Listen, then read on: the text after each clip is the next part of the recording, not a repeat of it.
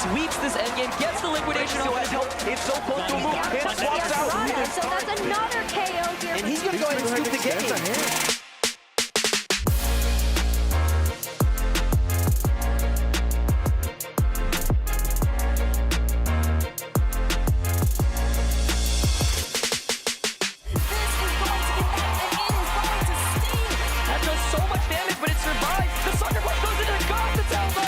Does he find it? Escape rope. Switching card. There's the switching card. There we go.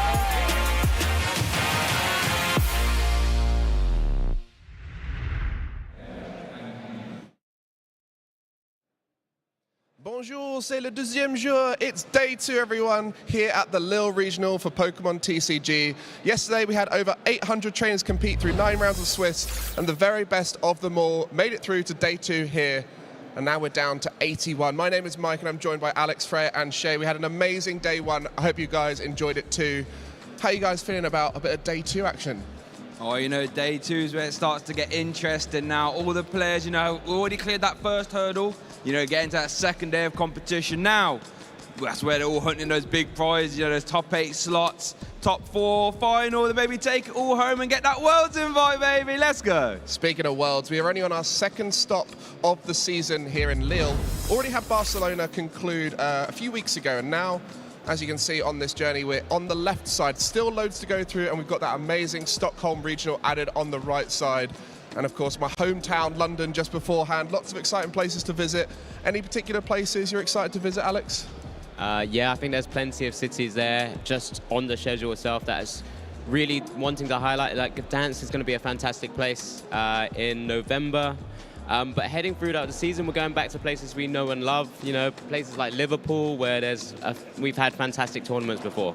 Oh yeah, we've got so many amazing places. I'm loving going back to Poland. I'm happy we get to have another one there. But of course, all these players are competing for CP, the most amazing points of them all. Make sure you can get those to get your Worlds invite. And for every region, it's slightly different how many points you need to make it. As you can see here, Europe second on there. You've got to get 500 in Masters to get that Worlds invite. And that's probably one of the highest it's ever been, Freya. Yeah, it's 600 in the US and Canada and about 500 here in Europe. It's definitely up there. In my time from playing, I think I mentioned as much yesterday. It's a very high bar to reach, but of course, now that the local events are back, we have the League Challenges and the League Cups, there's plenty of opportunities, not just at regionals, but also at events closer to home for you to get those points to get your invite. And I think we very frequently see the same players making it past that CP threshold. So I'm sure for those guys, it will be a simple journey to make it to 500, but for a lot of players, they'll be really pushing to try and get that last few points at the end of the season to make it over the 500 threshold. But there are some players at this event who've been watching to see how they're doing, and there's a lot of amazing players who've made it through to day 2. We just compiled a little list of some of those players to watch for you. As you can see here, there's a lot of big names on that list. Yeah, you know, you got players like Adam Denk doing very well, Alberto Conti doing very well, Ovin, who we had on stream as well, Fabian Pidgeot, Patrick, a lot of big names there as well. I also want to give a shout out to the Chien-Pao player we had on stream yesterday, his second ever regional, again currently undefeated at 8-0-1. What a legend. Yeah, I saw some of their tweets. They were almost like blown away by their own performance, and we love that, seeing people humbly going through the whole tournament and feeling like they're just on a tear, and it can go like that at a regional. Yeah, definitely want to give a shout out to two more people as well. Both French, incidentally. Fabien Puyol made it ahead, of course, the heartbreaker story. Remember last year, of course, he had his car broken into, and in spite of like all of the emotional drama, still was able to make it through to day 2. I gave a very heartfelt, emotional interview there, so really happy to see him back again. And Antoine Boulet, of course, someone who's very well known for keeping an eye on the TCG over in Japan and giving translations of cards. Did very, very well, getting 7-2, I believe, and in day 2 as well.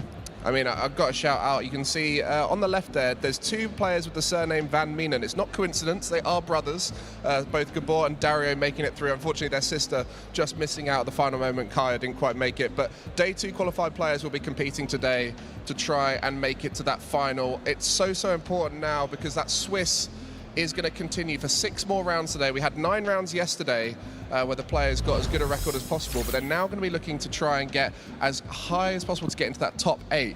in a day 2 with 80+ players, that's quite an intense field to be competing through, Alex. Yeah, 100%. And don't forget, these players are taking their records from day 1 into day 2. So keeping hold of those points that they've already accumulated and to try and make it into the top 8, as we do see the Masters Swiss ranking here.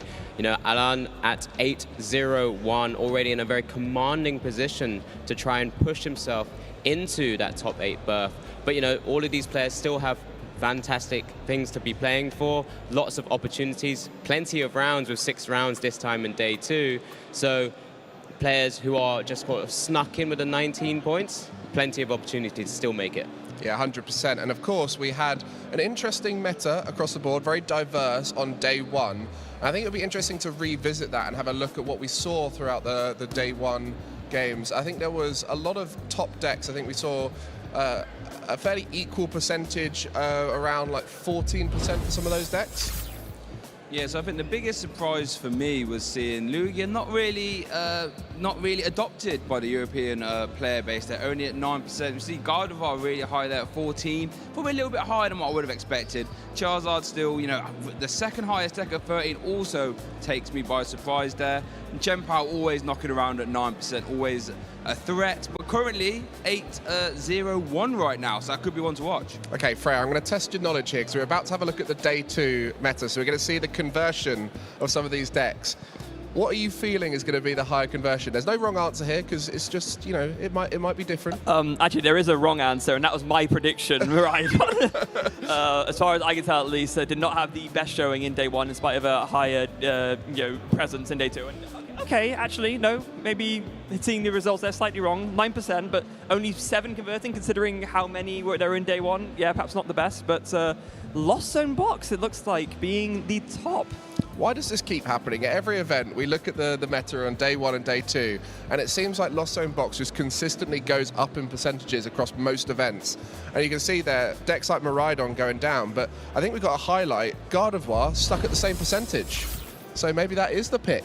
Yeah, like I said, it was my pick for the caster's prediction.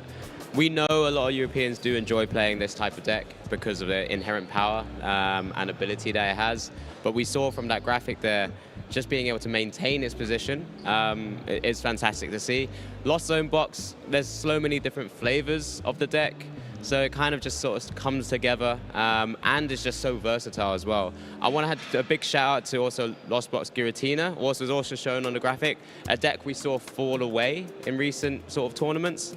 But it's been something that's tried and tested for a lot of players. It's something we've consistently mentioned. Stick with what you know, and that's what I feel like a lot of players have done. Yeah, I think one thing I really want to give a massive shout out to was Chien-Pao actually jumping up a couple spots. Big surprise, and I really think this could be Chien-Pao's time to shine. I think it was a deck out of the gates that needed some refinement to get that sort of optimal list. Maybe we're getting closer to that. I wouldn't be surprised to see Chien-Pao do a deep roll, maybe take it all home. Well, I've got to shout out Zapdos TCG. I saw him tweeting his run with Chien-Pao and using that hashtag play Pokemon, making it so much easier for us to check out those tweets. So if you want to get involved with the conversation, make sure to use hashtag play Pokemon. Of course, follow the Twitch and the YouTube to make sure you're keeping up to date with all the events going on here for Pokemon TCG. And with that, we're kind of coming up to the first round of the day, round 10 here in Lille. I think we're sort of seeing some of those players who've got some spicier decks coming through, but I think we're going to have to start seeing some of those top players and work out what's been making them tick. So we'll find out what our round is a bit later on. But I think let's have a little look back on how day 1 went.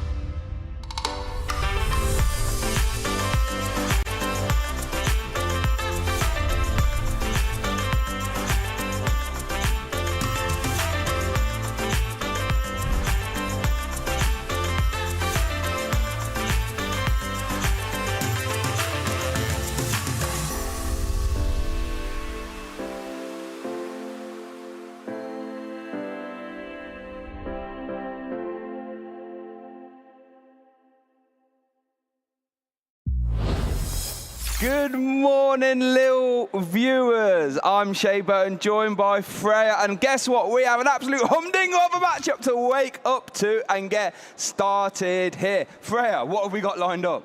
Well, some of you guys were asking for it yesterday, and we ended up just like missing the opportunity to put it on, but we thought we could make up for it, get them on today. We have Mateusz on the right playing Banette EX up against Rune Heimans playing Lost Box, who someone else we were talking about yesterday, one of those seniors who's recently aged up and started doing very well. So an absolute stonker of a first match here today. Yeah, so that was not a mistake by the... Oh, hold on. Yeah, that is actually... Wow, that is a Wasteland Stadium as well. Things we love to see. Look at those prize cards, though, Freya, in honesty. Nothing terribly impactful, I think.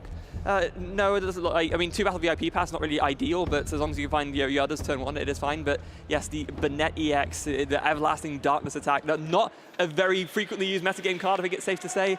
Of course, with the attack for 1 Psychic Energy doing 30 damage and preventing your opponent from playing item cards during their next turn. Yeah, and I think one interesting thing about Banette is that the second attack's actually really helpful as well. That Poltergeist for 2 energy, 60 for each trainer card in your opponent's hand. So not only do you get the hand knowledge, looking at your opponent's hand, but all those items that you have stopped your opponent from playing via Everlasting Darkness can come back to haunt them via big, hefty damage. Yeah, it's a strategy we've seen made use of in the past, right? You can go all the way back to 2010. You had the sort of the item locking Vile Plume using a combination with the Poltergeist Gengar from the Down the Pearl era, and that was a absolutely devastating strategy for a long time. Yeah, and even combination of that Gengar Mimikyu, a similar kind of strategy with Horror House and Poltergeist as well. So Mateusz, you have to be thinking, I'm quite happy. Not only have I navigated this Banette deck all the way to day 2, my first round in day 2, I've opened Battle VIP Pass as well. You must be quite happy, right? Yeah, I got to be thinking things are going pretty well already. Now, it's going to be interesting to see what Mateusz actually goes for from this. We see that there is a bit of a Gardevoir, like a mini Gardevoir or Curlier package going on to kind of draw cards as well. But actually, after the VIP, just opting to get two Shuppets and then getting a Ralts off of the Fog Crystal. Yeah, I think that sort of gives you a bit of insight into how this deck will operate, you know, not solely reliant on the Ralts and Curlier, so you just need one of them. Maybe just you have Psychic Embrace available and a ton of Shop It. Over to Runo, you know, first season as a master, and again opens up with a Chorus Experiment. Does see a Battle VIP pass there as well, so Runo's not going to go down without a fight. No, not at all. Very, very strong start already. And yeah, able to find one of the 2 remaining unprized Battle VIP passes. True. So going to be quite happy to see that. And a Hisuian Heavy Ball as well. Always a card you really like to see early on. Of course, it does let you look at your face down prize cards, take a basic Pokemon from there, and then replace the Pokemon that you take from the prizes with the Hisuian Heavy Ball. Even if there aren't any basic Pokemon in there, just it's a much easier and quicker way to get knowledge of your prize cards than having to kind of manually look for your deck and figure it out. Oh, it makes it infinitely faster. Yeah. I'd much prefer just finding that Heavy Ball nice and early, look at the prizes, write them down, and then there you go, happy days. So let's look at Rune's list here. Let's have a gander and see sort of what version he is playing. Obviously doing very well here. Obviously we do see the 1 copy of Spiritomb in the prize. It's more of a turbo-based build. So we see the Dragonite, the Raikou, which could be interesting. You know, those 2 prize Pokemon can apply a lot of pressure onto the low damage dealing Banette, as it were.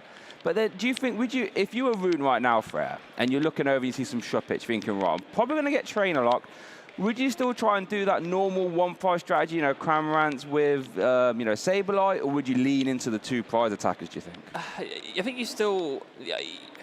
It's tough to say. I think it's less a matter of which sort of attacking strategy you lean into, and more a matter of I need to be way more aggressive with my item usage. You know, normally there might be like an argument as to whether you want to play a bit more conservative with your resources and just maybe like save a few to switch carts later on, and so whether you can get more effective use out of them in a later turn. But against item lock, no, you need to use as many items as possible, as early as possible, because you know it won't be long before you can't use them at all. So you want to get them out of your deck and out of your hand.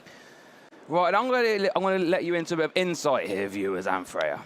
I tried a little bit of Banette. It wasn't very successful for me. Yeah, and I'll tell you what. One problem I ran into, I should say, as Rune is about to use this concealed cards here, is that I found that Cramorant was a big problem. It was a 0 energy attacker that you aren't dealing with very quick, that was actually two-shotting you, right?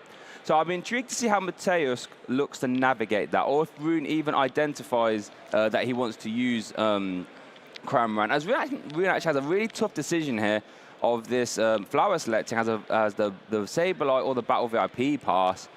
Opts to Lost Zone the Sableye. Does play 2 copies, so there is still one available. But does get that Battle VIP pass. So I'll be really intrigued to see if Rune does start to swing with that Cramorant, because it is such a problem. Yeah, I think it goes back to what I was saying before, right, about you want to play all those items out as soon as you can. As for the Cramorant, it's a very good point that you raise. One of the main ways that item locking decks can continue to cause disruption is through disrupting the things that you can still do other than item lock. You know, we've seen strategies in the past have energy discarding, ability lock, all sorts of things. Less of that present in this list from what I can see at least. But even so, having something that you know is almost like an undisruptible attacker is very, very, very powerful. Yes, like once you get to 4 in the Lost Zone, that Cramorant will just announce Spit innocently. And because it's got 110, you 4-shot it right with Everlasting Darkness if there is no modifiers. So that can get a little bit out of hand. But looking at Mateus' list, I'm starting to think, I'm trying to peer into what his game plan for Lost Box might be, as we do see that Cramorant come into the active. We saw that copy of the Wasteland Stadium in the trainers, in the prize cards, I should say. So I think that in combination with the Radiant Zam and the Shadow Rider V, I think Mateus might look to use Everlasting Darkness, try and gust something into the active that can't move, use Painful Spoons to move the damage off the other attackers, and try and KO the threats that way. That might be a strategy I think he might be trying to work towards. Yeah, that would make a lot of sense. It's a bit tough because one of the ways that strategy works really well is if you can put in a stadium that makes your opponent just not able to play the game, and then just sort of lock that in, and like I say, move the damage off the Painful Spoons.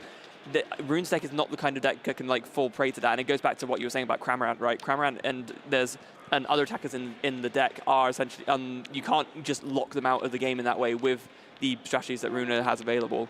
Well, that Mateus has available. Yeah, rather. I mean, because nothing really has a high retreat cost, right? Like, you would love to try and gust up something that has a high retreat cost because you deny the switching cards, but everyone who runs Pokemon has a 1 retreat cost right now, so not quite a strategy. We do see that Everlasting Darkness being used, so any item cards in Rune's hand can no longer be played. And there we go. Yeah. This is all we see, Spit innocently. This is actually such a problem. That is a 2-shot right now, if you know what I mean. No, not quite, actually. It's a 3-shot. Banette has 250 HP. 250? Yeah. Oh, yeah, you are correct, yeah. Still, not great, though. No, absolutely not. At least Rune only plays the 1 copy of Cramorant. No 2 copies. No. So let's see, Mateus does have a boss's orders there. I wonder if we'll see the boss force a little bit of resources out from Rune. I know we can see the Everlasting Darkness. Well, I guess you kind of, to your point, right, you want to deal with the Cramorant. Yeah, you know that this is the thing that can actually sort of not counteract your strategy, but is very effective, at least, against what you're trying to do. So just getting it out of the way, especially knowing that most of these Lost Zone lists only play 1 Cramorant, just deal with it as soon as you can. I guess you deny the super odds as well for the rest of the game if you keep using Everlasting Darkness. So, just deal with the Cram. There we go. Yep, that's the... nothing else Rune can do, right? That's all Rune can do. I think only has a Roxanne that's playable, and it's not playable until Mateus takes some extra prize cards, so not a lot going on. We are going to see some refinements there for Mateus, drawing 2, discarding that Battle VIP pass, drawing 2. What we see there? We see the other Banette, actually. We're going to see a Poltergeist. I saw an energy attached to the active. Oh, I think it's getting retreated. No, so energy to the active, retreat into another Everlasting Darkness. Yeah, your opponent is clearly not doing much of anything right now. There's no reason to not just to keep announcing Everlasting Darkness right now. Ooh, interesting from Rune here. Does have the Raikou V and a Forest Seal Stone. Now, if you put that down, though, that is a 2-prize Pokemon. Poltergeist can easily get to 200 damage. Rune opting to do that, though. Yeah, and this is an interesting change because not so long ago, this wouldn't have been a possible move. For sure, course, With the release of Scarlet and Violet, tool cards were changed to their own category of trainer rather than being a subclass of items. So, now you can actually play tools under item lock. What do you think Rune searches here? I mean, it's probably got to be a supporter, right? I mean, I don't think it'll be a basic energy. No, well, it's definitely not going to be an item, at least. Yeah, well, you would imagine, right? So is Colress, do you reckon, could you try and go for like a boss's orders, try and buy yourself a turn of items? You could try and buy a ton of items. You could take a KO on the Banette, I guess. Although I'm not sure how far that gets you. It's kind of tough to say. We see. Actually, we didn't go see what it was. Yeah, it was a chorus experiment. Yeah, I mean, that makes sense. Yeah. You want to fuel your lost zone. You want to be able to like see more cards. Chorus is just by far the best option here. I guess if there's a world in which Rune can get to 10 in the lost zone, Sableye can like do some massive damage. Because again, that is a Pokemon that will not be getting KO'd to Everlasting Darkness. I think that's a 3-shot, right? So that you can spread 360 damage counters with one Sableye, which for item lock decks, that is a terrifying amount of damage being thrown around. So maybe that's what Rune's going to try and work towards here. Yeah. And so Comfey and something I didn't quite see. Oh, a Comfey and a Lost Vacuum going to the Lost Zone. And then just going to be another Spit Innocently. And now it's worth noting, viewers, Mateus does play one copy of Cheryl. This would be a fantastic time to find it. Oh, yes. Whilst KOing this Cramorant as well. Does have 2 refinements available. Has a Fog Crystal and level, so can thin some cards. That would be devastating. In case you don't know, Cheryl will heal all damage from your evolution Pokemon and discard the energies from them. Yeah, something I was a bit curious to see is whether Mateus was playing the Buddy Catcher Gallade, of course, that lets you search deck for any supporter. It doesn't look like there is, though. I don't see it in the list. However, there is, of course, the other Banette, the one with the Puppet Offering ability that lets you get back a support card from your discard pile to your hand. So if it has been discarded or does get discarded off a farm, we could use that as well. Oh, we got it. Arven and was that a gold stage? Oh, okay, here we go. Refinement, starting process research. Nope. No, sort of Path to the Peak. And a Bosch's Orders, I think that is. Yeah, Boss. Oh, it's the Radiant Alakazam as well. Oh, okay. So not quite Cheryl. But to be fair, though, realistically. Oh, Boss into the man. Now, this is interesting. Okay. Because if Rune can just play Retreat here, that's a good bit of offensive pressure being used, I would imagine. Maybe Mateus was thinking not wanting to take prize cards straight away. Yeah. It just... They wanted to sort of keep up the attacks, well, and then maybe eventually get a KO later on with Painful Spoons once a bench slot is free. Yeah, I reckon there's quite a few options I think Mateus can use looking at his list, right? Because he also does play the one copy of Mew EX. So maybe Mateus wants to get rid of this Mana Feast, then you can do an open up the line for a Genome hacking into the Moonlight Shuriken play, remove some threats at the same time. That could be an option. Rune not looking happy right now, head and hands a little bit, trying to think, what I didn't prepare for this. I don't think anyone prepared for this, did they? We do see the energy to retreat, though. I think that's a fantastic. I think that's still a fantastic turn. But I mean, that Cramorant will have to go down eventually. But it's put a lot of work in. Not many Cramorants attack this much in a round. No, that's like 220 damage from Cramorants alone just now. Okay, so let's see. This would be the fantastic time for a Cheryl, right? Doesn't get much more valuable than this. Has 4 cards to find there. Here we go, Refinement. Oh, the code is going all over the shop. I saw the Mew EX and the Boss's Orders. Got one more dig. Refinement, Freya. Do we see the Cheryl? No, I don't think so. No. Oh, but does have the Forest Stone available. Now, and the thing is, we have the previous knowledge of these deck lists. Rune does not know that there could be a Cheryl coming down to remove all that damage. Freya, what was that like? What, close to 400 damage is being removed? 440. And now we see the Banette using its ability Puppet Offering to get that Cheryl immediately back from the discard pile. This is wait, does Mateus have an energy to attack? He only plays 6. Or does he have access to Gardevoir EX as well? That would also work. Yes, that would also work. I don't see it, though. Oh, no, there's energy in hand. It's fine. Oh, there's energy. Okay, just wanted to, don't want to get too ahead of myself there. Wow, what a turn, Freya. What a turn. 440 damage healed in one go. And if you're Rune, you've got to be thinking, I just wasted 4 turns. Yeah, and the main offensive threat, that Cramorant, now being discarded, with Rune having no way to get it back. There is no Clara. Only Super Rod's Pokemon will cover it, and as long as Everlasting Darkness continues to be used, Freya, that Cramorant's going to have to stay there. Yeah, what do you even do if you're Rune in this situation? I mean, your whole deck relies on items operate. You want the Super Rods to get stuff up. There's Mirage Gate, right? The Rune hasn't even had a chance to use the Mirage Gate yet, so there's no way to power up an attacker quickly in one turn. It's really, really brutal. I think what can happen is when you play against quote-unquote surprise decks, right? Decks that you haven't prepared for or not really 100% sure. Sometimes game one can just be, you know, almost learning the matchup right. And you have to say, right, game one, chances I might not be able to swing this back, but games 2 and 3, I have a better strategy. That might what Rune might be doing, trying to see out more of the list, you know? Yeah, and you kind of have to strike a balance, right? Because you are on a very short time round, so you don't want to go so far through the game knowing you're going to lose, just try and get more information, only to then not be able to use that information to actually win a game 2 or 3. So there's definitely a balance to be struck there, but Rune still playing it out for now, maybe thinking that there is a way out as long as I can just buy myself enough time in this game 1. To be fair, if Rune can somehow get to the 10 in the Losso, Sableye puts on a lot of pressure. That is but it's just whether you can get that cost, because now you can't be using stuff like Lost Vacuum, for example. You're going to have to choose Flower Selectings and Chorus to get there. Is it 8 already? Not too far away. Not too far away, but again, it is so much slower when you only have access to limited Flower Selectings, right? You can't do your usual, you know, Flower Selecting, switch card into another Comfey, Flower Selecting. Unless you're constantly hitting Chorus Experiment, you're so much more limited in how many cards you can get into the Lost Zone each turn. Yeah, we do see some more refinements again, ×2. Oh, there's the Gardevoir EX. And we do see the Raid Alakazam coming down. Now, I do believe, whoa, okay, we also see an energy get attached to that. That Mind Ruler 20 for each card in your opponent's hand. I tell you what, that actually is really relevant when you're forcing your opponent to not play item card, really having to pick it up as well. It's like, wait, this has an attack? Yeah, that is an attack, yeah. 20 for each card in your opponent's hand. I mean, that adds up quite quick, you know? 10 card hand, 200 damage. And you're playing a strategy which intentionally makes your opponent accumulate cards in their hand as well. So yeah, wow, I actually completely forgot that Radiant Alakazam had that attack. Yeah, so there we go. You're seeing it all here, chat. Come on, Radiant Alakazam attacking. We've got 2 Banettes going in his deck, you know what I mean? Oh my goodness gracious.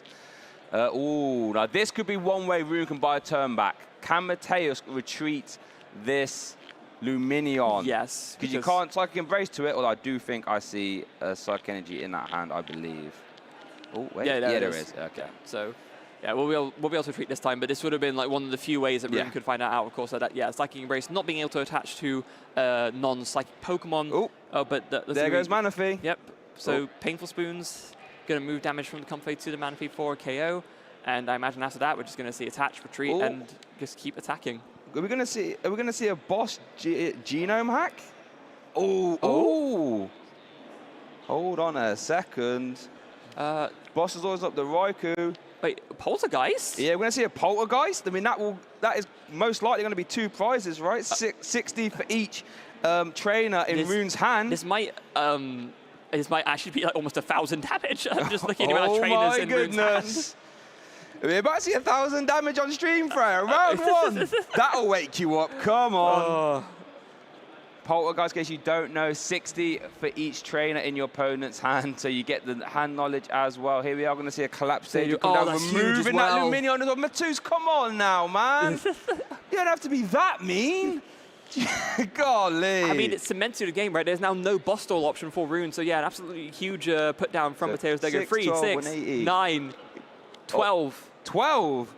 So what's that? 720 damage. 720 damage. Come on, that's a ridiculous amount of damage. Could have KO'd everything on Rune's side of the board with that amount of damage. Goodness gracious. And Matus marches towards this game 1 victory. Only 2 prize cards left. Yeah. But very important to note, it's not just items that Poltergeist does all damage for, it's every single trainer. So it's like who's tools, stadiums, so not only does it do damage for the items that you can't play, but if there's other trainers you're holding on to, then that's even more damage that Poltergeist is doing. Now, it is worth noting, Rune can play his item cards now. Everlasting Darkness was not used, so Rune can go off to the races, as it were. Oh my goodness gracious me! Pokestop! What are you doing? I mean, it does kind of make sense, right? The items are all in Rune's hand already. But, that's horrendous. Wow. Freya, if you're Rune Napping, I've been item locked this whole game. On my 1 turn to start trying to get back in, my Pokestop's going to get over 3 Pokemon. Well, 2 Pokemon and a support, I should say.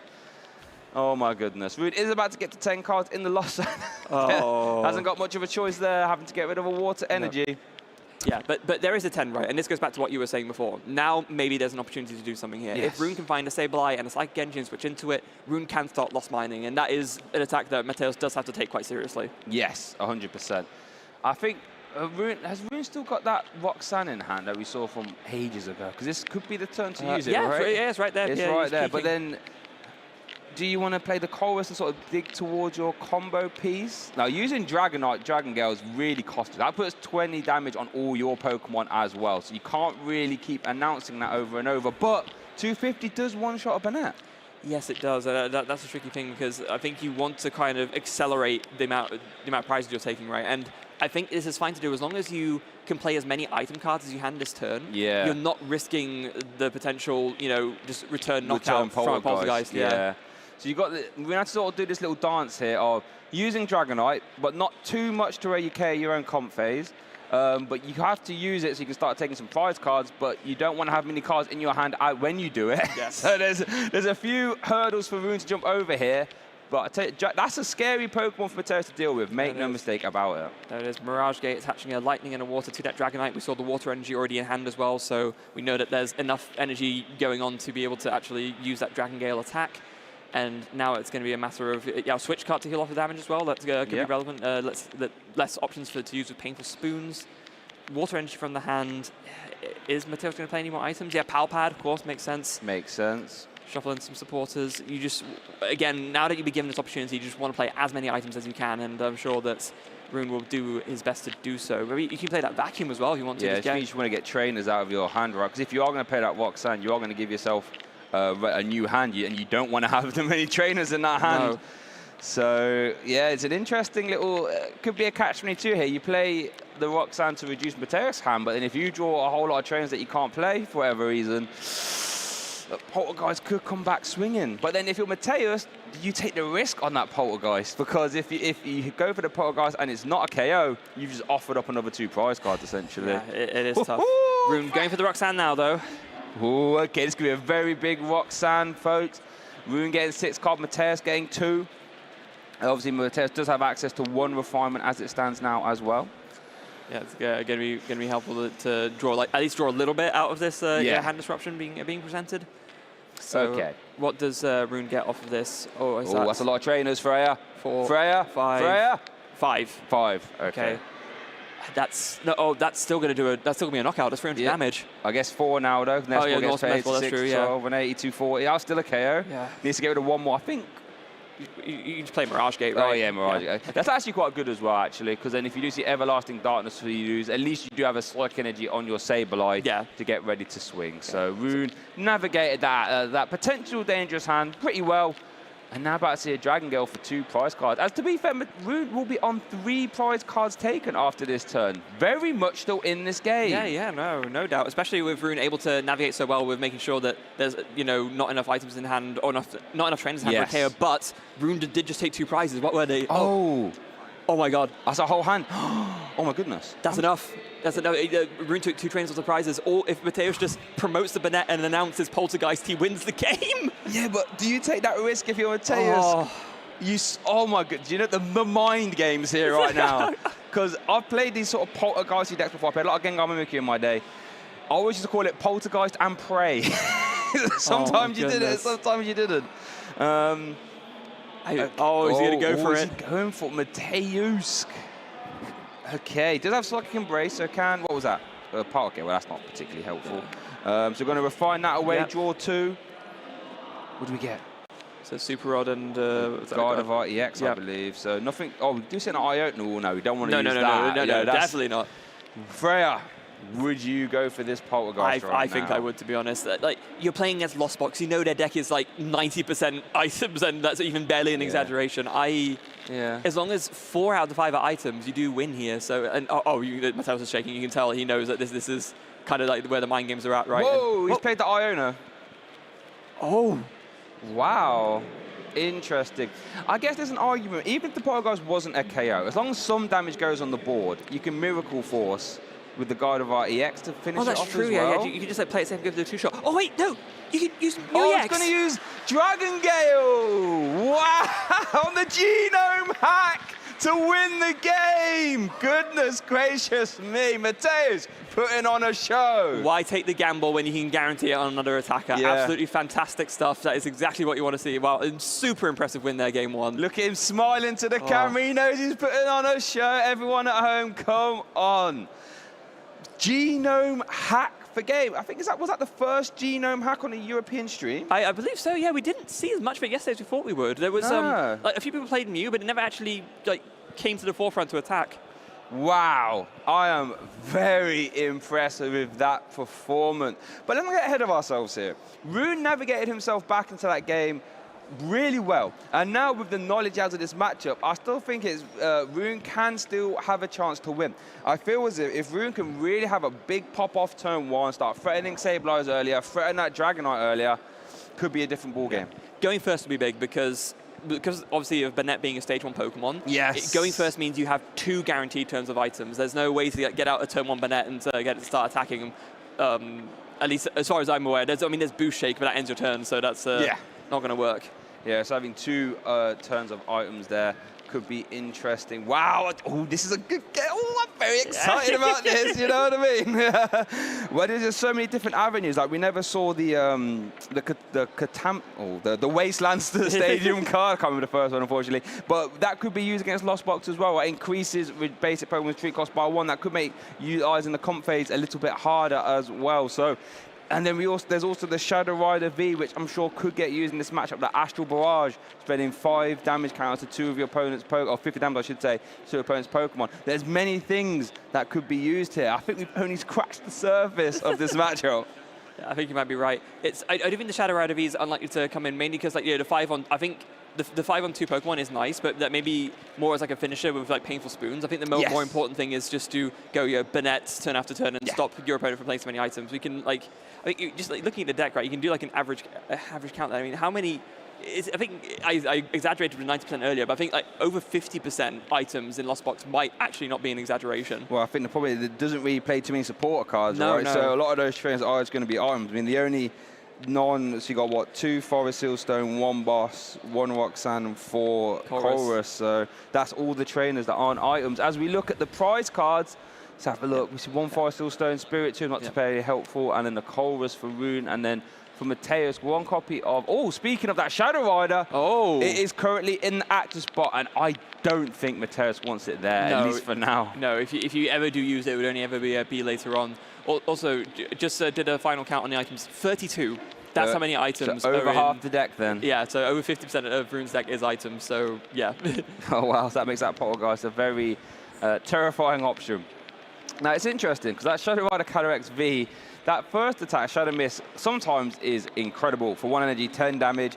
During your opponent's next turn, they can't play any special energy or stadium cards. That can be debilitating for some decks like Mew Emax, for example. But against Turbo Lost Box, not that helpful. No, that card is in there because against some matchups, it can almost basically be an auto win, right? If you, say, against Lugia, if you can pass to the peak, and then just follow up with the Shadow Mist before they can get out their Archeopsis with the Summoning Star on the Lugia V-Star, then they're left manually attaching energy, and you're just going to have a very, very good time in that game. Yeah, or DTE Mew.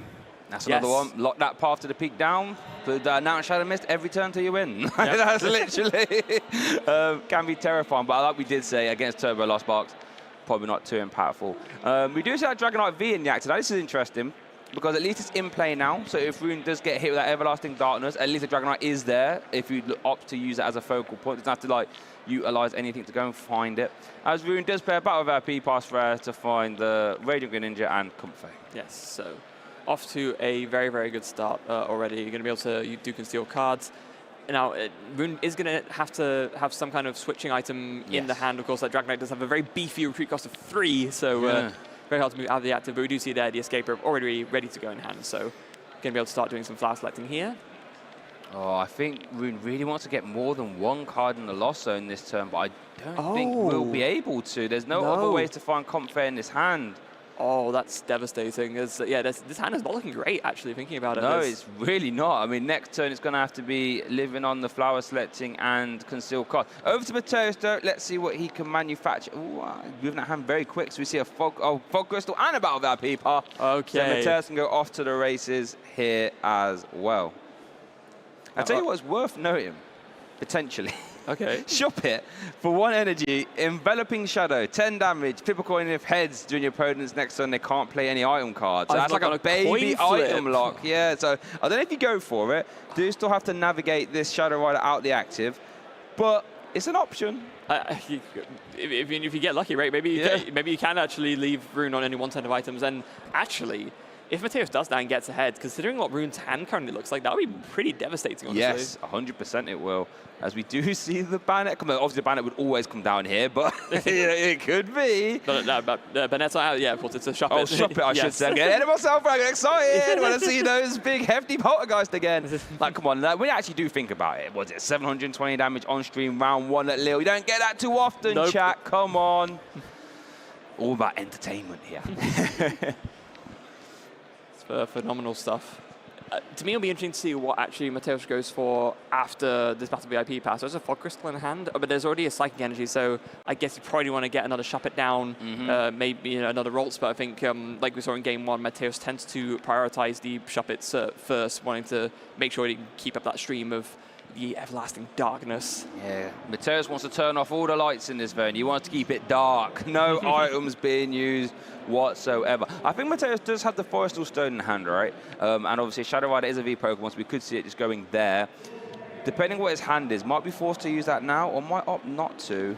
I think Mateos is actually debating whether to just bench the Luminaon with the Battle VIP pass. Of course, you wouldn't be able to make use of the Lumina Sign ability if you did so, but maybe thinking it would be worth it to be able to use that Forest Steel Stone, but decided not to in the end. Yeah, it looks like we are going to see the 3rd Shop It coming down. There's those trick or treat promos, the booster promos there, as it were. Got the little Pikachu pumpkin there. Because it is Halloween soon, but there's going to be some Halloween on the Pokemon Twitch this week, actually, thinking about it as well. Okay, no, I just realized that Shadow Rider Calyrex V is a V. You don't need to put the Luminaon down. Yeah, just thinking that. But what do you think this surge is here? Yeah. No, so I guess you get another VIP pass, but it's a little bit confusing because we saw Mateos was like he brought the Luminaon to the front of the deck, so that's why I was thinking maybe he was thinking of doing something with it. But I guess to be fair, you could just been doing that just to see if it was in the deck or not. Yeah, probably doing a little bit of a prize check, as we do see the Professor's Research getting chosen there off that Star Alchemy. So we're not going to see any Enveloping Shadow this turn, unfortunately, as we do see that Psychic Energy hit the... Oh. Ooh, now that is interesting. That Wasteland Stadium makes all basic non-fighting Pokemon in play an extra retreat cost. That means that Comfey now has a 2 retreat cost if no stadiums get played. Yeah, Calamitous Wasteland. Not a card we've seen a lot of at all, but definitely a good fit in here, and especially when you're playing against a deck that...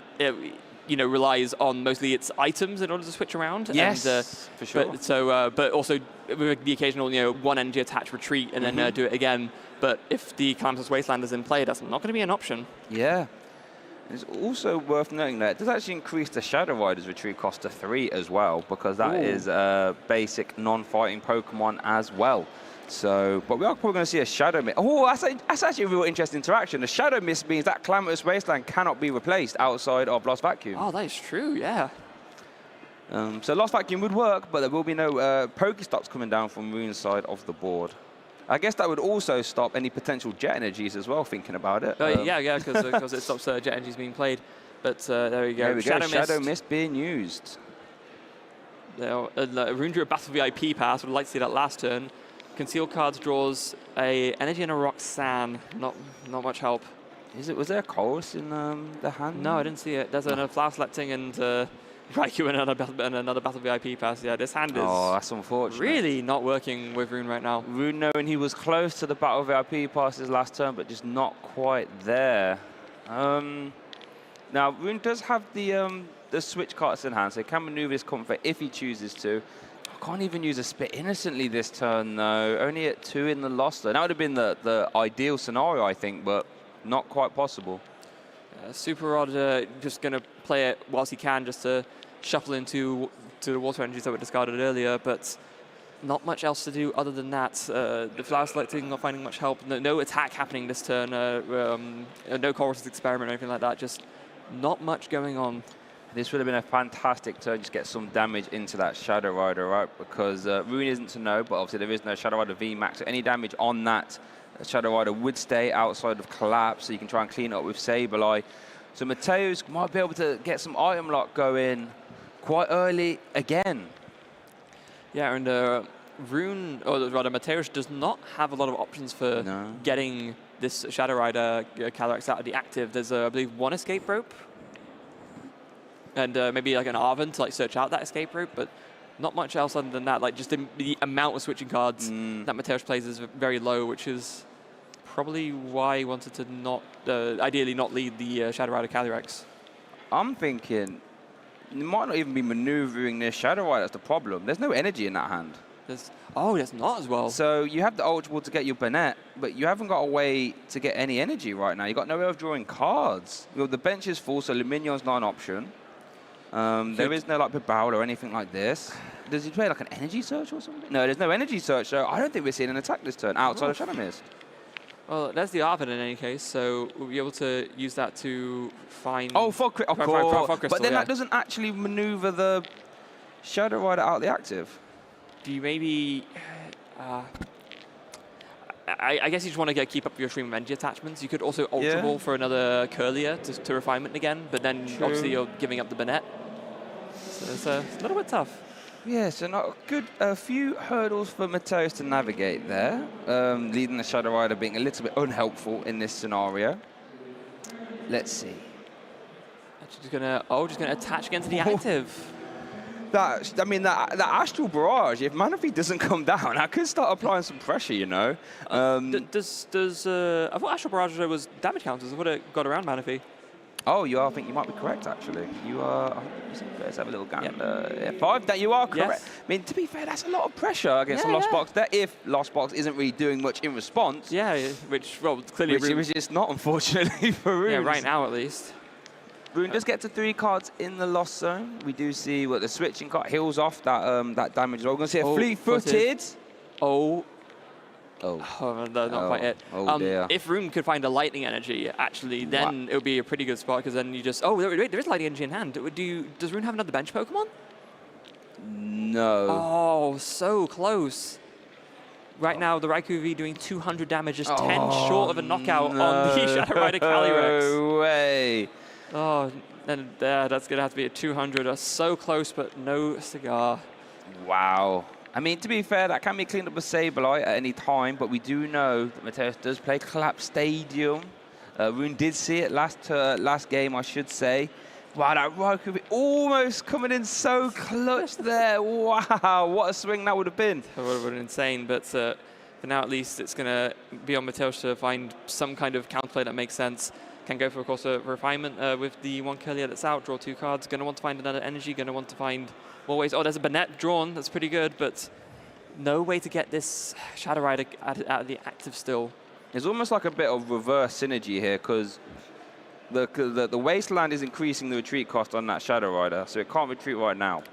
Mateus can replace the stadium with Collapse, so then he can retreat, but you'd rather collapse that damaged Shadow Rider away. Yeah. And you can't do both as it stands right now. So does level ball for that Curlier, 2 more cards of refinement. Oh, hold on though. There is an Ultra Ball in Mateus' hand, and I believe there was 1 more energy as well. In the discard? No, in the hand, I suppose. No, maybe not.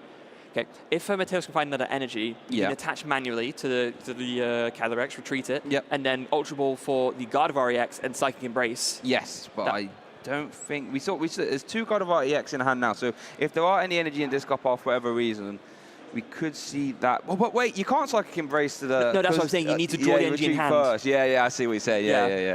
So, unfortunately, that has a... I don't think there's any way around that now. No. We do see the Psychic Embrace come down though, Gardevoir EX. Very nice. That does reduce refinements to be used now though.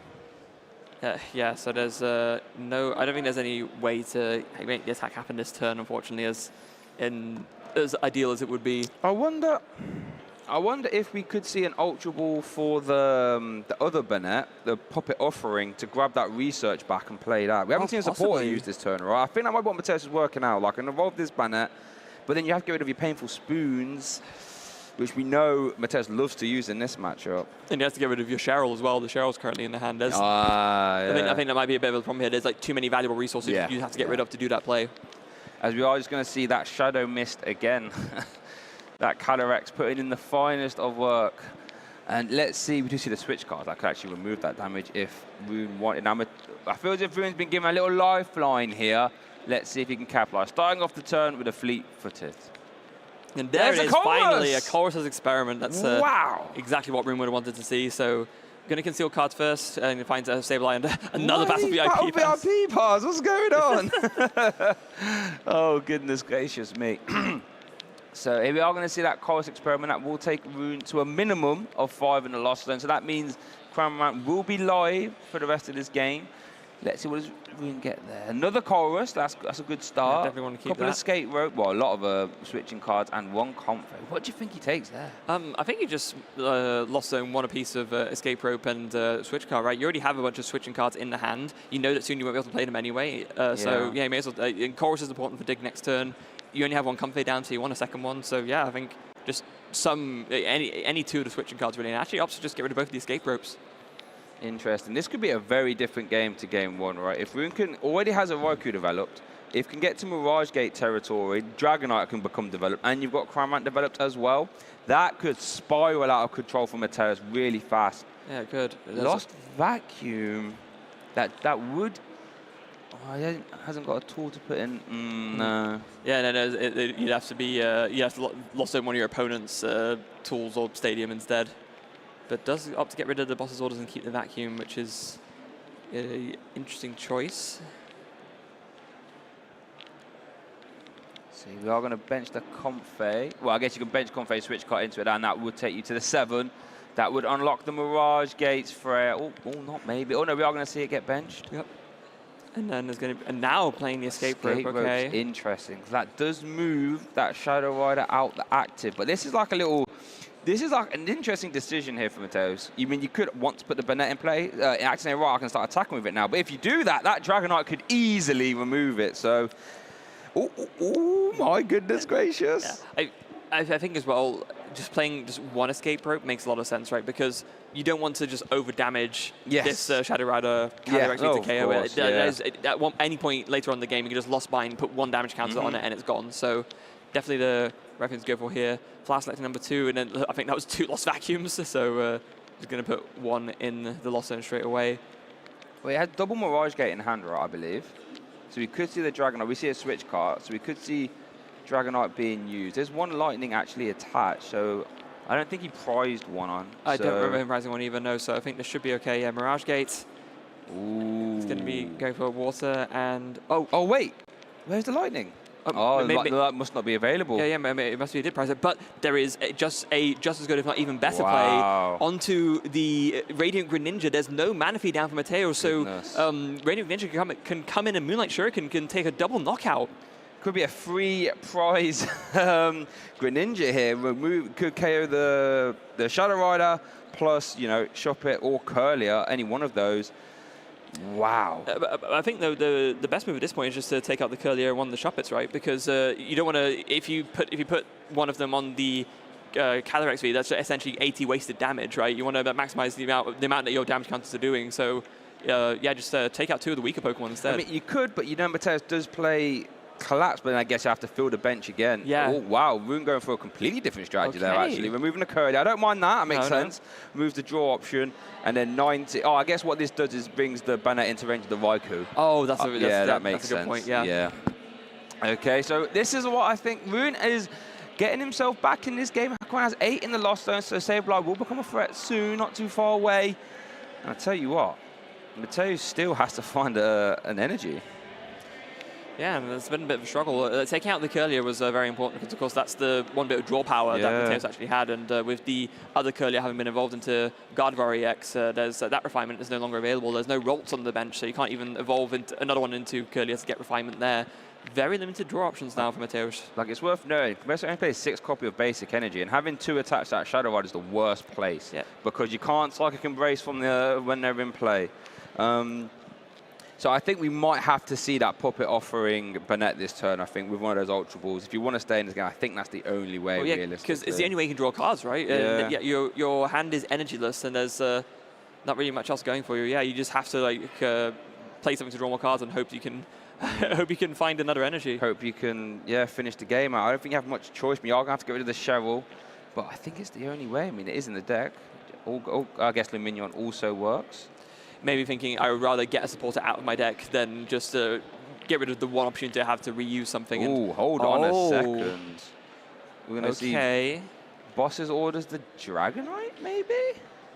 I mean, it has to be, right? I mean, that's probably the only really viable target. And I guess we...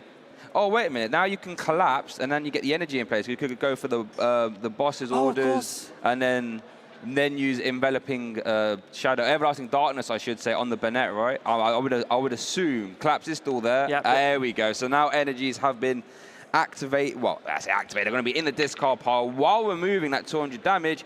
So now Psychic Embrace can be used. Whoop! There we go. Yep.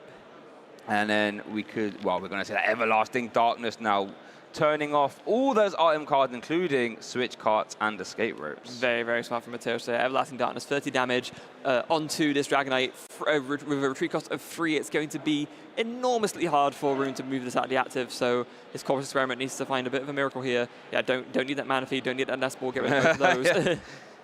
Water Energy and a pass.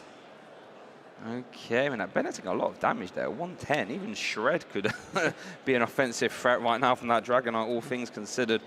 Let's see what Mateus can do. And now, Mateus has, this is what these sort of control S-type decks will do. They will try and slow the game down, get some damage in play, and sort of try and stabilize the position. It's unfortunate Mateus had to get rid of that Alakazam. I feel this might have been a time to use it, sort of manipulate damage in a way you see. In the way he sees fit. What do you think Mateus does here? I don't think he has many options as it goes, right?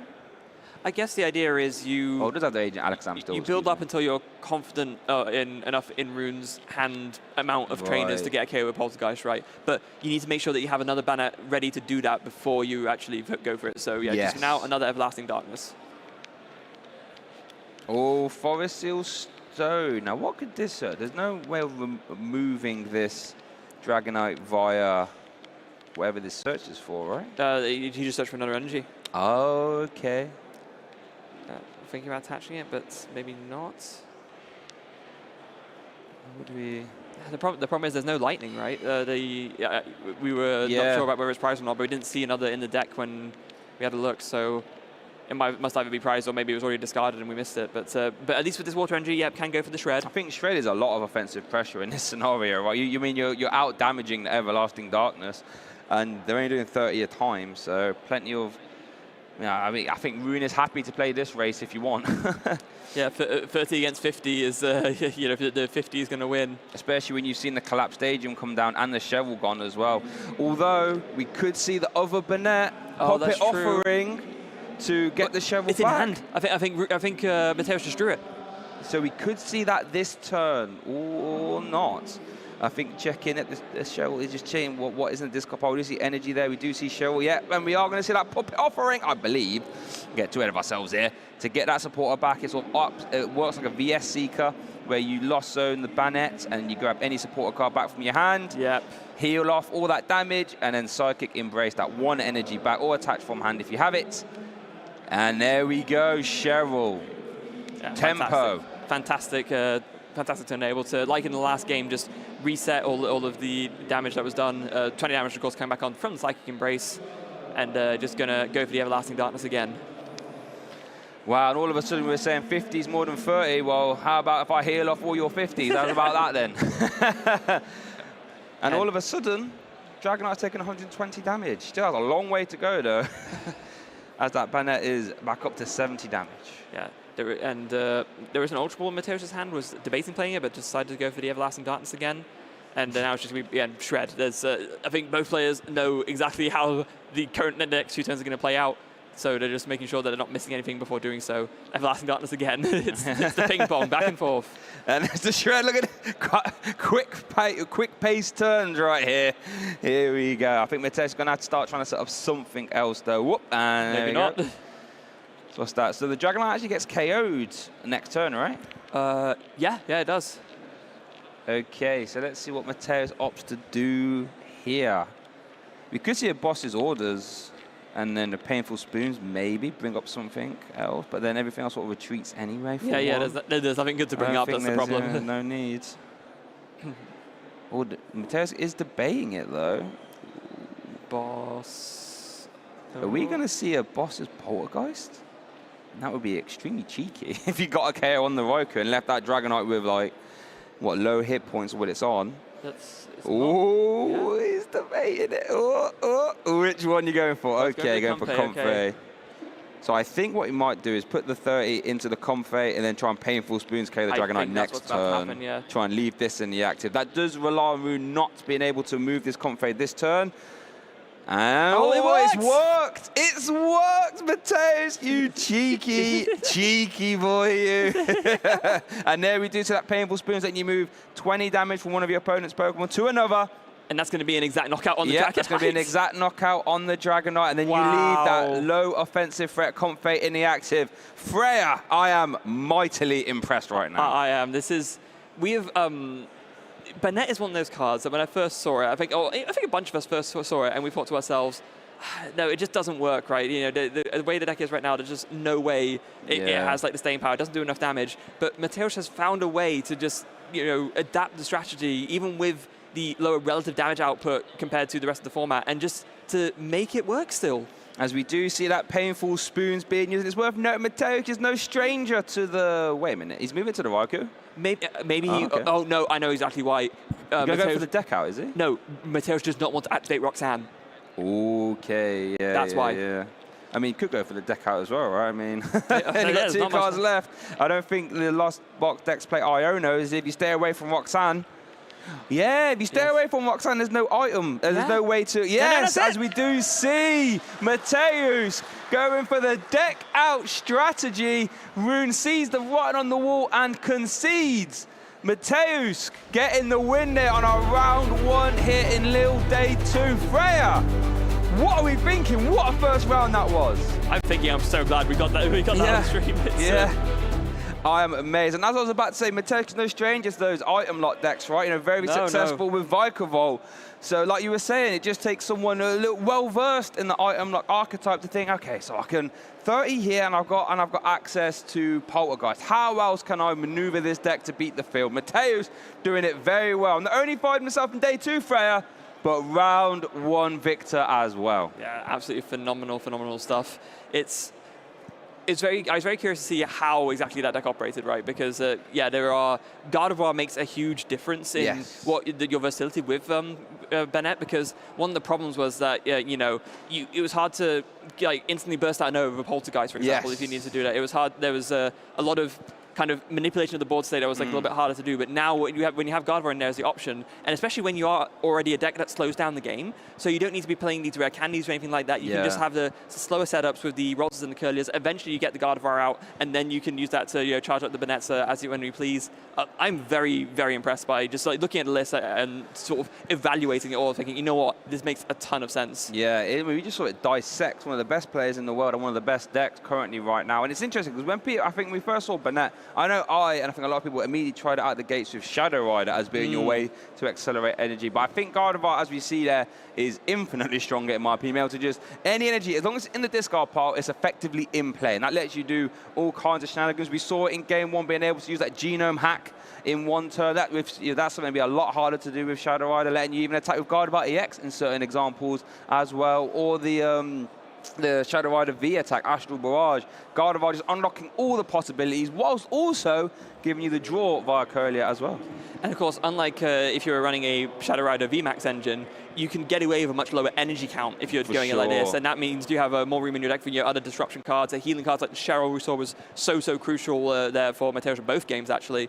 So it lets you build your deck in a way where you can actually pull off the strategy. Now, I don't know about you, Shay, but I am desperate to hear about the thought process behind this deck and the testing that went into it and what Mateus' thoughts are. So let's take it away to the lounge to hear from Mateus. We were literally just having a chat about the deck because I'm so fascinated by Banette. Honestly, we could talk for hours about why you chose to go for it. But I guess the first question is, why did you go for Banette? again? Why did you choose Banette as your deck? Actually, after the playing with Vikavolt, I got in love in item locks. Like locking your opponent, he can't do anything. It's just funny. Well, Mateus, it's been a joy watching your deck selection throughout the last season, you know, seeing that amazing result with the Vikavolt Palkia deck. I guess the item lock aspect, it's kind of, you got to think ahead a lot, right? You got to have a long game plan. Is that something you aim for with your decks, or is it just something that comes naturally to you? I like playing the harder decks to play because it's just more fun. So I think this deck, like, it's really, really hard.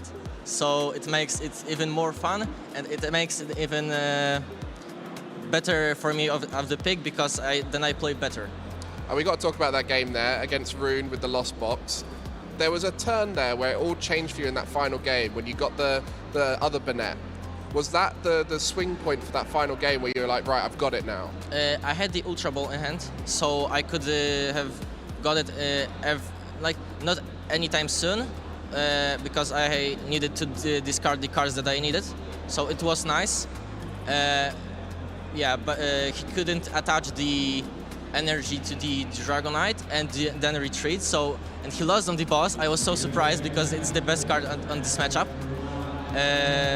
But yeah, I was happy about the stop deck. Well, I'm going to ask you about the Polish community. You guys have been amazing through last season with crazy decks, always very interesting to see what you're playing. But also, we're now going back to Poland once again. We had Warsaw last year, and now we've got Gdansk this time. Yeah. How does it feel as a community to keep having these regionals? It's just amazing. Even this regional will be in my city town, so it's fun.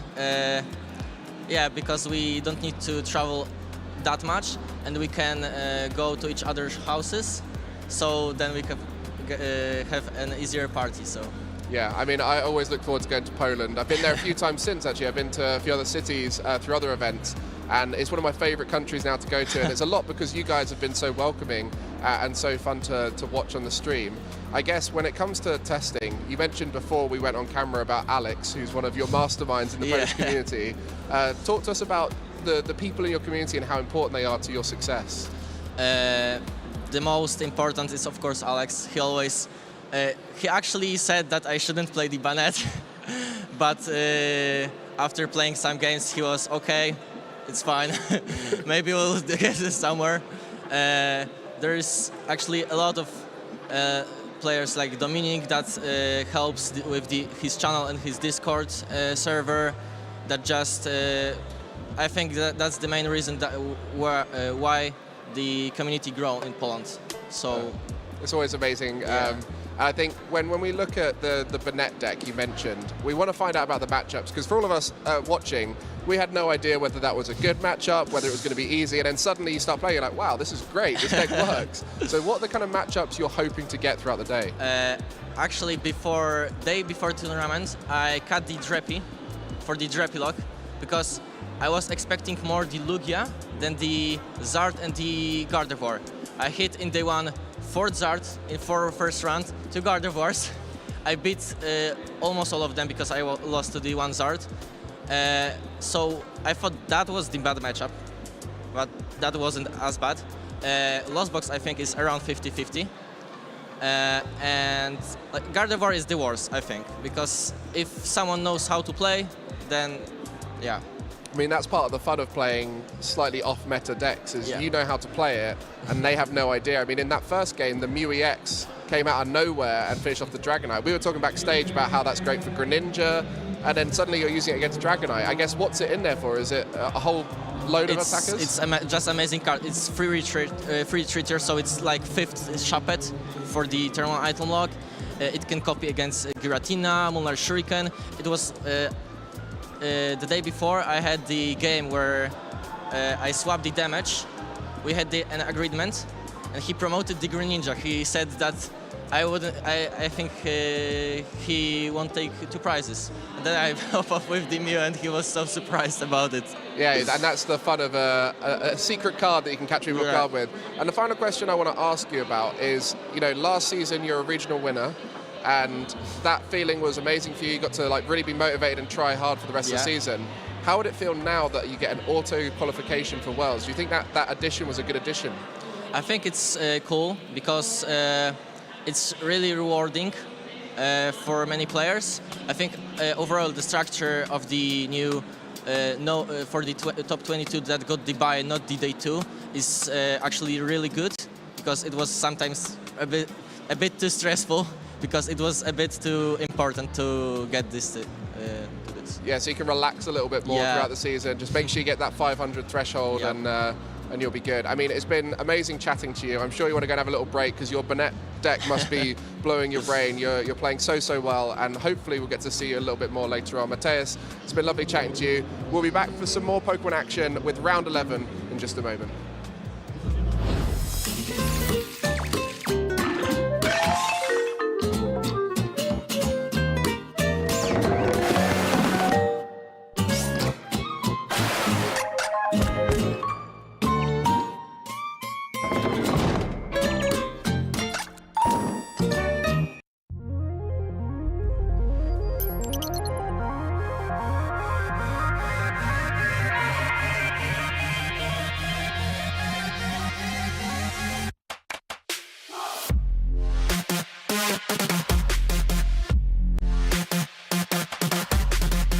I'm from France and my name is Thomas. This win means a lot for me, for representing France into international, because until now there is 0 French player qualified for Worlds, so it means a lot for my community. If I won the World Champion, it's big, it's amazing. So yeah, that will mean a lot, and I know that for every player will be really proud of him, because he had such a difficult tournament from the beginning to the end. I'm Alex Shransky from the United States. It feels amazing to win UIC. It's really hard to articulate what this win means to me. Since I've gotten second so many times, I've never really felt the win, and all of a sudden I finally have won after a lot of years playing Pokemon. It's surreal. I never really doubted my strategy this weekend. I just expected things to happen that happened, and it worked out for me. Winning Worlds would be incredible. I spent a lot of time playing Pokemon, and for that to pay off at a World Championship would be amazing. My name is Paul Chua, and I'm from the United States. Winning EUIC feels pretty good. It means a lot. I haven't been able to win an international ever. Like, the last time I ever made finals was in 2017, and I got second. So being able to finally get past second place feels pretty good. Winning Worlds would mean a lot. I'd be really happy. It's a dream I've been having since I ever started playing VGC. So if I ever became world champion, that would mean the world to me.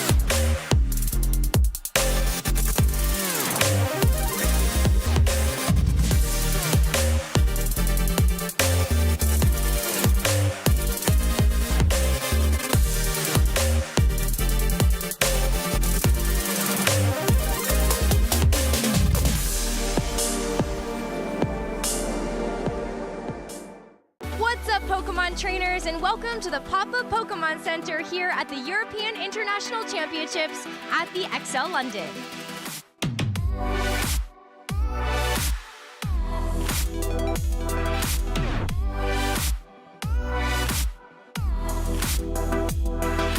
Hey, Amandine, how's it going? I'm just in a living dream today. Yeah, I mean, check out all these amazing plushies. Which one's your favorite? Probably the sleeping Flareon is just here. It's just so cute. Oh, so cute.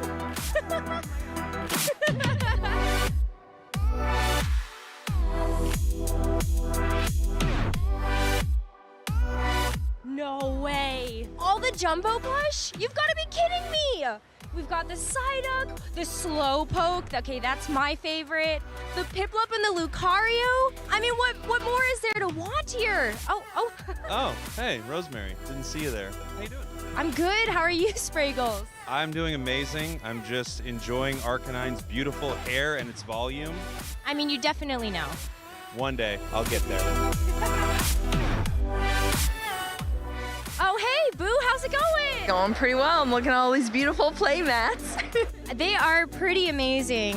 Yep, all these super exclusive, just for EUIC international play mats. I love that. The play mats are really cool. There's notebooks. There's kind of a lot here.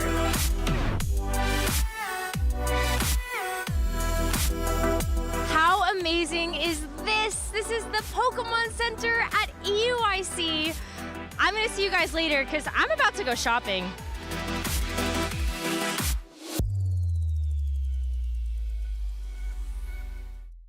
Welcome back, Pokemon fans, and welcome once again to an opportunity to just hear in some interesting debates between two of our fantastic casters.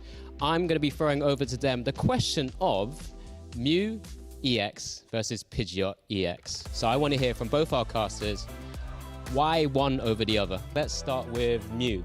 I'm going to be talking about Mew. I love Mew EX. It can be splashed into so many different decks. But we've got to look at the fact that it's got a free retreat, so it's a pivot out. I know Pidgeot EX has got that. They got to evolve into it to get that. So from the start, you got a free retreater. You got the fact that the ability, I don't even really use the ability that often, but it's a safety net when you're against Ionos. A little bit of help there. But the Genome hacking attack, what an attack, can be put in any decks. It's colorless, and you can use it to copy the attack of the opponent's Pokemon. And it's brought Lugia V-Star with Snorlax from a mid-deck to one of the best decks in the format right now. And not only that, it can be put in all sorts of other decks and consequently makes those decks more threatening to certain archetypes, ones with Greninja in, with single prizes, and even against stuff like Urshifu, you've got an opportunity to scare them off. I think it's one of the most splashable cards right now from the recent set. Thank you very much, Mike. I'm just wondering, you've had a chance to play it, I hope, already, but what's the most favorite attack you've had to copy with Mew EX so far then? It's got to be Moonlight Shuriken, hasn't it? When they don't put the Manaphy down as a Lost Box player, they got the Greninja down, get it up into the active and use it to take out two Comphase. I mean, it's just one of those cards you always have to think about now, and I think that's the kind of threat a splashable card should have. The fact that it can be in any deck, it might be there. Very dangerous. Fantastic points. I'll definitely keep that in my head right now. But let's move over to Freya, who has a bit of a, interesting debate for Pidgeot EX. So I think ultimately, when we talk about this debate, it's a debate of versatility, right? To me, the big difference maker between, if you're comparing Pidgeot EX to Mew EX is only as versatile as the meta game that it's in. You can only ever copy the attacks of what other people put out there. So you're limited, you have that sort of scope of what you can do based on what other people play. Whereas if you're playing Pidgeot, you're building your deck in a certain way to make your own deck the most versatile it can be. You know that on any given turn of the game, you'll be able to search the exact card you need to be able to pull off the optimal turn, or to even be able to pull off the win. And that, I think, is too strong a level of versatility to be able to pass down. And as Mike already mentioned, it has free retreat as well. So it's a fantastic point there. I believe Freya did just start by, first of all, just putting down Mew wherever she could. But I want your view, Freya, as well. Where does Pidgeot EX best fit? Well, this is where, if I were to give a concession, that it doesn't fit in as many things. Of course, unlike with Mew, Pidgeot, you have to build your deck around it. It does so. Pidgeot, right now, some of the best homes for it are in Charizard variants, for example. We've seen Charizard with Pidgeot have a lot of success. And I think that's probably one of the best uses for it. Some people have been experimenting with it in Chien-Pao as well. Stage 2 decks generally, I think, are a good home for it because you're playing the rare candies anyway. Why not include a Pidgeot line to just boost that consistency that Stage 2 decks normally struggle with? Can we just talk about a consistency card that's really inconsistent to get out? The fact you have to get a rare candy to get it into play, that's already hard enough. And those Pidgeys are free targets for so many decks. It's just not that consistent at doing what it wants to do. We haven't even spoken about Path to the Peak. You said every single turn you can do what you want. There's Path to the Peak in the format. Path to the Peak stops Mew as well. Yeah, but that's not the best bit of Mew. Restart's a little like bonus feature. And we'll try and give them a chance to take this offline so that they continue their debates later. But both raising fantastic points. I want you viewers to be able to give what and who may have won that debate. I'm personally just going to say I'm going to go with Mew because I think of the versatility. So congratulations, Mike. I'm a big fan of Pidgeot EX, but as Mike does now leave the show. But Mew EX, for me, wins. Thank you very much for joining out. Hope you enjoyed the debate. Please stay tuned into the stream as we go back over to some more Pokemon action in due course.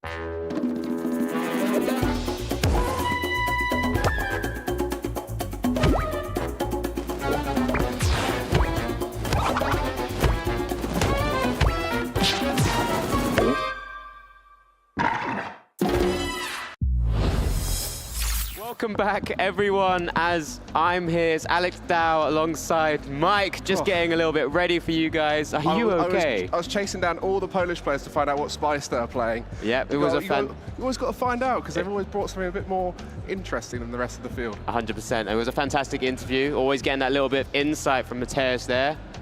What else did you learn whilst you were running around?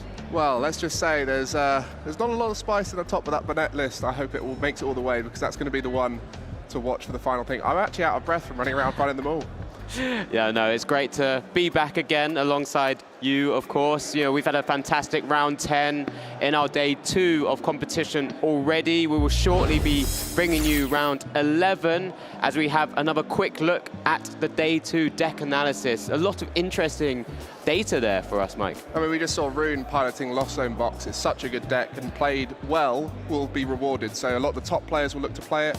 And that's why it converts so well into day 2. Yep, exactly. There's a lot of flavors within the actual decks themselves. Because of the way it was built in Mateus's list, it does actually creep under the Gardevoir bracket of that 14%. One of those 11 decks there in the day 2 sort of meta. Yeah, 81 overall. So when you think about 16 of that 81, you're likely to come across it at some point along the journey. So a lot of players are going to have to think about their game plan against Lost Zone. Yeah, definitely. There's so much to sort of cater for. I mean, again, we're looking at, although it looks like Lost Zone Box or those kind of variants are dominating, and then you sort of chuck in the other Lost Zone of Lost Zone Giratina as well, that's a minimum of 30%.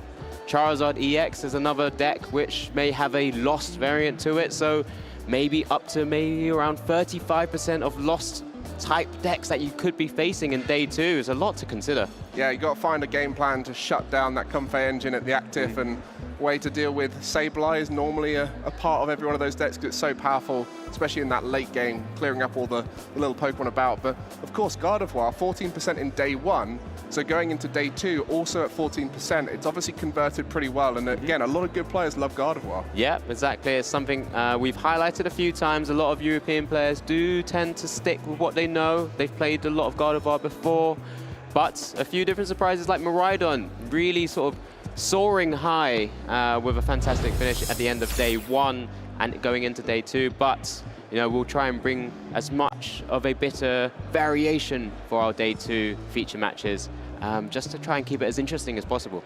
Well, round 11 will be coming up soon. I'm excited to see where we go. And of course, as the day goes on, we'll start to find out who the likely candidates are for that top 8. We'll start to show as many of them, the winning ins on the feature table as possible. But for now, we get a chance to explore some of those faces you're familiar with who might be doing quite well, or the decks like we saw in that first round that are a little bit more interesting. But of course, we got to talk about Rune in that last game. You know, one of those seniors who's aged up into the Masters, doing so well in his first day 2 in Masters. But there's some familiar faces who've been around in Masters for a while now and have had some successful tournaments. Yep, we've already highlighted at the start or early on in day 1 a few players here that we currently have up on screen. We had Stefan Ivanov, unfortunately falling a little bit short in day 1 as our final stream feature match, but piloted that Gardevoir EX deck so well to come back in that second game as well. We've had Pedro and Fabio also appear on the stream yesterday. Pedro being able to take down, I believe, his feature match. I think Fabio so. also falling a little short. Yeah, I mean, the challenge with this format now is there's so many good players piloting so many different decks, so every round is that much more challenging. You know, back in the day, it might have been a little bit more like few earlier rounds you can set yourself in.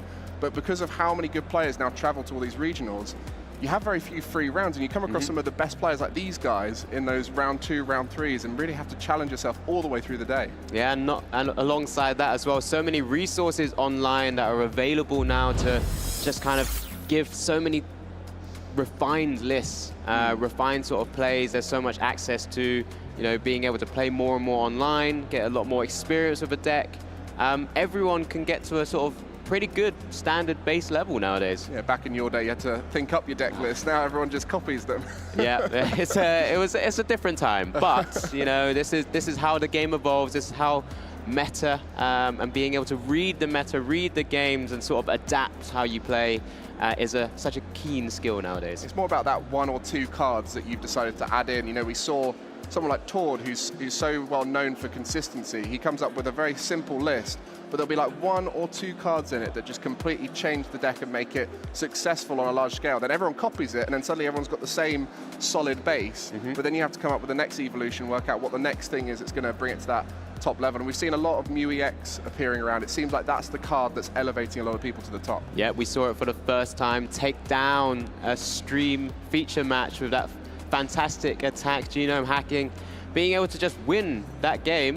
It was the first time we actually got to see it. We've spoken so much about that versatility it has, and we finally saw it come to fruition. I mean, I think just in the break back there, I had a little debate with Freya, and I think you told me I came out on top with Mew EX there, much better than Pidgeot EX. Of course, it's that versatility that it's been showing, and I think, speaking to Mateus, I said, what do you use it for? And he just went, oh, everything. Just like there's so many good options to use it on, and that's why it's so fundamental in a lot of decks. The utility, the free retreat, and the restart just to help out in a few situations. Very rarely do you actually use restart, but it's like still a great little addition. It's that genome hacking that can work in so many different matchups. It's always something you have to think about. Yeah, it's a little fail-safe, that little restart there. But, you know, again, we've seen so many support Pokemon really come to the front now. I mean, we saw Pidgeot EX yesterday, being able to just grab any sort of piece of the puzzle whenever it wanted, just showing its true power as well. Has similar free retreat, just like the Mew. Of course, an extra step to get there, but it's constant, and it's, again, just a fantastic support Pokemon. And you see how the different decks are sort of adapting itself to include cards like the Mew EX, or having to build the decks around something like a Pidgeot EX as well, because it plays Rare Candy. And it's just fantastic to see a little bit of innovation where we can. Well, hopefully you guys have been following along at home and enjoying the stream all through yesterday, but we've got loads of action today because there's over 800 players entered Lille. We'll be doing 6 rounds of Swiss today in day 2, making it 15 rounds of Swiss to decide the top 8. So you've got 9 matches on the feature table all through today, so definitely stay tuned for all of those. And of course, we want you to get involved at home. Make sure you use #PlayPokemon on the socials, and we'll see those and interact with those. We love seeing them. I was scrolling through them last night after the stream to see how people were doing, and it's great to see those people making it through to day 2. Yeah, it was incredible to see just the kind of interaction we get with you guys via the stream and all of the chats as well, even across all of the games. It's just kind of fantastic to just see how Pokemon is continuing to grow from a player base, from a fan base. And it's just exciting to get you guys involved as much as we can as well. Yeah, I think Pokemon Go here is the biggest regional I've ever had, so growing everywhere in the Pokemon scene. But I think we want to find out a little bit more about the format here. Yeah, let's have a little look. This 2024 Regional Championships event will be showcasing exciting Pokemon TCG matches all weekend. Trainers from around the globe are here to compete for over $125,000 in cash prizes, travel awards, and championship points to qualify for Worlds 2024 in Honolulu, Hawaii. This tournament is a 2-day event, starting our trainers off in Swiss rounds. All Swiss and Top Cut matches are best of 3. The trainers earning 19 or more match points or placing in the top 32 will advance forward to Sunday, day 2. Day 2, trainers will continue playing Swiss rounds until Top Cut is determined. The competition then shifts to a single elimination bracket where trainers battle until a single champion is crowned. Who will take home the title of Regional Champion this weekend? Who will secure the points to qualify for Worlds 2024 in Honolulu? Stay tuned this weekend and watch all the action live. If you want to learn more about upcoming Play Pokemon events, visit Pokemon.com/play.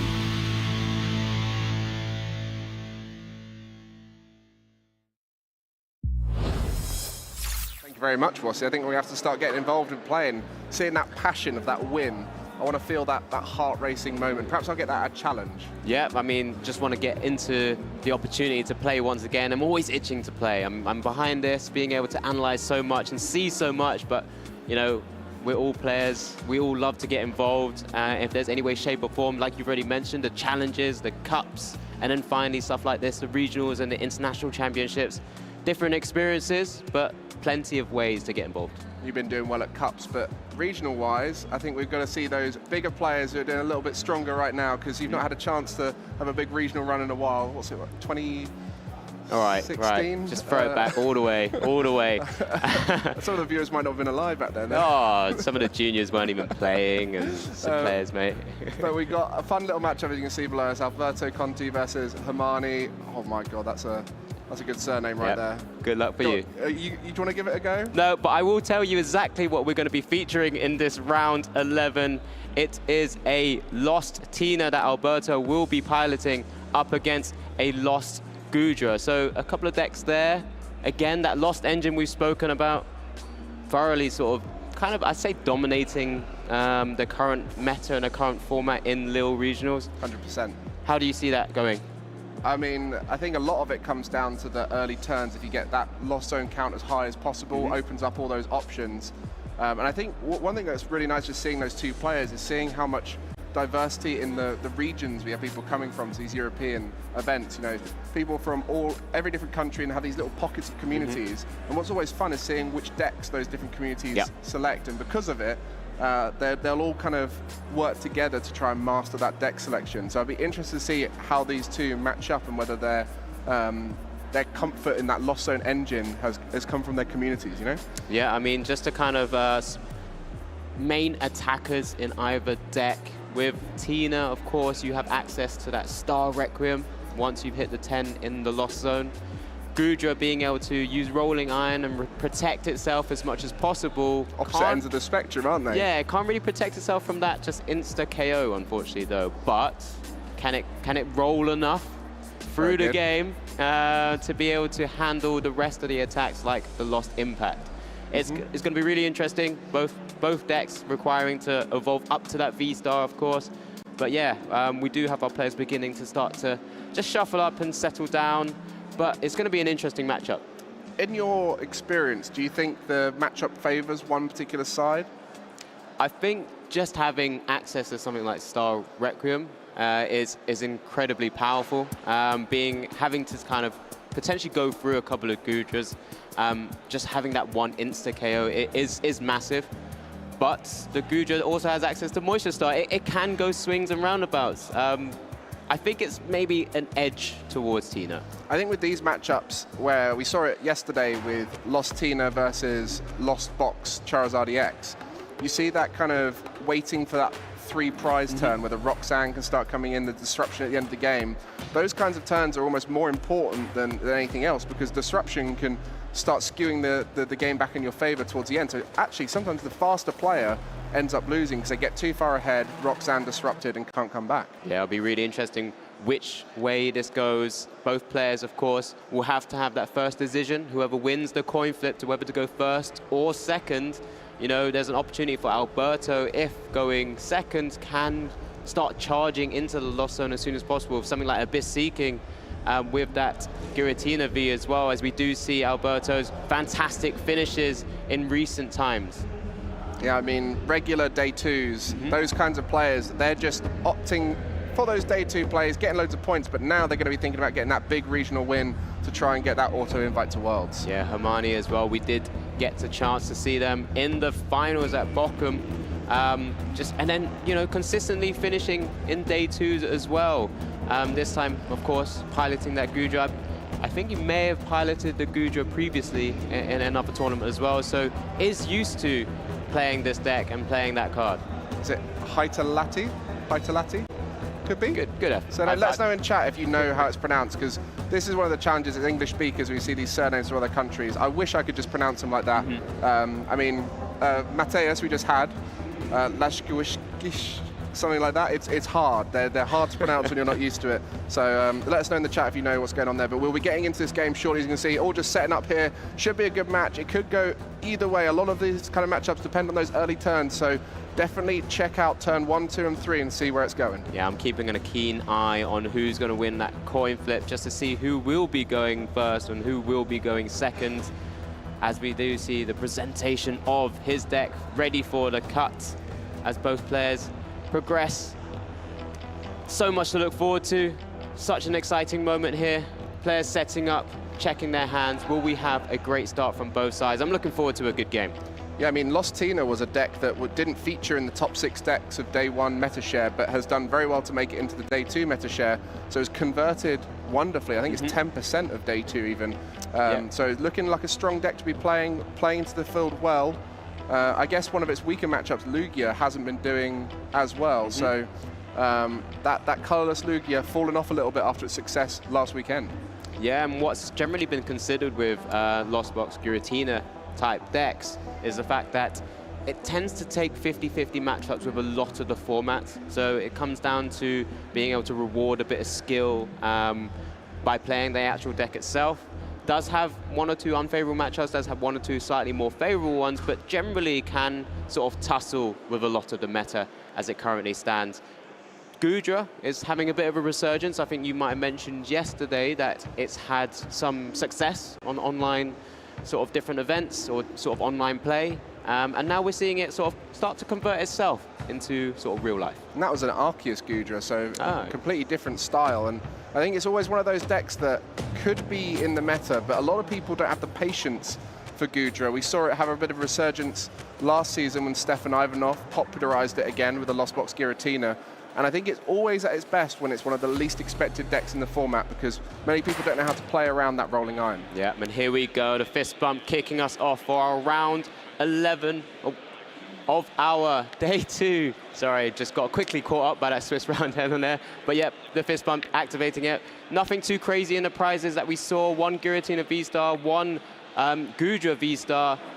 Only slight problematic thing for Alberto Conti is that the Radiant Greninja there, which is a very useful card to have to be able to continue that consistency of drawing cards throughout the deck, and he won't have access to that immediately. Yeah, I mean, both sides would love to see a Greninja be available, force the Manaphy down, and I think that's probably the biggest factor, I would say. From what I can see in Alberto's list, it doesn't seem like there's a Manaphy. Yeah, it's something that a lot of Lost Tina players have begun to maybe forego in a lot of matchups. Both decks that we're seeing and being piloted both by Alberto and Hermione have the capability to use Radiant Greninja, to use that Moonlight Shuriken to take out 2 smaller HP Pokemon. So let's see if that is an option here for Hermione to take advantage of something like the Manaphy not being available. Yeah, a lot of similarities in both the lists. I think looking to have that disruption endgame with a Roxanne, looking to try and be as consistent with that early lost count climb. I think there's a few more options when it comes to the Goodra list, just because they've got some Poker Gear and a Lost Vacuum. So it should hopefully increase the chances of a Colress, and you can maybe accelerate a bit with the Lost Vacuum. But then the other side, you've got the Abyss Seeking, which can be used early on to accelerate too. So neither of them are going to be racing to that 10 as quickly as you might see with a Turbo Lost Box, but we should see them be able to get there in a few turns. Yeah, already having the Battle VIP pass from Roberto into the switch cart for the Comfy for the first flower selecting of our round 11. There are a couple of awkward decisions. Hand isn't too great. We do see one of the Path to the Peak, which I think could come in to some fantastic effect as well. That's one way to limit that potential Moisture Star, V-Star ability on Hermione's side. There's 4 of them in the list. I think that's the highest count of Path I've seen in a Tina list. Sometimes 3, sometimes 2, but 4 is on the higher end. So recognizing that Path was good into the field, and that's why Alberto's done so well, I'm sure Path to the Peak won't be as relevant in this matchup, but it's always a good card to put down to slow down that concealed cards, maybe block off a Moisture Star later on. And we do see a couple of unique cards. I think Hermione just actually top-decked the Zamazenta as another additional attacker as well, as he does kick things off with a Chorus Experiment. Does have access to that Radiant Greninja straight from the top 5 that we see. Of course, 2 going to the Lost Zone, 3 going into the hand. A number of options available there.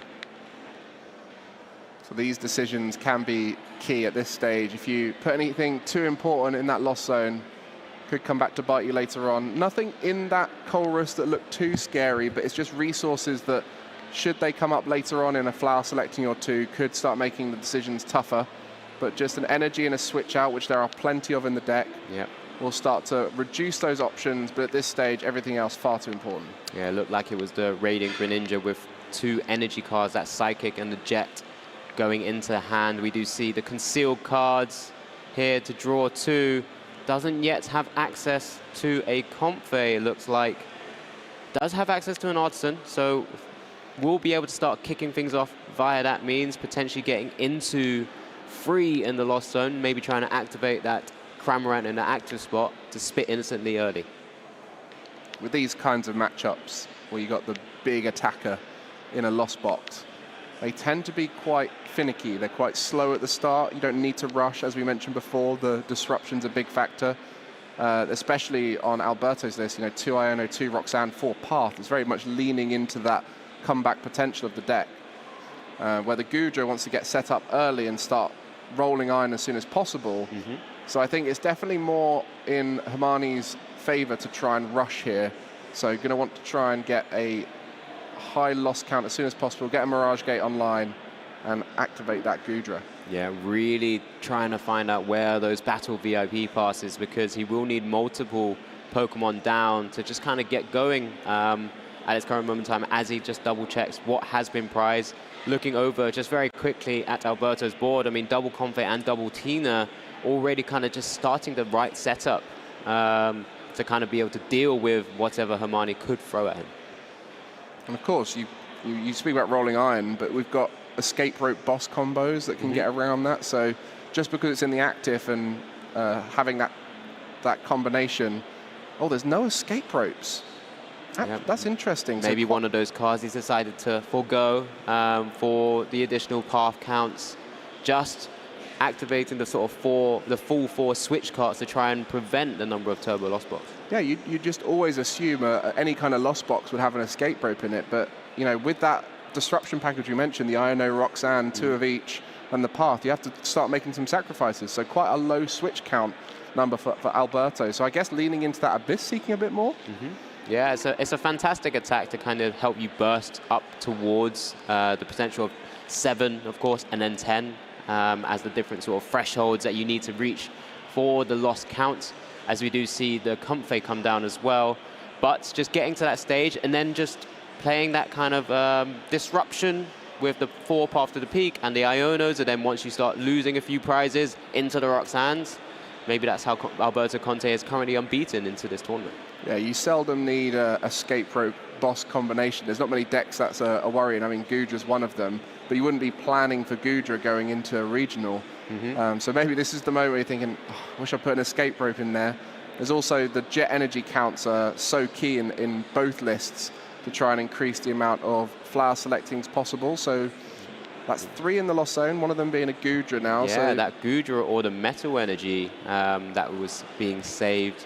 Very interesting decision. Does still have access to that Zamazenta or in his hand. There's the Lost Vacuum. Doesn't want to give Artisan as an option, I'm sure, to Alberto, but this also allows now Cramorant to be an active attacker, start taking prizes as soon as possible, just initiating the pressure on this Comfey. Yeah, as we said, Goodra probably the deck that wants to start racing ahead if possible. So the Zamazenta is going to be a key retaliate knockout later on, as there's only a 2-2 Goodra line. So that one Goodra going to the Lost Zone means there's only access to 1 in total, which is, of course, for Giratina, the dream situation, because you only need to Star Requiem, you don't need to worry about any kind of shenanigans. So we do head over to Alberto. Colress's Experiment, 5 cards into the hand. There's 1 V-Star. Does remember have 1 already prized as well. Does Sableye also seemingly a very important card for this kind of matchup. Interesting to see what decision Alberto takes here. The Nest Ball, another option to Finn through the deck. Chorus Experiment seems like an easy choice. Yeah, this is the turns where it matters the most. This is where you can start reaching for 7, for 10 in the lost zone. Do you really force the lost count as high as possible? Do you take it slower? I wouldn't be surprised if this turn ends with an Abyss Seeking to really try and get to the Sableye range as soon as possible. But, you know, not many good Sableye targets on Hermione's side. Only that Comfey. Outside of that, everything's a little bit too bulky for a Sableye. So ideally, at this stage, maybe a Shred might even be a good option. Yeah, definitely. I guess the one thing you might want to try not to do is activate the Zamazenta's attack. True. Of course, requiring a KO to happen. As we do see the Jet Energy on the Giratina V here. Currently on 5, and Abyss Seeking will push Alberto into the 7 range. Also, reason why it's actually not a terrible play, whilst you're also boosting your lost zone, you're starting to potentially activate that Roxanne as soon as possible as well. Yeah, activate the Roxanne, thin out your deck to protect yourself from disruption. Yeah, the advantage of Giratina is if you want to take it slower and just get through that deck as soon as possible, you can. As we do see one flavor of every energy now on Alberto's board in some way, shape or form. But just back over to Hermione, has the initiative with 1 prize taken. Also that water in the lost zone will put a signal out that Greninja is a possibility. Some Giratina lists not playing any water. We have seen some lists with just 1 or 2, where it's sort of, if you see it in the lost zone, it doesn't matter anymore. But there is 3 here for Alberto, which means that he will be able to still use a Greninja and has signaled that it's a possibility. It's a gust into the Comfey with the boss, and just a very quick announcement of split instantly here from Hermione. Now going down to 4 prizes remaining, puts himself in a pretty good spot because you're trying to maybe navigate around those Roxanne plays as well. So identified early here by Hermione. Alberto will need to start trying to retaliate in some way, shape or form. Does have a couple of cards there that could be played. Sableye available. Mirage Gates. Chorus Experiment, as we already mentioned. A lot of Psychic Energy in hand as well. So I think there's another 1 in deck. Yeah, so that will be able to come with the Mirage Gate. And that'll be able to power up a Giratina. So maybe we'll see the sort of Shred approach, but then that activates that Zamazenta, which could retaliate. Yep, massive attacker. It's a kind of interesting spot Alberto finds himself in. Of course, a Chorus Experiment only pushes him up to 9, so it doesn't necessarily activate the Sableye as of yet either. We'll see where these energies go. Multiple Mirage Gate in hand. We'll be able to do a few iterations, just checking the combinations that were needed to be able to get all the energy in play possible off this Mirage Gate. Psychic in hand can be attached to that active Giratina. I believe another Mirage Gate being played there, so that'll be a Psychic in the grass, 1 on the Sableye, 1 on the Tina. Psychic in hand will be possible for either of those Giratina. And I wonder at this stage whether the Sableye will be possible. I mean, there's a Chorus in hand, maybe. I think the Mirage Gates were being done before the Chorus just to thin them out. Yeah, there is a Chorus in hand. Was able to chain them with his last Chorus Experiment, as we do see it come down to the field now. Just waiting for the quick shuffle of the deck. Trying to think about what Alberto could be looking for here. Here's the 5. Quick look at the hand. Get any goodies in there? Well, the VIP pass, we don't know where that's going. Yeah, 1 easy choice. The Comfey will allow Alberto to make it to the 10. Does have also the Jet Energy, which will allow to attach to the Comfey to push it into the active and retreat into the Sableye. Got to be worried about that Moonlight Shuriken though now, because as we mentioned, no Manaphy.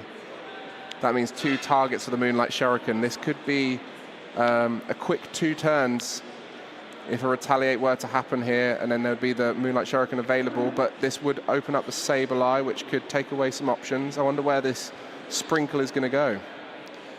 Yeah, I mean, leaving the Cramorant in the active spot does mean he will just be facing another quick KO. However, again, as we kind of mentioned, 3 single prizes taken would mean the Roxanne is activated, and maybe that's the way that Alberto has to play this game. just reducing the draw power that Hermione might have as well, that Comfey on the bench. Almost baiting it in a way, saying, there's a Sableye, that's threatening, get rid of it. Yep, easy choice there. 7 damage counters on the Comfey, 5 remaining to work with. Zamazenta looks like it's going to take a couple of damage counters at the very least. Kind of an awkward scenario, I think. I like it on the Zamazenta. Yep, 5 there. 1 prize taken. Cramorant still in the active, trying to limit what Hermione has access to, because he hasn't been able to play too many cards, just been able to spit instantly with the boss in the previous turn. That's always the challenge with the Cramorant in the active spot. It's a lot harder to continue the digging through the deck if they just ignore it, as we saw with the Abyss Seeking and now the Sableye playing around it. It's the dream situation for a lot of decks. That's why we saw Gardevoir do so well with Cresselia, just leaving that Cramorant in the active. It's not as threatening late game and mid game as it is in that early stages. 110 becoming less and less relevant. Here we go, the 6th card now going into the Lost Zone from this Flower Select. Just as Hermione deliberates by looking at his hand as well, we see a Sableye come down into the Lost Zone. The other Comfey being super important here to try and hit into the 7. Quite a tough decision, but had to be done. Yeah, that gets that Mirage Gate. There's 2 Mirage Gate in hand there, in fact. Both of them will be activated after another Comfey Flower Selecting. And there's Escape Rope as well. That will potentially send up the Comfey. Yeah, if you send up a Giratina, that just really worries you about the Zamazenta Retaliate, which really puts the clock onto Alberto. Yep, 100 damage plus 120 more if a Pokemon was knocked out on your opponent's last turn. So plenty of damage, enough to take a knockout on a Giratina V, and not something Alberto would want to give up. Again, playing this super well, trying to avoid that opportunity to lose a 2-prizer here, getting as much value out of something like Roxanne as soon as possible, I think is going to be like a key aspect of this game plan. We saw that Zamazenta in the Lost Box list in Puria, in that single prize style Kyogre list. It's one of those cards, when it came out, everyone thought that's a good bit of damage from a single prize Pokemon, but it's just not found its way in many lists because the attack cost of 2 metal, 1 colorless is quite tricky to get in a lot of lists, but Goodra being one of the few lists that plays metal anyway, so it makes it quite easy. And you can see right here, the acceleration is starting. The Mirage Gate coming down, the water attachment to the Greninja. Does Hermione have access to the additional water and attachments for the Greninja as an option to push himself to 2 remaining prizes, and then it's just a Giratina V or V-Star knockout? I mean, which way round do you go? Do you go for... I mean, if you don't have a boss, you can't really go for the Giratina V. But, you know, in the ideal situation where you had a boss in hand and you could knock out a Giratina V right now, which could happen off this Pokegear, would you go for Giratina V or the 2 single prizes? I think potentially going for the Giratina V puts himself in a better position. He obviously might not realize that there's no Manaphy on Alberto's side of the board. True. Both of these decks, you know, they're not playing a very high counts of boss anyway. Often you're trying to deal with the active, or with things like Sableye, you're kind of maneuvering around it. So just the 2 copies each. Does have the boss there, so it does open the option up. At the same time, Hermione does have 2 metals in the Lost Zone currently, and I think there's actually 1 in hand, because I believe that was the reason why Goodra was put in the Lost Zone a little bit earlier. Potentially, yeah. There's just a Jet Energy in hand there, Super Rod. I don't know what's been discarded, so there was definitely a Psychic Energy, I remember, Water there. I don't know if there's the easy access to another Metal Energy. As you said, there's 2 in the Lost Zone there. There's 4 in the list, so there could be another one in deck. I mean, I can't remember what the prizes were exactly, but this is that turn. Do you go for the Greninja or do you go for the Zamazenta? Looks like he's going to go for the Zamazenta here with... Oh, maybe Switching not. up, he has both. Jet he's Energy. Just trying to checkmate where possible. Oh, he's keeping us on the edge of our seats here. Which way are they going to go? I don't want to put too many words. One of the options, as you kind of mentioned, can take double KO on the Comfey and the Sableye, or could potentially utilize the Zamazenta to try and retaliate onto one of those Giratina Vs. I think I like the idea of taking the Giratina, which seems like the direction Hermione's going in, as there's the promotion of the Zamazenta into the active spot. The gust from the boss's orders to the Giratina V that retaliate, dealing 220. I guess at this stage, does he know there's no mana fee in the other list? Because if that's the case, that's a very good decision. The other way around, it was trusting that you'd be able to get a boss and the energy acceleration, which is a lot harder. By leaving the Colress Experiment in the deck as well, by going this route, you got more options out of potential disruption. So now, let's see what that disruption can do. So this scenario does mean Alberta has to deal with that Greninja in some way, shape, or form. Because not the damage was not spread onto the Greninja, the Sableye is not able to deal with it. So it has to be a gust boss's orders onto the Greninja, otherwise, without that mana fee being available, the Greninja could come up, 1 energy, and take to the final 2 prizes for Hermione's side of the board. So I guess looking back at that 5 damage that was all put on the Zamazenta, maybe a 1 on the Greninja could have been a good option for this future turn. But again, that's one of the challenges of Lost Box. You have to see so many turns ahead. And when you're unfamiliar with exactly the game plan, the routes they're going to take, you might not have been able to see that that was the situation now. But a Gust plus Giratina knockout would be the only way, right? Giratina V-Star knockout as well, because the Retaliate Zamazenta is still threatening, still on the board. A lot to ask. A lot to ask, as we do see already a Super Rod being played, it looks like. Or maybe, yeah, being Super Rod being played for the energies. There we go.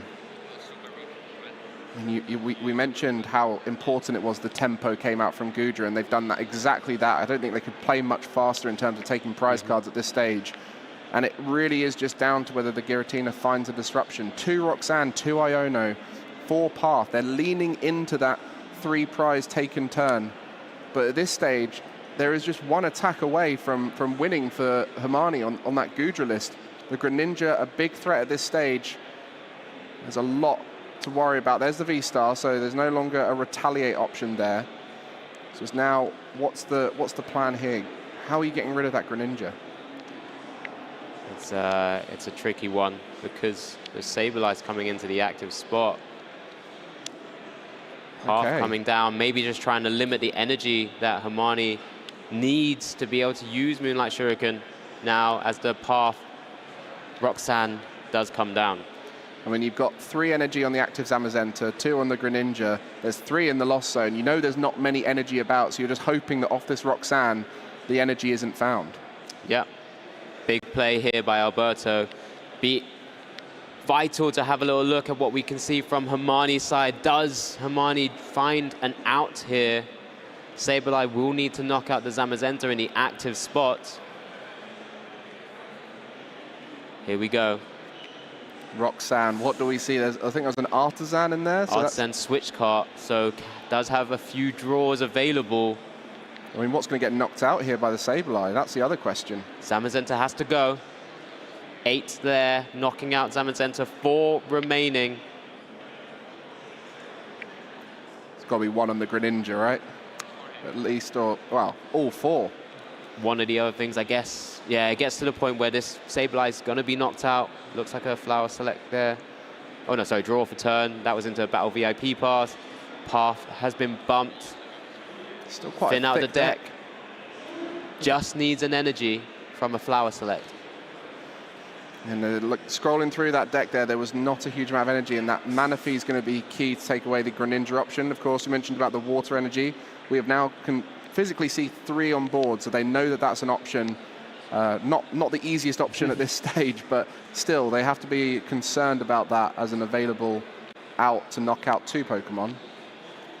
Yeah, Hermione, I saw 1 Psychic in the deck. I didn't know if there was any more, maybe 1 more Jet Energy or so. I don't think there was. No. Big Flower Select. A Colress, that's pretty big. Does have the switch card already in hand, so gets to dig further. 5 more to see. I mean, a Super Rod would be nice earlier on in this dig, so you can start putting energy back in. Does have Mirage Gate. The Mirage Gate, so that's it. I believe that would be it. With an escape rope as well. Mirage Gate double checking the energy. 1 Psychic available. Just a switch out needed, and we see that switch cart. There it is. And Alberto picks up. Going into game 2.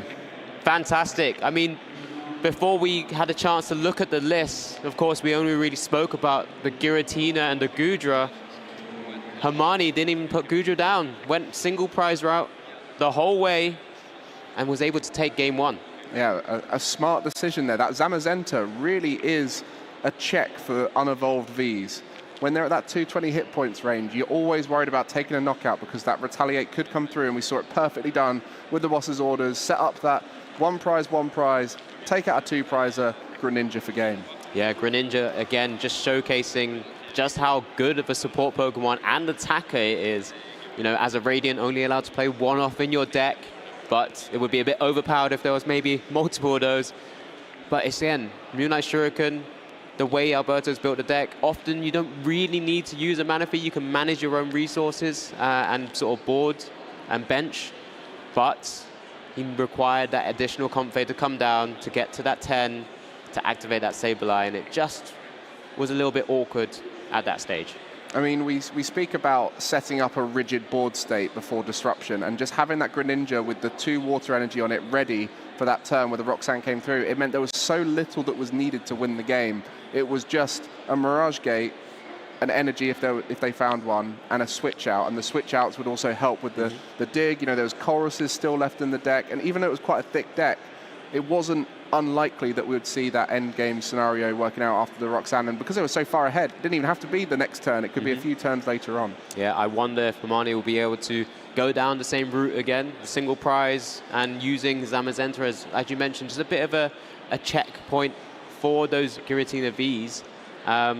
Alberto's, opening turn was I felt was pretty good. Double Comfey down, double Tina. Double Comfey may be a little bit awkward. Again, as I kind of mentioned, with no Manaphy, sometimes you just want to be using one to begin with, as we do see the prizes. Zamazenta, massive in the prizes here. We saw how powerful it was in that game 1, but no access for Hermione, and Alberto's chosen to go second. Yeah, get that first knockout.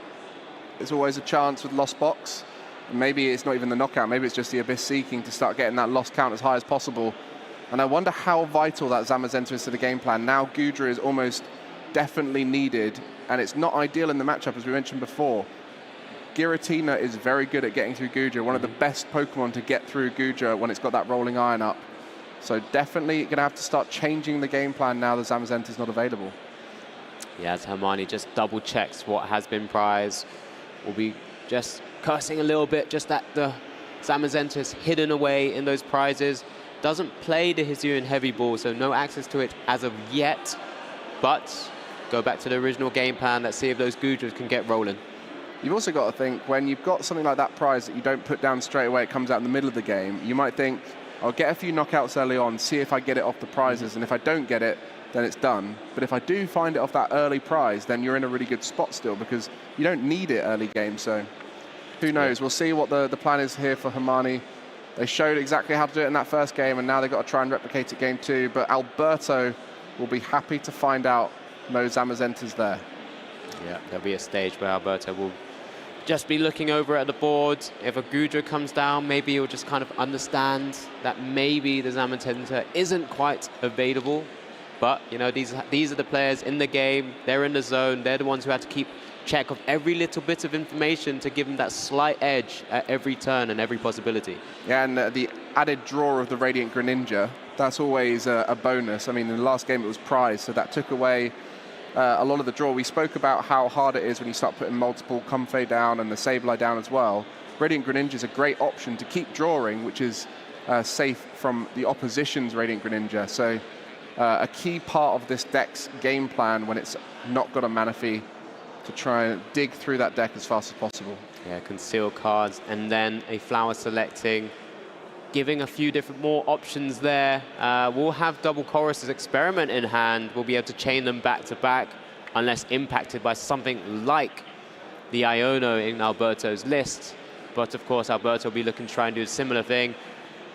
Super Rod, it's a massive card, often in the deck. Does hit the Lost Zone as well. 1 of 3 there. 1 of 3. Nothing to worry about then. For anyone who's just waking up and tuning into the stream, welcome. We are in round 11. We've already played a game, had a lovely little Banette versus Lost Box game. So if you missed that, definitely want to go back and watch. But for now, round 11, Alberto versus Hermione. We'll see if either of these can really increase their record, both on 8 wins, so in a great spot to try and make that top cut. At this stage, Alberto is chasing from behind as game 1, very in favor of Hermione with that tempo, getting to the win far quicker than maybe Alberto was expecting, and now an adaptation is required. Yeah, Alberto just double checking what is prize on this side of the board. I don't think there was anything too crazy. Once again, this time in game 2, we'll have access to that Radiant Greninja. Couple of Mirage Gates. Nothing too mad to be worried about. Double checking and writing his prizes down as well. We've seen a lot of players on stream this weekend utilize that kind of notepad to remember the resources that are available. It's a very resource-intensive game nowadays. Are you a notepadder? I am a notepadder. I'm utilizing one of those little digital notepads similar to Alberto, just showcasing there. I got 3 of them. That'll do. sometimes even with the notepad, yeah, it's bad, but I do forget. Yeah. I mean, it's one of the hardest skills in the game is that first turn, well, the first deck checks. It's not always first turn, but the first deck check, you get a chance to find out exactly what those 6 prize cards are. I'm a bit of a fan of playing Hisuian Heavy Ball purely for the fact that sometimes you don't have to check your prizes. But then that's the difference between me and these kind of players. Alberto and Hermione really showing off the resource management in this tough matchup. So much to think about. Lost zone, discard, all the resources that are available, and the optimal route to victory isn't always clear until the game unfolds. Yep. The concealed cards into the chorus experiment from Alberto here. Interestingly, for Hermione, this is the first time he's seen the Radiant Greninja. We obviously would have expected it with the water energies in the deck, but now knowing that there's the threats potentially on Alberto's side of the board, Hermione will have to be thinking, well, I need to get that Manaphy down. Yeah, Manaphy, so key in so many decks at the moment, because there's a lot of small Pokemon that Radiant Greninja can really prey upon, and it's kept a lot of people worried over the recent meta, and to the point where a lot of decks are putting Radiant Greninja in without any water energy, and people are still putting Manaphy down, scared at the prospect of what it's doing there. Water energy was shown 3 in the list for Alberto, and so that Manaphy needs to come down ASAP for Hermione, otherwise that accelerated prize race could be in favor of Alberto. That's Jet Energy indicating that Alberto will not be using Abyss Seeking on this turn, but straight into that Flower Select was a great pickup of that Cramorant. Will be able to, again, from this side of the board this time, double again, this time be able to activate and initiate the prize race in Alberto's favor. Yeah, we mentioned his list is built heavily around Disruption, 2 Iono, 2 Roxanne, 4 Path. Typically doesn't want to be the one going ahead, is happy to be behind, setting up early, going for those Abyss Seekings, get the Lost Zone count as high as possible. But knowing this start for Hermione wasn't particularly wide, there hasn't been any big threats put down, just trying to get that early tempo in and maybe get so far ahead that there's no chance for Hermione to come back. Yeah, here comes the first chorus experiment. Looks like potentially Hermione could have had all 4 chorus experiment at one point in her hand. He now will be holding 3 if he takes both of those there. Already having 1 usually means at least one there will be lost zoned, but as a big indication you of say that, Alberto. I think he's taken them all. Taking them all, that's impressive. And Iono could be quite deliberating for Alberto to potentially use and push them all the way to the bottom of the deck. I mean, if he knew. If he knew. If he knew. I mean, I'm sure you guys in chat love watching these games and, and calling out the optimal plays. But you got to remember, for these guys on the feature table, there's a lot of pressure. Trying to work out exactly what the right option is so tough when all you can see is what's in front of you. And slightly unfamiliar territory, not for these guys, they've been there before. But for a lot of players, it does add an extra level of challenge to the game. You can see how comfortable both these guys are on the stage. They've been there before, they're experienced with it, and they are playing smoothly at the moment, keeping a nice steady pace and knowing exactly what they need to do. Yep, Hermione now going ahead in the Lost Zone count, 5 there. After that Flower Selecting, does have the switch card as well. It's like a mini game, the Lost Zone count, isn't it? Who can get to 10 first? Right, now let's play the game. as we do see the promotion to the Cramorant in the active spot. Energy attachment, just kind of saying, well, I'm going to start at least prepping this in the background if you're not able to deal with me. As there is a retaliation, spit innocently, cram on cram. Get that, there we go, prize is up. So not the Zamazenta this time. Not yet. Not yet. As Alberto has to consider what to promote. Comfey, an easy choice here. Does have Iono in hand, but ideally, and usually, you'd want to be chaining those Chorus's experiment first. There's also a Chorus in hand. I've done that a few times, and you've got no Chorus. You think, well, the best thing I can do is an Iono. On this occasion, that would accidentally be brilliant. And wanting to opt for that Chorus to get that loss zone count as high as possible. As we mentioned before, no loss vacuum, which can sometimes be a way to get around needing that Chorus. So has to rely heavily on Chorus and flower selectings, as well as that Abyss seeking to start racing ahead in the loss count. It's what, 5 now, make that 6 with this. So Mirage Gate should be online this turn. And then it's what route to victory is taken by Alberto. Will there be an option for a Radiant Greninja? There's not 2 easy targets, but it will start getting a lot of damage on the board. If it does try and go for the Radiant Greninja, you could take out the Comfey on the bench, maybe put some damage on the board, ready for some Sableye action. A turn or 2 later, you know, we've already saw how vital it is maybe to get some damage on that Radiant Greninja in game 1. An option there is to put something like the 90 damage on it as well. If there are any more further smaller HP Pokemon, just means there's a little bit of easier targets for that Sableye. But Alberto here going for that Cramorant once again. Okay, so the Cramorants are available there. It's now just lean into Disruption or lean into the loss count, because you can't Mirage Gate this turn if you Iono, most likely. But you can Mirage Gate if you Chorus, but there's no Disruption then. And it's just how important is that Disruption? I guess the Cramorant coming to the active, that might mean the Iono's coming down. And as we mentioned, the Disruption package in Alberto's list is such a fundamental part of it. So early Ionos against Lost Box could be very effective. Yeah, he's gone for it. We'll be putting those Chorus experiments to the bottom of the deck. How big's that hand? Yeah, exactly. And maybe that's why Alberto's sort of considering this as the right play. You know, drawing up to 5 at the top of the deck, maybe forcing Hermione into an awkward spot rather than having so many cards available to him. Path in play, so can't use Radiant Greninja to draw more, and has an attacker in the active spot. I mean, how many decks have we seen beat Lost Box just by Ionoing early, even if it's for 5 or 6, with a Path to the Peak, and it just takes away options. You know, those cards that you're holding for when you hit that big marker, like the Mirage Gates or the Choruses, they just disappear, because you can only play them at a certain point.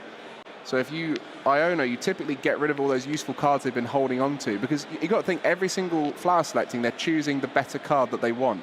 So by Ioning it away, you're giving them a hand of unselected cards that they don't want, and all those good ones go straight onto the bottom. Yeah, a number of options available here. Hermione's hand were quite a few playable cards, other than that Goodra V-Star, I believe I saw. Artisan coming down, bumping the Path to the Peak, getting another Comfey down as well. Begin resetting that board once again. Offers the opportunity for a Moonlight Shuriken at some stage. We'll be thinking, I might need to get this Manaphy down again. It's always in the back of your mind when you're looking at a Radiant Greninja. 100%. And, you know, we spoke about the speed of getting to the loss zone. I'm really impressed by Alberto's list. It's unique. For a long time, people were saying Lost Giratina is sort of a very similar list no matter who plays it. And over this regional, we've seen the cross-switcher build, and then now here a much more disruption-focused build. And I think people are starting to try and push away from that very safe, typical list of Lost Tina and find their own way that catches people off guard, as they're not going to expect as many of the Ionos and Roxannes here. They wouldn't expect the cross-switchers in that build. So some creative deck building, I think, is what has pushed Lost Tina into that higher conversion rate into day 2. Yep, no, I completely agree with that, as Hermione just hits the 7 in the loss zone now activating those Mirage Gates on his side of the board. Opportunity here to potentially take 2 prizes, but again, would force himself into Roxanne range. So not ideal. As we do see an Ultra Ball being readied, it looks like. Just kind of double checking as well. Remember, you very correctly highlighted multiple super rods. So it looks like that Sableye hits the discard for the time being, at least. Can always get it back. Exactly. The discard pile is like a second backup plan, isn't it, in Lost Box? Especially combined with Artisan, super rodding it back to deck and then getting it straight onto the field is and has always been a bit of an option here. We do see the Manaphy come down from that Ultra Ball, so correctly targeting and defending the board state from that threat of Radiant Greninja on Alberto's side. The Mirage Gate there, getting a water and a metal energy attachment to the active Comfey to give it a pivot option. Hermione last game did so well to set up the board state for the future, so that energy on the Comfey, I don't think it's even going to be used to retreat, because I think a Jet Energy is going to be required here to get the Greninja into the active spot. But that's one of those little tricks you see good Lost Box players do. Put an energy in advance onto your Comfey so that when you do get disrupted, you've got it as a backup, easy retreat next turn. And you can see exactly that Comfey now on the bench, ready for the future. Yeah, really fantastic sequencing there. Jet Energy really sort of enabling a lot of pivot around the different Lost Box variants. As we do see the first target onto the Comfey and the 90, it looks like just kind of targeting multiple things here. Again, doesn't want to push himself into Roxanne range. Yeah, if you take out the other Comfey, then Roxanne's available. If you put it on the Giratina, you might be able to retaliate into it, but you need to get it off the prizes still. So tough decision here. It might seem obvious to many to just put it onto the Comfey, but smarter player Hermione recognizes the disruption was so key last game and wants to avoid that 3-prize turn. Doing exactly as what we thought Alberto may consider to Hermione's side of the board, putting that 90 damage on the Radiant Greninja, getting it ready for something like the Sableye on a latter turn. Alberto still with that Cramorant in the active spot. Roxanne still an unplayable card. Artisan being used here. Chance to shuffle back the deck after putting his cards to the bottom from that Iono. Is that going to be a no target there? You know, got to be careful. If you put a Sableye or a Comfey down, that then makes another dual target with the Comfey, so you'll be putting yourself in a really risky spot. So this is the nuance of these kinds of matchups. You're always thinking defensively as well as offensively. You've got to think, what can I do to take away options from them with what I put on the board? And it seems like at this stage, that lost zone count will go above the Mirage Gate line of 7. And outside of that, we'll see what comes out of this Chorus experiment. It looks like a nice, easy decision there. Yeah, the Nest Ball and the Battle VIP pass going straight to the lost zone, pushing Alberto up to the 8. Mirage Gate now activated. Okay, what's the plan here? I wonder if it's something that Alberto is considering necessarily dealing with that Greninja in the active spot. Water Energy being attached to the Giratina V-Star. And energy to the Cramorant as a pivot option again. I was going to say, where are the Grass Energy? There's 2 in hand, 1 in the lost zone, so not able to get them off the Mirage Gate, so that's why the Water Energy went onto the Giratina there. But another Water and Psychic combo, let's see. Okay, just again, setting up that rigid board state. The Mirage Gate sprinkle in the mid-game just to set up as many attackers as possible. And you can see at this stage, both Tinas ready to just have an attachment of a Grass Energy, and they'll be good to attack. Mirroring that game 1 where it was a Psychic Energies in hand. Now it's the Grass attachment from hand to the active V-Star. Lost Impact available. Will push Alberto up to the 10 count as well. Okay, might go Star Requiem to conserve energy. We'll see. Oh. No, not possible yet. Oh yes, of course, not at 10 This will push him into the 10. There we go.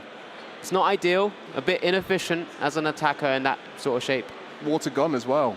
Yeah, exactly. So, well, with the Manaphy down, it's maybe something Alberto wouldn't really want to try and target too much here as well. Now just has 2 big, bulky Giratina V-Stars available. Zamazenta, of course, unable to now retaliate into it.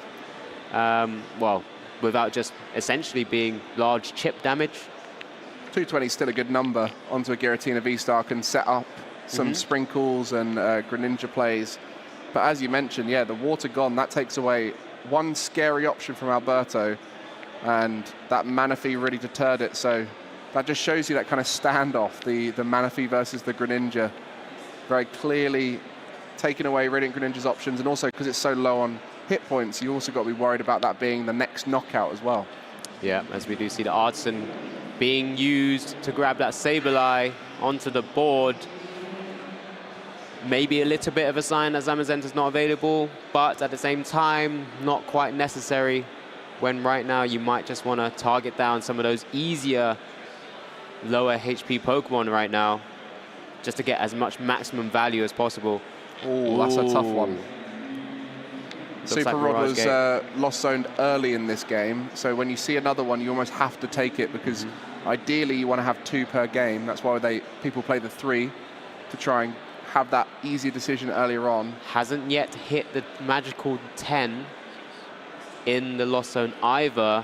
So just after that 7 from the previous turn, the 2 flower selections hitting up to 9. Those poor Colruses that were chucked at the bottom from Iono. Where are they? Has been shuffled around a few times, but just not quite into the top few cards after flower selections yet. That's why they took all 3 of them, I think, just to make sure there was as many in the deck. But, you know, still not finding their way through. I mean, both of these decks don't motor through as fast as some of the other Lost Zone decks. Can mean that you have a thicker deck towards the end, and that's why Disruption works so well against them. But at this stage, the slower game plan from both of them, just taking a prize each turn, might allow them to thin that deck a little bit more, set themselves up for an end game where they're a little bit more protected. Super Rod Nest Ball brings back Greninja. There's a Poker Gears, that one way of reaching to that Chorus's experiment. There it is, number 2 there, number 3. And a Roxanne as well. Roxanne is an option, but wants to activate his Sableye Lost Mine as soon as possible. Great pickup there from that Radiant Greninja.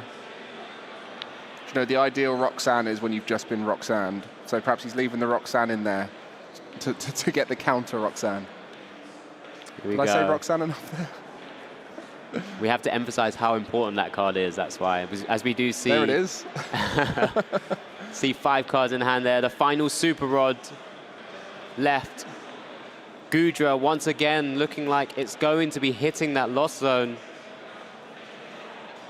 Sticking to the single prize route in the hope of victory in Game 2. Those prizes are so important at this stage, because that Zamazenta, we know where it is in the prizes, so we can see the kind of time frame that will come out if the players draw from bottom, as is typical. Just to pass. Just to pass, because the attached energy from last turn was used to retreat, so needed a switch out off of that Chorus. So Alberto there having the initiative, or being given the initiative here. What could Alberto do in this scenario? Does have Sableye in hand. Just uses Star Requiem.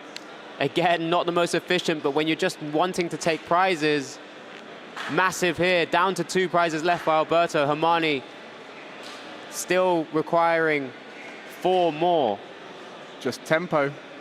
That's what it's been in both games. Tempo for Goodra in game 1, tempo for Alberto here with that Giratina. If you keep taking prizes and don't get disrupted, you're often finding your route to victory fairly comfortably. At this stage, there needs to be an accelerated prize mapping for Hermione. Needs to start taking 2 prizes in 1 turn to get back in the game. Big Roxanne. Alberto has 2 attackers on board, but not enough energy on both of them to be able to start swinging away. Alberto, in theory, just needs to announce 2 attacks to be able to take game 2 and keep himself unbeaten. Because as it currently stands, if you're just joining us now, Hermione did win game 1 in this round 11 feature match. Yeah, those 2 cards from Roxanne have been favorable a lot of the time in the stream so far. Will it be the case here? Or will Alberto struggle for a turn and not be able to attack? 2 Sableyes on board, both of them going to be able to chain attack. So even if Athena does get an attack off, we'll see multiple Sableye attacking. No Sableye set up for Alberto. So now we are seeing the prep damage. Multiple prizes taken. Zamazenta off the prizes. No draw power, but there's a Chorus's Experiment in hand as well. Okay, so a little bit of dig. Are there any energies left? There's one. Looks like 2 in the discard. Or was that 1 in the discard? 2, 3, 4 currently in the lost zone. Yeah, not ideal. Mirage Gate, massive. Water energy available. Go. 1 jet energy, a couple of jet energies it looks like is available. But then as soon as you get that attack off, what do you do afterwards? You've got to start thinking about the energies that are in the lost zone then. You're going to be sitting with Giratina V-Stars not powered up. If you can keep the Jet's energies in the deck after the lost impact, of course, removing the energies from the active, activating the Jet energy will be one way to just maneuver back into another attacker. That's surely got to be something Alberto's considering. Not much time left on the clock. 2 attacks required. Okay, the Artisan just there checking whether the Sableye was a good option, but of course Sableye, such low hit points that it would increase the speed that Hermione can finish this game off. I think there's a lot of concerns at this stage around having anything other than the Cramorant as a single prize on the bench. 2 prizes required for Hermione. At this stage, they have to go through a Cramorant and a Giratina, or just a Giratina alone. Big pickup from the Chorus's Experiment. Jet energy in hand now as well, alongside the switch cut if the Cramorant does get brought active, which doesn't really seem like the most optimal play. So keeps the switch cut there as an option. Jet energy hasn't attached from hand yet. Oh, Jet energy, the Cram. If the Cram gets knocked out, there's nothing to worry about. 1 prize won't do it. Take out that Sableye, and all you have to do then to finish is Giratina V-Star. Yeah, sorry, my bad. I did call it and then double check myself. I'm just second guessing now. Every little turn so important for Alberto. 1 more attack to take game 2. So this is to get that draw for Alberto. We're running out of time. It's probably going to finish with this game. Or can Hermione, at the end of this, find a route to victory? I think that's going to be it. They're going to be scooping up, and I don't think we have enough time for another game. So that's going to be Alberto getting game 2, 1-1. 2 players on an 8 record, getting that draw, still in with a chance of making the top 8, but at this stage, making it a little bit tougher for themselves. Yeah, Alberto showcasing why Lost Tina has been such a powerful deck since the turn of Worlds into this format. Things still needing to adapt within it, now becoming more of a disruption package deck than a lot of others that we would have considered like Mew DTE or Arc Path. Has more path than most of those decks we've seen. Yeah, I really like what Alberto's doing with that list there, but shout out to Hermione coming in with Goodra. Not many people thinking that card is still an option. I think a lot of people have probably put it right at the bottom of their playable cards, because realistically, it doesn't do well into a 1-hit KO meta where things can take it out. You know, we've got a lot of decks. You know, Chien-Pao can reach that knockout, which typically is not an ideal situation when you're a Goodra. You're hoping to wall for lots of turns and heal it off. You know, we've got the Giratina V-Star, so it's not found itself in the meta very well, but we've seen 2 players navigating it beautifully, and a lot of the time it's not just the Giratina V-Star, it's the package you play around it, and that Retaliate Zamazenta being prized in game 2 really affected the game plan. Yeah, I mean, we've said at the start, before this match had even begun, the Lost Zone variants kind of truly dominating the current meta in Lille right now in a load of different flavors. We saw Tina, we've seen Goodra, we've seen, you know, Charizard, and the typical turbo variants. And Kyogre. I mean, the list goes on. Exactly, and it just enables so many different packages to be able to be played, and it's just showcased here by 2 fantastic players, pushing themselves a little bit closer. You know, not ideal in either minds, but, you know, I'll take a point.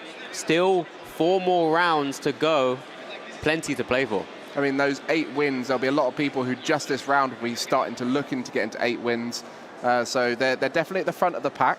I think they were some of the top records, I think 3rd, 4th kind of area of the records so far in the tournament. So they're really sitting at the top there. So that draw puts them in a comfortable position, but they now have to start thinking about those wins for the rest of the tournament, because we have 15 rounds of Swiss. We've just done the 11th round. There's going to be 4 more today before we go into that top 8. So every single round really key now, as it's going to be a high record to get into top 8. Yeah, Alberto now moving on to an 8-0-3 record. So 24 points plus the free draw, 27 right now. Hermione on an 8-1-2 record, just a 1 point less. Has taken one loss at some stage over this weekend, only the one, you know. Incredible. Exactly, and it's just still in a fantastic position, as you said, 8 wins, fantastic scenario to be in. Yeah, all of these players on day 2 in with a chance of making it. Those on the lower end with the 19 points starting the day will have to really race ahead, whereas those who sat at the top can slow it down, get a few draws, and we'll see them go through. But both decks fascinating to look at. Of course, the Disruption, what a build we saw there, and the Goodra as well, something a little bit different. Yeah, like we just said, 4 more rounds to go before we even get and reach the top cut. But you know what? We're just going to have to decompress a little bit. We're going to go a little bit to a break, and we'll see you guys shortly for another round of fantastic Pokemon action.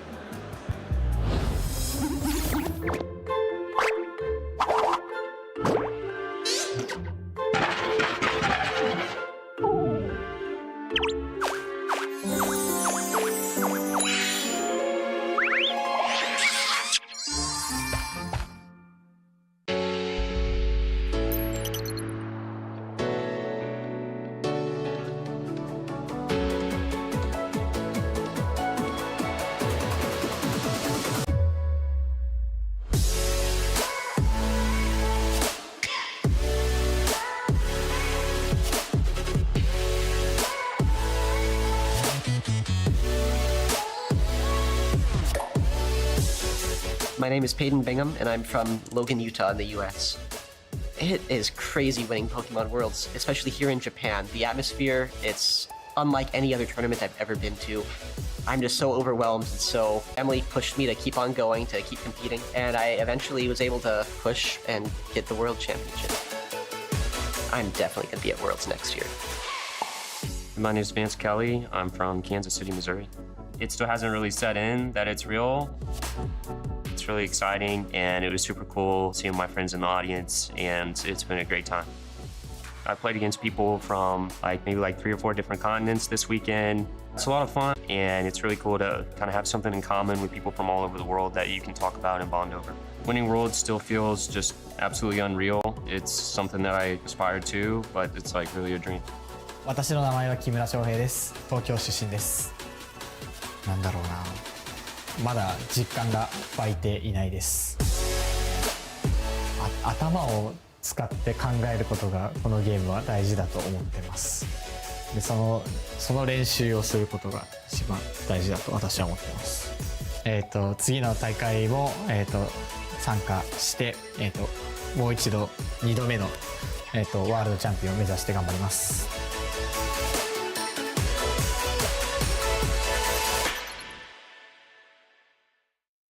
Hey Pokemon trainers, I know you guys love debating in chat, so I thought why not pitch 2 of our casters against each other to debate some topics in Pokemon. We're going to be starting off here talking about techs. So do you guys think tech cards should be included in decks? And we're going to start with Shay. You're for tech cards, right? I am 100% for tech cards. I adore a cheeky tech card, especially in the Pokemon TCG where it's closed deck list. Your opponent doesn't know what you're playing. Sometimes that one-off tech, if it comes up at the right time, can just win you the game and just make it easier to get into those day 2 scenarios or, top cut your League Cups. I just love it, especially if you can make the tech, easy to find via something like an Arvin or something like that. You can just search it out of the deck when you need it. Bish, bash, bosh, win the game. Happy days. How many techs, though? How many? How many? Well, I wouldn't want to go over 2 or 3, I'd say. If you start getting to 4 or 5, that's dangerous territory. Because then what happens is it will hurt your consistency, and you'll see it in games where you don't want it. So get a little bit lower, 2, 3. Okay, well, hopefully you guys in chat are joining us for this and debating yourselves. But I want to hear what you have to say, Alex. You're not really all about that tech card, are you? No, absolutely not. But, just want to listen and speak to you guys directly. Don't listen to Shay. It's all about being consistent. We know how all of these events nowadays, they're so much larger, there's so many more players, so many more different decks. You want to be playing your deck to the best possible capability. So you need it as consistent as possible. Do your job and get yourself through into day 2, into the top cuts of bigger tournaments, even League Cups, absolutely anything. And that's what will make you win and do well. You know, there's one more thing. You've featured some tech cards in your time, though. Of course, you know, as you do, but you have to be able to evolve and go through these things. But I can leave you with this one final thing. Tord Reklev, consistency. That's all he has to do with this game, and that's where he is with Gardevoir right now. I mean, Shay, you're looking a bit annoyed there. I mean, he just says he's not about the tech cards and just admits to playing them. So, what side of the fence are you actually on? Look, that's because I'm not Tord Reklev. But it's all, like I said, being consistent is probably the key thing for me. Tech cards has a space in the game, you know, being able to read into a meta, react to tournaments. But hey, look, Alex, you're starting to get to that boring territory. Consistency can be boring, techs are fun, but at the end of the day, you need a mixture of both. And I think you guys are probably going to be the best to know what you need in your deck. So hopefully we'll see you at a future regional with either a teched out deck or a super consistent one. See you in a bit. My name is Vance Kelly. I'm from Kansas City, Missouri. Vance is playing quickly. Does he have the pieces? Switch card, moving the Mew VMAX into the active spot, and Boss's orders brings up the Zacian V. Vance Kelly, the 2023 Pokemon TCG World Champion! It still hasn't really set in that it's real, but it's really exciting, and it was super cool seeing my friends in the audience, and it's been a great time. My strategy throughout the tournament was just to use the deck that I'm comfortable with. My favorite card is Mew VMAX. It's a really versatile card. It can use a lot of different attacks, and games unfold in a lot of different ways. I definitely had my moment of doubt between the 2 days of the tournament when you're allowed to switch decks. I thought maybe I'll switch, but my friends told me to just stick with it, and I did, and it paid off. Going into the match, I did realize that the first 2 games went really long. You know, maybe like game 3, I could kind of eke out a win on prizes or something like that. I would have loved to play the full game out against Tord, but that's just kind of how it goes sometimes. Next year, I'd definitely be worried to play Tord again. I think he's the best of all time. I played against people from maybe 3 or 4 different continents this weekend. It's a lot of fun to play against people from different countries, and it's really cool to kind of have something in common with people from all over the world that you can talk about and bond over. My advice to anybody who's playing is find a good group of people to bounce ideas off of and play games with, and just practice a lot and go from there. Winning Worlds still feels just absolutely unreal. It's something that I aspire to, but it's really a dream.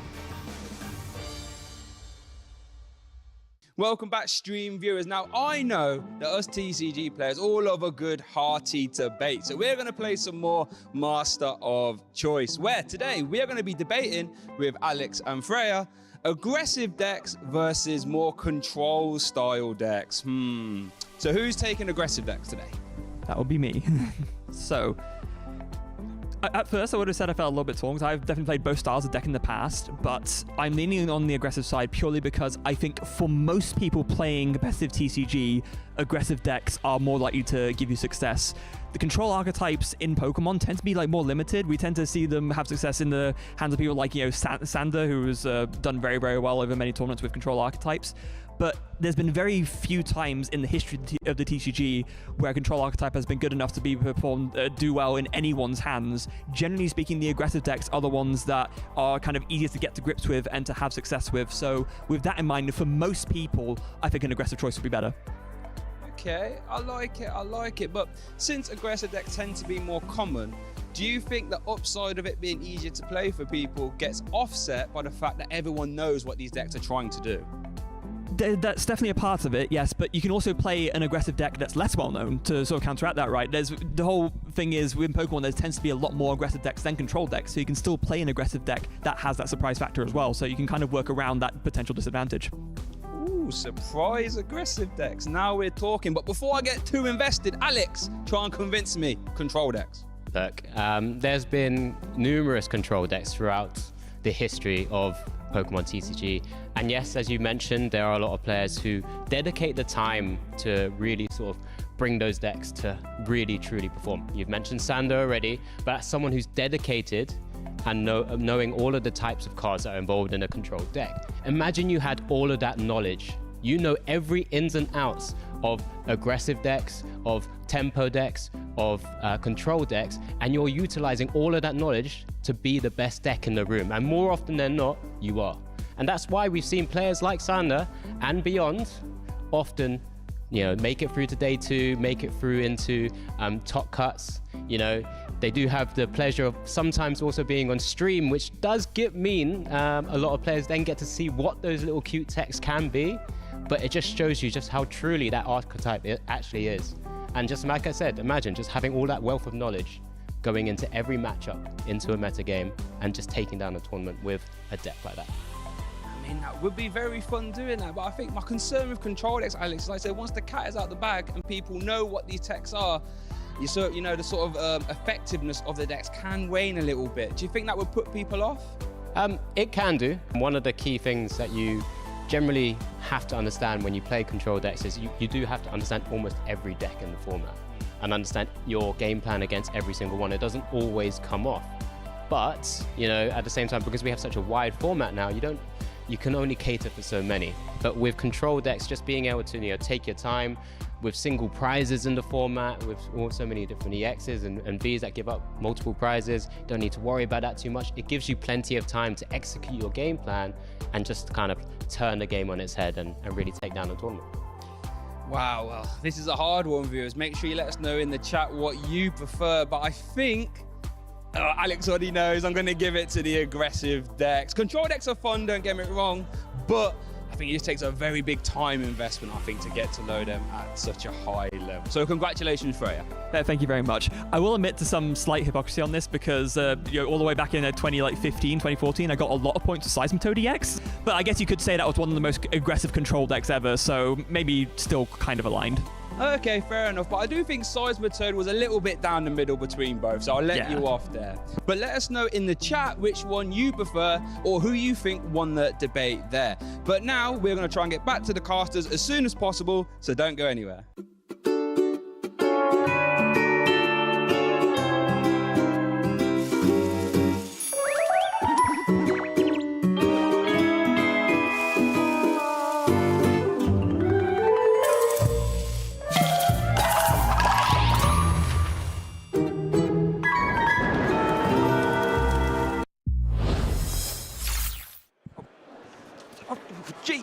Wow, that was a bit quick, that weren't it? I wasn't expecting that, but I'll tell you what, Fred, I don't know if you can feel that in the air, but is it a bit cold? It's yeah, just a little, like I feel a little bit of a shivery chill in the air. Bit of a shivery chill, it's almost like we might be getting a Chien-Pao one next. I'm not 100% sure, but yeah, gotta get shivery chill up in here. Super cold almost. Oh. There's we now have our next feature match here ready for you. So we have Owen Cameron against Adam Deck, and yes, indeed, Owen will be playing Chien-Pao Baxcalibur. Perhaps we were talking earlier about maybe we weren't really seeing a breakout success story deck-wise in Lille. Thinking about it more, maybe I think Chien-Pao might be the one, you know. Yeah, honestly, I'm feeling very confident that now the lists have been refined. You know, people have worked out, you know, certain counts and certain consistencies. We could be onto a winner. Adam Denkner, I believe, was going what, 8-0-1 yesterday, so undefeated, or 8-1, one of the two, winning 8 games out of 9 nonetheless. Looking at these prize cards though, one Chien-Pao EX prize for Owen, and a couple copies of Water Energy, which could be very impactful since he only plays 9. That could be something to watch out for. But Owen does kick us off here in our round 12 feature match. So here we go, Owen going first, and starting off very strong with both leading the Frigibax and then the Battle VIP pass as well. Just going to attach Water Energy from the hand to the Frigibax to retreat it, and then going to go for that Shivery Chill ability, getting 2 Water Energies out the deck. Feeling awfully a bit cold. Make sure you grab your coats. There's shivery chills knocking about. I'll tell you what, when you're playing Chien-Pao, if you can get that Chien-Pao in the active turn 1, start to filter those energies into your hand, it makes it infinitely easier, honestly, because energies in the deck are the worst place for Chien-Pao. You need them either in the hand so you can attach them via Super Cold Baxcalibur, or even the discard pile so you can just grab them back via Superior Energy Retrieval. And obviously Super Chill when Chien-Pao is in the active, letting you grab 2 Water Energies from your deck, put them in your hand. Yeah, pretty much every single piece of the Chien-Pao archetype just synergizes so well together. You know, you have the Chien-Pao's ability, searching energies, the attack that does more damage for each water energy you put on, Baxcalibur, being able to attach as many water energies as you want, and then you have the support of cards like Irida, of course, which lets you grab a water Pokemon and an item from the deck, so I can get you that rare candy Baxcalibur combo. Everything in this deck just flows together really beautifully. Yeah, you know, you've got Shivery Chill to get the water energies from deck. You've got Greninja to discard them via conceal cards and use Moonlight Shuriken in certain scenarios. Irida searches Pokemon and items, a rare candy cross switcher, cancelling clone, any piece of the puzzle. Like you said, the deck just synergizes so well together. As we do see Owen have a VIP battle pass as well, grabbing that Raging Greninja and Manaphy too. Yeah, obviously with your opponent leading that Raging Greninja, don't want to be messing about with that, wanting to make sure you have protection from that Moonlight Shuriken, rather than falling victim to maybe two Frigibaxes being KO'd. That would not be good news. Yeah, so that's your defense, isn't it? You have to use that Manaphy to stop any Moonlight Shuriken shenanigans. You never know these days with, Turbo List playing Lost Vacuum. The turn 1 Moonlight Shuriken is a possibility. Owen wants no part of that by putting down that Manaphy. Also does find a Bidoof, which is actually a huge find, by the way. The difference between playing Chien-Pao with and without the barrel is immense. So being able to develop that Bidoof turn 1, strong start there from Owen, all things considered. They're, of course, going to be wanting to get out that barrel, of course, with the Industrious Incisors ability, able to, once per turn, draw until you've got 5 cards in hand. It's been one of the most solid draw options. Recently, not this year, of course, but last year, of course, winning Worlds in the hands of Andre Scubals, the support for Arceus. Yeah, solid card. Yeah, obviously, Andre's interview on the stage after winning said, just play the barrel. Yeah. That was his top tips. Owen taking note there. As Adam does play an escape rope to get that Greninja out of the active into a Comfey and uses Flower Select. And let's see what we have. Getting rid of a Super Rod in favor of a Water Energy. If you can use that Water Energy to conceal cards, draw 2. Let's see what they are. Was that Battle VIP pass? Yes, it was. Oh, Adam is off to the races, baby. Gonna grab 2 basic Pokemon and put them on your bench. You have to imagine what Comfey, Cramorant, double Comfey, anything along those lines. If there's any card you can pick turn 1 for finding it from a concealed card, I think Battle VIP pass has got to be pretty much near, if not at the top. Yeah. Gonna be very happy about finding that so soon, and gonna be able to get set up very, very nicely here.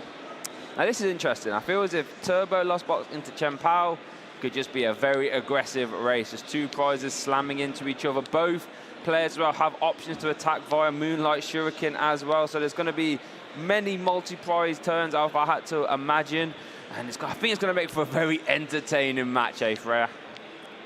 Yeah, I think so as well. So,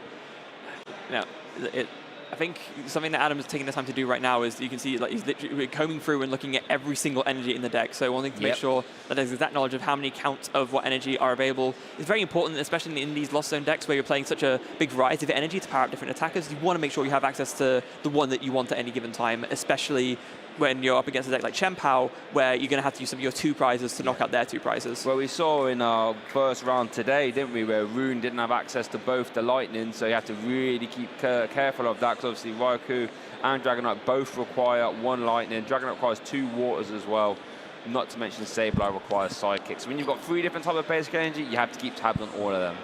Yes. Speaking of Psychic energy, 1 is found off that Flower Selecting. Only plays 3 copies, so you have to be careful with that. 1 does hit the Lost Zone, so keep an eye on that, viewers, as this match progresses. 1 Psychic Energy in the Lost Zone.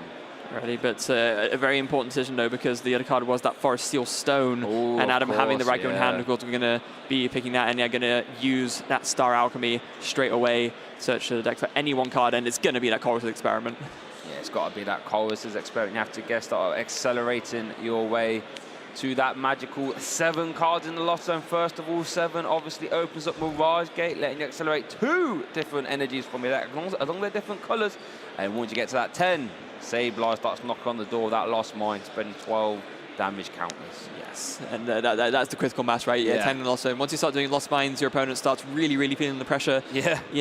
We saw before, it could be devastating getting it as early as turn 2, right? And you could just KO 2 60 HP Pokemon. It's about the best sort of turn 2 you can ask for when you're playing these Lost Zone Toolbox decks. Not going to be happening in this instance, but a Chorus Experiment all the same, going to make for a very, very solid start for Adam. Oh, 2 Water Energies there, though. 2 Water Energies, a Nest Ball, Roxanne. All good cards, all things considered. Up to keep the double Water Energy in the Roxanne. Don't mind that. Don't mind that at all. I think it makes a lot of sense.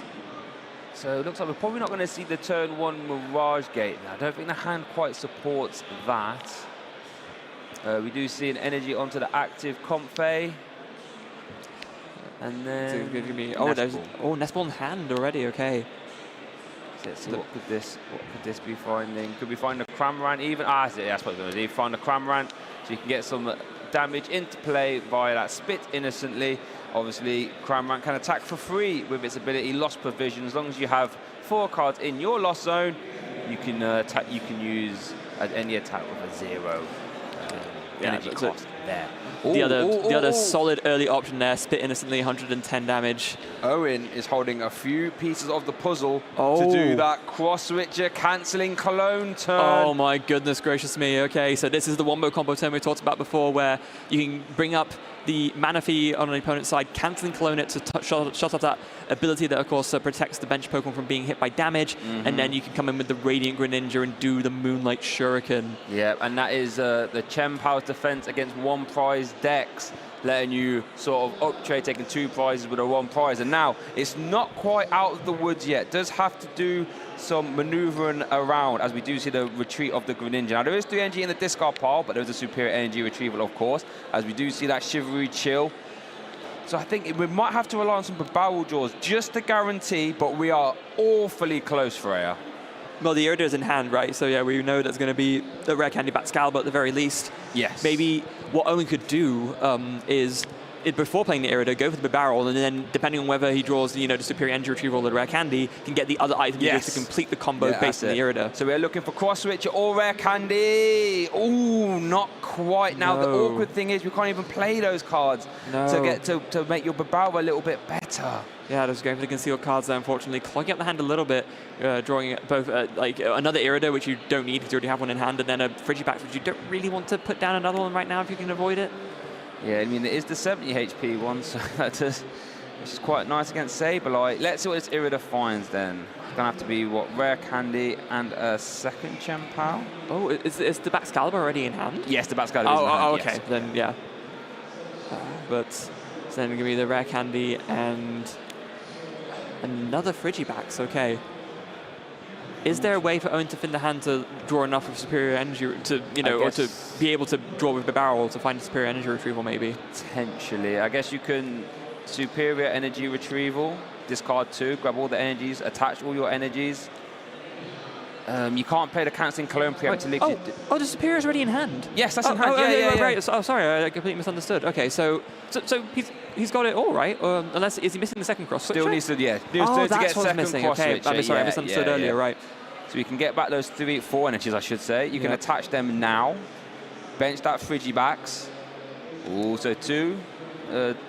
2. Okay. So now we have to draw into into 1 now. Yeah, to use Moonlight Shuriken. Maybe Owen thinking it's not worth the risk in case you miss the cross switcher. So just going to yeah, well done. He did that right there. Yeah, I think it makes sense as well because the problem is you can't play the cancelling clone until you actually get the Manaphy active, so you need to hit the cross switcher before it. So yeah, hoping to maybe hit the missing common piece off the concealed cards, but with it not working, Owen just conceding, it's better to play it safe. Oh, does take a cross switch out the prizes though. Oh, okay. Does take cross switch out the prizes, and I quite like that play of leaving 1 on the active Chien-Pao, Hellblade, and 1 on the Greninja. So still opening the door for that play. Can't get it maybe that turn. Still very possible later on. Yeah. Over to Adam. Let's see what he can do. Adam's going to be very mindful of the fact that he knows that Owen can do the wombo combo play at some point, especially now that the setup is a bit more there. Should be a bit easier to put together the pieces for that later on. So Adam's going to have to put in some aggression here to kind of counteract that as best as he can. See what I mean. Adam can take a 2 prize KO. That is perfectly fine. Does play 1 copy of Boss. So while it is possible you could try and go after the Baxcalibur, it's going to be quite hard to find. We do see a Pokestop. Oh, okay, here we go. Oh no, gets 1 item, not one you really want. Battle of our P-Pass gets rid of a Dragonite and a Corvus Experiment. That is not really what you want to see there if you're Adam. No, not at all. Let's see, what else can Adam manufacture here? Does have switch carts? We could get another use of Flower selecting at the very least. That'll take you up to 6. Yes, it will. So here you go, 1, 2. Let's see what we get there. Nest Ball and... What was that? Is that Sableye? I'm actually not sure. Couldn't quite make that one out, but it was definitely a nest ball. Nice secret rare one there for Adam. Well done, Adam. But then what was... It is a Sableye. Oh, it is, okay. So, and going to decide to lost zone that. Does play 2 copies, though, so we'll have access to 1 more. Yeah, it's not something that you ideally would want to do, because if you lose that second Sableye, it can make yourself a little bit more vulnerable, but sometimes that's just the choice you're left with, and that's the decision that you have to make. Here we do see the Super Rod opting to get back Cramorant and double Water Energy. So at least for now, that Dragonite is still in a discard pile, so that won't be getting used anytime soon. Here we do see a Nest Ball, likely going to pluck that Cramorant straight back out. Yes. And then we're going to shuffle the deck afterwards. So we could see a Spit Innocently into this Chien-Pao. Yeah, so with the Cramorant there, of course, wanting to get that back, I think that's probably the best attacking option this turn, just so as something that only gives up 1 prize, so it makes sense to Super Rod it back, and then of course you would have needed to take the Nest Ball so you can get it straight out of the deck after you Super Rod it back in. And I'll tell you what, if you do Spit Innocently this Chien-Pao, a Sableye could KO the Radio Greninja and Chien-Pao in 1 turn. That's true, that actually, that is a good maths right there, that Lost Mine. We see a Lost Vacuum being played, get rid of Pokestop. Quite like that, because you know that Chien-Pao is a Pokestop deck, so they could use that for equal effectiveness. Actually, no, would it be enough? Because you'd be doing 110, you have to put another 110 on there, then you put 10 on the Greninja. Oh, I thought the Greninja had 120, No, it's 130, yeah. Little 10 damage off there. Yes, just a little That's bit what short. we got for there to catch little old me. We do see Owen open up the turn with a Shivery Chills, but we do know all pieces of the combo are in that hand, Freya. Here we go, cross switches. Here comes the cancelling close, starting to smell nicely up in here for Owen. A perfect find from the prizes there, finding the second cross switcher to be able to play them both at once. Of course, cross switcher only working if you have 2 in your hand at the same time, but then enabling you to bring up one of your opponent's Pokemon, switch one of your Pokemon from the bench to the active, and now the perfect setup here as the cancelling Cologne stops the Manaphy's ability, and Moonlight Shuriken can now do bench damage for this turn again. Always feel it's like an insult if you go around the Manaphy and, KO 2 support Pokemon. Say, Manaphy is no longer doing it, you don't need it anymore. I'm just going to go around that, get your 2 support Pokemon, and that Manaphy can stay in the active as well. I mean, goodness gracious. If you're Owen here, do you just go for double Comfey KO? I think I would. Yeah. That's what I'd be doing. Adam still hasn't quite got to that 10 lost zone yet, so we'll have to actually work a little bit. Has to get the Manaphy out the active, and then, try and, find Colruyt. I think that's what I'd be doing.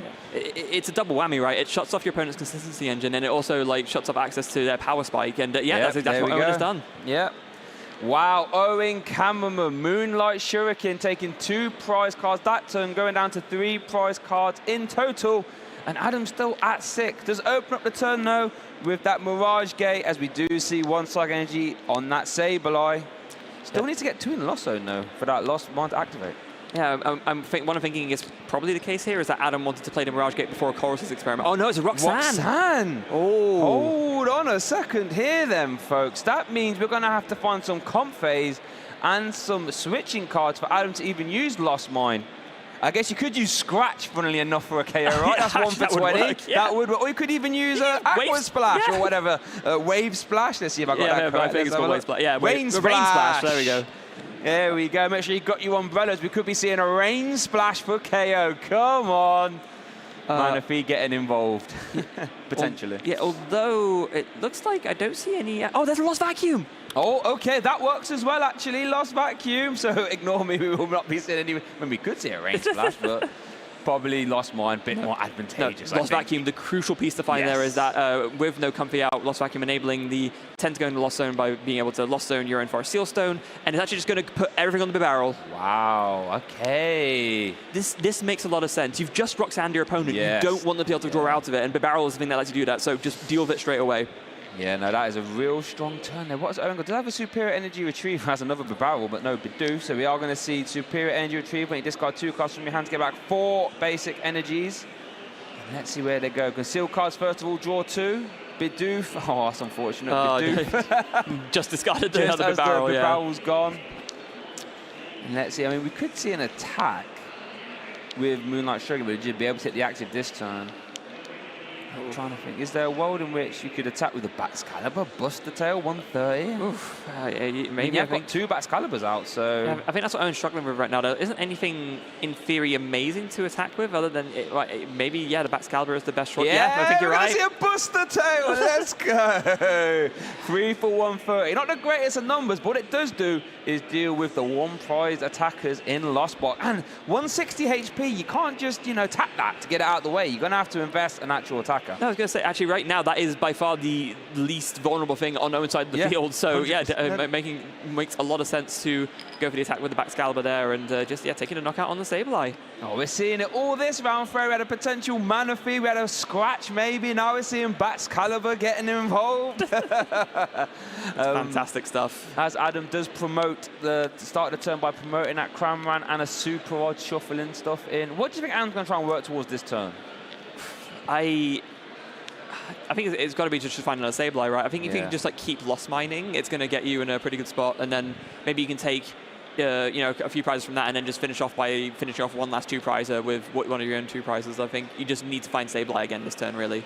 Well, we did see it get shuffled in. Obviously, the second one is in the lost zone, so is only one access to... Oh, I don't see a way to grab Sableye off that Chorus experiment, as we see Boss's orders look like it's hitting the lost zone, and I think it was that Lightning Energy as well. I think it might have been. Oh no, still debating actually. Yeah, it's a tough decision. So switch card looks like it's being taken. Lightning, no, not Lightning Energy. So switch card and Lightning Energy hitting the lost zone. Yeah, always a bit tricky when you're putting a Lightning in the lost zone, of course. Tends to be the one the colors you play less of, but in this instance, deciding the other cards are just far more important. And yeah, right now it's just that Sableye that really needs to be found. A concealed cards there. Does Adam find it? I don't think so. So we do see a switch cart. The problem is now that when you're starting to use Comfort to dig for stuff, you also have to be able to maneuver the Comfort as well. Ooh, a skate road. Now, this is actually a really interesting decision.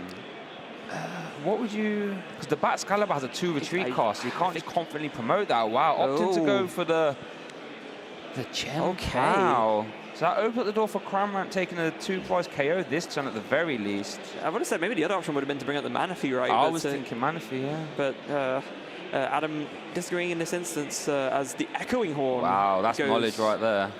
Yeah, no, that would have been perhaps a useful thing to find later, but no, just going to have to go to the lost zone there. But no Sableye for Adam. Well, we know Adam has a switch cart at the very least. We can see that switch cart into Cramorant for that spit innocently. Now, it's one of the downsides to Chien-Pao EX. While it is a massive consistency card via Chivalry Chill and a damage counter thrower with its Hellblade, it's only got 220 HP, 2 prize. That is not a high number. No, that's which it seems crazy to say, right? Yeah, 220 is not a high number, but in this particular instance, no, it's not. That's just the state of the game as is currently. But yeah, there it is. Switch cut now into the Cramorant, and it's just going to be a very clean, exact 2-hit knockout on the Chien-Pao for the Cramorant. That is efficiency right there, not a wasted damage count. I don't know what that Chorus was. Chorus was no business. Chorus saw that cross switcher Cologne Sir and said, nope, I'm checking out. See ya. Yep, see you later. I was like, no, come back here. We need you. We need you. So yeah, quite like this position for Adam. Owen only been down to 2 prize cards is scary though, because that Raikou is there. Yeah, and that's going to be the big finisher, right? That's especially with the amount of energy that's already gone. I don't think you're going to be able to pull off a Dragonite attack this game. You could, but I think at this point Raikou's going to be there waiting in the wings to finish things off as needed. But then for now, it's back on Owen, who only needs to take 2 more prizes to win. So if he can piece together some way to KO the Raikou himself, that would be a win condition for him. But I don't know if he can quite do it just yet. No, I think it doesn't play a copy of Boss's orders, so there will be no. It will have to be a double cross switcher to act as the Gust. I think I'd be perfectly happy if I was Owen, just busted tailing again, going down to 1, and basically saying this Chien-Pao has no problems dealing with anything you promote. So, have fun really. Have a crack, but I'm in a very good spot. Yeah, there's no way for Adam to take a free prize turn, right? Even if you go for like Bidoof plus Manaphy plus the Greninja, that's not quite putting enough damage counters on the field. A little bit shy. There is no like Halucha or anything like this to increase. So Adam might be starting to feel the pressure a little bit here. Let's see. This could be a fantastic turn for a Roxanne, maybe. Yeah, also exactly like I said, Buster Tail just came in the Cramorant. Now back on Adam, conceal cards for 2. There's the Sableye, a little bit late. Oh, one turn too late, Yeah. Sableye. Come on, mate. Oh, dear. Yeah, I'm impressed with that Baxcalibur, that Buster Tail, doing all kinds of work. Yeah, especially because it KOs any one prize you put out, right? Which means that you're forced to end this turn on a Raikou, otherwise you just lose the game, unless you can KO the Baxcalibur somehow, of course. And there is no text on that. You can just keep using Buster, 160 HP. That's a high number to deal with, you know? Here we do see the Super Rod being played, getting back the Lightning and a 1 Water Energy. I imagine maybe a 3rd target, and looks like that Cramorant's been very... That Cramorant has shown up. I'll give that Cramorant credit. Definitely pulling its weight now back into the deck. Those 3 go, but it doesn't. The problem is it doesn't solve the ultimate conundrum of what's Adam's actually best line to play this turn. Yeah, I'm struggling. I think ideally it would involve Roxanne, right? Roxanne and then attack with Raikou. That's the highest HP. Yeah, the old Roxanne and Prey. It is there in hand. So yeah, as long as Adam can get this Comfey out of the active, I guess that's what you do. You retreat to the Raikou, Roxanne. Yep. Cross your fingers. Cross your fingers and hope. I mean, Owen managed to navigate out of the first Roxanne. You know, law of averages, might not be able to draw out this one. At least, of course, Adam's hoping. Here we do see that Raikou hit the active. Now, will we see the Fleet Foot before or after the Roxanne? Surely do it afterwards, right? Or no, maybe not. Okay, maybe there's something you want to see now. Maybe hunting for something. That was a Chorus. I don't think you play that, though, surely. No, there's got to be the Roxanne, surely. Oh, is it? Oh, no, gonna book Boss's orders on the Chien-Pao. Okay. I guess, okay, this forces Owen to have double cross switcher to win, to be fair. So I can see the reasoning here. Because there's no way you can, with what's on the board right now, there's no easy way to take a kill on this Raikou unless I'm missing something. Well, promote Baxcalibur, Ultra Ball for Chien-Pao. Hoping to try and have some energies and just KO it, right? Unless all 3 Chien-Pao in the discard pile. Possibly. I mean, superior energy retrieval's there. Well, let's see. Yeah. We'll see how Owen plays this out here. Let's. I'm trying to think if we've been 4 energy on a Chien-Pao to take a KO. So we're going to start the turn off with a concealed cards. Oh no, they weren't very good. They're Ultra Ball fodder. So if we see a Chien-Pao in the deck, I think this is wrapped up, right? We see the barrel. Yeah, there's none left. No, there's none left. Is there a Super Rod? I know we've seen one be played at the very least. I'm not sure I saw one, you know. No, I don't think I did. So Adam picking up on something here, very, what might first seem like a quite risky line to play might actually be the way to win. So at this point, we are going to have to go for double cross switches. You're right, Freya. Oh. Okay, so Irida gets at least 1, right? Yes. No matter what. But we've used Pokestop already this turn, haven't we? Oh, no, we haven't. No, haven't. So cross switcher! Free. Oh, it's 3 items, but no cross switcher. Oh, and no Super Rod either. No way to get something back. Is this it? All 3 Chien-Pao in the discard pile currently. Wow. Okay, so Irida. Yeah, what do you even find here? Yeah, Super Rod, that's what you needed, right? Unless, wait, is there still a way to piece it together? Super Rod left. Wait, there's a Nest Ball in the hand. Yeah, there's an Ultra Ball in hand. Oh, a Nest Ball, sorry, yeah. So Super Rod gets back Chien-Pao, Ultra Ball for Chien-Pao, Chivalry Chill plus Superior Energy Retrieval takes game 1. Wow. That was a nail biter there at the end. Okay, I wasn't sure if the Super Rod was available there for Owen, but does play 2 copies actually, so there we go. That's why. It would have had to have been the last prize in order for that to not work, yeah. Whew, Owen's got to be bringing a sigh of relief there after thinking, this could have been it. Like, Adam almost managed to actually find the way to take the win here, but just the clutch barrel draw, finding the Irida and then the Nest Ball to piece everything together to just KO the Raikou and take that game 1. Yeah, the Pokestop coming in clutch there, the triple items at the end as Owen Kammerman takes the game 1 there, goes 1-0 up here in this Swiss round 12. If you've just joined us, both of these players are looking to try and get their place in the top 8, and they do that just by winning games. Yes. And Owen's put himself in a fantastic position as both players look like are eagerly waiting to get this game 2 started. Yeah, so there we go, drawing the opening hands. Adam, I imagine, will be going first in this instance, although, I mean, sometimes there's lots of spots you're up to not. You may prefer going second just to get the early aggression in, so we'll see what Adam opts for here. And as I take a look at these prize cards. let's see what we're working with. Nothing too impactful there, I feel, for both players. Well, the one copy of Chien-Pao at the top could be interesting, as we saw Chien-Pao was a vital resource at the end. As Adam does lead that Greninja. You know, he's feeling the cold here. Adam wants to turn up the heat a little bit, stop those shivery chills, and get involved in this game too. Starts off the turn with a poke stop. This could be quite important. Uh-oh. Okay, not too bad. Nestball's okay. Getting rid of the chorus, not so much. Yeah, I think, was there already a chorus in hand as well? I'm not sure if I saw one or not. If so, then discarding that one is completely fine. Yeah, I haven't had a chance to consult Adam's hand yet, though. Look at the speed, almost like someone's put him on fast forward, the speed he's... I mean, that's what you have to do, right? When you're down a game in a 50 minutes best of 3, you gotta turn up the turbo a little bit. Yeah, and that's the thing. When you're going for these top 8 placements, right, Frere, you need wins. Ties aren't that impactful. You want to try and get as many wins as possible. Obviously, you'd rather get a tie over a loss, but wins are really what you need, right? Yeah, absolutely. The tie is only worth 1 match point, whereas a win is worth 3. And if you talk about the later stages, you know, when you get to the end of the tournament and you're thinking how many match points do I actually need to get into the top 8, usually it's above the 30s, right? You're thinking, you know, 32, 33, sometimes even like 34. It kind of depends on how many people there are in the tournament. But yeah, it's you need to hit those higher match point numbers if you want to think about making the top 8. Especially since we've got 6 rounds of day 2 Swiss here as well, so that alters things a little bit as well. So that looks like Adam. Oh, okay, not the most explosive turn 1s there. Only 1 card in the loss zone. Let's see what Owen can do. Does have a Hisuian heavy ball by the looks of it. Opens up the turn with a pokey stop. Oh, okay, gets 1 copy of Nest Ball for both players there. Oh, that hand doesn't look too great, actually. No, I mean, there's a Hisuian heavy ball, but like we saw, I don't think there's anything that useful to get from it. I mean, there's...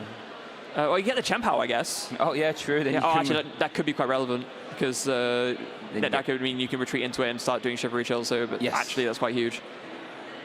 But was there a way to get Frigiback? Oh, no, he had got the Nest Ball off the Pokestop. Okay, woo, that was a clutch Nest Ball then. That could have got a little bit dicey there for Owen, but like you said, heavy ball can liberate that Chien-Pao from the prizes. Nest Ball gets Frigibacks, and Owen could be off to the races. Yeah, and that heavy ball has now turned this start into a much stronger one, and yeah, we can see the rest there. It's kind of what's left over in terms of the prizes are the 1 copies of things that Owen runs multiples of, so not going to be feeling too upset about that in the slightest. Nothing terribly impactful there.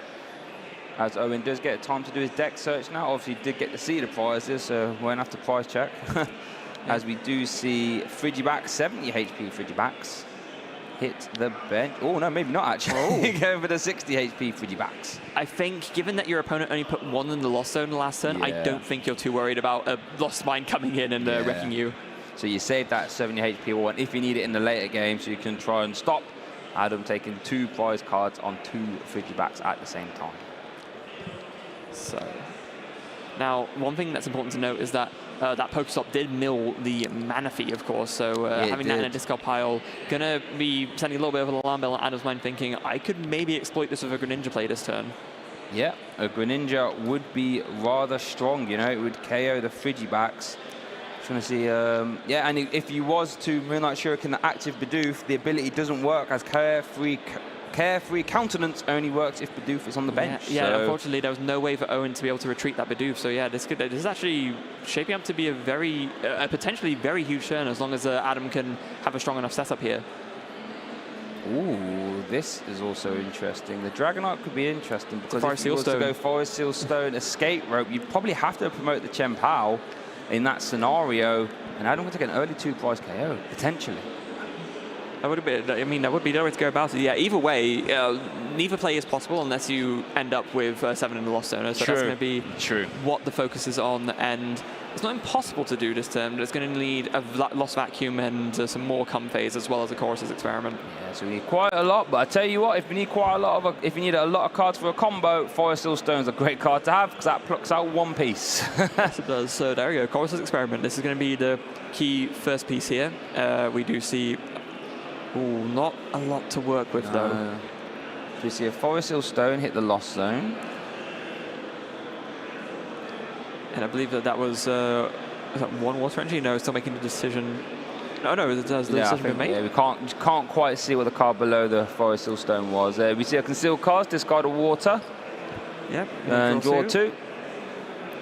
Escape rope and superior energy retrieval. Okay. Can't quite make out exactly what's in. Oh, there we go. We see a comfort. Okay, that's a good start.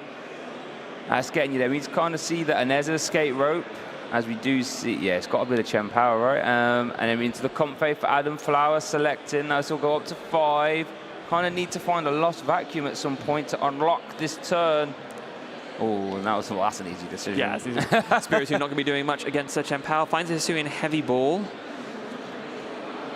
And we're about to take a Sableye out from there, I believe. That was one of the things prized, but no other basics than that. So not something that can sort of further advance Adam's game state. And I think with that, I don't think Adam is able to get any further with cards in the Lost Zone. Yeah, I think that kind of concludes the turn. Has he used Pokestop this turn? Not this turn, I don't believe so, no. So we could still see the Hail Mary Pokestop, you know, trying to bail you out. But you're right, if that Pokestop doesn't do the business, then this turn will be grinding to a halt. Wait, is that a lost vacuum in hand? Is that a gold lost vacuum? No. Oh, yeah, it is. Oh, okay. So he has got it. Okay, well, this changes everything. Wow. Well, you know what? By playing the escape rope, a minor thing, the Bidoof's ability comes back online. Oh, yeah. So can only really go Chien-Pao, but Frigibacks. But in all honesty, getting rid of Frigibacks is the main thing, right? It'd be a bonus to take an extra prize. Here we do see the Pokestop being played. 1, 2, 3. Oh. Just get the Super Auto, funnily enough. So yes. You can put them straight back in the deck if you want. The only problem was going to be if the aim is a Dragonite attack, then the fact that there's 2 water energies now in the discard pile is going to make that a little bit tricky. Or the Greninja even as well, so you can't. You're forced to play that Super Pod potentially. There's also I don't know if there's any way to actually pull off an attack this turn, because there's no energy in hand, that's the issue. So you can Mirage Gate once, but that's not going to be enough energy to attack with either the Dragonite or the Greninja, so it might just have to be a Cramorant this turn instead. Yeah, you might have to play that Mirage Gate just to get this Comfrey out of the active then. Was there any switching cards in there? I don't recall seeing any, no. Wait, onto the Sableye? Yeah, I guess you could just pay retreat, use the Cramorant, you can just maybe prepare the Sableye for later on. Oh, yeah, I guess that makes sense. I don't think you'd be doing Scratch this turn, that's for sure. No, talked about it earlier. But I don't think this definitely isn't the turn for a Scratch. No, you've got the Cramorant right there, right? You can do like you did last game, just spit innocently, do half of the Chien-Pao's health and damage and just take it from there. That's absolutely a fine turn. So here we do see pay retreat, and like we said, spit innocently, attacking for free via that lost proficiency ability. Big turn here for Owen. Let's see what he can do. So the Frigiback survives. That's going to be important point number 1. Shivery Chill is going to come in. It's going to come down to whether Owen can find the fabled rare candy stage 2 combo to get that Baxcalibur out. I mean, there is a dream or world in which you can get the Moonlight Shuriken off this turn. Be very hard. Here we do see Pokestop coming down. Let's see what gets rid of Ultra Ball. Rare Candy. Oh my goodness gracious me. If you're a Chien-Pao player and your Pokestop gets you Rare Candy Ultra Ball, you're feeling very happy. Actually, to be fair, Oh, wow, okay. It wasn't even necessary. Like, the Rare Candy Baxcalibur was, like, already in Owen's hand. Oh, wow. The hand is stacked. Wow. Yeah. the rare instance where you didn't want to see the Rare Candy. Ultra Ball's never a bad thing to have, though. As we do see the Baxcalibur come down, we've got another Chien-Pao. Ultra Ball can find you Barrel, so you can start drawing cards with that. Barrel also, if there's another Ultra Ball in hand or another Pokemon search, maybe something that Owen we're thinking about is trying to get that Radiant Greninja out. Yeah, that's definitely... There is no Manaphy, like we discussed earlier, on Adam's side of the field. That would be the Dreamer turn. That would be the eyes widened scenario. It's possible. Has to go to the Chien-Pao to do it. And a Baxcalibur. Not things you really typically want to put in a discard pile, but you are correct, Freya. Here we go. That Greninja's coming down. I mean, you have to go for it, right? You have this opportunity to do a really devastating turn. You can just, I think in this instance, you actually just KO the Sableye in one of the Comfeys. Wow, paying the retreat already. Super cold, pay retreat. Oh, this is a very ugly superior energy retrieval, though, potentially. There's discarding another rare candy and a Pokestop. So you're going to have to attach these energies now. Yeah, there we go. Look at that. That was easy, wasn't it? No cross switches needed this time. Nope. Moonlight Shuriken, double Comfey again as Owen leapfrogs the prize cards there and goes down to 4. And this does make sense as well. With there only being 7 in the lost zone, Owen just thinking, I want to deny Adam getting to 10, and if I can deny Adam getting to 10, then the Sableye having an energy on it doesn't matter anyway. Oh, look at that Pokestop! Yeah. That would have been good turn 1, right? Oh, goodness, yeah.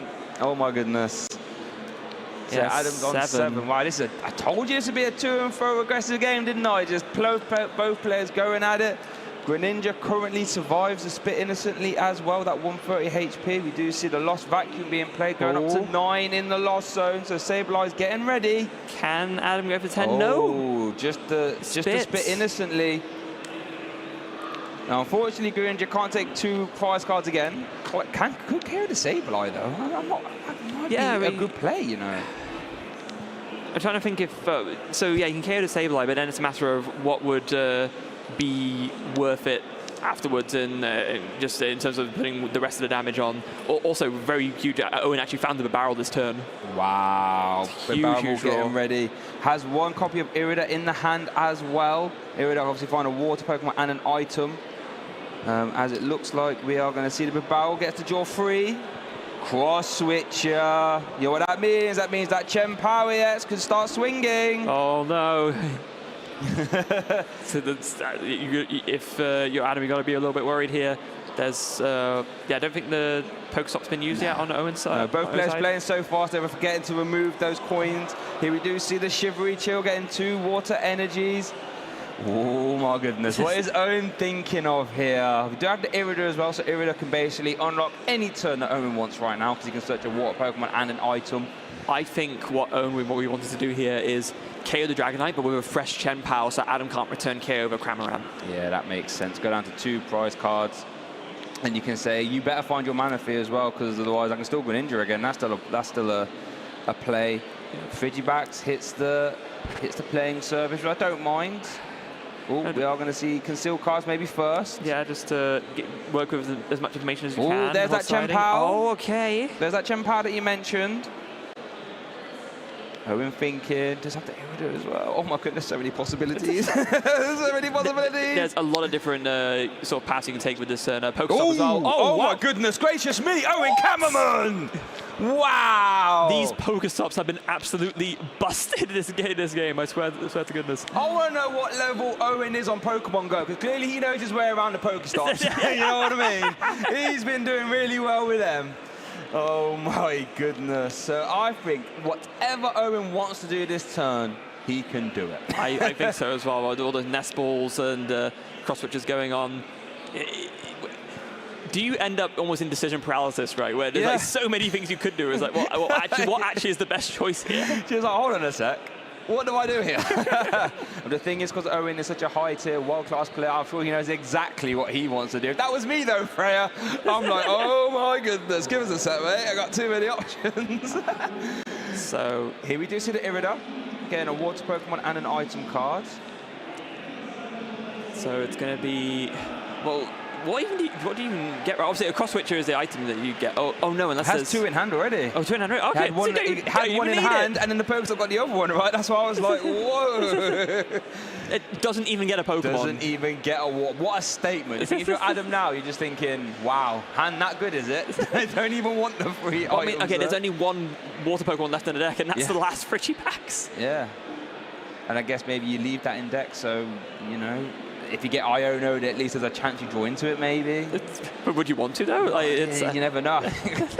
Owens is such a good position, right? I think it's one of those situations where it probably just doesn't really matter. Yeah, we're talking minute fractions of probabilities and stuff here. We're going to see that superior energy retrieval, I think. Discard 2 cards from your hand, get 4 basic energies, and obviously super cold, letting you attach them anywhere you like. Now, is Owen going to attach him to a fresh Chien-Pao? Is he going to attach him to the Greninja? Or is he just going to attach him to that Chien-Pao? Interesting. Not going to go for the Dragonite, maybe? No, maybe you attach them there so you can discard them off that one. Leave 2 on your active, maybe, whatever you attack possibly, with. Yeah. That one's the Greninja. Okay. Yeah, 1 there. Are we gonna? But we could still see the Chien-Pao get benched with the other 2. Then you can pay retreat as well. Or you wouldn't even have to pay retreat, so you've got cross switches even. There will be no pay and retreat potentially. So it looks like we're just going to see, okay. So Owen maybe wants to hold on to those cross switches. Yeah, maybe a little bit of hesitancy maybe, but I guess the problem here though is that now you're maybe vulnerable to a Roxanne. I know Adam has just played a Chorus Experiment now, so it doesn't matter, but there could have been an opportunity there for Adam to Roxanne Owen again. That could have been a dangerous Roxanne plus Lost Mine to the barrel turn, right? And that could spiral out of control fast, but Owen maybe breathing a sigh of relief saying, whoa, that Chorus is not a Roxanne, I'm going to hold onto my hand for now. Interesting turn, because now Owen's on 3 prize cards. You know, sort of skewed the prizes a little bit there for himself. Over to Adam, though, does play the concealed cards there, discarding the lightning energy to draw 2. That is an accordion hand, as Benjamin Rabioti would say. That hand is massive. I don't think I've heard that one before. You never heard accordion hands? Hands so big. As we do see Lost Mine coming down, getting rid of the Greninja. And was it Frigibax as well, was it? Yeah. I believe so. So Lost Mine picking up Adam's first prizes of the game. But now... You got a thinking face on, Shay. What are you thinking? It's quite a dicey scenario in here because Adam's on taking 2 prize cards, right?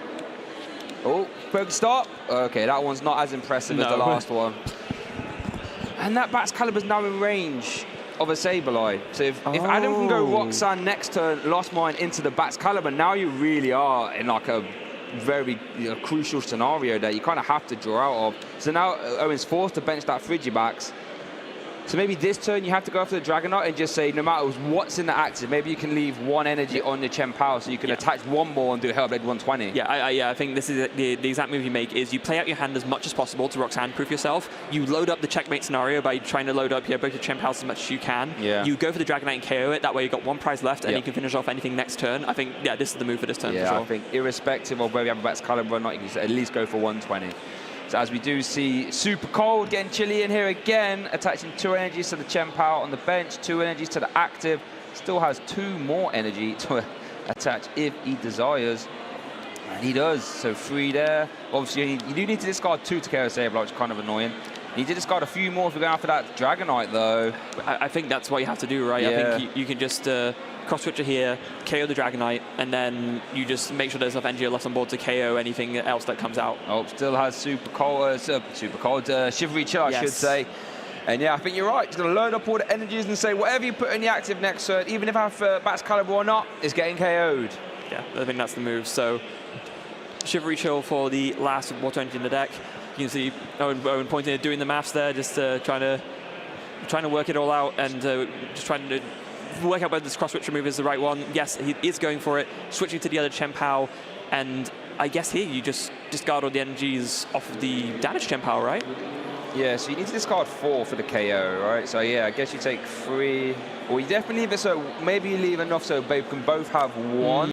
So irrespective of whatever happens, you just attach 1 more. Or you can discard them off other places like Frigibax as well. That's a good thing about Super Cold. You can you can have a think and then attach your energies afterwards. And then I can give it a bit of barrel as well. Oh, goodness gracious, had the superior energy achievement. You can even start plucking them out the discard pile and just flood the board, for lack of a better term. Pardon the pun, I did it on purpose. With energy, as we do see. Yeah, look at that. And I love this because then if you try and stall at the Frigibax, you can just pay retreat as well. Pokestop there for Adam.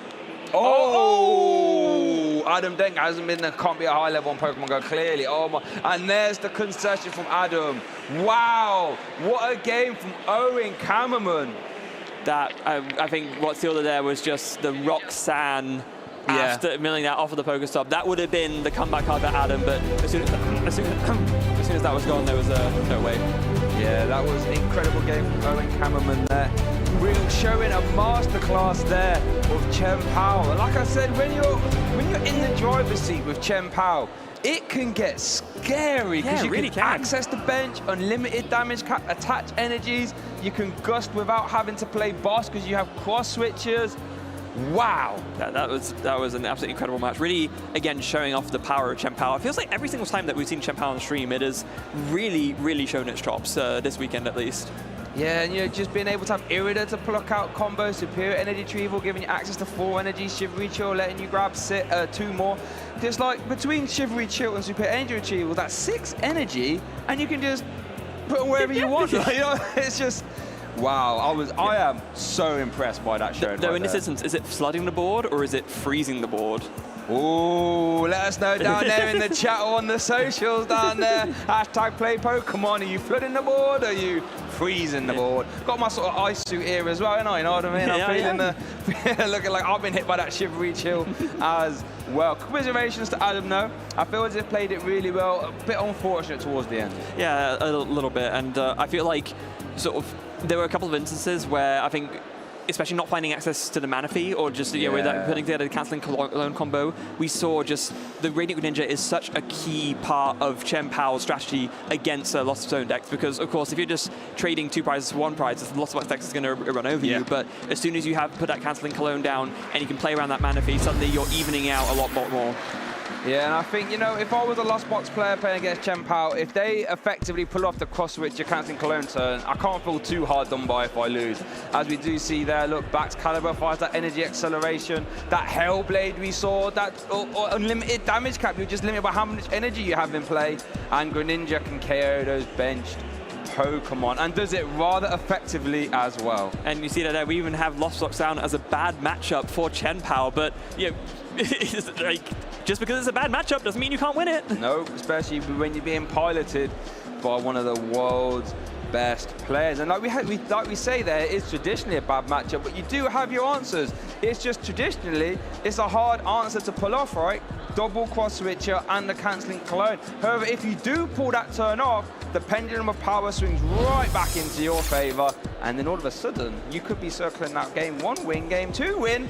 That's a win for me, and Owen gets himself 1 step closer to that top 8, top 4. Maybe that spot in Hawaii too, maybe. I'm going to say it's a little bit early, but do we think maybe this is it? This is the breakout event for Chien-Pao to go all the way? Oh, you know what? Ever since we submitted our Carter predictions, I've been slowly talking myself more into Chien-Pao. I just think it needed a few more events for players to work it out. And now, well, you saw it there. When it's flying, it's flying. It's absolutely flying. It's been a long time since we've seen a strategy of this kind do so well. I think to me, it's something that I really love about this format specifically is the fact that not only are Stage 2 decks viable, but there's multiple different Stage 2 decks viable. And I think sort of the design of how these Stage 2 Pokemon are sort of powerful enough to make that risk and that difficulty of getting them out worth it shows that there's a wide variety of decks that you can play. Because I mean, there are the sort of the more basic and Stage 1 strategies that are viable as well. But it's been a while since I think we've seen Stage 2s show up in this kind of capacity, and the fact that that is an option now for players and it's a very successful option it just makes me very happy to see. When was the last time there were 3 top Stage 2 decks? Because we have Gardevoir, we have Charizard, we've got Chien-Pao. I think you'd have to go back to the Sun and Moon era, really, where GXs, of course, there were a lot of very powerful Stage 2 GXs that were like Gardevoir, Vikabulu, maybe. I'm sure there was another one. Metagross, there you go. Yeah, Decidueye. And Decidueye, so we're going all the way back. But it's fantastic to see, being able to play Stage 2s, Stage 1s, and Basics. But I think Owen is ready for the winner's interview. I cannot wait to hear from him. So let's throw it over to that interview right now. Hi everyone, and welcome back to our winner's couch here. I'm with Owen, of course, winner of the last feature match. An impressive performance. How are you feeling? Feeling amazing. 3-0 on the day, and then being on stream just always feels good. Winning 2-0 as well. Just, nothing wrong with the day. It's a good time, right? We regularly get a chance to feature you on stream because we know you're a top player. You were, in my video, one of the players to watch for this tournament, of course.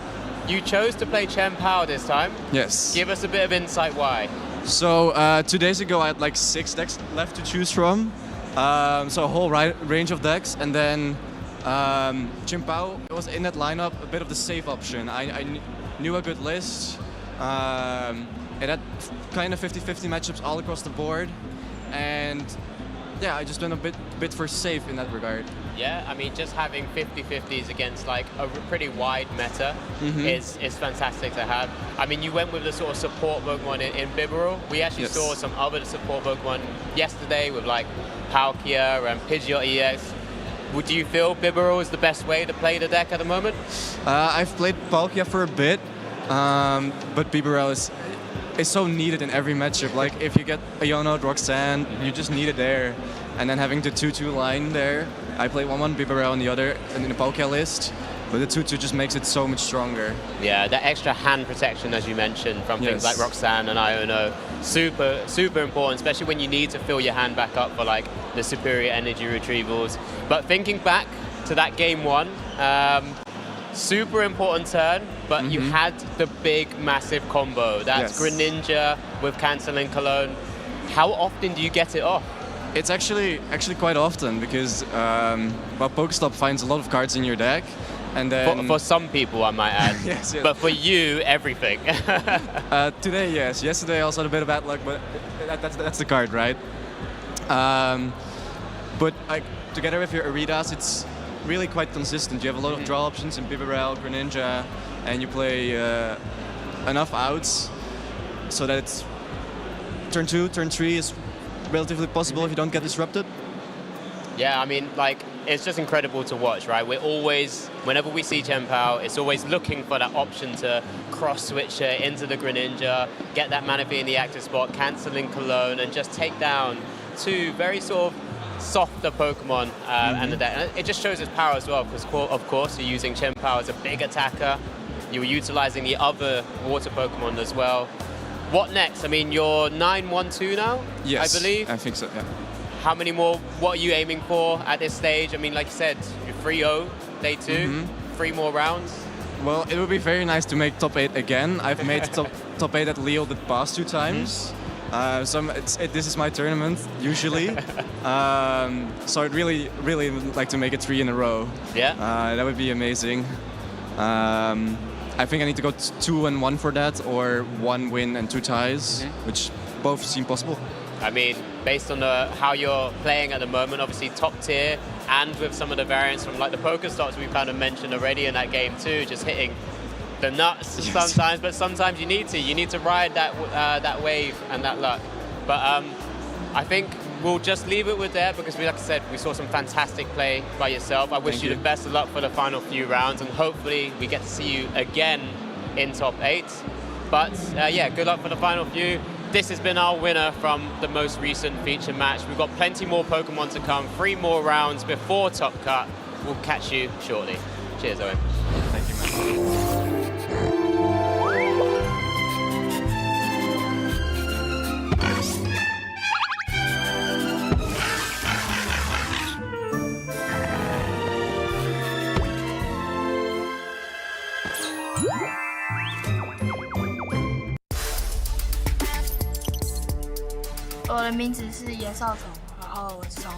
There's a second energy recycler we're waiting for. Now we can attack with the Kyogre. Aqua Storm is going to do so much damage. It's going to take out those bench Pokemon. And Xiao Tong'an is your Junior Division World Champion. 我赢下世界锦标赛后，我非常兴奋，也觉得不可思议，也很感谢所有支持我的人。我赢了后，对我的意义是我平常练习的努力没有白费，因为花疗环环陪我赢下非常多的比赛，我也喜欢放逐这个体系。我的策略是我全部会选择后狗。 但我也有想过是否可以选择先攻，但后来选择后攻的原因是后攻可以使用支援者，这样我会变得比较顺畅。我建议他们每天都要练习，且在想好自己要玩什么牌组时后的Can I go again？ 我会建议他们要练习，要多多练习。可是，在想好自己要玩什么牌组后。 也要构筑好你的牌组。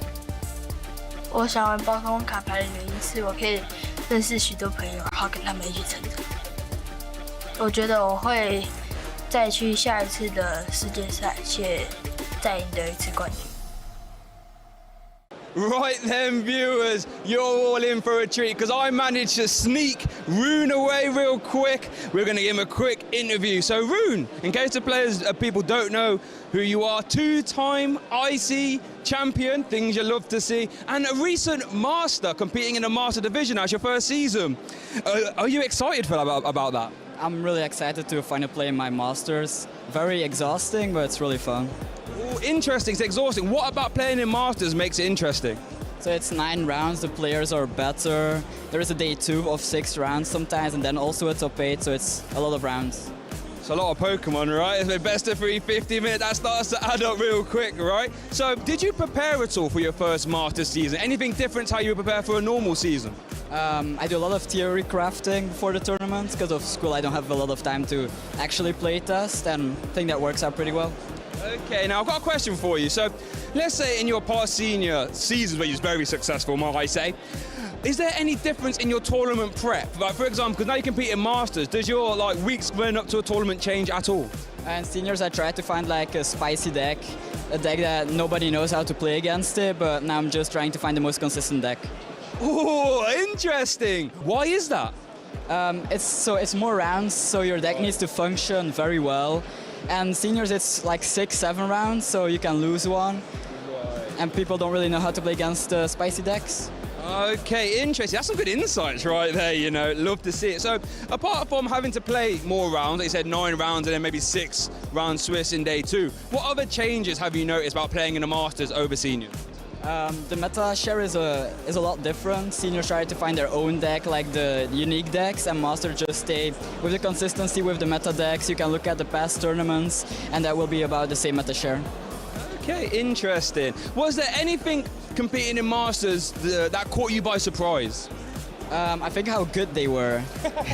The only times I played against Masters were in Cups in my home country, and they were alright, but now they're big guys. Love that. Clearly hasn't been playing against me because I'm not very good, so he's playing against everyone else. That is good. Right, my last question for you then, Rune. Obviously, very successful senior. I'm sure you're going to be a very successful master. Do you have any tips or word of advice to any seniors or juniors who are aging up soon? I would keep practicing, don't take it for granted, stay confident, and then everything will be fine. Everything will be fine. Stay confident, practice, and everything will be fine. Well, fantastic words of wisdom from Rune there. But I think that wraps it up here, though, so we'll try and get back to the action as soon as possible.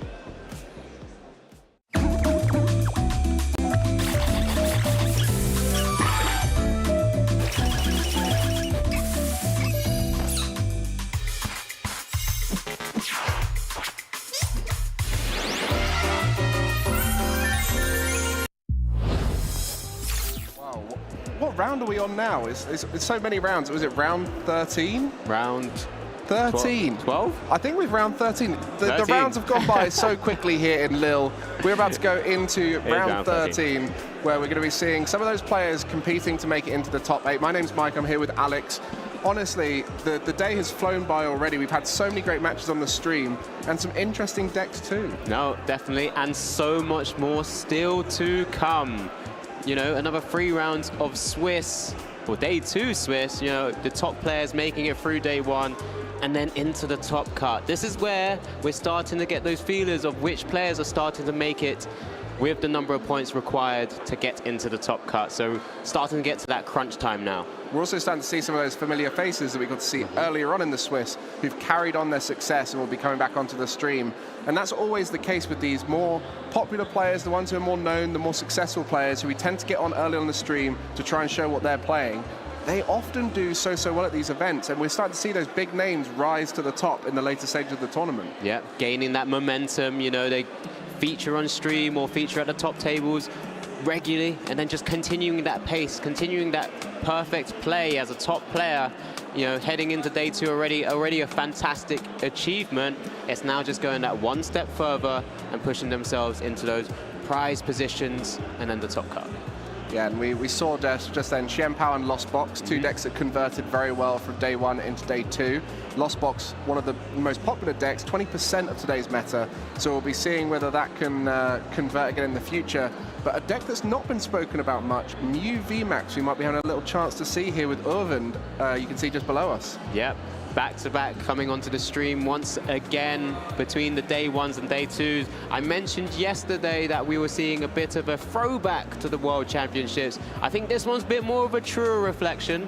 That Mew VMAX fusion build that Urvind was piloting yesterday to fantastic effect, despite having very minimal sleep, as you experienced from your interviews there, Mike. But he'll be up against Gardevoir EX.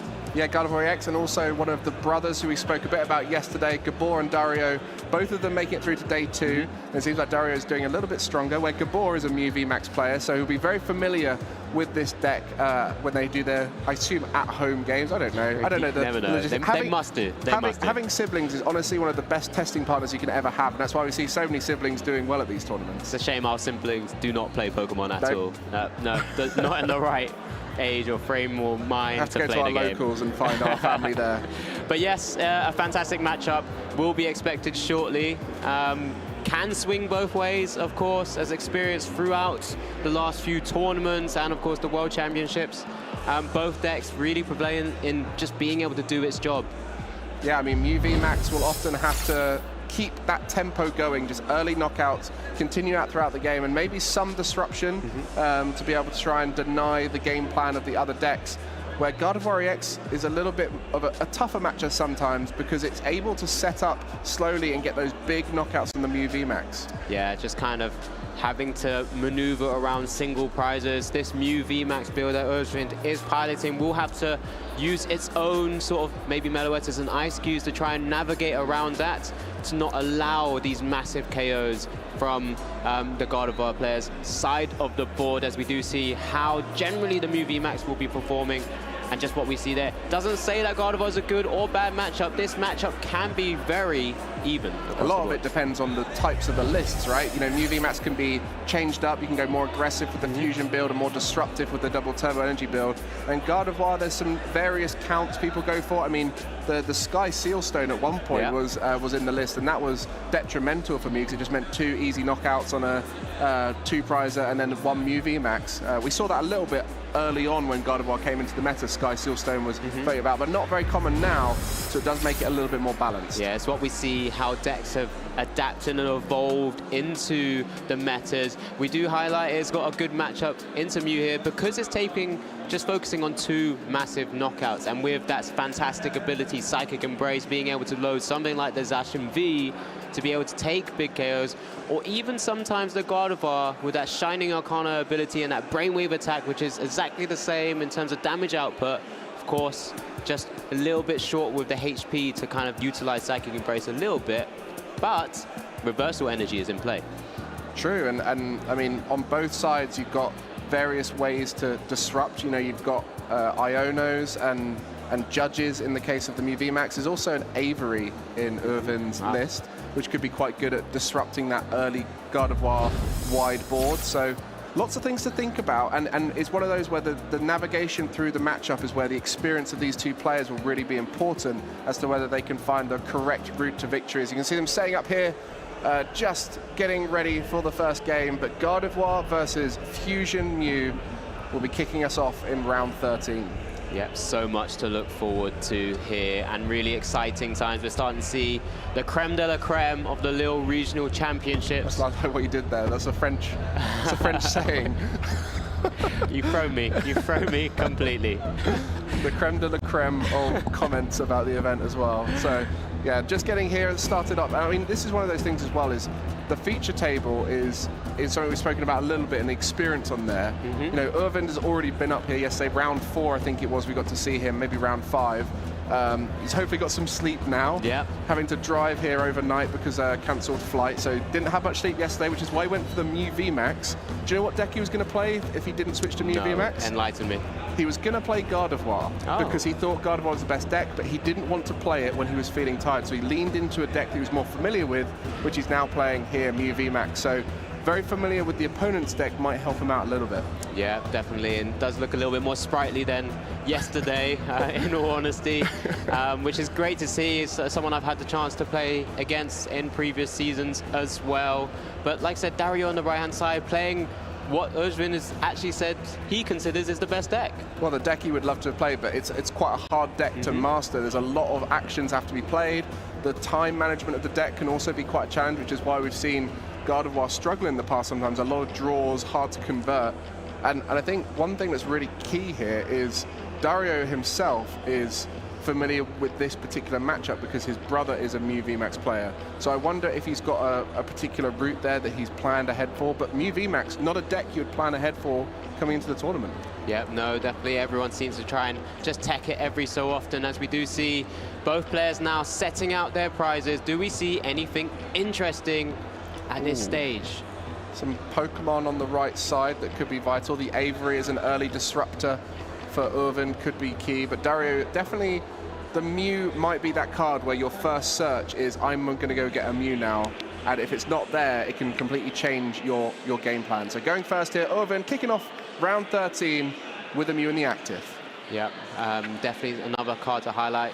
That Zacian V we kind of spoken about a little bit, also in the prizes for Dario, but does play the second copy, so regardless of whether he can take that prize there, we'll be able to still utilize that fantastic attack it has. But as you mentioned, Özvin kicking things off just with that feather ball there, just double checking the prizes. I don't think there was anything too crazy on his side at all.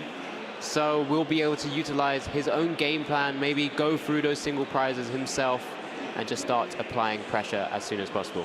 Yeah, the first turn for Mew VMAX can be such a key turn.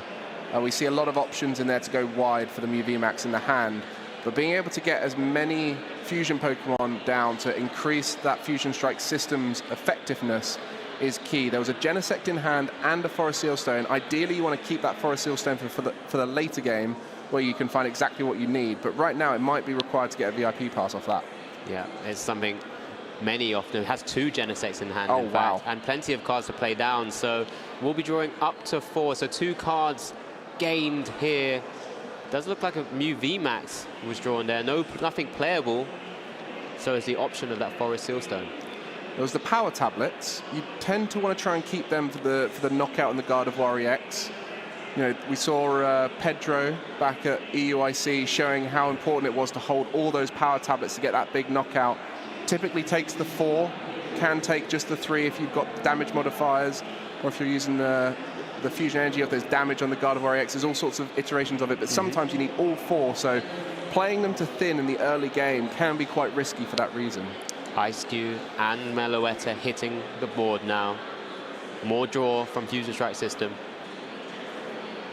Ooh, interesting. So the Path in hand, unlike the double turbo energy build, Path in a much lower count here, just the 1 in the deck, I believe. So not going to want to just slam that down at any given moment. Want to keep that for that perfect turn where it's going to be the most effective. Yeah, the most disruptive turn possible for Özvin.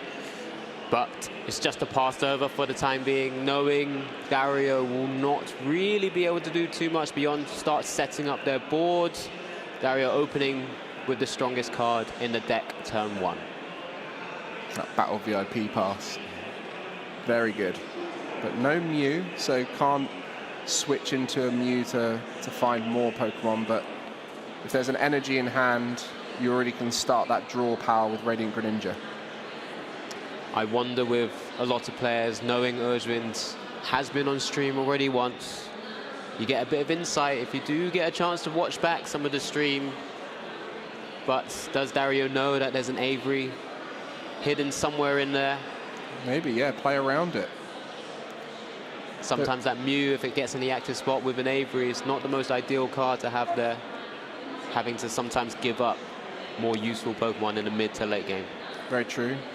As the Mirage Step Curlier is available, so if there's only 1 route or 2 routes left at the end of the turn, maybe going wide with the Refinement Curlier through that method could be key. Yeah. Generally, loads of time for Dario to be able to maneuver to the stage where he can get a load of energy into the discard as we do see double Fog Crystal come down as well. Those routes are just going to be flooding the board, not in the Chien-Pao sense, but ready to go and start drawing as many cards as possible. I mean, that's the dream start, isn't it? Get 4 routes in play. There is one refinement curlier in the prizes, but with the rare candy, you can skip that curlier and go straight into the Gardevoir you need. So all 4 of them in play. You can even let that one in the active get knocked out and not be too worried. So this is a excellent start here, and an Iono too to help with that potential disruption. Yeah, opportunity to just poke for 10 if necessary, but whether it's that important, probably not. Maybe putting the Greninja in the active might be part of that plan. Yeah, and then Ojin will be looking maybe to start utilizing things like the Ice Cube to maybe cause havoc on Dario's side of the board. But there's Iono here, drawing quite a few good cards there. Nothing he needs to play necessarily. Just a teleportation burst, I believe, for 10 into another route. Also getting energy on routes early can help you reach that knockout on the new VMAX with a Gardevoir. Because sometimes if you don't have access to the reversal energy, you have to have a few attached naturally or through the Shiny Arcana. But yeah, that Iono actually put a lot of useful resources that Irvin didn't want now onto the bottom of his deck. So I think he'll actually be quite happy to have seen that Iono. One of those useful resources, and Alyssa Sparkle, has gone straight to his hand, but it did get rid of a Mew VMAX, so he's going to have to try and find a way to get access to that if it's not in the hand already. So we can start thinking about attacking with either the Ice Cube's attack from the Mew VMAX, or maybe even look to put the Meloetta into the active. Yeah, I've agreed. With this scenario as well, there was that Fusion Strike energy that was also in hand, so by putting it to the bottom of the deck also allows that Alyssa Sparkle to maybe get more value from that perspective. As we do see a switch card, the healing of the 10 damage. Goodbye. There's the Mew VMAX already in hand, evolving up as well. Genesect for 2. There's some Battle VIP passes in that hand that I'm sure he wants to get rid of, either through the Cramomatic or through an Ultra Ball. There's the Ice Cube attack. Is it Block Slider? Block Slider. I think so, yeah, you've nailed that. Yeah, 40 damage to one of your opponent's Pokemon for each fusion energy attached. Interesting he went for the energyless one, so thinking energy in the discard would open up a Zacian attack. I think in terms of this matchup, often what you see with Gardevoir is you probably want to try and utilize Gardevoir with the Shining Arcana ability to attack and take the first knockout, because then you can utilize reversal energy, because often you're already behind using Brainwave instead of Storm Slash, and then in the latter turns with that HP that the Zacian V has, you don't need to worry about the reversal energy having to be needed to stretch for a massive KO. Yeah, we'll see where that future route comes into play, whether it will be through the Shiny Arcana Gardevoir. That reversal there, you know, a rare candy or 2 could put you into a good spot, but there's no rush, as we mentioned before.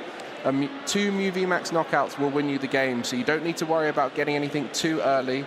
As long as they're only getting 1 prize per turn, which is the limit for Mew VMAX, as long as you put no 2 prizes in play, you've got a little bit of time to play with. Yeah, not too many hand disruption cards from Urjvin's list. Obviously having to fit in the Alyssa Sparkle package as well. So only the 1 Judge and the 1 Roxanne. Roxanne not yet activated until maybe one of those Mew VMAXs are knocked out. And that's where that path that we spoke about earlier could be a great combination piece. The disruption has to hit everything at once when you're playing the Fusion Mew, because you have such limited resources on what you can disrupt with. So we'll see how it all pans out, but at this stage a knockout every turn is all Orvind is going to ask for. On the other side, Dario is going to try and build up a rigid board state, as many routes, Curlier, Gardevoir as possible, go as wide as possible, and then at some point down the line get that big knockout. Level ball. Expectation is another Curlier maybe. Temple of Sinnoh is an interesting addition there, probably for the Lugia matchup, knowing that Lugia was on a tear over in Sacramento, but in this matchup can be a viable way to disrupt too. Yeah, additional uses across the meta. those Fusion Strike energies being cancelled out because of the Temple of Sinnoh, potentially even the DTE being cancelled out. Exactly. Sometimes can be beneficial. Get rid of that minus energy. Very true. Increasing the damage output back up.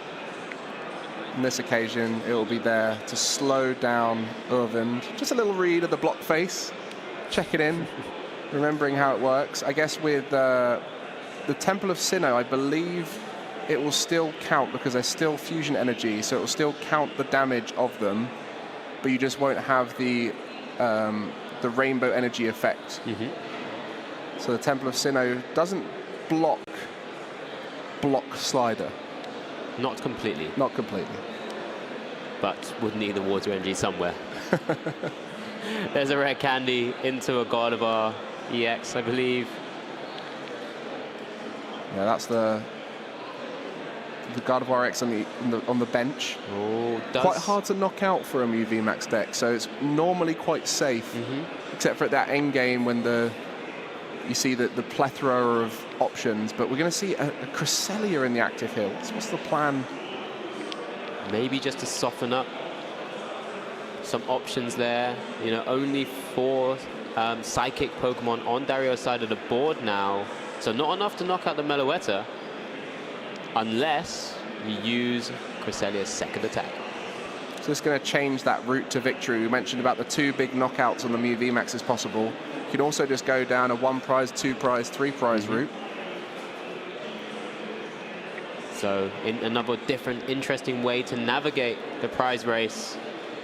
Removes the threats of the Meloetta with a Fusion Strike energy as well, making it even harder to stretch for the Gardevoir EX. Knockout with that Melodious Echo, dealing 280 damage if all 4 Fusion Strike energy were in play. It's only 1 tablet. Okay, Manaphy into the active spot.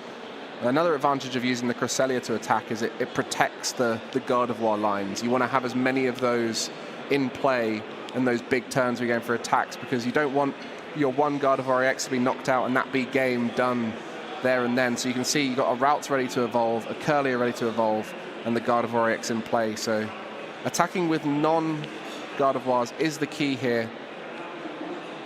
Zacian was an option, Cresselia is an option.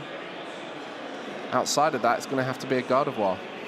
Lost Vacuum being played to thin down the hand. Very nice. Had Battle VIP Pass in his hand. Guess keeping that for the Cramomatic as an option. Correct, yeah. Haven't seen any of them yet. Very true. A card we've seen come to fruition for a lot of Mew VMAX players. Just grabbing any card should they flip the heads. Ultra Ball there, an easy way to get rid of them anyway. I think we've all been there with the Cramomatics and had our bad days and our good days.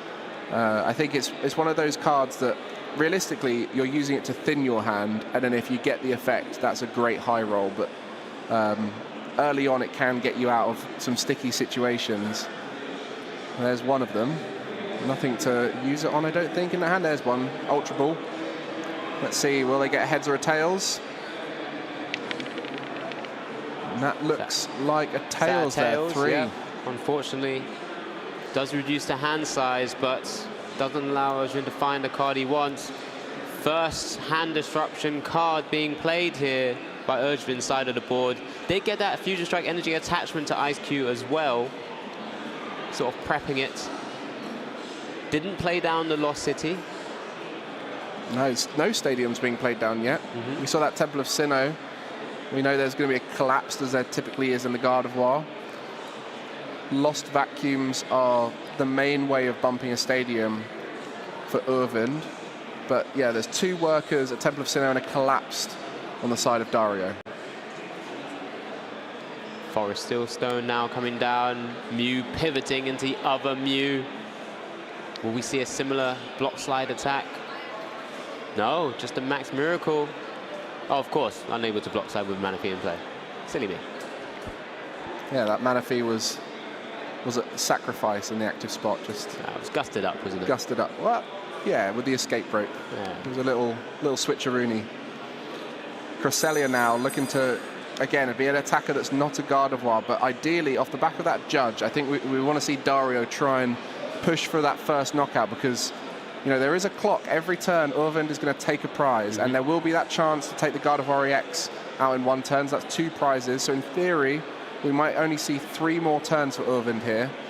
I think that at that point, you're going to start worrying about the fact no power tablets have been used. So that means the Gardevoir EX could not only be knocked out, but would then disrupt the game plan of Dario. So just trying to get through as much of the deck as possible, and it hasn't been particularly thin. There's not been a huge amount of refinement so far. Yeah, it's not been the smoothest yet. Of course, still plenty of actions to go. Has used concealed cards to build the hand back up a little bit more. I mean, at this stage of the game, that discard is not particularly full for a Gardevoir list. They typically motor through the deck as the refinement curliers start discarding, and even the Shining Arcana Gardevoir has not been in play yet, which is another great draw. Just been relying heavily on that Greninja to keep drawing each turn, and that one refinement curlier in play. That Cresselia with the free energy as well sometimes can inhibit some of the plays that Dario could make. You know, you don't really want all the energies stuck on a Pokemon sometimes, as we do see the Shining Arcana come down. No Psychics to attach from that draw. Needs a reversal energy too. It's going to be a bit of a reach otherwise, and this is probably going to be just a little bit of softening up done with this Cresselia. Maybe an Iono. Try and dig a bit further. Is it needed right now? It's still a couple of turns to be able to handle just maybe 1 V and maybe one V max to take the final 5 prizes. That's the prize mapping right now. There was an attachment there as well, so reversal energy not going to be an option. We're definitely seeing the slower Gardevoir game plan that is viable here in Mew. I mean, a lot of other matchups, you'd have a lot more pressure with the potential for spread, with like the Lost Box build, where they've got the Sableye, they can start taking multiple prizes sooner. You're always safe with Mew that you know that it's most likely just going to be one attack, one Pokemon knocked out per turn. Manaphy being targeted from the Ultra Ball is big to stop that block slider attack coming down once again. Maybe forcing Urjvin to have to go through this Cresselia. Releasing some energy too. Correct. It's one way of doing it without using something like Collapse Stadium on your own. Yeah, you kind of want to save the Collapse Stadium to maybe heal off something, or get rid of a Luminaon that you had to put down. Remove a 2-prizer when Urjvin only needs that final 2 prizes from a Guardi EX KO, for example. No Luminaon in the list, actually. That's something that's interesting here for Dario. That's one of the inclusions that we typically see in Gardevoir, to try and increase that consistency, finding the right supporter at the right time. There's a Lost City. It is just the 110 damage on that Mew VMAX, so Urjvin maybe looking for an opportunity to gust something else up and put Dario on the back foot with a lost zoned Pokemon. Some interesting decisions here. Ultra Balls are always good to hold in the hand, because you can really thin down your hand into something else. But we're going to start with a Cramomatic. That will decide what the plan is. Just a 1 there, so going to be only for the thinning on this occasion. So more draw here from the Genesect. Draw 2 more. Roxanne, another 1 playable card. That Choice Belt, not too useful in this matchup here, until maybe targeting a Zacian V. Remember, Choice Belt not applicable against EX Pokemon.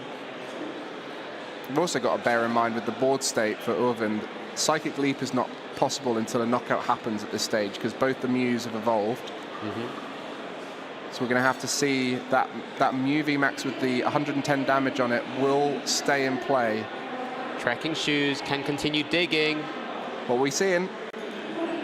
Oh, it's definitely a thinker. Oh, I love a Trekking Shoe. Trekking Shoes. Oh, I love it when you get another Trekking Shoes off of Trekking Shoes. There are 2. There are 2 shoes. Hasn't found the boss. We'll have to deal with the Cresselia. Just going to play for the tempo turn, I think, right? Just got to keep going. Unfortunately, that Mew VMAX is damaged, though. Does have DT in hand, so can attach to the bench. Oh, I didn't see what that card was actually being played. Is that an escape rope? It's the only way to bring up the Manaphy. Ice Cube attached with the double turbo energy attacks the active. Lost zones the Manaphy now, but Ice Cube is now in the active spot. Very true. And it's got 110 HP, which is perfect for the Cresselia. But that doesn't really help the game plan of the 1 prize, 2 prize, 3 prize knockout. It will add another knockout in the journey. And at this stage, that would take too long to finish off this race. Also means no more sniping of the benched Pokemon as well. I think unless this Dario is chooses smart, right? to target something else. But Dario's scenario is he still needs to go through 2 big Vs and V maxes, right? Exactly. So I think to avoid that Ice Cube in the active is a smart play, just forcing them to have to gust around it. Because if you take out that active, it doesn't really do anything for the race for prizes. Boss in hand, targets that Mew V max. Reversal activated right now, being 2 prizes behind. Doesn't have it yet in hand. Has 4 energy cards in the discard. That'll be 5 with the retreat as well. So with the reversal and the energy in the discard. Oh, it did have it in hand, my bad. Oh, perfect. There's plenty of damage to be able to get this knockout. Won't even need to put all of the energy into play. Yep, so Brainwave, 60 damage plus 30 for each psychic energy attached to the Gardevoir there. So currently 5 energies is 150 plus the 60 base. 320 damage will be done in total to this Mew VMAX and pushing Dario into a commanding spot. Very unique situation here. I've seen that Cresselia soften up a Mew VMAX. You don't normally see that in this matchup.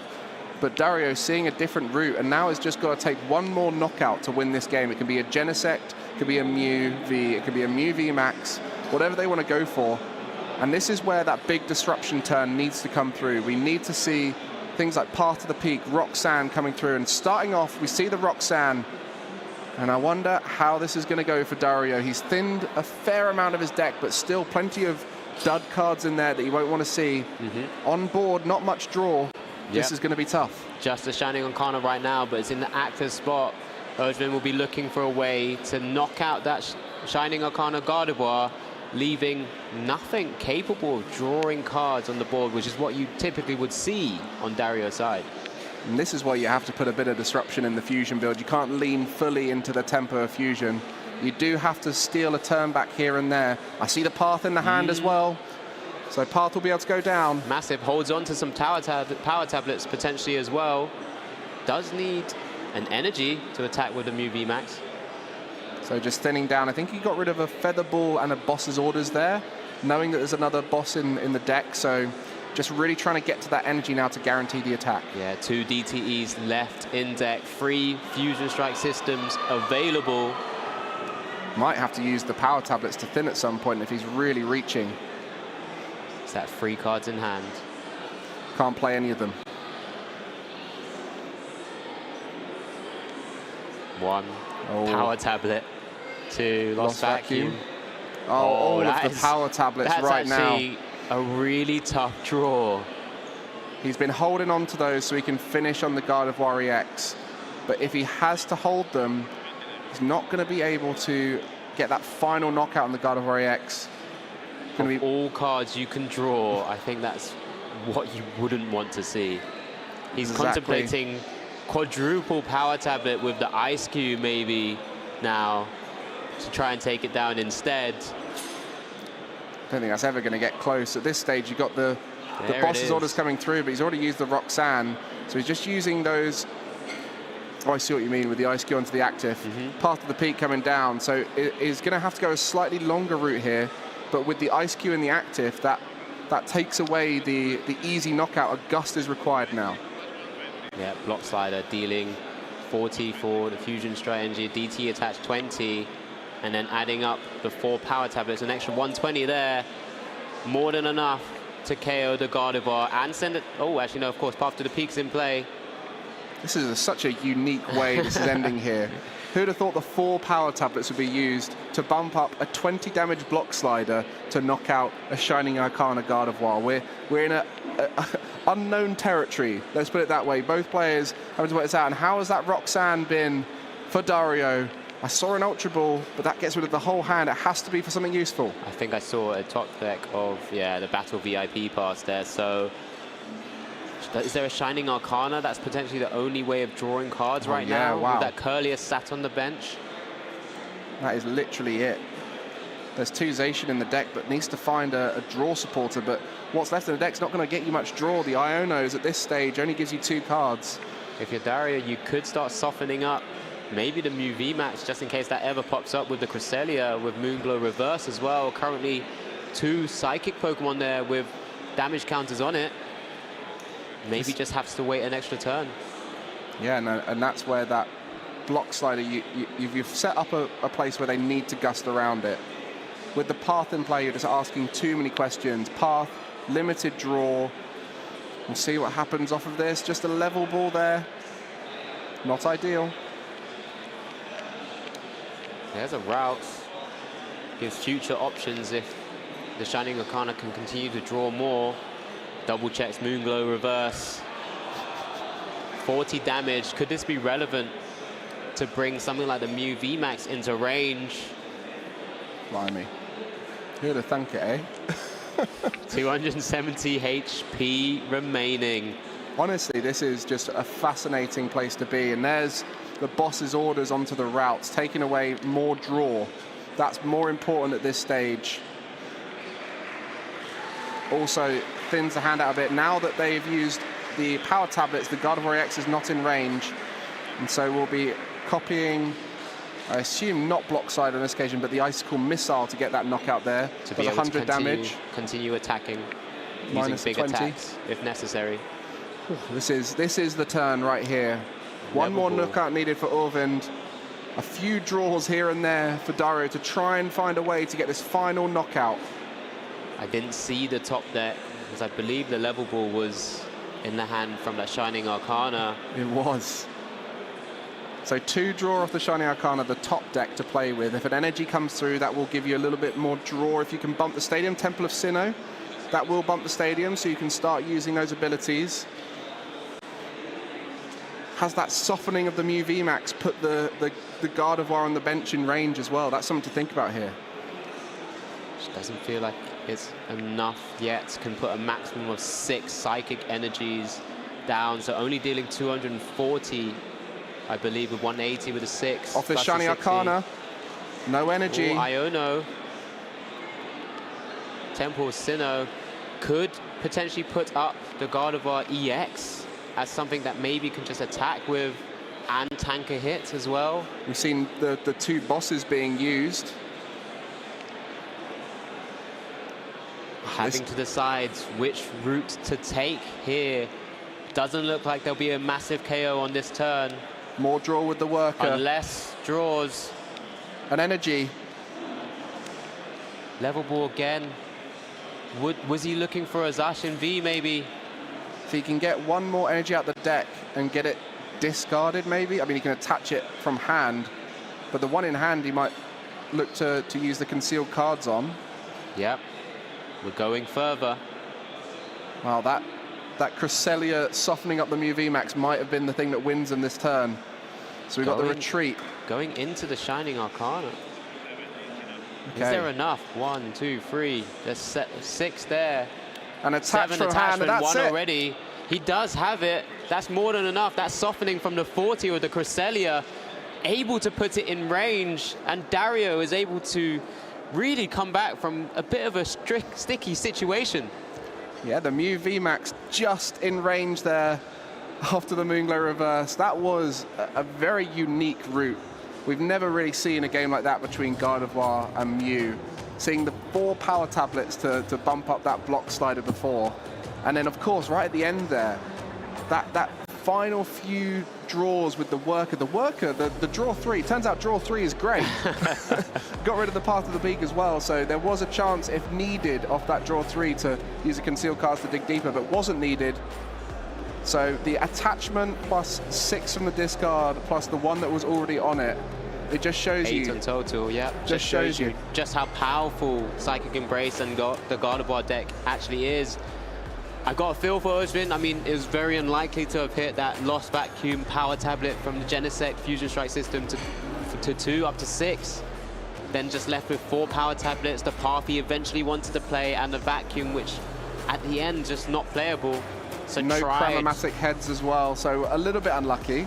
Oh, so we see both players put their prize down. Greninja on the right for Dario, but double Genesect V was working with 2 in game 1. But we go into game 2 of our Swiss round of 13 and day 2 Lille Regional Championships. Dario 1 game up. Starting off with that trekking shoes, those power tablets. Is he going to try and hold on to them again because he's worried about the Gardevoir EX? Or will he just start to thin them this time? And that first game took a while. That's the challenge with the Mew Guardy matchup. It does go down to those final turns and whether they get out of disruption. So you have to play it the whole way out. You can never really know who's going to win until quite near the end. On this occasion, we'll be checking those prizes, realize the Ice Cube's gone. Only 2 Genesects to play with. Not too bad for Fusion Mew, but want to try and make it as wide as possible. Yeah, both players at this round 13 on 28 points. Both players 9, 2, and 1 after already so many rounds being played from day 1 and day 2, fighting it out for a potential, push towards that top 8 berth. It could be a tougher start here. We saw enough Pokemon there, but just trying to get as many routes as possible. That's the key. Was just a pass after that Feather Ball and attachment, right, from Ozvin. Yeah, not able to draw, not enough Pokemon down, 4 in hand. 3 supporters there on turn 1. Not ideal, but the VIP pass still pulling its work out. Fog Crystal for the Mew, something you've highlighted already from game 1. Unfortunately was prized last time, but we'll be stretching through the deck for Battle VIP pass, I'm sure, as currently there isn't one in hand. Energy attachment will retreat. Iono as well, so a lot of digging involved. I mean, that's the ideal situation. Post Iono getting a chance to look even deeper. If there's not a VIP pass in his hand, which it doesn't look like there is, there will be a chance to look even further with the Mew. Yeah, essentially looking at 12 cards at the top of your deck to look for a Battle VIP pass. There is one, and a load of energies. Sometimes you see people in that situation not even look at the rest and just take the VIP pass. But on this occasion, Dario just wanted to check in case different option came up. A different flavor of Battle VIP pass. Maybe he's got a special rare artwork that he wanted to put out. Maybe an English one compared to the German one there being used. One of the fun things over here in Europe, getting to see all the different languages on the cards and comparing them, especially with the characters. Some of them have some fun names in other languages. Definitely. Double routes from the VIP. Is there much more you need to do? No. It's just a pass. Lots of routes, that's what you need to do. We saw how easy it was at the end to really come back with a big few knockouts. I mean, typically, Mew VMAX in the format right now benefits from the fact it's a big Pokemon to knock out. Whereas the Gardevoir, it's very much in range, especially when you start including that reversal energy. Only 1 in Dario's list. Some lists at the moment playing 2.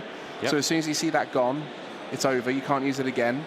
Whereas when it comes to those Psychic Energy at the end, there should be enough for a knockout with the 11 count of Psychic Energy, as long as you can fit it all on the Pokemon. And we see this more with the Zacian-leaning builds, that they tend to take away 1 reverse energy to put that Zacian in, leading to the Psychics. Lost City coming down, Escape Rope as well. Just trying to thin his hand down a bit further. Choice Belt being played. 1 more card that could be played, but first Fusion Strike system for 2. I think there's a Mew VMAX there too, which is perfect. 2 targets chosen for Alyssa Sparkle, that Meloetta and the Mew V. Should be an attack coming off this turn. And a lost zoned routes potentially here. It's ideal, isn't it? Got to reduce as many access to draw cards as much as possible. But we did see in the hand Mirage Step Curlier. They just have it all, don't they? Always. I mean, you said it was going to be the deck that would do best here, and you're looking to be quite right. It's just a very good deck. I've never dabbled, personally. Never dabbled. No.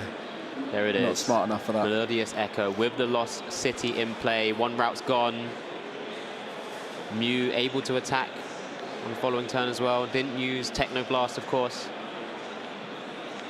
There it is. There's Mirage Step. They always have the Mirage Step Curlier when they're low on routes, don't they? Always well players. prepared. This is how Gardevoir is being showcased as a deck to just, you know, come back from being a position, being behind, getting the Curliers out, having the routes for future rare candy plays. I mean, once you get motoring with this deck, you thin your deck very quickly, discarding and drawing, and the fact that you can get back the useful stuff that you discard a lot of the time does make it a pretty safe deck when it comes to the discard, where you see in the Lost builds, it's a lot scarier putting stuff in the Lost zone. So that Temple of Sinnoh could help disrupt this time, because the only stadium bounces we see from Urvind are the Lost City, which is just gone, and a Path to the Peak, which you don't really want to be putting a Path to the Peak down at this stage before the Gardevoir EX is in play, because it will disrupt you as much as it will disrupt them. Yeah, we'll have to start digging for those lost vacuums instead. There are outs, but doesn't always have access to them. Doesn't yet. Plenty of cards to play, though. Some of those chromatics, which didn't go his way last game. I think it's cram for a cram. Surely. Looks there like a we hair go. stretched for the deck there. Okay, I think that looked like a boss, maybe? Because at the moment, Mirage Step Curlier is not your main target. You're not too worried about that. You want to be getting rid of the draw engine with those. Oh, it's Avery. Shay's there just celebrating, I'm sure, having heard that Avery's come down. Manaphy gone. Oh, I love that. That's why the Avery's in there, for this exact moment. Yeah, which Mew is going to be evolved up. Would have loved a bit more value from the Avery. Of course, if maybe the Mew or the Manaphy was in the active spot. Yeah, and then the escape rope there is quite clever, because the only option is to put a refinement up. So you're getting rid of all the support with the Mew and the Manaphy. You're getting rid of one of the refinement Curliers, and you're forcing the Mirage Step to stay in play. So you've got some benefits to that, but I believe there's some Gardevoir in the hand of Dario. So he's going to be able to evolve that Mirage Step one nice and quickly. Another Melodious Echo. Temple, Sinnoh. Yeah, because they act as colorless energy. Yeah. It will mean that the attack cost of Cross Fusion Strike is just 2 colors, so that's fine. And the text reads for the amount of Fusion Strike energy in play. And the Temple of Sinnoh doesn't take away the name of the energy, it just takes away the effect. Well done. Thank you very much. Great explanation. Thank you. And the best way of doing it. I've been in that situation before. That's the only reason why I've heard a judge say that exactly to me. Okay. And I repeat it verbatim for you guys at home. This is what we're here for, making sure we're all as well informed as possible. Worker now coming down, taking out his own stadium. That didn't work. Don't need it anymore. As you said, a number of options in the hand. Still a couple of refinements available as well. Fog Crystal first. Yeah, going to need to start getting more Gardevoir lines again with that routes, because another knockout on a Curlier or a Gardevoir could really start to thin down that ability to use Gardevoir EX, because the moment a Gardevoir EX gets knocked out, you need to be able to instantly replace it with either a routes that can rare candy up into it or a Curlier that's ready to evolve. So going as wide as possible with the Gardevoir, because it's looking likely they're going to have to attack with one this turn, which isn't ideal. Yeah, need to start chaining some of those evolution pieces here. Just double checking the energy counts in the discard right now. Just the 3, including the 1 attached to the current active Curlier. Does have reversal energy in hand, so just double checking. So the 3 in the hand, plus the 4 that are currently on the boards is 7. See both Gardevoir available in the hand there, so likely going to try and get a Shining Arcana Gardevoir into the active, and then evolve one of the benched into a Gardevoir EX. If an energy comes off of the Shining Arcana, that could be enough, I think. Ooh. There is one. Does need to hit 7 in total, plus the reversal. So has the 1 NG attached, the Psychic Embrace for 120 damage to itself from the ability, and then reversal. This is tough. It's a stretch, right? And we've used the worker already this turn, so no more supporters. Just got to think about future turns as well. Maybe just go for the soften up. Just the three Psychic Energy. Force a Psychic Leap play. Lots of decisions to be made in the Gardevoir deck. One of the reasons why it's such a difficult deck to pilot perfectly. Yeah, you often feel like you get away with stuff with it, but when you see the top players playing it, every decision is made for the exact outcome you'll see maybe 2-3 turns later. You know, those energy attachments earlier, every Shiny Arcana energy attach. Just a Psychic attachment from hand, so no reversal energy this turn. So it's 1 energy short, I believe. So there's 3 in the discard there. Well, I guess because there was an attachment from hand of the Psychic, it was technically 2. Because the reversal would need to be attached. Yeah, we're seeing here in round 13 of Lille Regional, 2 of our top players, most successful players here at the tournament so far on 9-2-1. Looking to try and stretch into the lead, get that 10th win would be huge. And right now, Dario's the only one who's probably going to be able to do that with the amount of time left. But Urvind looking to make it a draw, keep adding points into that total as we have 15 rounds of Swiss here, and we're currently in round 13. So there's 2 more after this. So both very much in a good spot no matter the result. The judge path there coming down for Urvind. Quite potentially a big play here, try and limit what's currently in Dario's hand. Immediately sends up the Mew VMAX. Melodious Echo once again taking a knockout on the Gardevoir, leaving Dario with just 2 Curliers and 1 Routes. Yeah, and at this stage, Iono would be very effective because there's so many prizes left for him, all 6, 3 on the other side. So we'll be able to use that to help draw through the deck as well. So whether you do that pre or post refinements, I assume you'd want to save those refinements for afterwards, but we'll leave that to the experts to show us how to do it. Leverball not finding anything here, just a double check, shuffle along the deck once again. Downside of an Iono is you then lose access to one of your stadium bounces in a worker. Deck plays 2 worker, a collapse and a temple, so the only way you get rid of that path would be through a collapsed stadium. Okay, Iono. Plenty of draw cards still, so we'll see on top of the 6 that Dario will see from this Iono, an additional 4 cards from the refinements. First card he saw was a collapse there, so Path to the Peak should be bumpable at this stage, and a Gardevoir EX in hand. Just needs an attacker at this point. Access to more energy. That'll probably be the one that goes. Do you get a big attacker off of this? There's no big attackers. Triple Iono now in hand from that refinement. Yeah, none of them are big attackers. So at this point, you've not got the ability to knock out the Mew VMAX. So even if you bump that stadium and you put energy in play, it's not going to be able to knock out Mew VMAX. So I think it's going to have to be a pass. Yeah, just a pass. Potentially having to give up this Curlier. Erdvin just drawing and announcing attack, going down to 2 prizes. Now, in the same scenario as in many other feature matches, 2 attacks away from tying up this series. Potentially even just the 1. If the Gardevoir X comes into play, then power tablets haven't been used yet. There's 2 in hand. Could start thinking about reaching for that. Of course, the Path to the Peak still in play, but you know, the Path to the Peak has to be bumped by Dario at some point anyway, so that should help out Urvind to get that final knockout. Yeah. There's an Ultra Ball finally. That could have been one of those cards for a big attacker. There's Gardevoir EX in the active spot now. My goodness, you haven't got the ability to gust if you Iono. This is where that Luminaon would have been, you know, it's easy to say in hindsight. I know the path's in play, but Bump that Stadium Luminion, that's why a lot of people play it, but on this occasion, a Luminionless build of Gardevoir. Shiny Arcana will allow for some more draw, but needs to find that gust to get that knockout on the Mew VMAX and hope that the return knockout on the Gardevoir EX isn't there, I think. Yeah, that's potentially one way to remove the Fusion Strike energies from the game. We know Melodious Echo is still in play right now. Like we said before, 4 Fusion Strike energies will equate to 280 damage, leaving just 1 power mod away.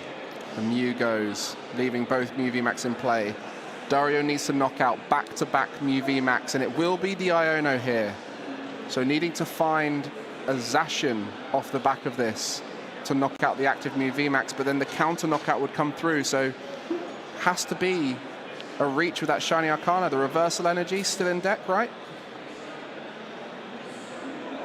Yeah, a few options here. We'll have to attack with a single prizer. Doesn't want to leave that Gardevoir EX in the active spot. Shining Arcana.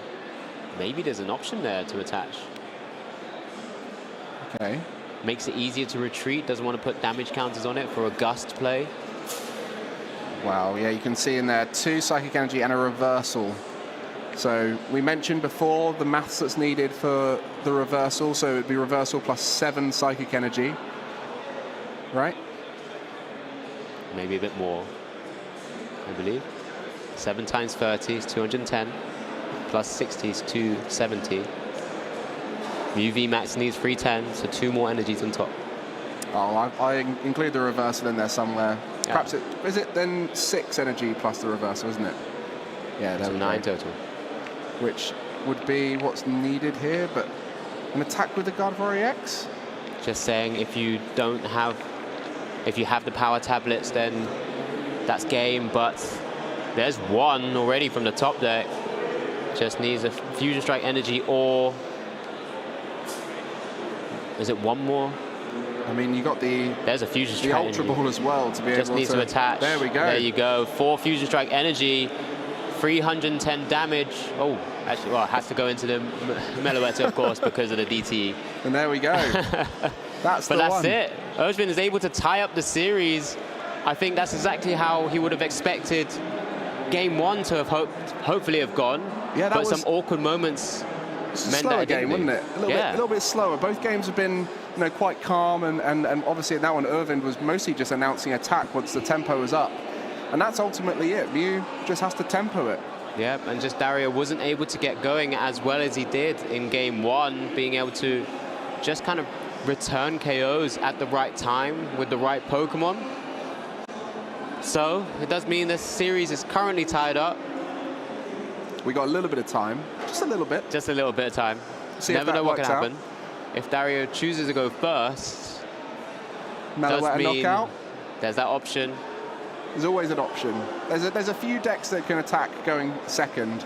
You got Mew VMAX and all the lost variants as well as Miraidon.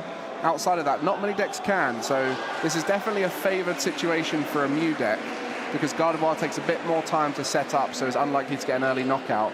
So with 3 minutes approximately on the clock, if they set up quickly enough, we might see 3 or 4 turns, and that could get a result here. In this scenario, does Dario choose maybe to protect the tie?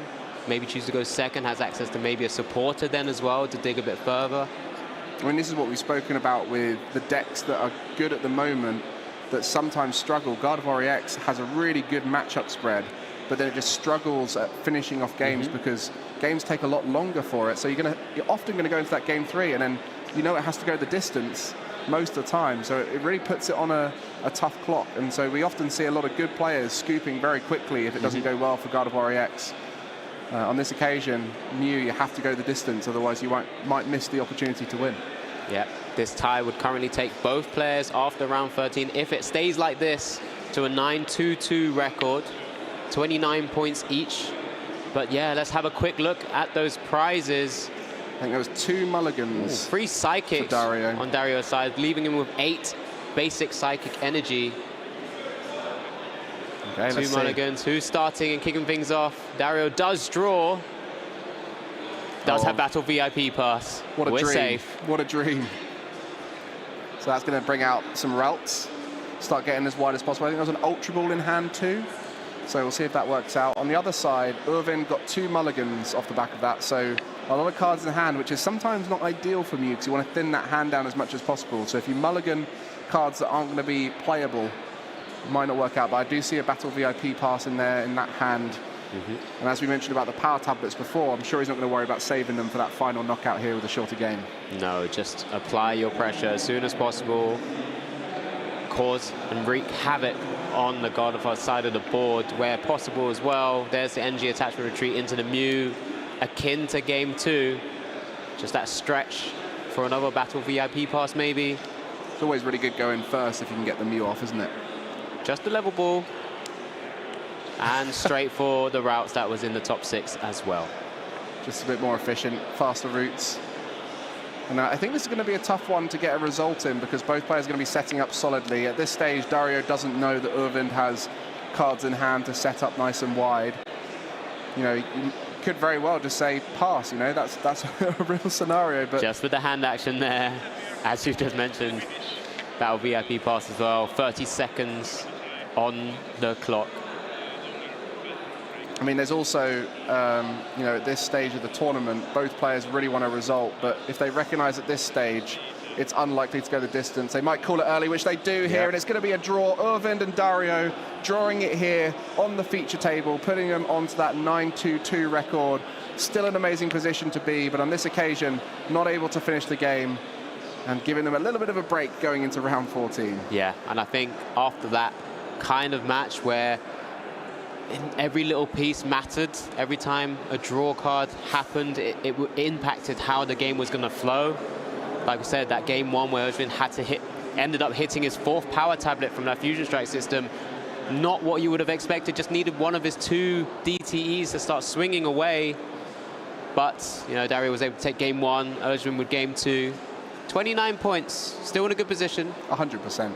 I mean, both of them looked really good out there as well, playing very smart, going through those unusual routes, and that's what we speak about with these top players. They're able to spot the routes that aren't typical, and that's when we saw it yesterday with Stefan, with the Gardevoir list. None of us could see the route he took, and then suddenly you're like, hang on, there's a way he can win here. And that same thing was true in that game. You know, that first game was so scrappy and unorthodox, but just that little bit of damage from the Cresselia was enough to put the Mew VMAX in range, and it's those tiny little decisions that separate the best from the rest. Yeah, and there's 2 more rounds for them to still put themselves both into the top 8 positions. We've seen maybe before sort of that 35 points is kind of what you try and target to kind of secure a spot. But there's many others as well, still in a position of battling it out for that at the same time. We wish them both the best of luck, of course, in the final 2 rounds, but they're in a good position. Well, we started the event yesterday with over 800 people. Today we had 81, and we're going to be finding out who the top 8 is later. So we've been cutting it by tenfold each time to see if we can find and refine the best players here. A lot to play for here in the Lille Regional. I think we have a little break.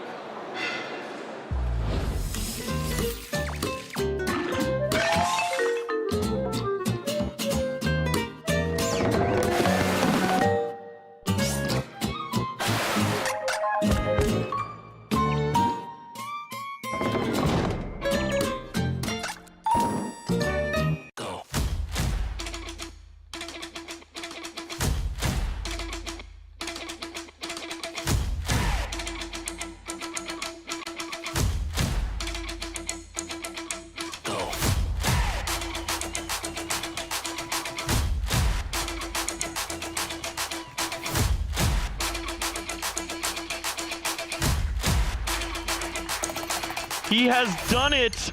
He has taken all 4 hemispheres of the globe, and he is the Latin American International Champion. That was the missing piece. It's something I could only dream about. I'm absolutely speechless. That is it! JW Naldo is your first Latin American International Champion here. It looks like that is a knockout. Yeah, Kovacic is your first ever Oceania International Champion. Wow! What does? He is able to secure victory and become the first player in Pokemon Go history to win a regional and an international championship. This win, I've always wanted to show that I'm one of the best, if not the best, player in North America. Like, honestly, no words to describe it. Like, this experience has just been absolutely amazing. Ainda estou sentindo a sensação de ter vencido. Então, estou muito feliz. Ainda não caiu a ficha. Piper Lapine closing out here, winning her second regional of the 2023 season. Justin Tang winning his second regional championship. The back-to-back champion, Luminaon V into Boss's orders, brings back up a Crobat V for the knock. Definitely pretty excited. A little bit lucky for sure to win 2 regionals in the same year, definitely. It feels really good. It feels great, it really does. We're kind of reaching like this culmination of old and new. We're seeing a lot of good players like Paul Chua, Nick Navarre hitting their stride again and again, like they just do it time and time and time again. This is it! The battle is over, and Paul Chua becomes your 2023 European International Champion! Winning EUIC means a lot. I haven't been able to win an international. Being able to finally get past second place feels pretty good. But we're getting a lot of new players as well, like Justin Tang, who just kind of pop up, and they're incredible. Justin Tang, your Knoxville Regional Champion. First regional competition that he has competed at, and he's taken down the entire thing. I was confident in my skills to do well, but I did not expect to go away. This is my first play Pokemon tournament. I didn't think I had a chance at winning. And this is my first competitive regional. Winning a regional is undescribable. Of course, there are competitors I'm worried about facing. The most notorious one is Sander. He's always bringing these crazy control decks. I'm worried about facing Yuichi because he's really good. Kingsley, Prince, Edison, Robert. I didn't face him in this tournament, but Valiant Bish, I have no idea how I'll hold up against him. He's definitely one I'm watching out for. I'm always worried about facing Torrid again. That is always an experience and will be always difficult. I'm not really worried about facing anyone because I think I can beat everyone. Dancing Grob and Emi Wither. I'm definitely worried about facing Gabriel Agati. I'd be nervous about hitting Isaiah Bradner. Justin Bakari. Probably Luca. Justin Tang. I think I'd be nervous going up against Caleb Gardevoir again. I'm confident in my abilities, but I know there's going to be 100 plus of the best players in the world, so it's going to be really tough. All the trainers have just scaled up their game. The competition has just gotten so fierce. This has made me so excited to get to Worlds. Winning Worlds would mean the absolute world for me. After getting second in 2018, winning would absolutely be amazing. Winning Worlds is everything to me. I really want to be the best player that's ever played this game. I think you have to be a little bit crazy to think that you can win the World Championships, but I am a little crazy. So It would be breathtaking to win the World Championship. I've won a regional. I've won an international. Worlds is the last thing I have on my list. Winning Worlds means I can submit myself into the history of Pokemon Go forever. Winning Worlds would mean everything to me, you know? So I'm going to try my best at Yokohama to hopefully maybe win. I just feel like I'm gonna have so much fun.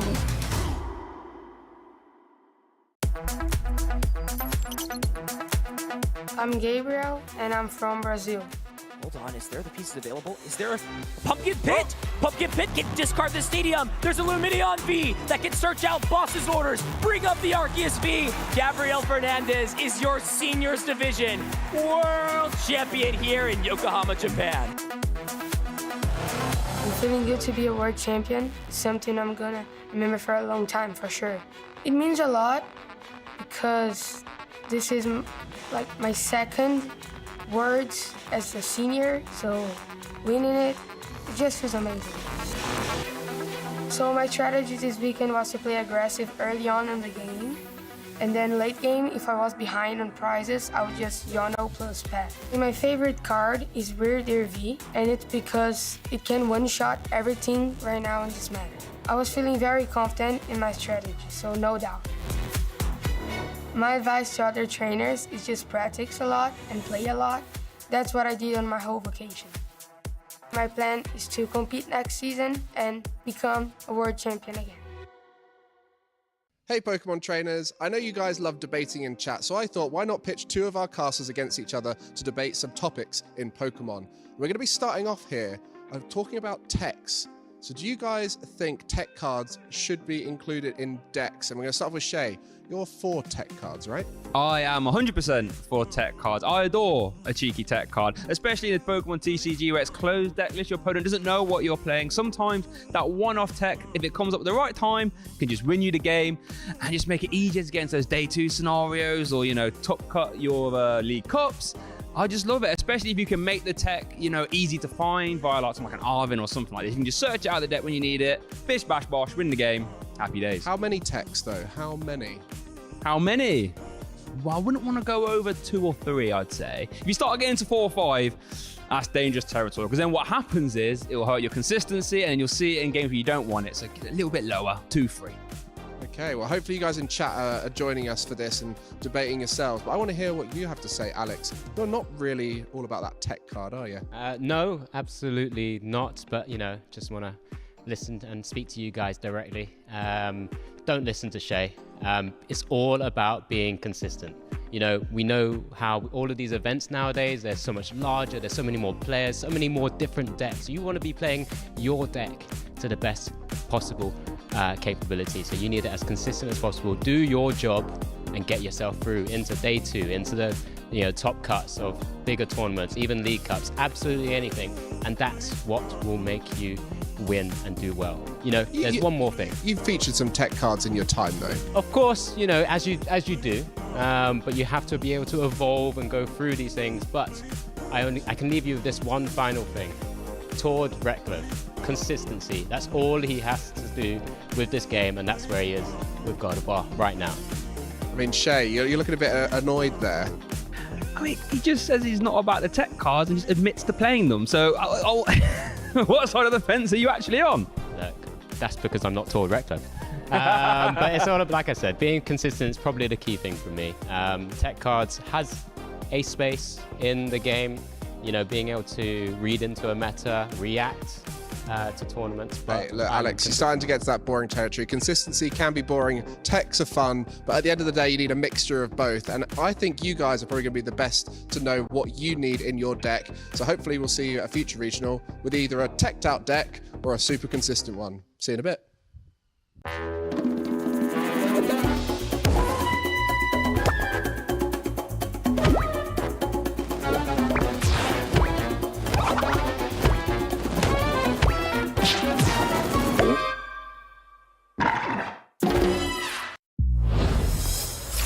Round 14 is just about to start. 2 more rounds left. The penultimate deciding round to decide who's going to make it into those top 8 spots. You're here joining us for the action live on the Pokemon TCG stream. Yeah. I'm Freya Pierce. I'm here with Shay. How are you feeling about these last 2 rounds? Wow, now these last two rounds here, this is where players jostling for that top 8 placement and higher need to get those wins. Unless you've been doing fantastically good, you're going to have to make sure that you win at least one, if not both of these. And do you know what that means? Want to see some high octane, maybe risky gameplay, and that's where it gets exciting. Yes, it absolutely does. Now, we have seen a lot of different deck archetypes over the course of the last 2 days. Maybe even, you know, some that we were expecting, maybe a few little surprises there. We saw Banette earlier, but there's one archetype that we haven't seen a lot of yet. Yeah, and that's that Lugia v Star did terrific in Sacramento, occupying 4 of the top 8 slots.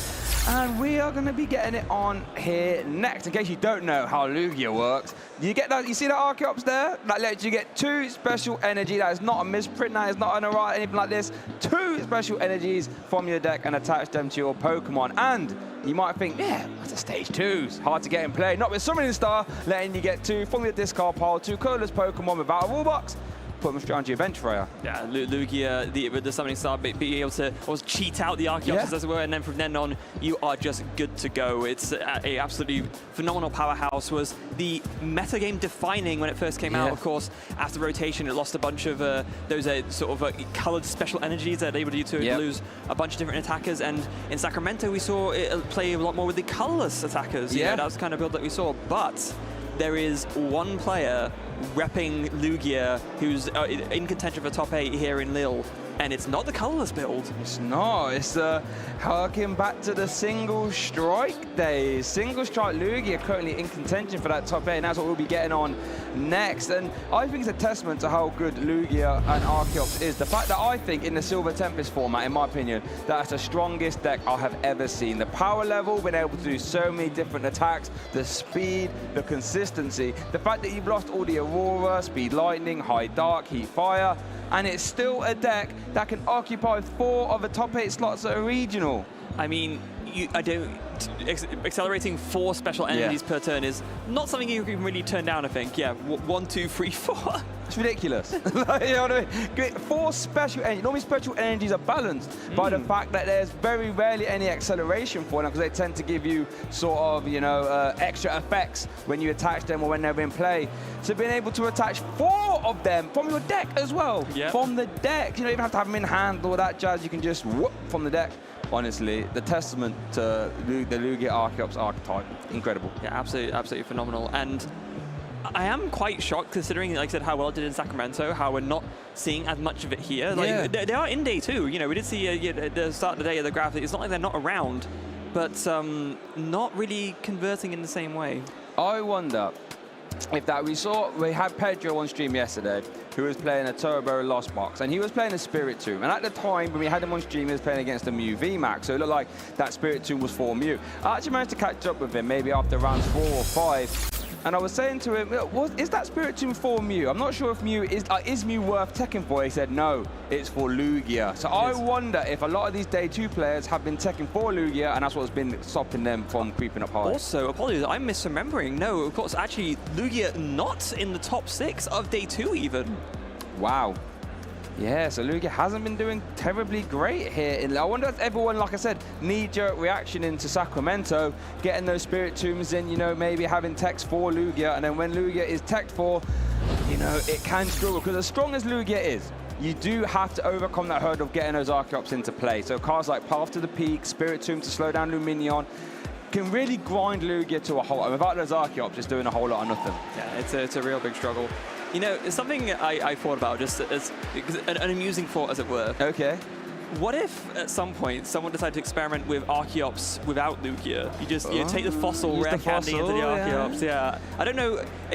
I mean, because a lot of the times the struggle they have with Lugia is getting the combo set up, right? Yeah. It's, you know, it is sometimes some people call it the casino deck for that reason, right? It can be very hard to get all the pieces together, and you have to have luck a bit on your side. But you know, what if there's like another approach to maybe make use of that Archeops' ability? It's something to think about, maybe. It's something, I'll be honest, I have tried before. I have tried an Archeops Snorlax deck. So it's almost like Colorless Lugia about the Lugia. I tried this a while back. And it's just hard to get those fossils down, and then the age-old problem of stage 2 rare candy plus Archeops. When it does work, though, you are in a strong position, but it's a lot easier these days. Just go Summoning Star, and then you can almost do the same thing in combination with Collapsed, right? Right, you can use Lugia to get the Archeops into play, then you collapsed it away. You are now a single prize presenting deck with Archeops in play, which is actually a terrifying thought to think of. Yeah, that's where the big strength of Lugia was, especially before, right? When people were playing it with all these different colored energies. Often, yeah, you just get the one Lugia out, you get rid of it, and then you were playing with all single prize attackers. Yeah, and that is one of the strengths that the colorless version of Lugia tries to do. And here we have our players already. Neddy on the left, playing that Lugia with the apt Lugia plushie there. Fantastic. And Edwin on the right, playing the Gardevoir EX archetype. So a archetype we've seen a lot already, and I'm sure we'll inevitably see some of it in top 8 as well. Not so much like the breakout star, because of course, you know, Gardevoir has been good ever since it's come out, but almost like you call it the resurgence, right? After taking a little bit of a backseat in some of the previous tournaments, Gardevoir becoming the most popular archetype in day 2, or not in day 2, but like of the tournament overall. Yeah. It's the European Gardevoir resurgence. Yeah, ever since, you know, we saw Tord popularize it at EUIC, it's been a massive force over here in the EU. I think it's a fantastic deck, honestly. Once you get those like 7 to 9 energies in the discard pile, the world is your oyster. You can do whatever you like. You know, you got the Zacian up swinging really hard. You now have reversal energies for the Brainwave Gardevoir, which, you know, lets you hit insane numbers. And, you know, you've always got the VIPs and the Mew to make sure you get set up. And then you've got Mirage Step now, Refinement. just a very well-rounded deck, I think. Yeah, it's got coverage from almost every single scenario you can imagine, and it's, to be honest, against Lugia, it's a bit tricky, right? I think there's been a lot of debate as to whether the Lugia matchup is favored for Lugia or for Gardevoir, and I think you can definitely make an argument either way, but of course, you have to remember, with the single strike version, you do have that Tyranitar that can hit the Gardevoir EX for weakness. Hits it for weakness. You also got the Yveltal as well, does the same thing, dark type. But one thing worth noting is we look at Edwin's achievements there. No stranger to this top stage, you know, multiple top 4s. EUIC top 16, biggest event in Europe, might I say. Wow. So yeah, Edwin knows his way around the top stage, going to be no pushover, as it were. But we mentioned that the matchup tends to be, you know, no one's particularly favored. It's worth noting that Edwin is playing that one copy of Spirit Tomb, and that is traditionally used for, well, Mew as well, but Lugia to stop that Luminaon, because Lugia is very reliant on that Luminaon to get in the game. Yeah, it's very, very important to mention. Now, it looks like Edwin did have a mulligan there, so Nettie gonna have a few more cards set up. We're gonna be always happy days when you get mulligans as a Lugia player. It just means more cards to piece together. That's ideal turn 2 combo with the Lugia V-Star and the Archeopsis. Yeah, whenever you're a Lugia player, you welcome all the mulligans, because you have that, like I said, you have that initial hurdle as a Lugia player. First step is to get a Lugia V down. After that, it's getting Archeops in the discard pile, you know, over 2 ideally. And then you get the Lugia V-Star out, and now you can start to attack. So, and mulligans just help you do that. You know, you get Archeops in the hand, you can discard them. As we look at the prize cards, anything standing out to you? Well, let's see here. It's a bit of a spread of things. I think it's fine. Although one single strike energy can be annoying. You know, it's something that you can work with, but it means that you can't go for like a really, really big push with a lot of single strike energies in one go. So that'd be something to bear in mind for Nettie for sure. And 2 copies of Boss's Orders as well could be interesting. But it looks like we are going to kick off our round 14 match with Capturing Aroma. That is a Tails, I believe. So that means we can grab an well, Neddy, not me, can grab an Evolution, no, a basic Pokemon, I should say, and put it, in his hand? Yeah, Capturing Aroma, a card that doesn't really see play in many decks outside of Lugia. Some Arceus variants played it for a little bit, but it is kind of just a necessary extra search out that you need in Lugia just to put all those combo pieces together to get the turn 2 Summoning Star. And it's worth noting, Edwin has led that 1 copy of Zacian V. You do not want that in the active against Lugia V-Star if they're going first, because that is an easy 2 prize cards for Lugia V-Star to take with its attack, Tempest Dive. Yeah, Tempest Dive doing 220 damage, exactly enough to KO Lugia. Does mean you need to be careful and not attach a double turbo to Lugia, otherwise, of course, that will reduce the damage and make it not work. But as long as you don't do that, you are good to go. So it looks like we are going to see the Tyranitar V hit the bench. That single strike crush attack, 240 damage. Or when we see the V guard come down for Lugia, that is really good. That means that Zacian will need an extra energy to KO it via Storm Slash. Very nice. Oh, Nettie's hand looks absolutely insane. Yeah, There's Professor's Research and 2 Archeops. Oh, off to the races. We have to just hope that Edwin doesn't find an Iono. That happens whenever I've played Lugia in the past. You're just like, please don't play an Iono. That's what you're hoping. And Edwin also already looking at that Spiritomb thinking, you know what, maybe at the very least I can give myself the maximum odds of making Nettie miss by stopping access to Luminaon V. Yeah, and that's the, sort of one of the downsides to Lugia, that it tends not to ever play an on-base draw engine, so no big barrel, no Mew EX here even as well. But it looks like Edwin getting 2 volts first. Maybe this searches for the Spiritomb. In case you don't know, that Spiritomb, fettered in Misfortune, turns off all basic V Pokemon's abilities. So that means if a Luminaon hits the bench, Luminous Sign will not activate, and you won't be able to search for support. Wow! Whoa, look at this. Goodness gracious me. And there's the Spiritomb. Now Nettie's thinking, oh, hold on a sec. That means my 2 copies of Luminaon are almost useless. No, that's not really great, of course. Luckily for Nettie, though, the Research and the 2 Archeopses are already in hand, and Edwin does not know that yet, but I imagine once Nettie plays that Research, Edwin is not going to be happy. Oh, it does have an Iono in the hand, though. Oh, there it is. No, this is what you want to avoid. Because Iono is because it puts them to the bottom. There's no way of drawing back into them. Well, and you have to shuffle your deck. Let's see how I own. Oh dear. I think what's worse as well, I think, is that Edwin just did that to draw more cards. I don't think there was, any, I don't think there was any suspicion from Edwin's side that Neddy's hand was insane, but just wanting to see more cards, Iono being the only choice. But it has inadvertently also helped Edwin out a ton, as now Neddy's way more stuck with his hand compared to the position that he was in before. Maybe capturing Aroma can be helpful though. Okay, so heads for an evolution tail. Ooh, is that a hit? That's a 4. Is that a 4? Yeah, that's a 4. Yes. So that means we can grab an evolution Pokemon. Now, here's an interesting scenario here. You could grab Archeops. You could grab the V-Star. I think we have one Archeops in hand already, but I don't think we have any way of discarding them. Yeah, so this could be a Read the Wind turn, I believe. Read the Wind, in case you don't know, discard a card from your hand, and then you draw 3. I don't think there's anything else we can do. Actually, yeah, the hand is really not great. I mean, both the Archeopses are there, which is obviously... it's a good starting point, but it's a boss's orders and a bunch of energy other than that. No Lugia, no supporter, no nothing. No, yeah, that Iono really did Neddy dirty there, as it were. Neddy is able to shuffle the deck, though, which is nice. But, yeah, I don't think there's any other turn here for Neddy apart from Read the Wind, which gives Edwin another turn. Because like, in an ideal scenario, Neddy would have loved to get the Summoning Star, and then take the KO with Tempest Dive, but that is not an option. No, not an option at all right now. So instead, just going to nest ball for another Lugia, having to, make sure that that backup plan is there. And like you mentioned earlier, Shay, it's probably just going to be a Read the Wind turn. Discard one of those Archeopses at least, draw 3 cards. Maybe maybe we'll have a little bit more luck in the next turn instead. And here's the interesting scenario. You don't want to attach that double curlers to the Lugia. Double curlers, I should say, double turbo, I should say. And there we do see the Read the Wind, draw 3. Can't quite see what they were, but hopefully they were good. As it goes over to Edwin, let's see what we can manufacture. We do see 1 refinement in the hand, and that's actually it. No other way of drawing as of now. So we see a Fog Crystal for you.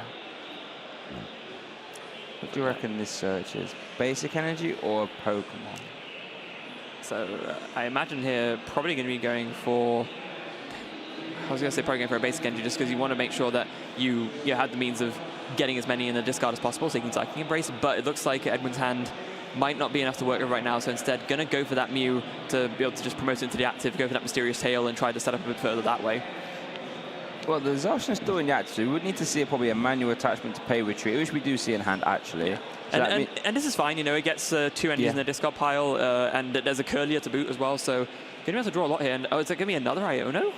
Maybe. I mean, I guess you do see that Neddy has just Read the Winds. That's 3 new cards. Chances are with 1 Archeops in the bin, with a hand that size, is there going to be an Ultra Ball Lugia V-Star? It's not unlikely, or Professor's research works as well. So I don't mind this little hand refresh, especially considering Edwin's hand's not really too great. Yeah, so going for the Iono there, going to draw a fresh 6 cards as will Neddy. But now it's going to be on Edwin to do the best stuff possible, so 3 and 6. You see that Edwin doesn't get the Lugia V-Star, Neddy, I should say, sorry. As Edwin does do a refinement, discarding an energy battle VIP past and Psychic Energy. Not the greatest. We see a pay retreat there on the Zacian V into the Mew Mysterious Tail. But Neddy did get the Lugia V-Star. Yes, but I don't think a way to discard an Archeops or anything like this. Oh, no, maybe not. There's that Mysterious Tail. It looks like we could be seeing a level ball being taken, which is fantastic, all things considered. Get those Volts evolved up, so you can use more refinements, draw more cards, and that's where the Gardevoir deck's at its strongest, right? Seeing 2, 4, 6 cards, not even playing supporter. Yeah, Curlier, the backbone of this Gardevoir deck, of course, with that refinement ability. Yeah. Just being able to discard any card from your hand and draw 2 cards, and it's that being built into already what is your evolution line. Insanely strong. And I think once this refinement Gardevoir goes out of rotation, I think the Gardevoir deck is going to be a lot weaker for it. Yeah, it means you have to go to more traditional, rare candy stage 2 route, which traditionally not the greatest, but let's see what Neddy can manufacture. This is the turn with this where you want to get the big Lugia out. Yeah, there we go. You want to get that. You want to get that one out as a V-Star. Neddy has a Professor Banette in hand. Oh, Banette, love that. Not a card you see every day in many other archetypes. Here we do see a Mezagoza. Now that's interesting because giving Gardevoir Mezagoza is risky. You don't want to give Gardevoir any extra ways to search Pokemon. No, We do see that Eddie has that Professor Burnett, very strong, letting you discard 2 cards from your deck. Doesn't see play in any other archetype, but when you just want to get archetypes in the discard pile, that's a fantastic and easy way of doing so. Yeah, already got 1 in there, but of course can just discard the remaining Archeopses with the Banette as well, just thin the deck out, not cards you really want to see, so nothing wrong with having 3 in a discard. There is the Summoning Star, bringing out 2 of those Archeopses from the discard pile, and now Neddy's really going to start to get going. Yeah, and it's a shame that Zacian's on the bench now because you'd love to be swinging into this, but removing you is perfectly fine. With that V-Guard energy, I think that Zacian will need 9 Psychic Energy to KO, which is a hefty number. Same as looking at a Mew VMAX, right? 410? Yeah, it is. It could be... Now, is there a debate maybe to retreat the Lugia V-Star and just go for a Cragalanche? Because the Mew is going down to like not much damage, right? So maybe on the off chance you knock out a few resources, it could be worth it. But then again, you're also giving them an easy 2 prizes to KO back. Yeah, I think that would be... Yeah, if your Tyranitar takes 1 prize and then the Zacian comes in and KOs it, you know, it's... They're removing the 2 prize. But then you could respond on the Zacian with your own Lugia, though. Yeah, but I guess that's true. as it looks like we are going to see Primal Turbo to the active, a Gift Energy, a fantastic card in the Lugia archetype, because when the Pokemon is attacked, you get knocked out, you get to draw 2, you have 7 cards in your hands, almost like a draw engine in and of itself. Yeah, it's such an important card to play around when you are, up against the decks that are playing Gift Energy. Of course, it only triggers if you're knocked out by damage from an attack. So, say if you're knocked out by poison or by placing damage counters, then it won't trigger. And that's one of the ways that Lost Box can kind of try and play around Lugia, is to get a KO in a way which doesn't trigger the Gift Energy. But not going to be as many options for that for Edwin outside of maybe Cresselia, but that's currently nowhere on the field. Now, one thing I want to draw your attention to, and I think this is why Neddy is really debating what to do here. In the single strike version of Lugia, your energy to attack with Lugia are very, very tight, especially if you can't use double turbo. So it looks like Neddy might be, like you said, looking to pay retreat here and attack with the Tyranitar, because you really don't want to put a DT on that Lugia, you can attack the Zacian and KO it.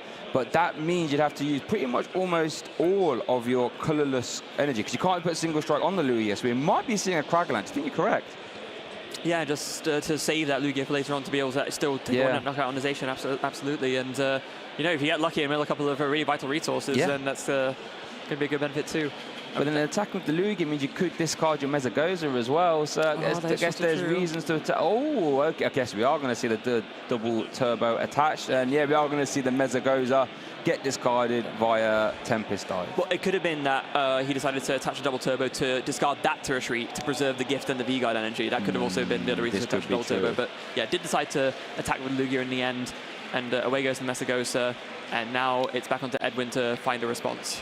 Right, so 9 is the magic number for this Zacian to take the KO. Let's see, how many have we got in this card part already? 1, 2, 3, 4, 5. It's not quite there. It does have 2 in hand and refinements available.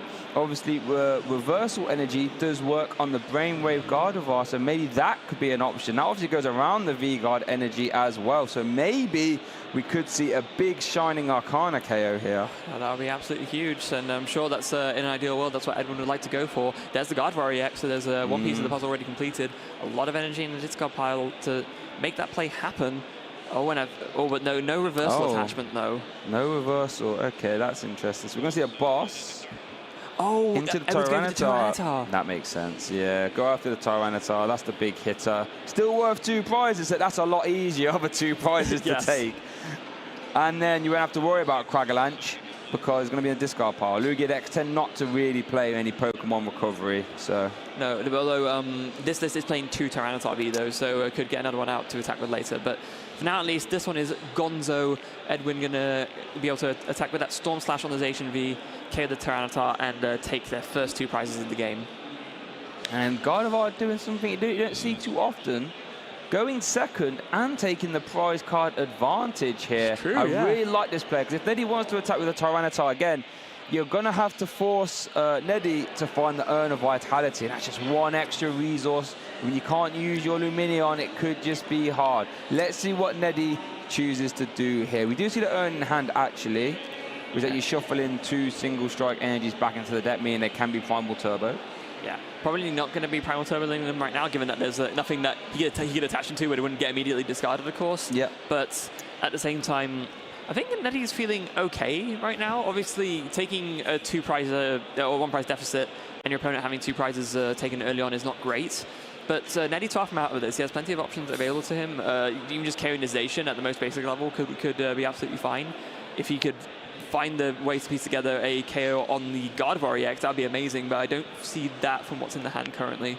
Yeah, I can't really make out what's in now. As we just see a Professor's Research, well, look to see what with Lugia, Gift, and a boss. Now, remember, wait a minute, I think Nettie prized 2 boss's orders, right?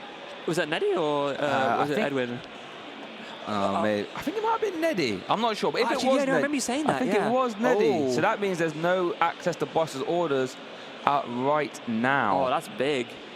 Oh, okay, we just got confirmation there's only 1 in the prizes. There's only 1 in the prize. Oh, maybe he took that. Might have been, he might have taken one, Yeah, that probably was the prize they took. Yeah, that was it. Okay, so there is still boss's orders for that, but it's only 1 in the deck, and you can't Luminaon for it, so if Nettie wants to gust, it could be hard. We're just going to see the Tempest Dive KO as Nettie goes down to 3 prize cards remaining. Now this might be the turn we see the reversal energy. Big swing KO via the Shining Arcana Gardevoir. Yeah, it's just going to be up to Edmund to piece it together. I don't see the reversal energy in hand just yet, but it doesn't mean it can't happen. I think it is in hand, because they didn't attach it last turn, so I think it's in hand. Oh, is it still? Oh, was it still in hand? Okay. Yeah, I don't think there's been any Ionos or stuff played.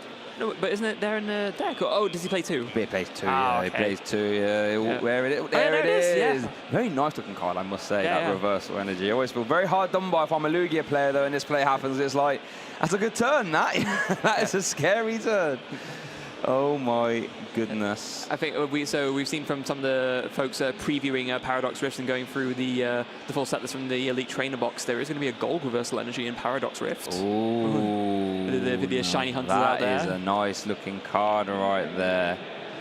Let's see what Edwin does. Looks like fanning the hand out. I was going to say, I thought he was going to try and play that VIP Battle Pass. He can't do that, but you can refine it away, draw 2. Just draw the Greninja and a Gardevoir EX. Gardevoir EX not terribly helpful right now, as you do have 1 in play. You'd never really want to have 2 in play, unless very extreme scenarios. Yes. Let's see. I guess, is there a world in which, I was going to say, maybe try and boss his orders the bench Lugia so you don't activate the gift energy? I guess, but I think Nettie's hand is already close to 7, isn't it? True. So I think if there's any good time to trigger the gift energy, it would be now when it isn't doing as much. No, you are correct. So here we go. I think we are going to, we're going to see Ultra Ball first. So a VIP Battle Pass.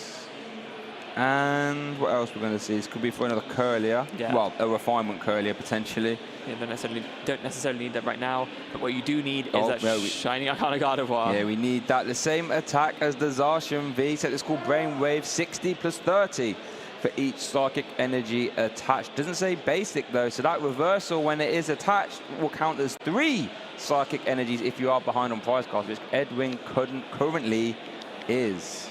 Reversal really was a huge tool that came out of how they evolved to add to Gardevoir's arsenal. Just makes the shiny Arcana Gardevoir so much more like of a fearful card to deal with. 100%. It is, honestly. This you might think this is like a big combo that Edwin's pulling off here, taking a KO with the Brainwave reversal. Honestly, for Gardevoir, it's not. I would actually argue it could be easier getting a KO with the Brainwave in this scenario than it is the Zacian, to be honest with you. You just need 5 basics and a reversal. Yeah, that's all you need, and that will get the job done. So, and we know that there's enough basics in the discard pile to pull it off. So it's going to be 4 times Psychic Embrace, attach reversal energy, and the Lugia is gone. Sent to that discard pile. And yeah, that on Edwin on 2 prize cards remaining. And Lugia is a predominantly 2 prize attacking deck, and there is a 2 prize Lugia sitting there as well. So the prizes are on the board for Edwin to take. Looking through again.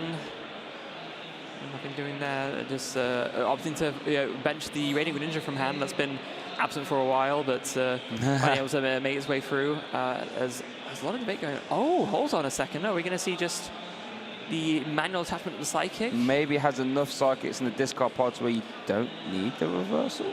You need 8. Well, it's 8, right? Yeah, you need 8, so you can do it without the reversal. Okay, yeah, you can. So Edwin thinking, you know what, I'd rather save the reversal for later. At this point, I think it's best for me to just attach the Psychic manually and then do 6 Psychic Embraces and just get to it that way. I like that, because then you leave both reversals either in a hand or index. If you get Iona and you need to do the big reversal play later on, you'll have 2 available to try and make that happen. So that makes sense as well. And that's the power of being able to go around that V-Guard energy. Because if this was a Zacian now, you'd need that 9th, but because Gardevoir, this Gardevoir isn't a V, you don't need it. You just go around that V-Guard energy. Super, meanwhile, going to get back the Zacian V and the Mew for later. Obviously, you're going to need the Zacian later on to do a finishing attack. And then Fog Crystal just going to grab that Mew straight away to give yourself a good pivot for when the Gardevoir inevitably goes down. There's also a world in which if you fill your bench with one prize Pokemon, and you load energies onto the Gardevoir for Brainwave, you can collapse your 2 prizes away and prevent a 1 prize board as well, which could be terrifying for Neddy to deal with. That would essentially take away any means for Neddy to swing the tempo back in his favor and win. So yeah, absolutely huge if Edwin can pull that off. There goes the concealed card, discarding that Psychic Energy from the hand. Finds the other reversal energy, not that he needs it right now. And here we go now for the Psychic Embrace. 6 more will get the job done. In fact, 6 more is all you can attach, because you can't do the 7th unless you're playing an emergency jelly or anything like this, which there isn't. So that is going to be a Brainwave, 280 damage. Edwin marches forward in this game. 2 prize cards left. What can Neddy do to stop Edwin winning? Now, Neddy is playing Collapse Stadium of his own. Yes. There is a universe in which maybe he can fill his own board with single prizes and then Collapse Stadium away to Lugia, but I think that'd be very, very hard to pull off. Yeah, it's not a deck that traditionally has a lot of draw options or search options. Now, there is a world in which Neddy can KO this Gardevoir with the Speed Ring, leave a 1 prize when you're active.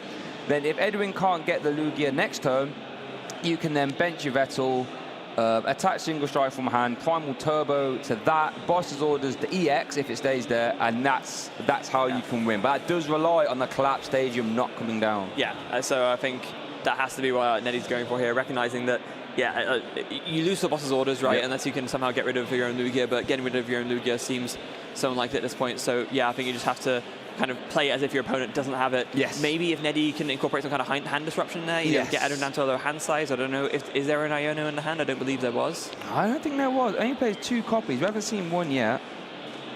So we'll have a look. We do see the Primal Turbo attaching that V-Guard from the deck, so we can get Speed Ring. We'll only do 100 damage after that double Turbo Energy, but that's fine, because that Gardevoir only has 20. Yeah, they're not going to, definitely not going to be an issue right now. So here we go. Oh, there is Iono. Okay. Neddy saying, hold on a second. I'm going to do everything I can to try and get myself into that victory here for this game 1. Things you love to see. Neddy going to get to draw 3 cards. Edwin only gets 2.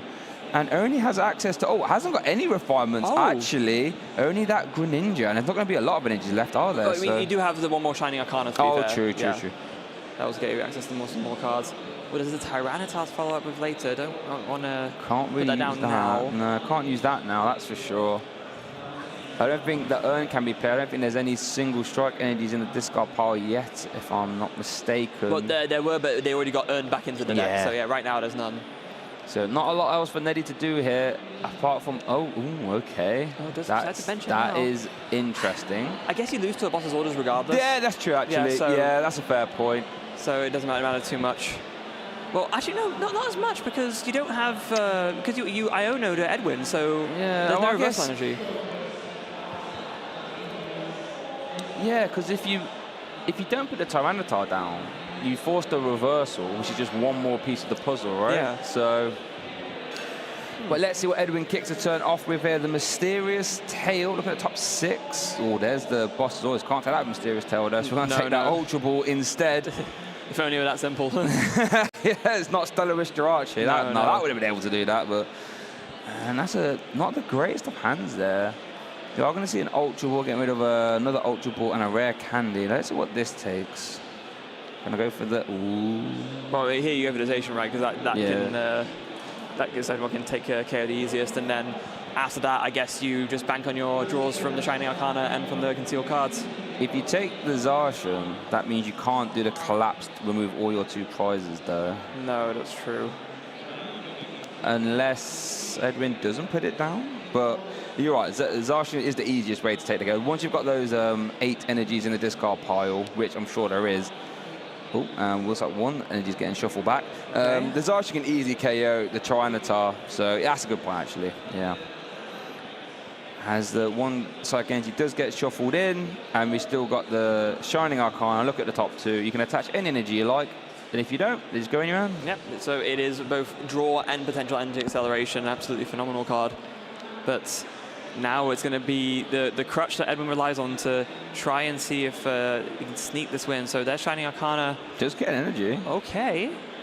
Opts not to attach it, though. Oh, of course, because now you can conceal cards. You can conceal cards. Here we go. That's a pretty huge find. Iono's not bad. No, but we know that Neddy, well, Iono then just bench something, so chances are that hand's not very good. So as Edwin consults the discard pile, now this is interesting because it'd give an Edwin a 2-card dig to get Boss's Orders next turn.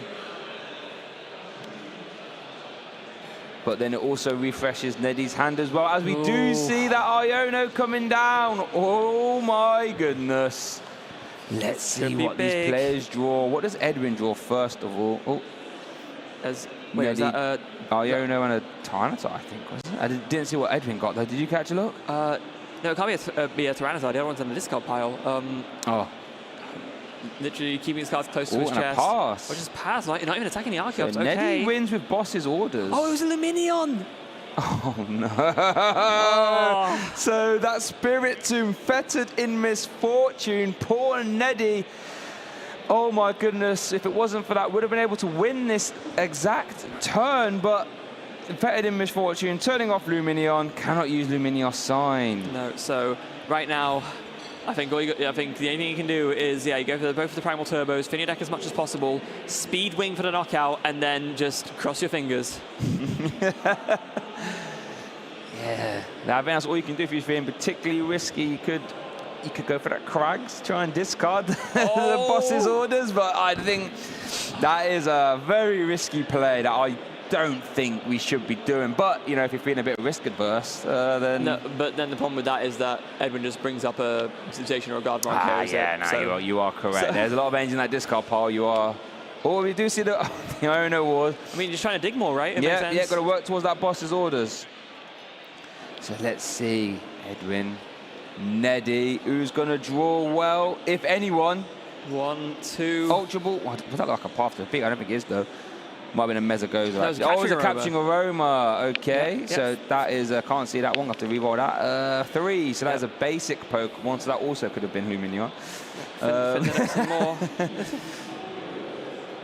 Is that a Radiant Ticina? Wait, Radiant Serena, yeah. Serena? Or Punkaboo? Yeah, fair enough. That makes sense. Yeah, I guess, you know what? Some Gardevoir decks do play Temple of Sinnoh. Yep, that's true. So it makes sense actually holding that Punkaboo just in case that comes down. It's good contingency against that. So now we are going to see the Speed Wing. Knockout, and now it comes down to this. Can Edwin piece together the win? This is the last turn that Edwin has to do it. Just needs to find the Boss's Orders to seal the game. So we have 2 copies of Collapse, and we have a Shining Arcana. That won't do it. That is a Reversal Energy and a Mana Fee. We see a Concealed card. Can discard that Reversal to draw 2 more. Yeah, show me the boss. Not just basics. Oh, he got the boss off the Concealed cards. Greninja sealing up the game for Edwin as he goes 1-0 up here in our round 14. Wow. This is why drawing cards wins games. Yes. Yes, you are correct. Eventually, you've got so many bites at the apple, as it were, you are going to hit gold. Wow. The Iono war, as it were. Neddy firing off the Ionos. Edwin firing off the Ionos. At some point, though, when you can draw those extra cards via Shining Arcana, Refinement, and Concealed cards, you are going to hit what you want as Edwin goes 1-0 up. And of course, the big difference there between what Neddy had and what Edwin had is that Edwin still had access to a draw engine, but Neddy didn't have access to his consistency engine because it was shut off with the Spiritomb. Again, it means he couldn't use the Luminaon. It just shows how devastating that Spiritomb can be against Lugia decks, because even without Luminaon was only one turn away, and had that Spiritomb not been there, that would have been wrapped up and we'd be saying Neddy is currently 1-0 up. But unfortunately, that's not the case for Neddy as they shuffle up for game 2. Still surprisingly close, though. Yeah, surprisingly close. So, I do think I saw Neddy there start of Luminaon in the active.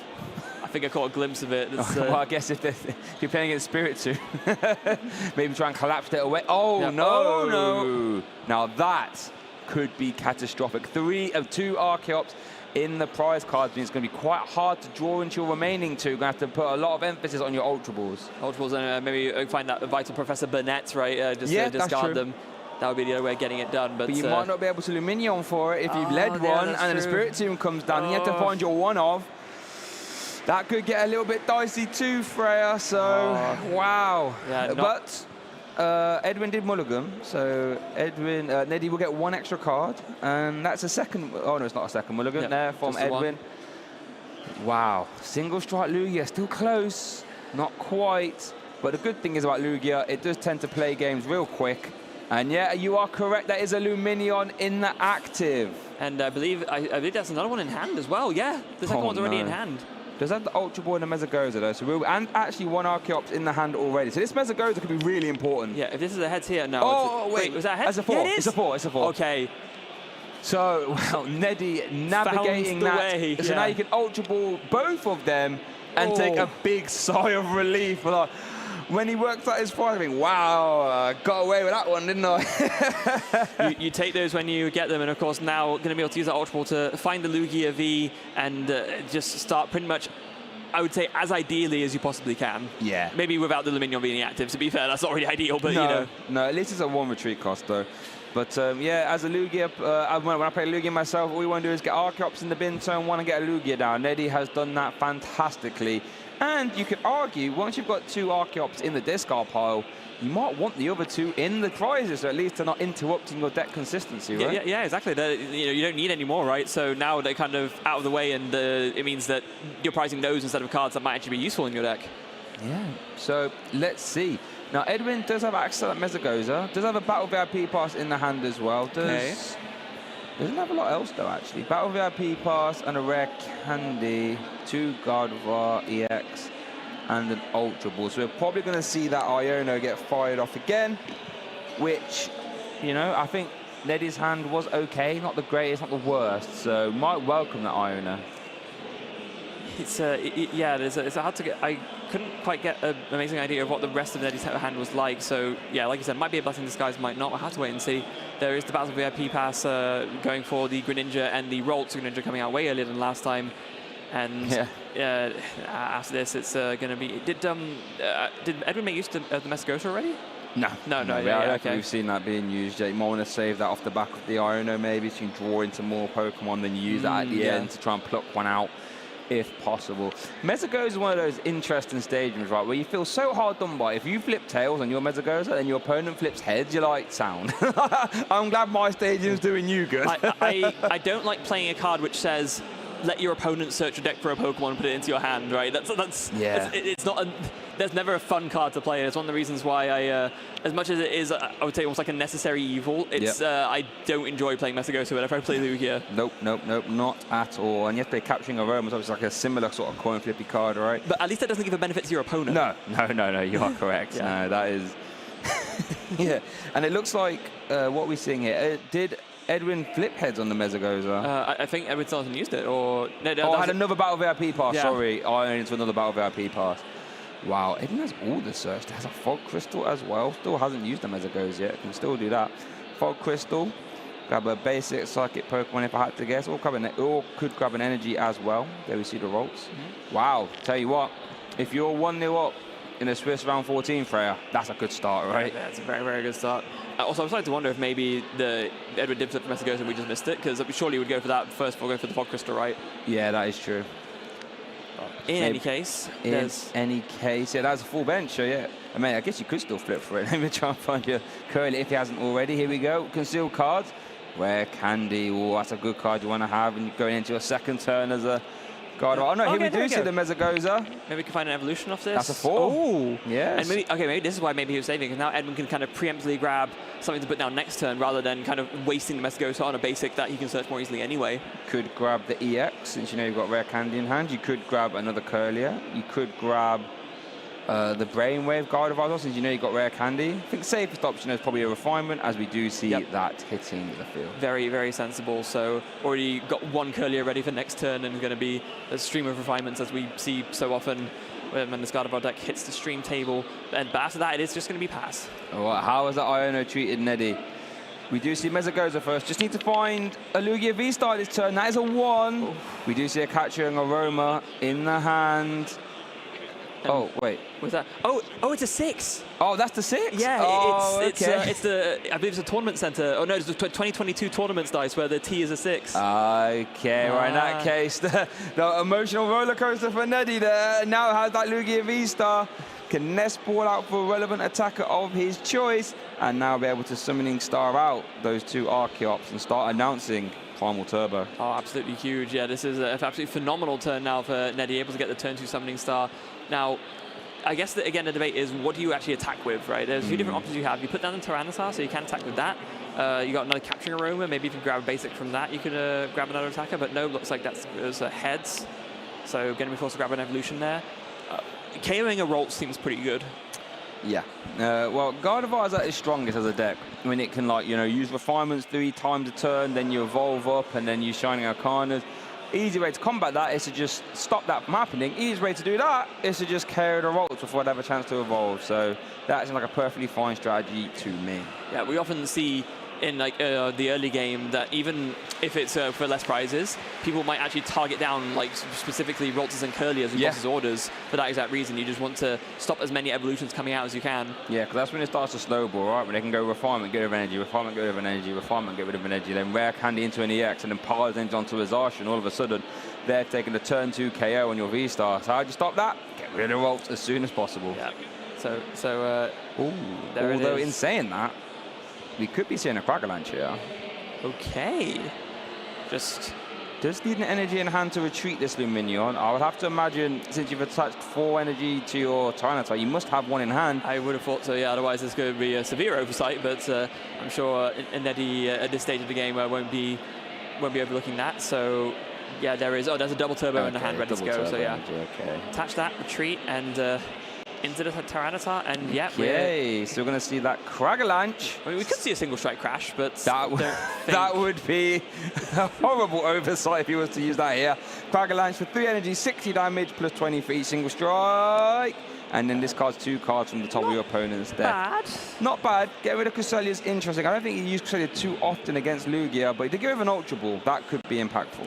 Yeah, just another search resource gone for Edwin, right? So now it's up on Edwin to respond. Does have that Mew pivot, of course, pretty much the strongest pivot that the Gardevoir deck can have. Can be able to start with the Mesagoza this time rather than waiting for it later on. Is that another heads? Yeah, Mesagoza. I tell you what, the students are well behaved here at Mesagoza. You're getting all the searches here. Well behaved, but only for the not for the person who played it, only for like the yeah, that's a good point. Yeah. And that could have been an argument to attacking with the Lugia there, actually, is that you could have Tempest Dove that Mesagoza out of the way.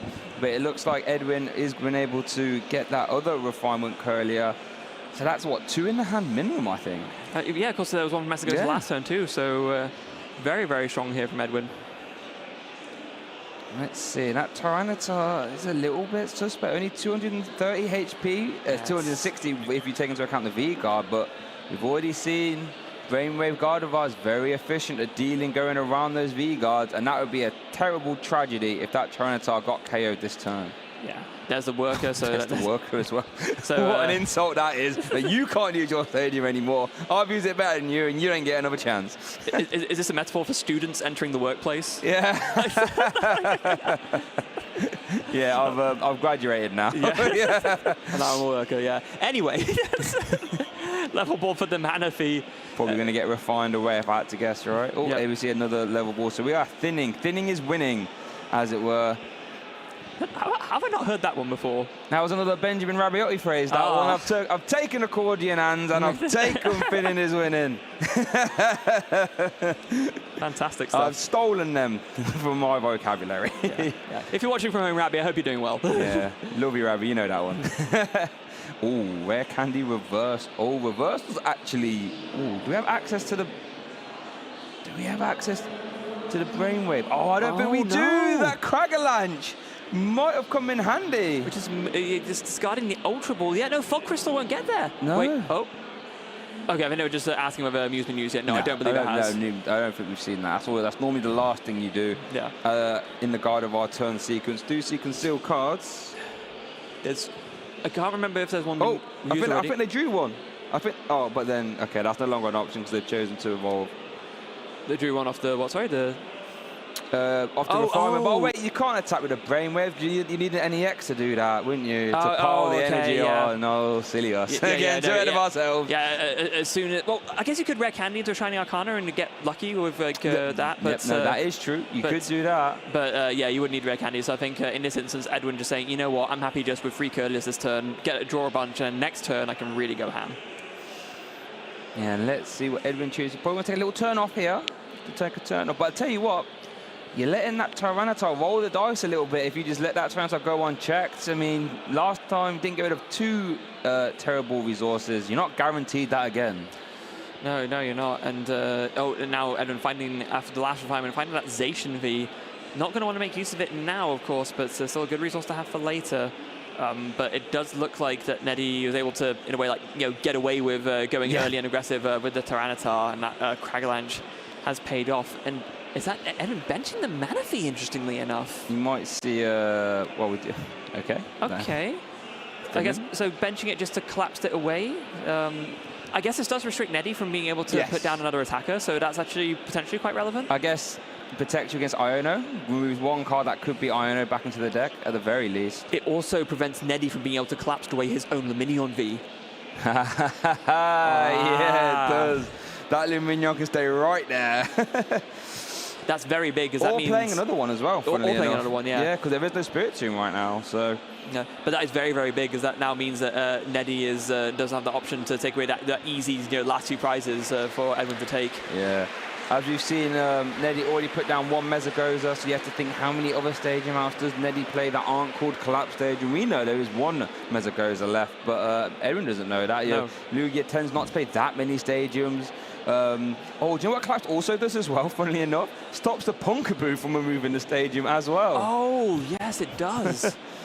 So, very high IQ play there, I think. Although, I guess to be fair, if you're putting down the Punkaboo, that takes up the extra bench slot anyway, right? So it's kind of the same end result. Yeah, that is a fair point. But yeah, I think in an ideal world, Neddy would have liked to attack with Yveltal this turn, but now that's no longer possible. So, still going to get it out of the deck, but it's not going to be able to actually put it onto the bench, and just going to have to stay in the hand. Primal Turbo comes in, 1 V-Guard energy going onto the bench, Lugia V-Star. I guess we're just going to see another Cragalanche here. I think so. I mean, that's...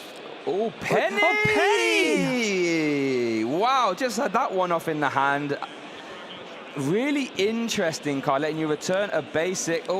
Rare Candy and a Psychic Energy. You're probably doing Edwin a favor there by getting rid of Psychic Energy for lack of a better term. But wow, the one-off Penny, letting you return a basic Pokemon back into your hand. Not a card that every single Lugia list is playing, but the ones that do, you can just have an absolutely blowout turn like that where you think, I've got you now, your Luminion's stuck. Actually, nope, Penny is going to put it back into my hand, and that is a phenomenal turn from Neddy right there. Now, I wonder if that now forces Edwin to prioritize getting the Spirit Tomb out, because you know that there is a Luminion in that hand, so whatever supporter Neddy wants next turn, he can go and grab it. Yeah, I think you have to at least think about it, right?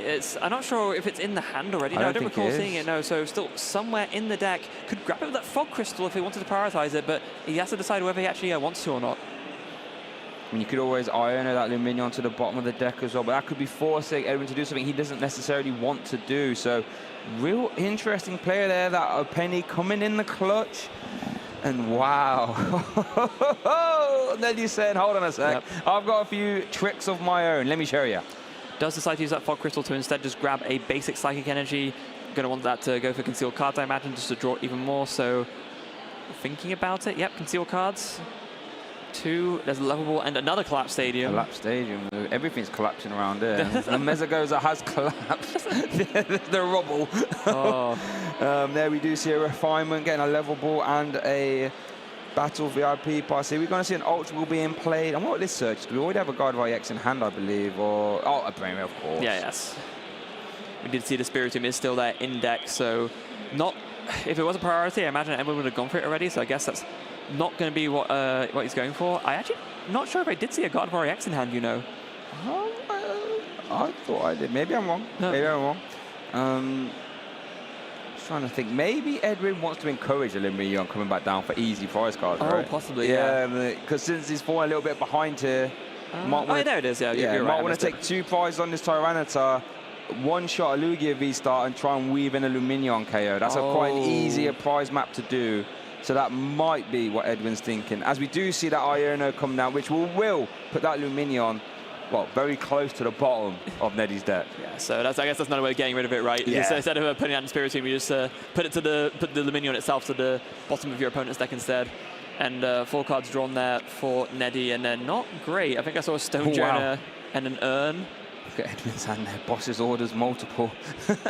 Love to see that. Whoa! Goodness gracious me! That is a Shining Arcana 2 energy hit. Wow, okay. All of a sudden, putting that Gardevoir EX down might not have been necessary. Wow, look at this. Setting up multiple offensive threats here. Gotta be feeling pretty good for Edwin, and there's still one more refinement to go as well, so yeah, why not discard that Psychic and then draw a couple more, find the boss's orders again. Edwin has every copy of boss's orders in his hand right now. And there we do see the Spiritomb come down as well. So yeah, now it's going to be the Psychic Embrace onto the active, I imagine. Yep, 6 energies will get the job done. 5 from the Psychic Embrace, plus the one already on there will be 240, and that will be enough to KO this Tyranitar. But we are going to see the gift energy go off. We are going to see the gift energy activation. So we'll be able to draw till he has 7 cards in his hand, and you get a top deck after that, so we'll be at 8. So the Iono not really being used for a hand swap, as it is more so of just forcing that Luminaon to the bottom. I saw a boss's orders from that gift energy.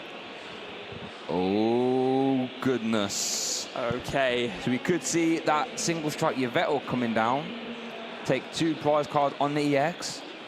I think that's got to be the move you go for, right? It's such a strong trade-up if you can pull it off, and there's opportunity for Neddy to do it. So I think if you know you can do it, you have to go for it. Does require Urn of Vitality to be used, but I think we saw that already. I mean, see an Ultra Ball there as well, so I think... There's a lot. Is there energy in hand as well? Because you need to retreat this Archeops, because Single Strike Wings does need 3 Single Strike energies, so that would require both Primal Turbos, unless you had a Single Strike energy to attach from hand to it. That might be the one thing that's missing looking at it. I don't see an energy in the hand. Oh, so tantalizingly close. Okay, you wouldn't be able to draw any cards. I think you're right. Yeah, that's what Mezagoza, Stonejourner, Nest Ball, Boss, Luminaon.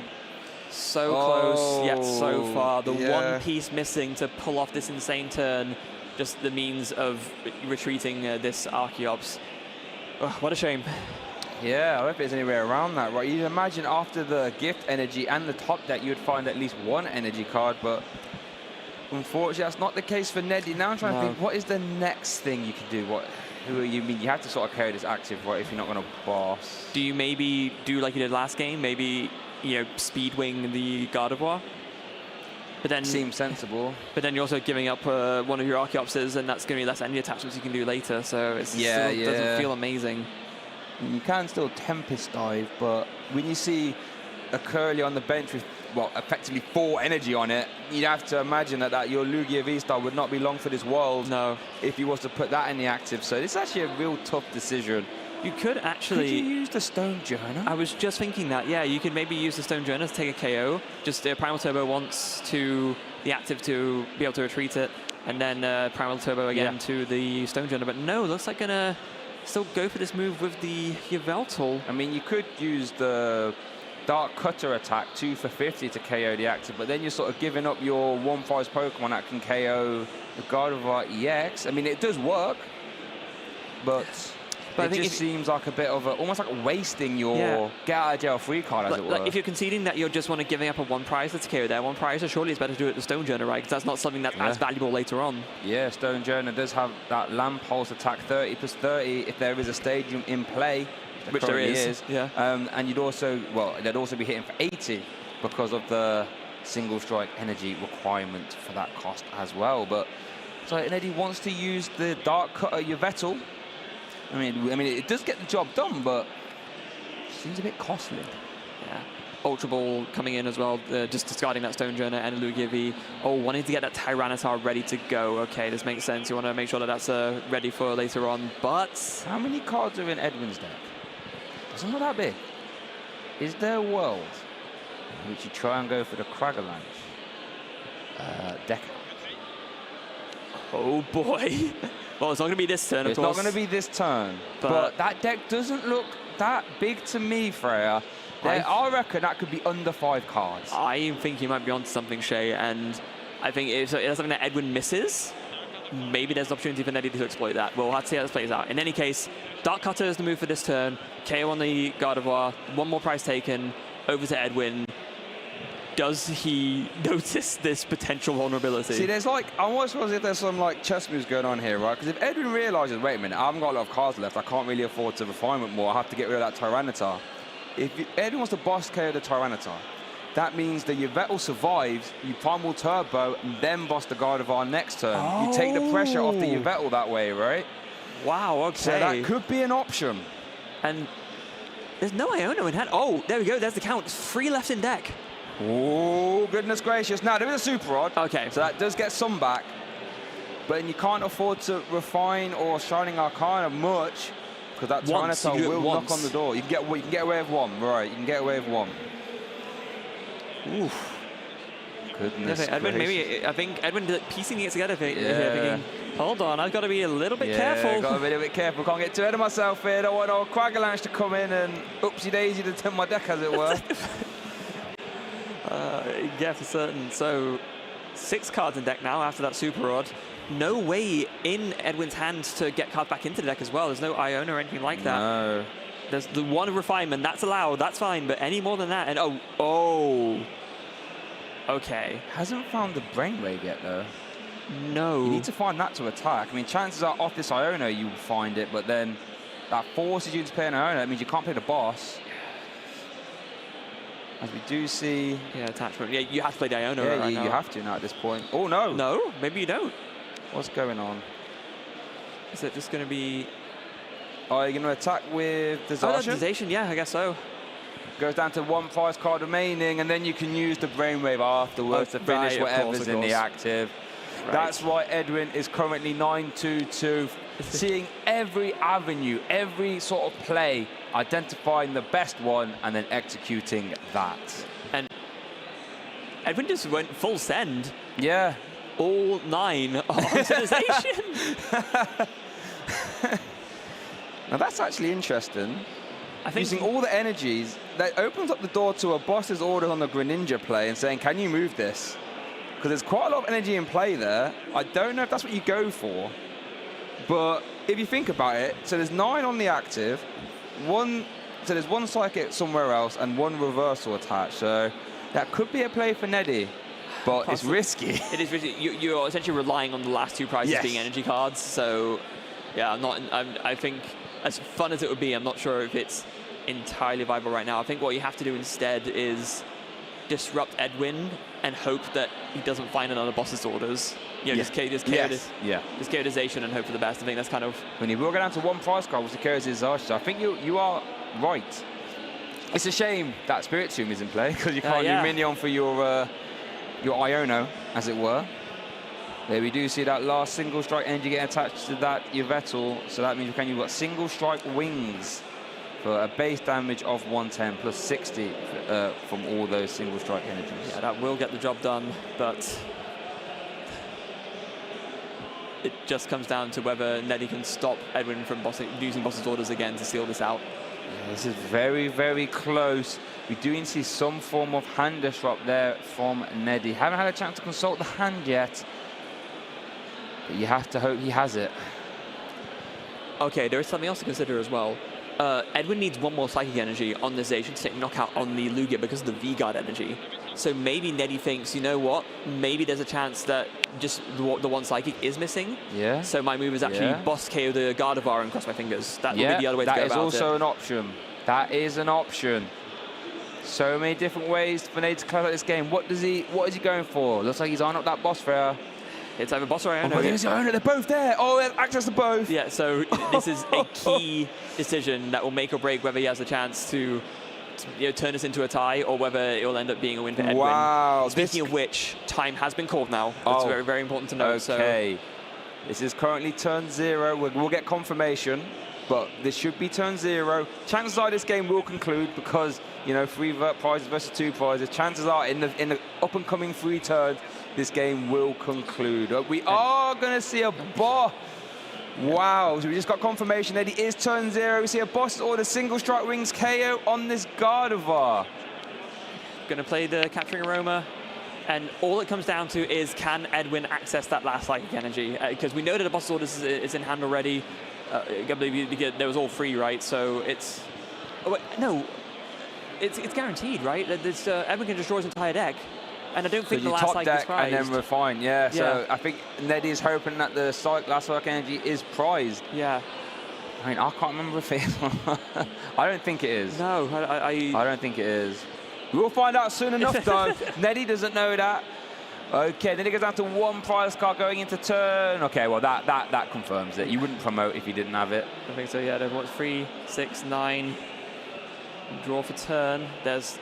There it is. Oh, no, 9 is a KO, right? On a Lugia. Yeah, 9's a KO. Yeah, 9 is a KO.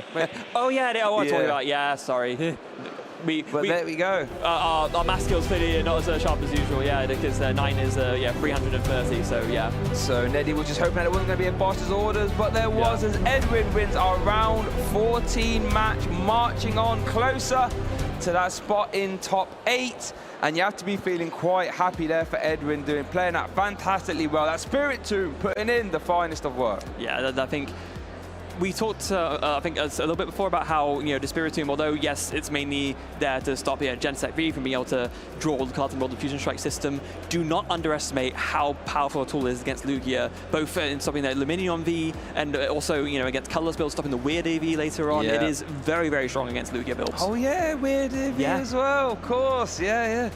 So, putting in the finals to work, and I think there's a lot we've seen a lot of Spirits. Like I said, we saw Pidgeot yesterday playing it, we've seen Edwin play it now. And I wonder if any Lugia does sneak into top cut, will it be running into Spirited? Because we saw, while you can still continue the game, I feel as if Lugia needs at least 1 turn of Luminaon. If you can just deny that, you might be able to grind those games out. It's your inconsistency crutch, right? It's the main, whether it's going for Banette early on or later on just finding the supporter you need. No deck in the format is more reliant on Luminaon than Lugia. So yeah, if you shut it off, you shut off a crucial aspect of the consistency of the Lugia deck, and in a deck that's already starved for consistency as is. Yeah, exactly. You haven't got an onboard draw engine or anything like this. So, wow, don't forget to check out the socials down there after that absolute humdinger of a game. Oh, my goodness. If you're going to tweet, if you're here at the event, you want to tweet about the event, use that hashtag #PlayPokemon. Every chance you might get your tweets featured here as well. But, wow, we waited a while to get Lugia on stream. Didn't quite have the success it wanted, but it was a single strike build. I actually really enjoyed seeing that, yeah. Yeah, it's been a while, hasn't it? So, I do believe that we actually... The next round of action is coming up very, very quickly, even quicker than we got caught off guard earlier, scrambling to the desk. So we're going to go straight to a break, guys. Don't go anywhere. The last round of Swiss is coming up, and you're not going to want to miss the final round to decide who makes it into top 8. That winning in action.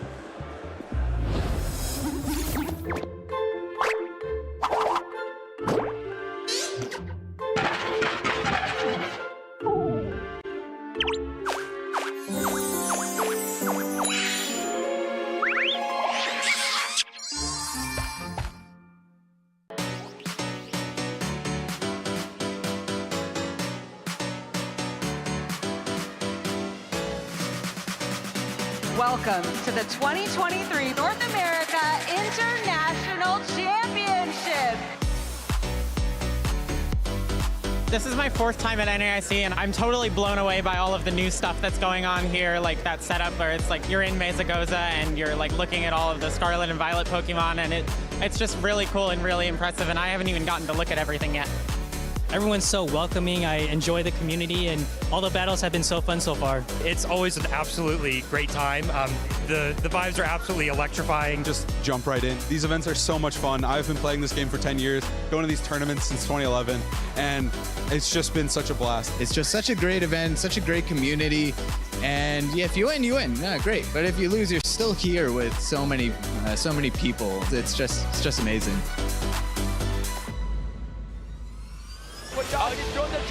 A game of inches, go! Here comes the ballot, One time, taking this man's game, and is your North America International Champion! Wow, Woodage!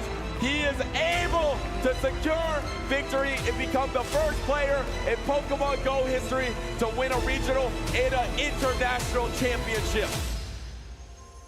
Throw the energies into play, final burn, take the knockout. And even though Drake cannot attack this turn with the way his energy are set up, all he has to do is pass the turn, and Drake becomes the North American International Champion. What is it? Another Super Rod. Oh my gosh, Just Bodhi. the scratch pass. Bodhi has to announce his attack, and he becomes the International Champion. Could we see a winner right here? Cyrus has the artillery, rapid strike search for the Tower Waters, attaches the water energy, and 100 blows. Cyrus Davis is your North American International Champion with rapid strike, Inteleon VMAX, Urshifu VMAX.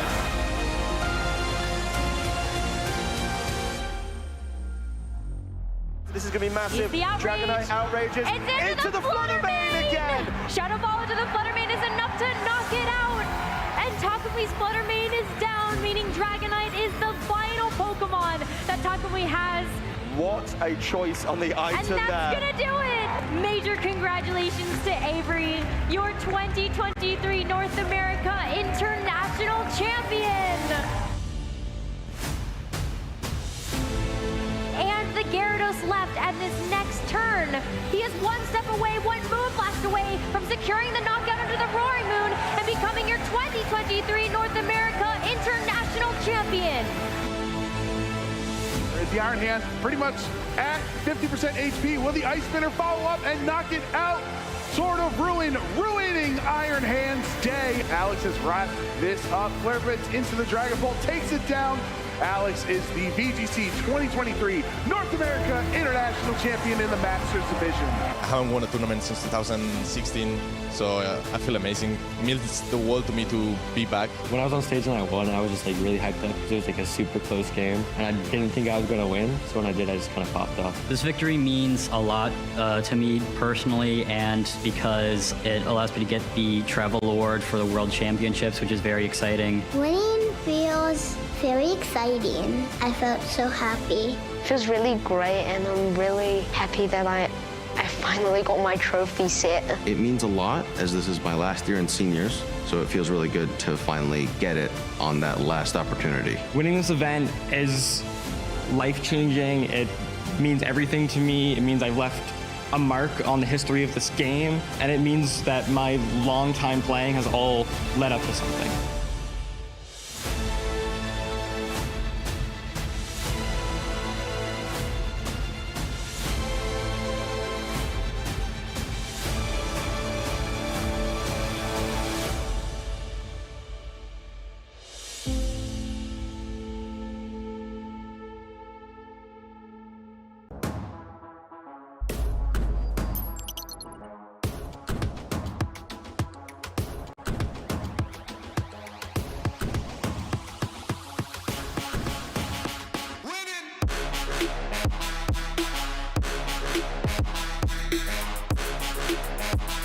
My name is Andrew Ford, and I'm from Raleigh, North Carolina. When I was on stage and I won, I was just like really hyped up because it was like a super close game, and I didn't think I was going to win. I've always wanted to show that I'm one of the best, if not the best, player in North America. This weekend I never really doubted myself because I wasn't playing to win, so I had nothing to doubt. I mean, this game consumes a lot of my life, but it was like honestly changed my life. Winning Worlds, I'd probably like be considered the best player in the world, so it would be like what I've always wanted. My name is Cyrus Davis. I'm from Niagara Falls, Ontario, Canada, and I just won the North American International Championships 2023. Winning this event is life-changing. It means everything to me. It means I've left a mark on the history of this game, and it means that my long time playing has all led up to something. It's the journey, it's the friends, it's going to other parts of the world. I will be at the World Championships. I think I'm definitely going to make day 2, and I'm sure with a little bit of luck, I can roll my way all the way to the top. My name is Alex Gomez. I'm from Spain, and I'm the new North American International Champion. It feels great to win a tournament again. I actually cried. I was really emotional. I was happy, of course, but so long since I won an event. I thought I couldn't do it anymore. My advice to other trainers is keep trying, never give up. You gotta trust yourself and believe that you can do it. If a tournament goes badly, you can still try. You're gonna bounce back. Then I'm gonna try to win at Worlds.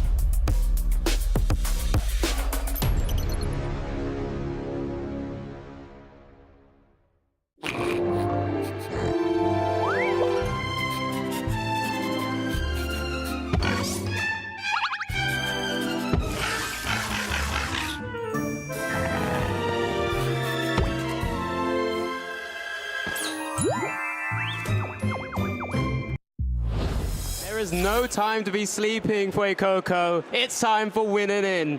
I'm Alex Dow. I'm here with Mike. We are looking at an exciting match to try and find people for top 8. It's the final countdown into that top 8. Swiss has finally reached this round. Round 15. We've got a larger event here in Europe, over 800 players who went all the way to round 15. And we're at that winning in stage. There's a lot of players who will be looking to get that final result to put them in that top 8. Yeah, we've seen a lot of players already as we just had a quick eyeball over the current pairings for this final round. That we've had quite a few players actually on stream who are in position to potentially be in the top 8. And now we've got a winning in of 2 players we have yet to feature. And also some deck builds that are slightly unique and different. That's been the fun at this event. There's been a lot of people changing a few cards in their list, really bringing out a different angle. And I think it's really been the story of how's Mew VMAX doing in the format. It always comes around at some point during a season. Mew VMAX looks to be here and looks to be strong. There's a whole different variety of them. I mean, how many counters have we seen to such a powerful Pokemon card, to such a powerful deck? Drapion. Part of the Peak was once a counter, not anymore. We've got the Spiritomb now. Exactly that. You know, we've got the Mightyena back in the day. All the dark types, Umbreon. Still bouncing around at times, and it's still in these positions. We will be showing Mew VMAX once again on our streams, but that's because we've got another little small variety and a small text in this one as well, and it'll be up against Mike.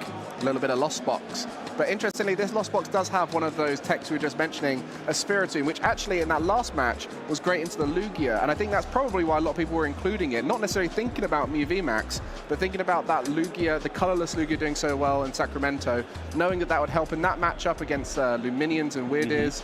Now they get to use it against the Mew VMAX to mighty effect.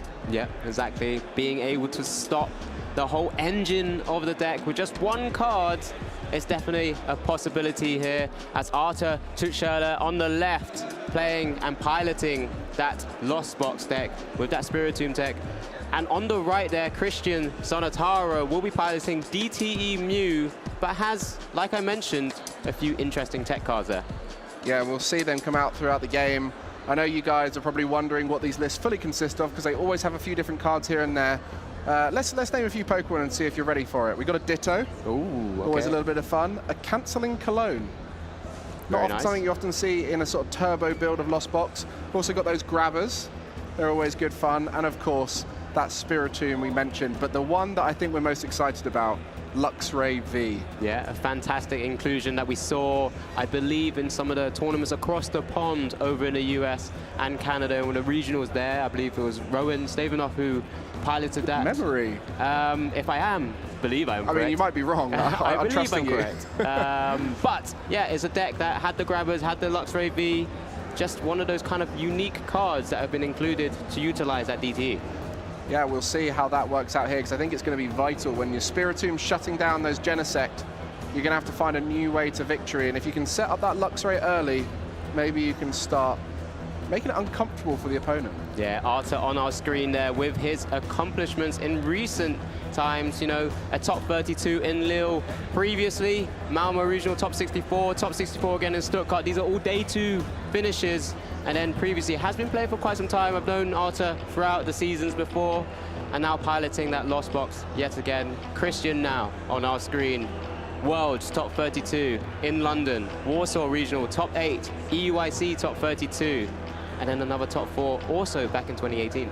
Yeah, and you've got to respect these kinds of players now, really probably pushing to make that extra effort to win a regional now that we've got the new circuit, more on the line, more prize money available, the opportunity to qualify for Worlds with a regional win. So all of these factors are bringing out some of these players who often make day 2. They're now taking it that little bit extra seriously, and that's where we're seeing that creativity and deck building is really coming out this season. Yep, 100% there, Mike, as both players are just finalizing their setup for our round 15 game. This is winning in, both players on 31 match points right now. We reckon 34 is a guaranteed spot in top 8.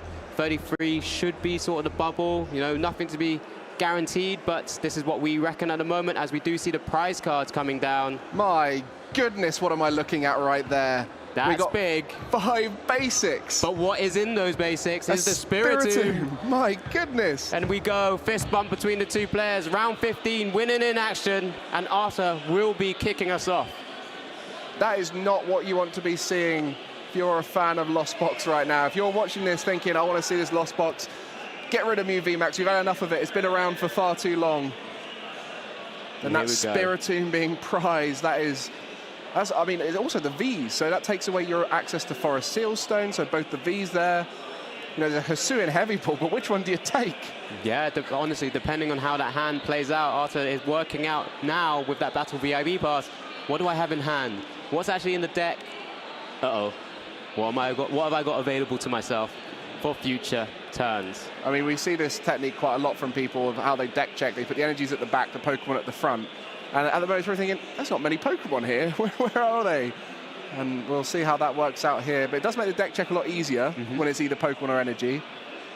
I mean, honestly, I wouldn't want to navigate this scenario because you have a game plan going in, and it's concluded with Spiritomb as being disruption and these being the big knockouts. Your big attackers, yeah. Especially when a lot of Christian's side of the board will be those sort of Mew VMAXs, or just the Vs in general are quite big tanky Pokemon that Cramorant and Sableye by themselves sometimes struggle a little bit. It's often a 2-turn KO. To go down that more traditional Lost Box route, the kind of one that Sablezard used to do, of just focusing on chipping away Spiritomb. You've got the Greninja to spread some damage out. Just go for the 3 Genesect, maybe? Yeah, it's definitely an option. Does have that capability to eventually maybe hit into the Hisuian Heavy Ball, be able to grab one of those and match up dependent or sort of turn dependent. Which one Arthur will go for could be very different. Well, I did get a little flash of Christian's hand. A lot of Genesect in there. I think I saw 3. So that's going to be setting up wide. And of course, with the double turbo energy build of Mew VMAX, we tend to see a lot of Genesect coming down. Normally the 3 Mew if possible, but with the Luxray, that might take up a spot there too. So we tend to see a nice wide board early on, lots of draw motoring through that deck. So we do see a concealed cards there. The pitching of the lightning energy from the Greninja. And now the first flower selecting of this winning in. Forest Sealstone, identifying that he doesn't have access to the Vs, does hit, or at least one of his Forest Sealstones hits the Lost Zone there, holding onto that water, knowing he might need to utilize multiple different attackers.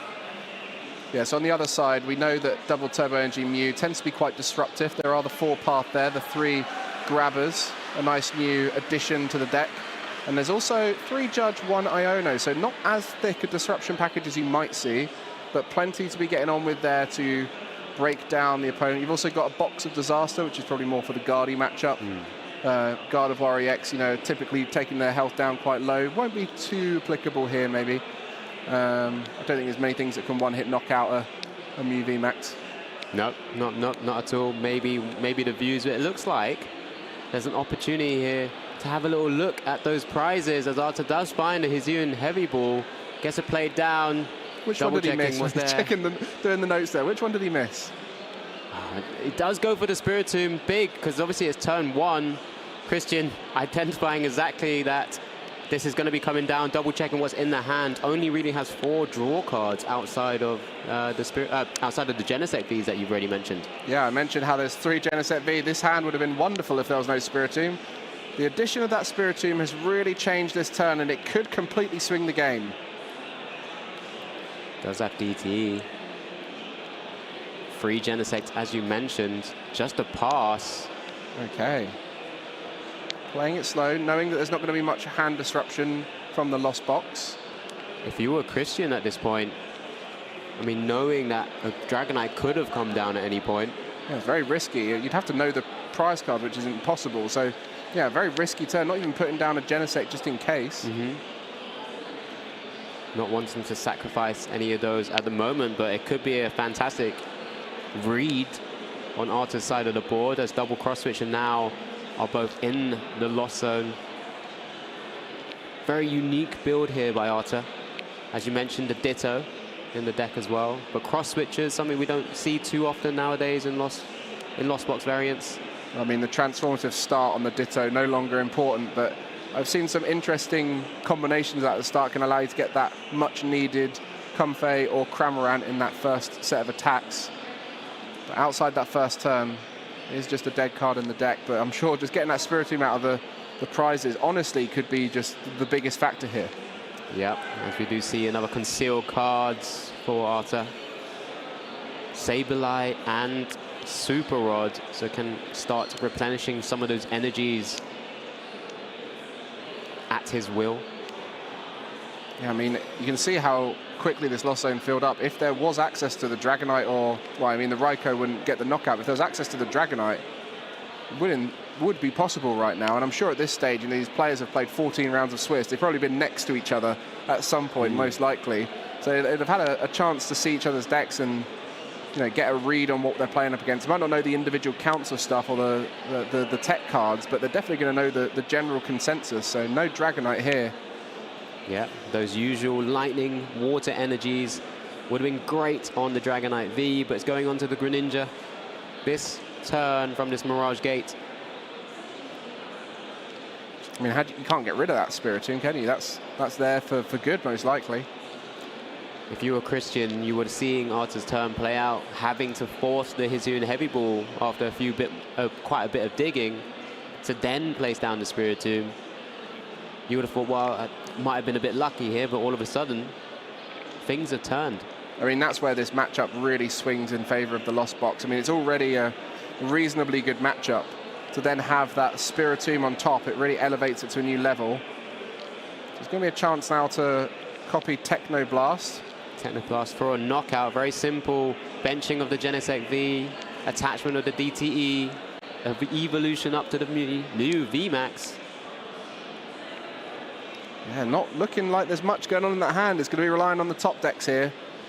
I mean, hopefully just that knockout was disruptive enough. I guess that's the hope at this stage, but Sableye is going to start being active soon. Yep, this Chorus experiment pushing Arta up to 9 in the lost zone. Creeping slowly closer and closer to a potential top 8 spot. Of course, yeah, this is the win and in stage of today. Anyone who's tuning in right now, we're close to that top 8. Either of these players wins this game, and they are secured into that top 8.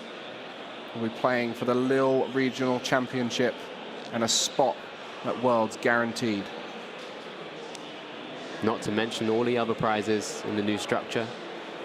Fantastic to even get to this stage. Like I said, 31 match points. Especially with that 500 CP needed to make Worlds. Every top finish in regionals will be good towards that. And both these guys will be finishing high up on the Lille leaderboard. Still early in the season as well. Lots of stipends to come. Lots of tournaments to come. Only on our second stop here. Yeah, exactly. Feels like yesterday we were concluding last season. Sableye into the active spot now.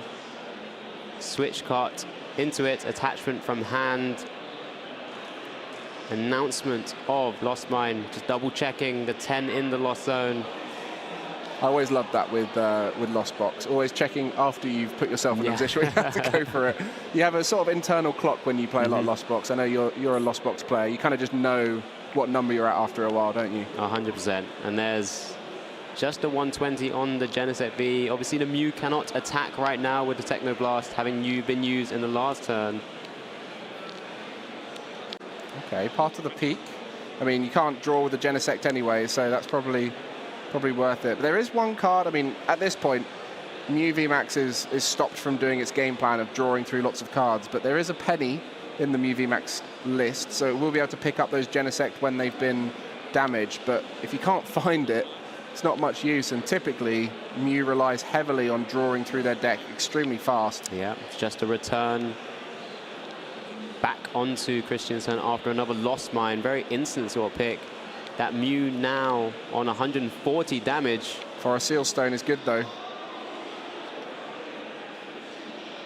Okay, just fix up those numbers. Yeah, making it a little bit easier for everyone. It's at 140 damage. Good 170 maths. remaining. Could you get that when it was a 6, a 5, and a 3? Or was it only once it was 6, 6, 2? I can add. You can add? Just about. Can't read cards though. No, not really. Small text. Small text. Big dives. Old eyes. So for a Sealstone on the Genesect V, what can Christian muster up here? One prize down. 5 announcements of attacks to go in reality for Christian.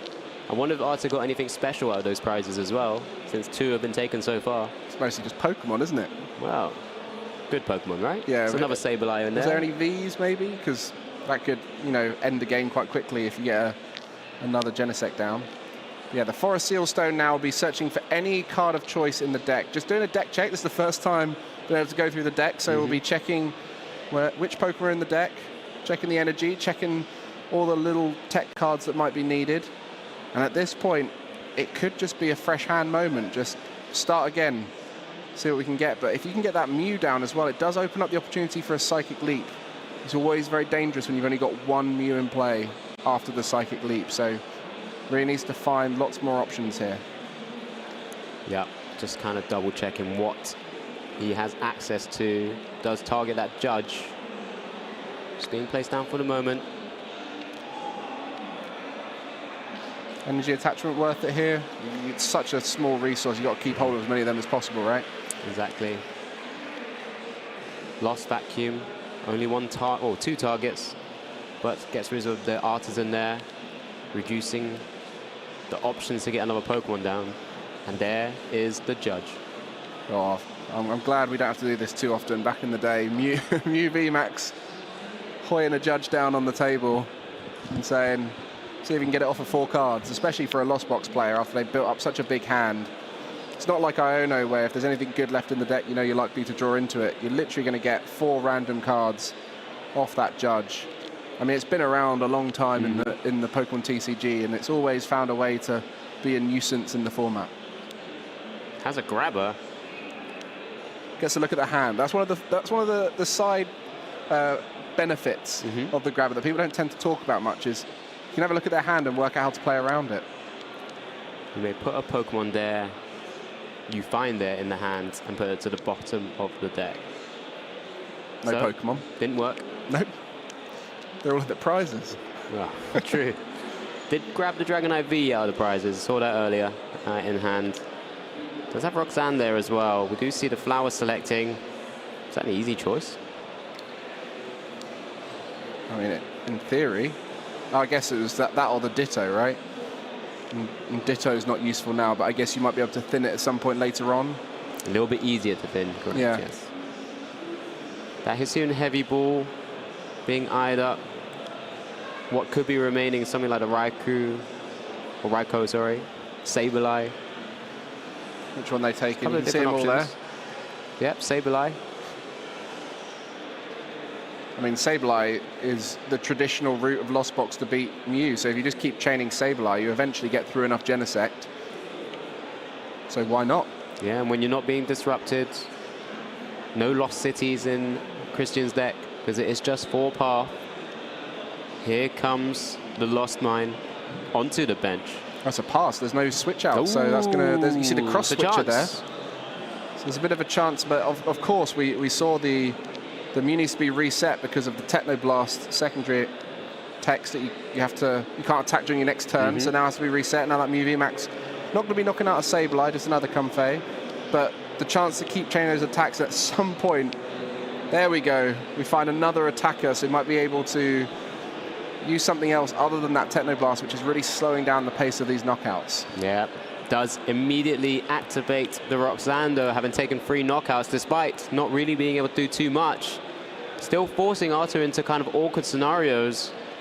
Just look how thick that deck is for Mew. You don't normally see that at this stage. Normally motoring through the deck, thinning it down, finding everything you need. 1 card in the discard. Yeah, it looks like it. Yeah. I mean, it's not many at all. What was in that hand? We didn't see it, but, you know, 2 cards with no Genesect draws. It's going to be really tricky here. That Spiritomb has been a bit of an MVP at this event. A very easily forgotten card for a while. When it first came out, everyone thought, well, this is the end of Mew. Spiritomb stopped getting played because it was the end of Mew, and then Mew has come back, and now Spiritomb's come back, and it's a bit of a cycle going on. Sableye targeting the Genesect. There's a little cheeky heal from a switch card as well. Just going to slow it down, and another KO. That's 4 now. Announcements back to back. Yeah, just about scraping by. Yeah, it's still in the game. This is how good Mew VMAX is. Doesn't need to draw. Just keep attacking. Put the path down, don't bump it. Right, Super Rod looks like it's coming down because those Sableyes are not attached to one another. Surely this can't last forever, though. Surely at some point the Mew VMAX won't be able to announce an attack. With that Spiritomb down, a thick deck, off that Roxanne, you know, there's no other Roxanne, right? There's 2 Roxanne, so there is another Roxanne. So you could see another disruption happen. And like the switch outs are going. We've had an escape rope and a switch cart, which there's only 1 of each. There's the free pivot option from Arta there with the Peach Court in play as well. Of course, we'll be digging for those Sableyes. Chorus's experiment comes down. No disruption from Arta's side of the board. Do you know, the only way I think we can get another attack next turn is if there's a penny. That's the, like, switch into a penny, pick it up, and that would also remove a load of damage too. So we are really grasping at the last option. The last resource is available, yeah. I don't know how... Was that a Sableye and a Psychic Energy as well? Dreamy. Yeah, that was a great Chorus experiment there as a flower selecting comes down as well. Is that a Chorus experiment and a Nest Ball? Could have targeted another Sableye there as an option. Down they go. Got the free retreat, so can get a Sableye attack off here. Can potentially Chorus to get more thinning. We might just leave it in the deck in case there's any disruption. Here we go. Sableye in the active. Lost Mine. Targeting the damaged Genesect that had 80 HP left. So 4 goes on the Mew VMAX. Okay, there's a Mew. There's a Mew, so we can... And is that a Cramoran? It's a Cramomatic, but there's no targets? No targets, because there's a tool in there, but of course they're no longer considered item cards, so it will be just a retreat pass. Just 2 attack announcements from either player right now. Potentially 1 from Arta if he's able to take a big KO here. Super Rod, Mirage Gate in hand, Dragonite V in hand. 2 Mirage Gate, is that enough? I think he's got the second Mirage Gate. There it is. Second Mirage Gate with the Water Energy. Free retreat with the Beach Court. Dragonite V taking game 1 for Arta there. Spiritomb MVP. Spiritomb coming in clutch there. I think we can all agree that Fettered and Misfortune has just won 2 on-stream matches back-to-back there. Was so good against the Lugia, denying that Luminion. Now we see it here, denying the Genesect from drawing. This is the kind of card that you include because you feel like you want to win that matchup. That's one of those that you do not want to lose to. And Mew VMAX has been on a bit of an uptrend recently. A lot of people getting away with it at events, not coming across Spiritomb. Consequently, more Spiritomb going in, covers Lugia, covers Mew VMAX. Yeah, we've seen a number of Mew VMAX players just on the cusp of potentially a top 8 when we were looking at the pairings a moment ago. And really, Spiritomb just coming up trumps. You know, a lot of people in that particular Pokemon space will be playing like a Drapion V or have done previously, but Drapion V only really targets the Mew VMAX. Sometimes, I guess, Guardy as well, if it's able to utilize some of the Mirage Gates on it. But Spiritomb being able to target both Mew and something like the Lugia at least disrupts their game plan. Really just showing how much of a tech it is in some of these decks. It's appeared in a bit of Arceus as well. I guess it could be in a Tina Lost box as well. Yep. I mean, it's one of those quite splashable cards. The only downside to it, 60 hit points, can favor something like a Sableye when it's trying to take multiple knockouts, but it's been showing up and really been important today. And I think that's just credit to all those people reading the meta, recognizing what's going to be about, and coming through on top. And it's been Lost Box and Gardevoir that have really converted at this event, both decks that have featured Spiritomb fairly heavily. So for those of you who are looking through your cards right now and thinking, where's my Spiritomb gone? Yeah, you want to get that one out and chuck it in whatever deck you're thinking to play. Yeah, dig it back out of your bulk. But it really shouldn't be bulk, because it's a good card in general anyway. Depends on how many you've got. I mean, I've got too many that I can put them all in my competitive cards, so I put the rest of them in my bulk. Yeah, it's one of those easy to forget cards, and I think the Mew, we've seen Fusion Mew do quite well here. I think a lot of the Mew VMAX that's done well is Fusion Mew, so that can get around it with those Fusion Energy on the Genesect. But for the traditional Double Turbo Energy Mew, the addition of Spiritomb into the meta pretty much destroyed the Double Turbo Energy build, and consequently we've only seen it have a little bit of resurgence here and there when it's been able to dodge around those Spiritomb. Yeah, like you said, it comes sort of swings and roundabouts with the meta. Sometimes when there's a downtick in the Mew, people will just generally take out Spiritomb, or even sometimes take out the Drapion Vs, for example. And it just comes down to some of these tournaments where some people are more comfortable playing Mew VMAX, as we do see both our players. And yet again, Mike, in that top left corner, Spiritomb hiding away for a little bit at least. I think Spiritomb's had enough. It's like, I've done my job. I won you game one. It's on you, Arthur. It's on you. See if we can find a different route. Oh, there we see that Ditto we spoke about. Able to really make your first turns versatile. You can either be a Comfey or a Cramorant most of the time. Has to be in the active to be able to transform. But when it does, it can be the way you finish off the turn or the way you start it. Yep, but Christian this time will be able to use Fusion Strike system. Going first, no Spiritomb down yet. So, can Christian do enough on this first turn to prepare his board for what might be coming? This is like the opposite advice for a marathon. You want to sprint at the beginning, get as far ahead as possible, and then walk the rest of the way. And that's going to be what it's like here for the Mew VMAX, just trying to motor through the deck as much as possible, use as many Fusion Strike systems as possible, maybe even set up that Luxray, because we didn't get to see that last time. I don't think it ever would have been possible to get into play based off of the draws. So you can see it there off the Battle VIP pass. And this is potentially one of those games that could end quite quickly with Spiritomb gone, an early set of draws. It could be very heavily in favor of Mew.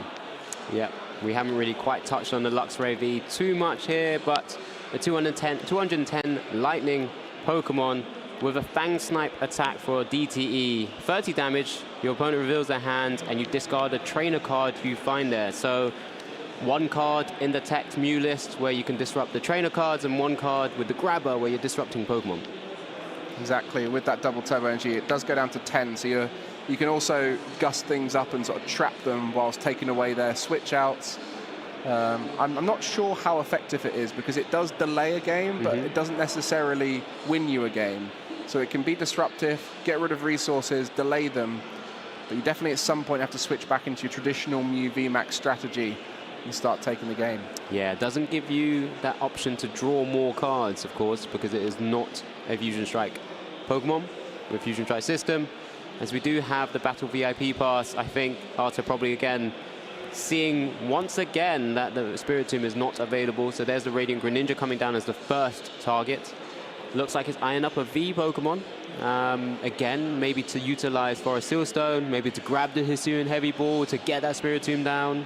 I mean, this is where the Ditto is pretty smart in this list, because sometimes you'll just try and low roll into a Cramorant and attack first turn, and then other times you'll look to try and reach for that 7, get the Mirage Gate off and attack with either a Greninja or a Dragonite/Raikou early on. And because of that Ditto, you can make that decision after a few flower selectings rather than having to make it straight away when you place it down on the board. So that Ditto might be a Comfey if those early flower selectings are worth it. Yeah, number of options for itself. Fantastic little card. I don't actually own one, but... I picked up 2 the other day, so I'll give you one. Thank you very much. I get a chance to play Arta's list, given the opportunity. But continue seeing here, I think just a number of options. Arta just shuffling up now after the Battle VIP pass, making a few notes of what is prized, what he has access to. I'm sure he's written Spiritomb in big letters on that notepad as well. What's quite fun with that Ditto, because of the artwork, it's meant to be hiding in the rocks. Because of the shininess, you can really see it popping out on the artwork down there. It's just a smile it has, isn't it? I'm coming. I'm coming. I could be anything. There we go. That's an easy flower selecting right there. Some energy that will allow to have a little bit more draw. So there is switch outs there.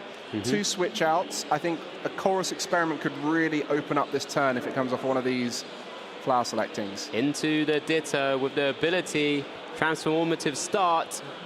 Find yourself a Pokemon from your deck and swap it in after discarding everything attached to the Ditto and itself. Also thins out a card there, so that's increasing the odds of getting a Chorus Experiment here, or a Forest Sealstone, or that Lost Vacuum, all of which are part of that combo piece to get that early V attack off in the turbo list.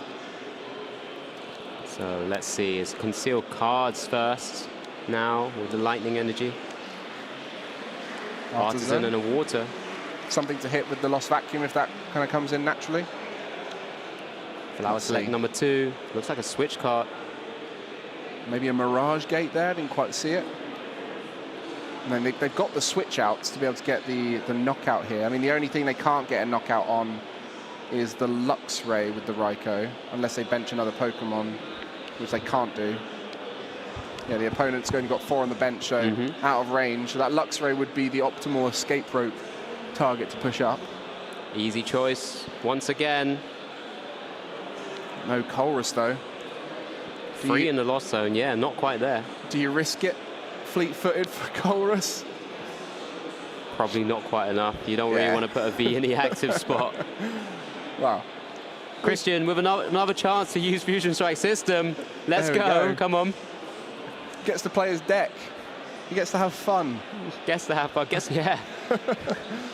I mean, it is a tough old deck to play when that Spiritomb's in play, as we saw in that last game. And I think this one really highlights why that Spiritomb's in the deck. It's a completely different game.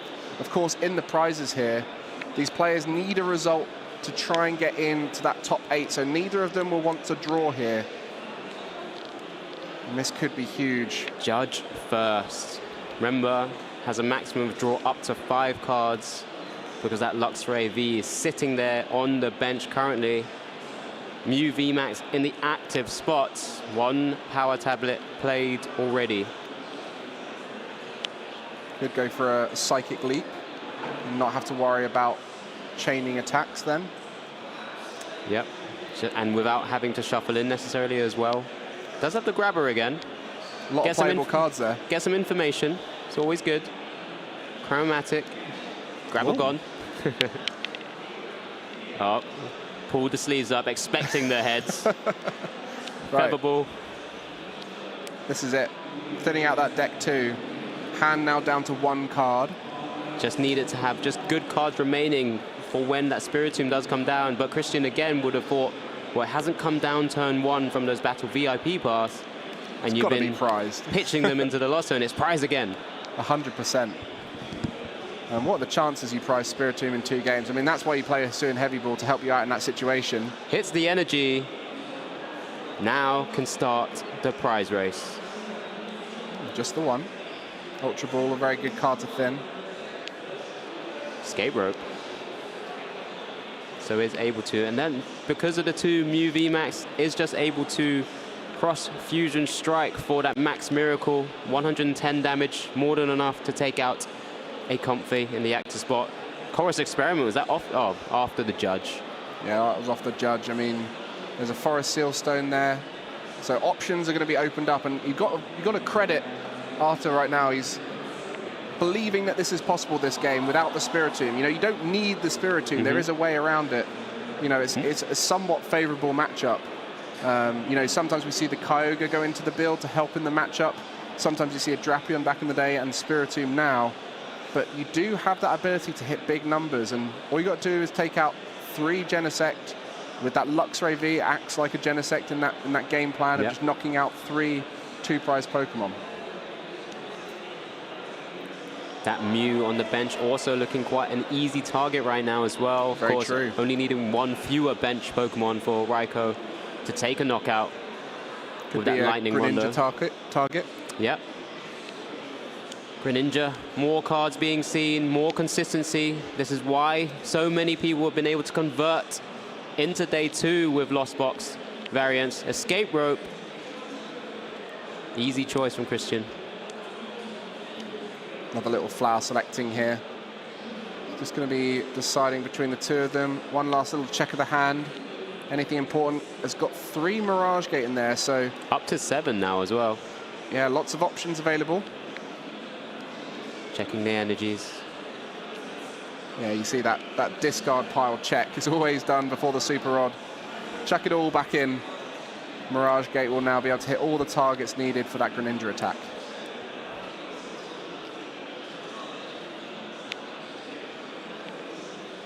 And this is where you see that Greninja being so powerful in so many matchups. It's not just about that taking 2 small prizes. It's the fact that you've got 90 damage on 2 different Pokemon. When you start spreading a lot of damage, 180 damage in play on a single prize Pokemon is a lot of damage. Yeah, it was a little bit different in game 1 where he had to use the Greninja to attack. Only really getting half the value you normally would. See what he got off that for a Seal Stone, have a guess. No, there's only one option, surely. No, maybe not. Hisuian Heavy Ball. Yeah. You've got to be confident there, Alex. I've given you the I also sort of flick of a Sableye, so I was like, okay, well, maybe targeting future turns. Yeah, there it is. And that'll just help support the game plan now, especially if a Roxanne comes down later, if a Part of the Peak comes into play and a Judge or something like that, just help to make things more tricky. Wondering Christian's position with the hand that he has. I think I saw another Judge, Escape Rope himself, Power Tablet. He's got a few playable cards there. Hisuian Heavy Ball coming down for that Spiritomb potentially once again. There it is. Well, that has just made Christian's board fettered in misfortune. That ability. You really enjoyed that, didn't you? I did. That's going to make it real hard to use those Genesects now. And of course, both players have gone a fair whack through their decks, has allowed them to get everything they need. And it's now just about the race. Double Genesect targeted. So that is the race initiated from their side. As you mentioned, that Mew is a good target. It could get evolved. We've seen that before sometimes in this matchup, just evolving all the Mews, accepting that Psychic Leap is not an option, just trying to put them out of range. And I guess that's why I didn't target the Mew V, because if you put that damage on the Mew V, that would instantly get evolved and just be the start of that journey. Christian just counting those power tablets that are available to him. Just double checking the resources, switch cards, because he's going to have to begin chaining attacks in some way if there's no other DTE between the Mew V maxes. Yeah, the one switch cart is included for this scenario here, where you've got the 90 damage on either of them. It just starts skewing the maths in favor with those Sableye sprinkles of Lost Mine. I wonder, since Arta didn't start targeting the Mew or the Mew VMAXs on the board, is it worth evolving up the third one? Just chooses to use Judge, disrupt, and keep disrupting. Can't draw, though, out of this Judge. Spiritomb in play. Yeah, we'll take prize, though. Or can take a prize. DT already on the bench Mew. So we'll have 5 cards in hand after the end of his turn. Just to remind you guys at home who might be just tuning in, this is the final round of Swiss at Lille. Both these players need to win to make it into that top 8. So where Arta has got that first game, we need 2 games from Christian to get that win. And Arta right now is confident. He's confident in this game. He thinks he can make it the whole way. Yeah, great hands, grabber there to just get some information. KO taken on the Radiant Greninja. but the hand was double Chorus's Experiment, Forest Sealstone, which obviously has been used, and no Pokemon once again. I think Roxanne's also potentially just sat there waiting for a latter turn. So, you know, just one more knockout and Roxanne comes down out of nowhere. This Chorus Experiment should put us up to 9 now. There we go, and with one flower selecting, as long as you get a switch out, which I think there was a switch card in that Chorus, you can go into that Sableye and start the damage train on those Genesect. Comfey, 10. Activates that Lost Mine. So and we're back at it again. 10 in the Lost Zone. I mean, we had that Lost Vacuum in there as well if it was needed. That's the advantage of the Turbo list. You've got multiple ways you can get to 10 quickly. Playing some cards down, Finning. You ever seen that before, Forest Sealstone on a Comfey? Only when you need to. Not much you can do with that. Unfortunately not. Used already anyway, as we do see a switch card played here. So many resources still available in Arta's hand as well. Yeah, all those extra Chorus are useful at this stage of the game to help you out of those tougher hands. Super Rods, Mirage Gate, as he does target with the first Genesect to take his first 2 prizes. 100 damage on that Genesect. The final 20 from Lost Mine on the other Genesect that had damage on it. The Forest Sealstone can get the penny. Clean pickup here. Time for a penny out that deck, maybe. And all judges being selected. Was it in the prizes? I didn't see. It's very possible. I don't think I have noticed it in the deck just then. I mean, this is the exact scenario you have it for, isn't it? To try and take some damage off the board. Could have been a massive pickup, as he does Lost Zone some cards as well, just to make sure. Doesn't want to target the Comfey Sealstone. Let it hold. There's an Iono. Good read, potentially again, of course, had the grabber from previous turn. Knowing that Arta had a Chorus's Experiment and Roxanne as well. Exactly. Make so sure they go to the bottom. Iono over Judge in that scenario. That's really that synergy with the grabber comes through. And at this stage, it is just announce attacks and disrupt. Yeah, what else is in Christian's hand there? Looks like Max Miracle. 110, KOing the Sableye again. Nestball in hand. I mean, can you chain another Sableye off of that Iono? We see the Nestball. So that should get one down, because I think there's one in... No, it's just a Cramorant. So there's one discarded earlier. Yeah, not available to have the second Sableye right now. We haven't seen Cram attack too often in this kind of matchup, but at least it's efficient. And it's just getting damage on the board every turn, isn't it? That's what it's all about. Yeah. There's the Psychic Energy and the Super Rods. Surely, if unable to get the Sableye right now, Psychic Energy is chosen. Oh, Sableye was in hand. I thought there was another Sableye in the deck or the hand, so I guess the Cramorant just down there is an option if Fail needed. safe, yeah. Just in case that energy didn't come Cross through. Switcher as well. Oh, Into wow. the Luxray. It's quite a big turn here from Arta. Does reactivate the Mew VMAX. Well, actually had Max Miracle last turn, so that is a KO with, I believe, 80 damage. So 4 remaining. You can finish off with the Raikou next turn if that Luxray doesn't move. There is a double Turbo Energy in the hand, so can retreat. Oh, just reconfirming the damage counter placements there. Energy retreat. Again, just having to retreat and announce attack. Okay, what was that one energy on the Mew VMAX for, do you think? I mean, I guess it doesn't need any more than 3 on the Luxray to knock it out with the Raikou.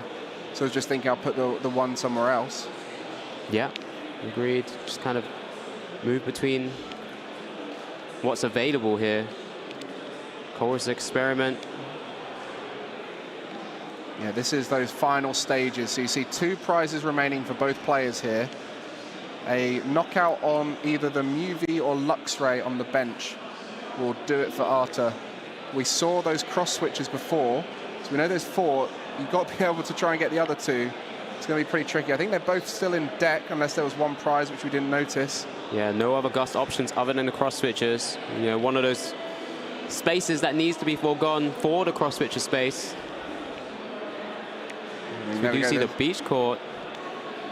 We're going to get off of this flower selecting. Is that rocks?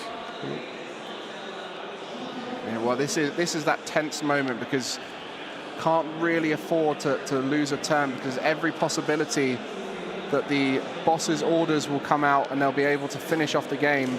Obviously, it's tough with that Spiritomb in play to do it for the Mew VMAX, but it is just one attack away, but it might end up just being a one prize turn for the Mew VMAX, so he might be able to have another chance to look for what is needed. Cards being played down, just a pass. Arta has one more turn to try and target down something that isn't as hard to knock out as a Mew VMAX.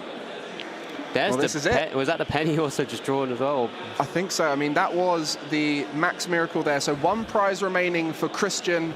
Arta has to try and find a way to get two prizes here. Dragonite will come down. Final turn. It's on the clock here. Super Rod. There's a Mirage Gate in hand, so there's the ability to accelerate to both the Raikou and the Dragonite most likely, but you only need the Raikou here. And a Gust option, so those cross switches are going to be vital.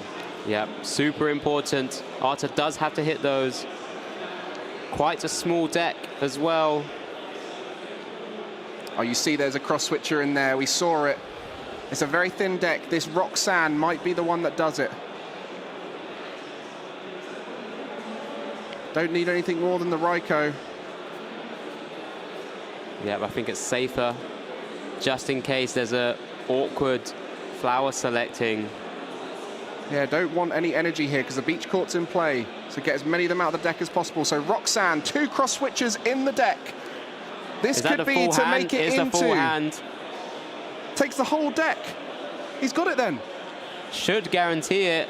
Both Luxray and Mew VMAX with just 180 HP left. Mew V, Luxray, either are possible. Raikou going to take the knockout.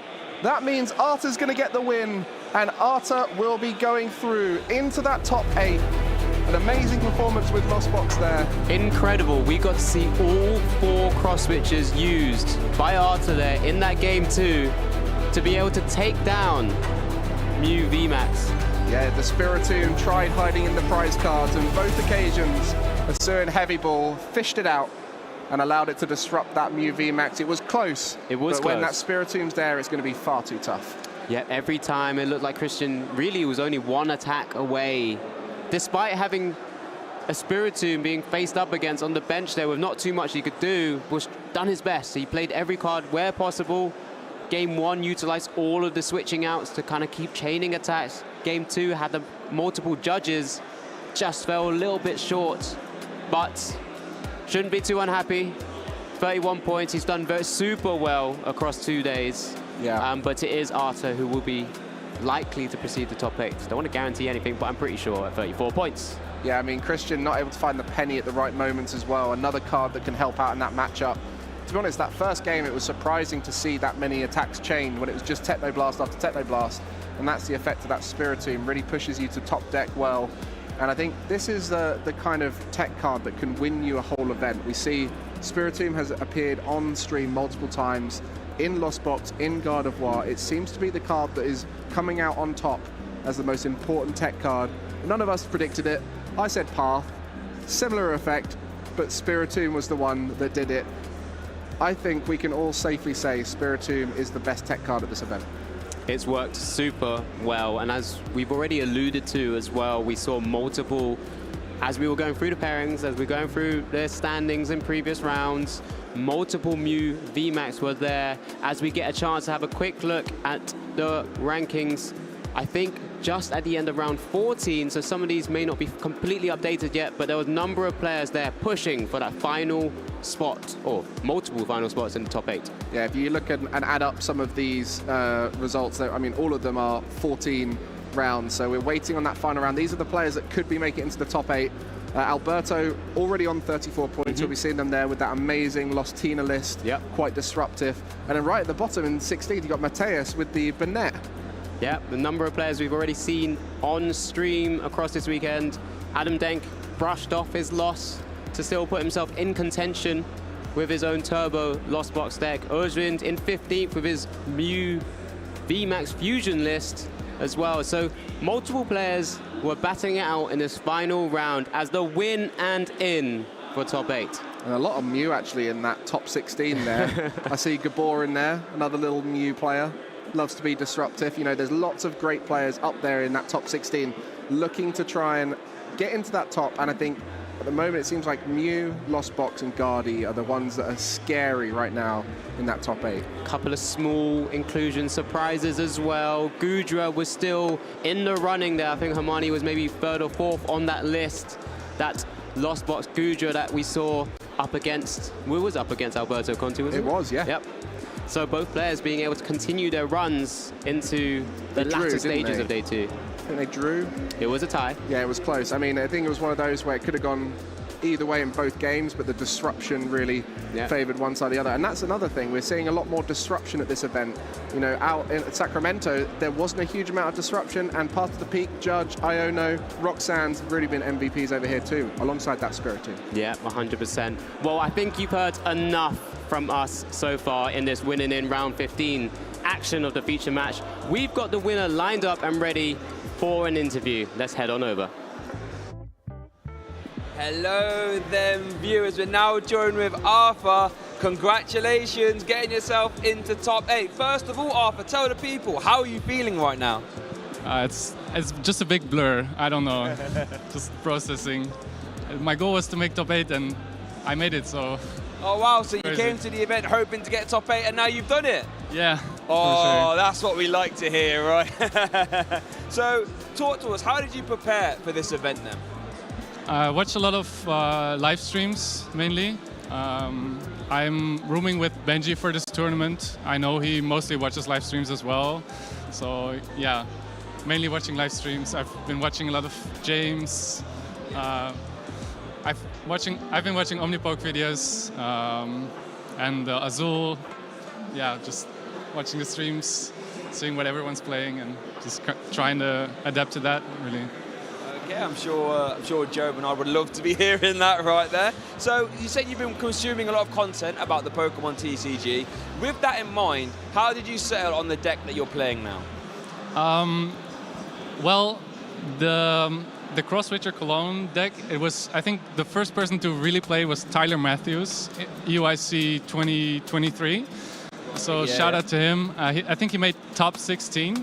So I kind of, back then I copied the deck, played it to a couple League Cups, and yeah, back then we were kind of transitioning into a meta with a lot of big HP Pokemon, you know, but I saw for the past couple events there was a lot of Lost Box, so I thought maybe this is the right time to bring out the deck again. Well, I mean, it seems to be working fantastically for you. Now, Arthur, I'm going to be honest with you now, though. I am a Mew VMAX player. So, seeing that cheeky little Spirit too, what made you want to play that? Was it for Mew? Was it for Lugia? Was it a bit of both? It was mainly for Lugia, really. I think my deck is not that good into Lugia. I've won one match against Lugia and tied one, but it's all thanks to the Spiritomb. They just bricked, and yeah, that's what it's there for. And somehow all these Mew decks showed up, and I mean, that's good. No, in all honesty, I did not expect Mew to be played in such numbers. You've seen it on stream quite a lot, so I get that Spiritomb has been putting in the finest of work. And I know it can be devastating if it comes down at the wrong time. Like, oh my goodness. For sure. So, you've already said that top 8 was your goal for the event. Mission accomplished, let's go. What is your goals for the season? I want to win a regional. So now's my chance. Yeah, hopefully I don't blow it, but yeah. My goal is to win a regional. I don't know if I go to Worlds yet. Obviously, if I win the regional, then I go, but yeah. Depends a bit. I'm a bit tight on scheduling at the moment, so yeah. Winning a regional is my goal, and then, yeah, we'll see. Okay, well, let me tell you what I hear there, Arthur, listening to you. What I hear is your first goal was to get top 8. You've done that. Your next goal is to win a regional. You said your schedule's tight, so you can't get to many events. So do you know what that means?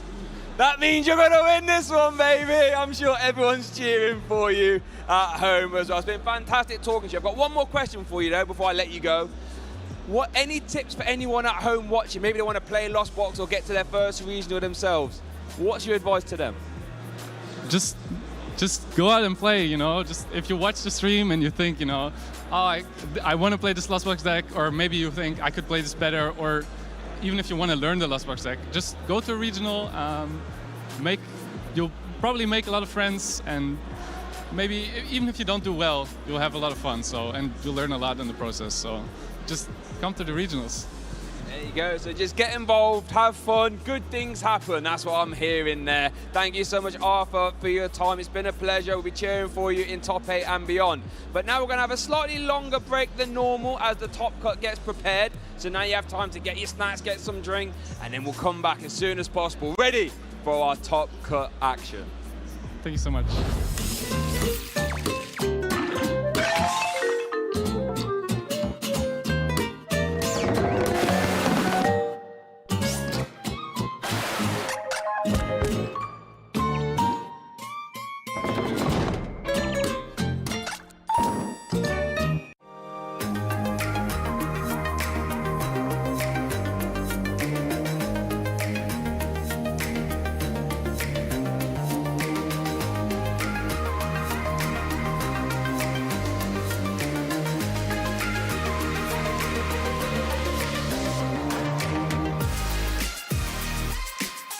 The biggest Pokemon tournament Australia's ever had in any game, so that's really exciting. I think it's really interesting to meet everyone from all over the world. Yeah, it was one of my favorite tournaments, so just playing the game, you know, I think this format is really fun and I'm really enjoying it. So it's good just to see everyone and do live events again. I've made so many friends from it, and it's just a one-of-a-kind game that I'm hooked on. It gets you together to meet people, to hang out, to socialise, to have fun, have a good time, be in each other's company, and it's just a really great thing. Be resisted, but it looks like that is a knockout. Yakovovich is your first ever Oceania International Champion. Yako with the clean sweep here at OCIC, making history on this stage, defeating his friend and local fish on a heater to win the championship here.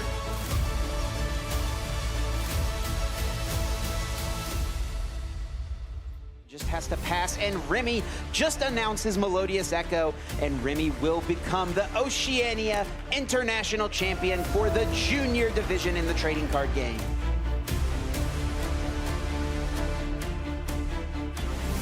As well, Zigzagoon KOing Comfey, and the Super Zap Cannon gets rid of that Cramorant, and Polaris has won the Oceania International Championship.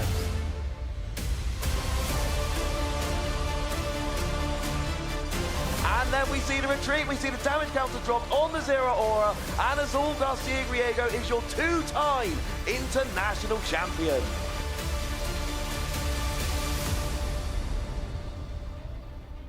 Little bit of hope here as Kiara is actually just going to go ahead and finish up this game with the Icy Wind. There we go. Kiara is your 2023 Oceania International Champion of the Junior Division. Huge congratulations. Well fought battle 2-0.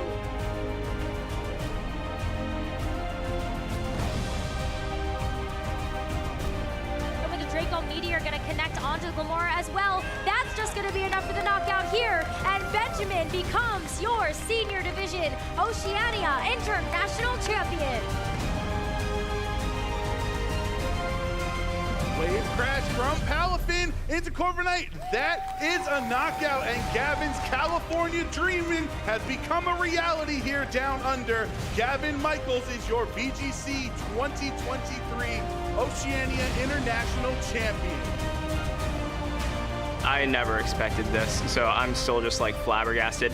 Haven't even processed it towards excited. Like honestly, no words to describe it. Like this experience has just been absolutely amazing. It feels great because I've been working up to this point for a very long time. It feels really good. It means a lot. It's really big as I've never really won a large event before. I feel like really happy and excited that I'm going to Yokohama, Japan. Winning OCIC has made me want to play this game more. Winning Worlds will just want me to go full on into this. Winning Worlds would be great. Obviously, it's the biggest tournament in the Pokemon TCG. Winning Worlds would be the culmination of everything that I've worked for in the past 12 years of playing VGC.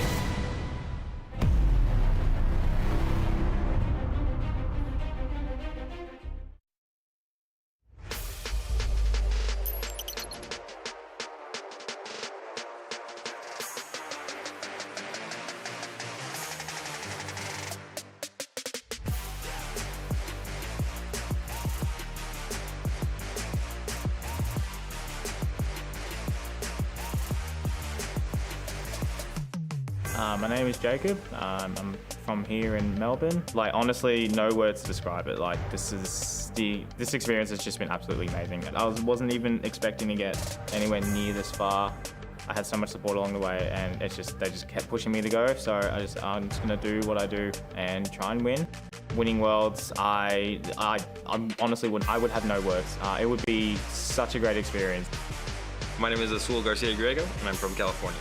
This win just kind of reassures me that me and my team were on track for everything we put into the game. You know, we're getting out what we want to get, which is tournament wins. So it means that we're on track. We could always be doing better, but we're doing something right. My strategy this tournament was to play a deck that beats Lugia, but that isn't Lugia. Worked out pretty well overall. The Lugia matchup's close, probably about a 50-50, but I got to play a way more enjoyable deck than Lugia itself. Winning Worlds would be great. My name is Gavin Michaels, and I'm from Los Angeles, California. This feels crazy. I haven't even processed it towards excited, just like confused more than anything else. My strategy this weekend was to play aggressively with Palafin, coming in with a team that is wholly your own and that you're playing better with than anyone else is so important. Winning Worlds would be the culmination of everything that I've worked for in the past 12 years of playing TGC.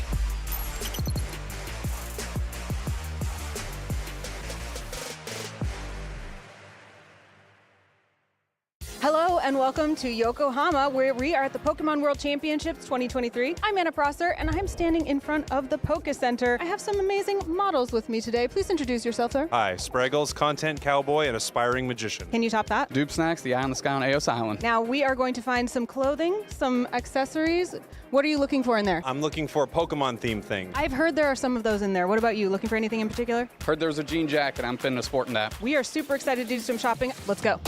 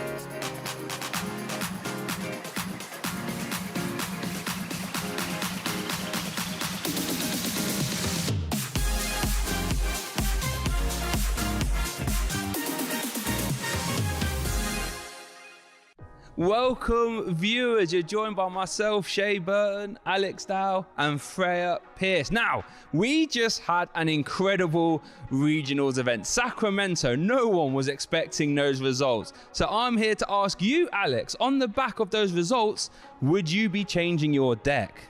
I mean, definitely something to consider. You have to take into account all of your sort of information that you can get from any sort of events that you either keep an eye on other streams or any other sort of tournaments in the local player base. But I'm one of those few people who like the idea of sticking to your tried and tested, making sure you know exactly your deck ins and outs, make sure you make as few mistakes as possible. You can obviously make alterations, but I'm one of those that if you've been playing a deck for a long time, you tend to make fewer sort of mistakes throughout the game and actually can play it to the best of your abilities. Well, unfortunately, Alex, I'm here to tell you that you are wrong. There's no way you can see 4 colorless Lugia in top 8 and think, yeah, we're fine, we can just carry on. No, get those Temple of Sinnohs in, get those special energy denial in, because we can't be four in top 8. People will see that and think, wow, Lugia is really good, I have to play this now. So I think I'm on the reaction hype train. We are changing our decks, we are getting the Temples in, because I can't be letting Primal Turbo go crazy like that. If I may take a bit of a centrist position, I guess, I think you're both right, actually. So, having been playing the game for a long, long time, I think there's something to be said a lot about playing to your own strengths. And for some players, that will mean sticking to one deck, playing it over and over again, making sure that you don't make misplays with it, and just playing that deck to the best of your ability. And especially if you're just starting out as well, I think that's a really great approach to take, because you'll iron out those misplays. But the more experience you get, the more ability you'll get to pick up on those changes in the metagame, and you'll have the confidence to say, actually, looking at this, maybe I do need to change my approach slightly and switch either my cards in my list or to a different deck, and that comes with experience. So I think you have to do a very honest evaluation of yourself as a player to decide whether you want to stick with your guns or make changes. Yeah, I don't necessarily think anyone's right or wrong, Shay, but I will agree in certain aspects. As I kind of touched on, you can make alterations to the deck that you do play. That kind of 1 or 2 techs that you want to maybe incorporate. We saw with the 4 colorless Lugia in that top 8. Maybe you can make a tweak where you play a Temple of Sinnoh in your Guardi lists again, for example. There's loads of things that you can do, but can still keep the core of what you try to do with your deck relatively similar. And that's, I think, a better way of maybe adapting a lot of the times, because we're in such a diverse meta at the moment. Any deck can really come to the fore and actually take an event down. So it just means that you don't really have to cater for a deck which is maybe 20% of a meta share. You're only catering for everything being 10 to 14%. So that's my view anyway. Interesting. You might have convinced me a little bit here. I think Freya coming in with the centrist approach, as you said, probably the safest way to go. But I think that wraps up our discussion here about whether we should be changing our decks on the back of Sacramento Regionals. I think we're going to throw it back to casters and get back to our gameplay as soon as possible.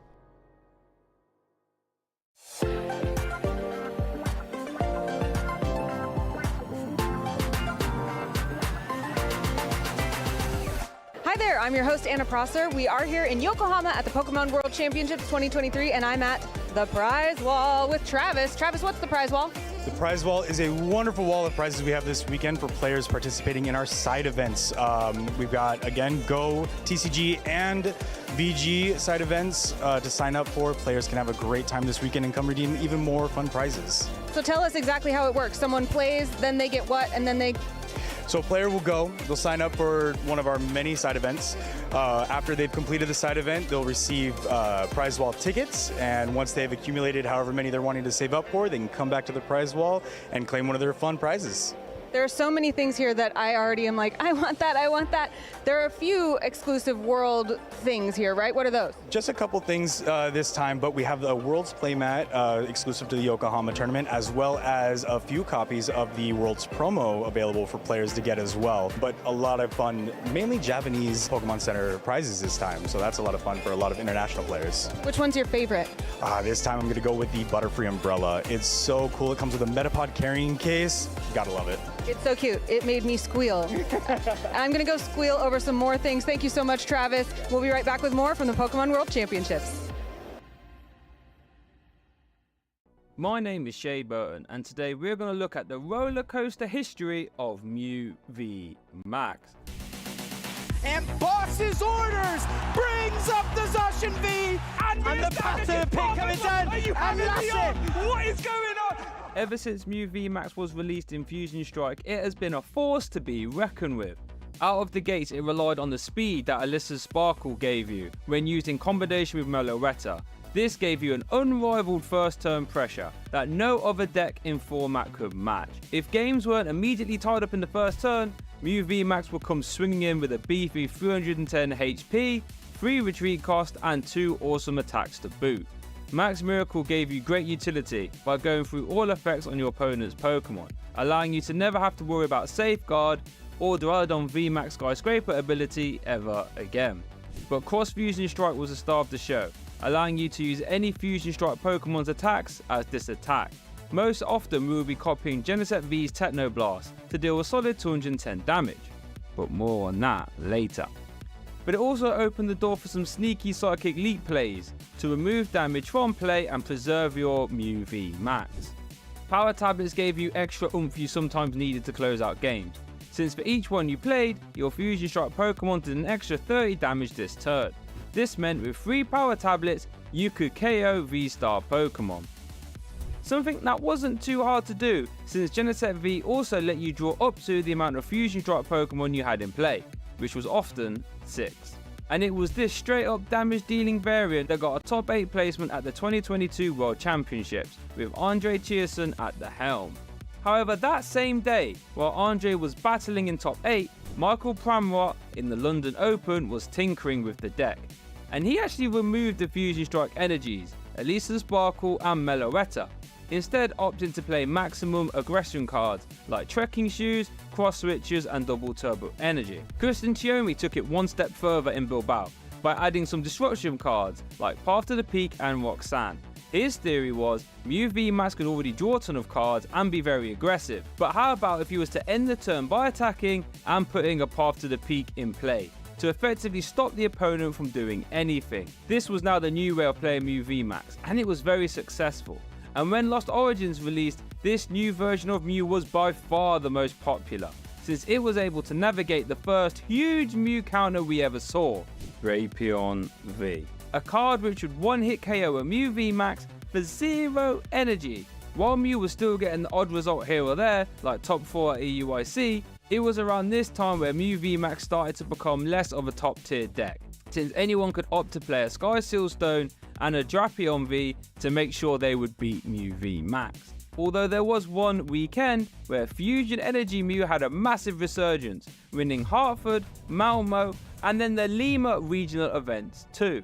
This joy was short-lived though, since Paldea Evolve had another disastrous Mew counter. This time it was Spirit 2. This card would aim to stop the Mew player from drawing cards, since it would stop all Genesect V's abilities, turning them all off. This saw Fusion Energies become the new way to play Mew again, since a Genesect with a Fusion Energy would still be able to draw cards. But this was another massive thorn in Mew's side, one that seemed to put the nail in the coffin for us budding Mew players around the world. Until the 2023 World Championships, that is, when Vance Kelly managed to take a Mew V Max deck all the way to the finals, where he would square off against Tord Redcliffe and his Gardevoir deck. And Vance, despite all the odds being stacked against him, with Spirit Tomb and Drapion V being in format, was able to win the 2023 World Championships with Mew V Max. What's next for Mew? Only one way to find out, and that's by watching this stream.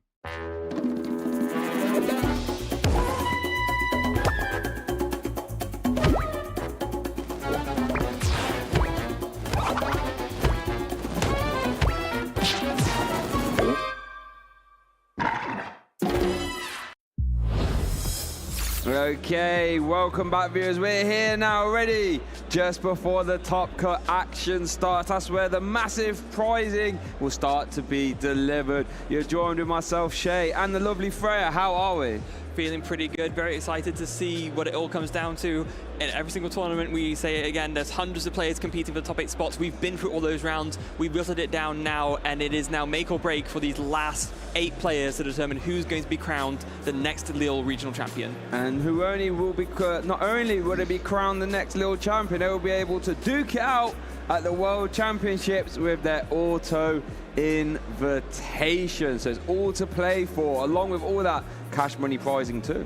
Yes, absolutely. A lot on line, and of course, this season it is even more on the line because the stakes have been up to prize increases across the board at regionals, internationals, and at worlds. There is more on the line pricing-wise than ever. Yeah, 100%, and it's, ooh, this is where it gets very, very exciting, nerve-wracking. So someone who has been competing for such a long time at the highest levels of Freya, let's say you know you're in the top 8, right? You've made it. And you're thinking, this is the time just before the rounds. How do you collect yourself? What are you thinking about? Well, for me personally, first of all, I collect myself by crossing my fingers I don't bubble. Yeah.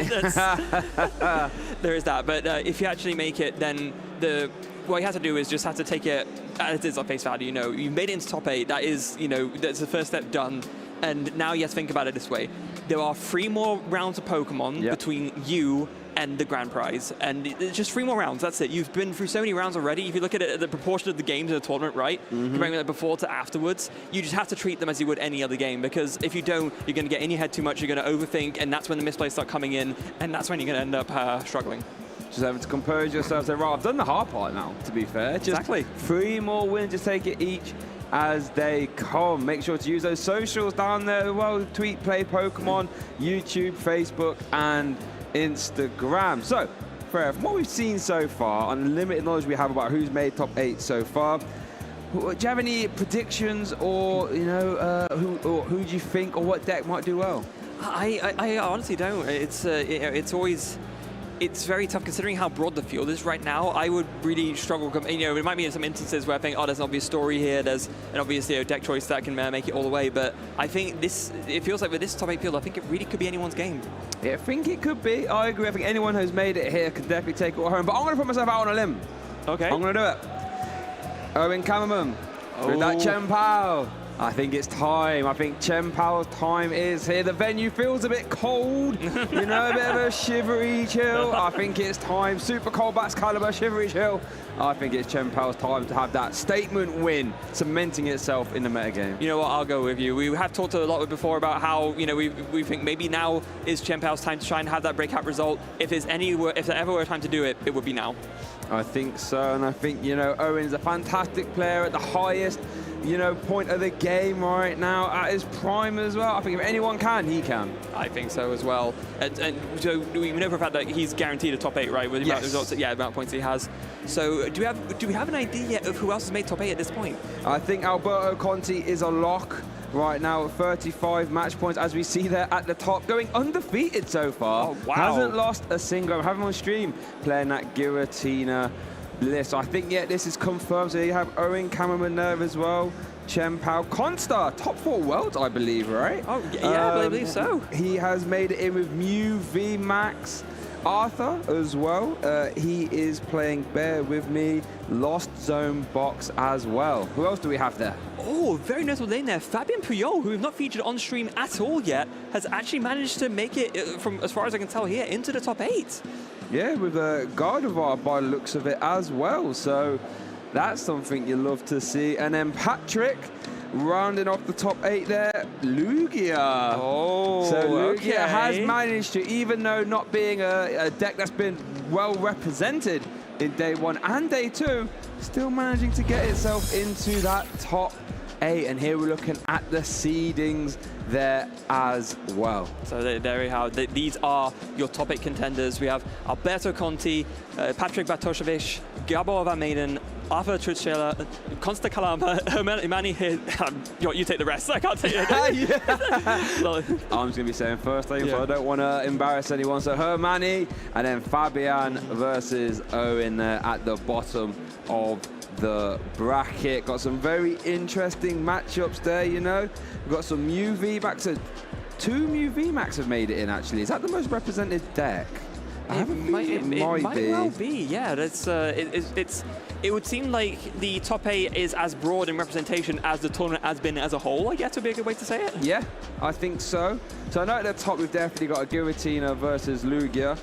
Bear with me while I work out the rest. So Gabor is playing the Mew versus Arthur, who I think was a lost box. Yep, so that's that matchup there. Consta is playing Mew versus Hermani. I think we had on stream, he was playing the Hisuian Goodra V-Star, as it were, as well. So some interesting decks making it. 2 Mews, Lugia, Chien-Pao, and then that Goodra as well. How is it that Goodra every now and then just manages to find to sneak its way in, even though it's always so underrepresented? Yeah, maybe it's like the players that decide to play it have got so much, experience with the deck. They know the matchups inside and out, so that whenever it does get represented, even if it is in very small numbers, it's with very strong pilots who are capable of taking it all the way. Yeah, and I mean, that's kind of what you need when you're playing a deck that perhaps isn't the most obvious choice. You need that skill level to back up your choice, right? You need to be very confident in both your deck choice and how you pilot your deck choice as well. So it's not very often that we see a breakout win from someone who hasn't had as much experience with like a brand new deck. It can happen, you're not saying it's impossible, but more often than not, if you see like a rogue win, it's in the hands of someone who has been like theory crafting it for a very, very long time. And I think that could be something to be said about the, the change of the season, where if you win, you get that auto invite. It sort of does reward players who want to theory craft a deck a lot more and then, try and spike a tournament. We could be seeing that with Goodra here unfold just before our eyes. Yeah, we could. I mean, when there is so much more online with a win, right, it does make sense. Maybe you take a little bit of that risk and maybe it's not as much a consistent choice, but if it pays off for you on the day, it's going to pay off in a big, big way. Exactly that. Ooh, and I think that's one of the best changes I've seen in the circuit in a while, Because the fact that you could win a regional and still technically miss your invite, I think, was a bit sad, I think. I think a lot about the example last year of like Piper Lapine, right? Back-to-back regionals winner, she still made her invite, but even though having won 2 regionals, still was not able to make top 16 in the US. Right, yeah. And it's not quite the same thing, but it's a similar parallel, right? Showing that you can win a regionals and yet somehow, even though that is just winning 1 regionals alone is an insane accomplishment. You can win 2, and that can still not be enough. Yeah, exactly that. It really looks like, it's like, it almost makes the World Championships feel a bit more like an all-star event, which is what it always has been. But, we call all the way back when we first started the stream at Lille, we saw that, that graphic where it just had our Barcelona winner like this looking strong. Yes. By the end of the season, that graphic's going to be filled. And for a fact, all those people we have seen throughout the season winning regionals, they will be there at the World Championships, duking it out for that World Championship title. Absolutely. Now, we know that you guys at home have been very, very excited to watch, and you've been interacting us there with the hashtag #PlayPokemon on X and on YouTube, Facebook, and Instagram. I do believe we have some posts from you guys that we'd like to share with you all, just to highlight and feature some of what you've been sharing with us this weekend. So we start there from our very own Becca, of course, from the TPCI. Honored to be walking the floor with some fabulous professors at hashtag #PlayPokemon Lille Regionals. You'd love to see that compilation there. Yeah, hashtag thank your judge. I know it's easy to get ahead of yourselves thinking, the events just run themselves and all that jazz. They do not. There is a ton of staff behind the scenes that run these events, not even necessarily just the judges that you see, and without them, we will not be able to run these events. So hashtag always thank your judge, and a massive thank you to all the judges here, not only here in Lille, actually, all around the world that take their time to help us run these events. Without them, we wouldn't be here. Simple as that. Yeah, without staff, the events could not happen, so we all owe them a huge, huge debt of thanks, and I think it's very important to highlight that as well, and to sort of not just sort of thank them in like in sort of a subtle way, but actually just maybe if you see your judge, if you know your local tournament organizer well, just say, hey, thank you for making this happen, just so showing your appreciation. It can sometimes be a thankless job, and sure, like a few kind words will go a long way. Exactly that. And if anyone at home watching, might not be here, you want to maybe get involved with the judging side of it yourself, make sure to check out that Pokemon Professor program. That's how you can get qualified and then get started at your local level, judging pre-releases, league challenges, league cups, and you never know. If you do a good job, you could be here judging the events as well. Here we have Meteor Falls TCG saying, we have made it to France, ready for the Lille Regional Championships. And that's not something I get to do too often, actually. Drive to regionals. Yeah, I mean, when you're in the UK, right, there's a bit of water in the way, so it kind of, it's maybe, you can do the drive, but it's a little bit trickier. Normally, most of us end up flying. I certainly have myself, I live all the way in Copenhagen, so, I had to fly in myself as well. But yeah, seeing like, the EU roadsides and driving in like that, it's a fun thing. Did you hear about Ovind yesterday? We had him on stream, the Mew VMAX Fusion. So they were planning to fly to this event, right? Their flight got cancelled, and it was a very last-minute flight in. So they didn't have time to negotiate any more the style of travel. So guess what they did? I love this story. They said, right, let's rent a car, beep, beep. And they just drove the entire way, like a 12-hour drive. Ovind himself driving 8 of those 12 hours. That story alone, I think, is spectacular. But they literally drove this hire car straight to the venue car park, got out, got in the queue, and started competing. There was no time to get rid of your bags in a hotel, ain't his business. Literally drove 12 hours to the venue, competed, and Ovind got himself all the way into day 2 and only narrowly missing the top 8 as well. Yeah, imagine, doing a journey like that, absolutely exhausted and still doing well enough to almost make it into the top 8. Or it's got to be feeling pretty proud right now, I imagine. Yeah, that's a story. It is. That's one of those stories where otherwise normally that can get lost to the passage of time, but hopefully I'm trying to immortalize that story for him there as well. Do you have any funny event stories, Freya? Funny event story? I mean, gosh, put me on the spot now. I'm struggling to remember any. Why don't you go first? Do you have any? I've got a little story. The last time I competed here at Lille wasn't the last year, Lille, the year before that. So I was playing at Arceus Gyarados, actually, because I kept on losing to my friend. I said, you know what? This is back when Shady Dealings and Teleon was very popular. I said, you know what? I'm not having you do the Shady Dealings no more. So I'm going to build this Arceus deck that had the Jolteon package and the Gyarados. And I just missed my win in for day 2, unfortunately. So I was very sad. And then I saw that the same deck got all the way to the final. So I thought, you know what? I was on the right lines. Little pat on the back for me there. Almost basically came on the same lines as someone that almost won the event. Wow. There you go. Whilst you were talking about it, I just remembered one story. Not so much to do myself, but one that I remembered from a previous instance. So this was a while ago when the European Challenge Cup was a thing. Wow, yeah. Okay. Yeah, so this is it's kind of almost like an EUIC before EUIC in a way. And it was in the Netherlands at the time. And one of my friends who was going for the first time, I remember that they got into Amsterdam airport, but then they weren't quite sure how to get to the hotel. They wanted to take the train, so they went to the taxi rank outside and asked for a taxi to the train station, not realizing that there was a train station built into Amsterdam airport itself.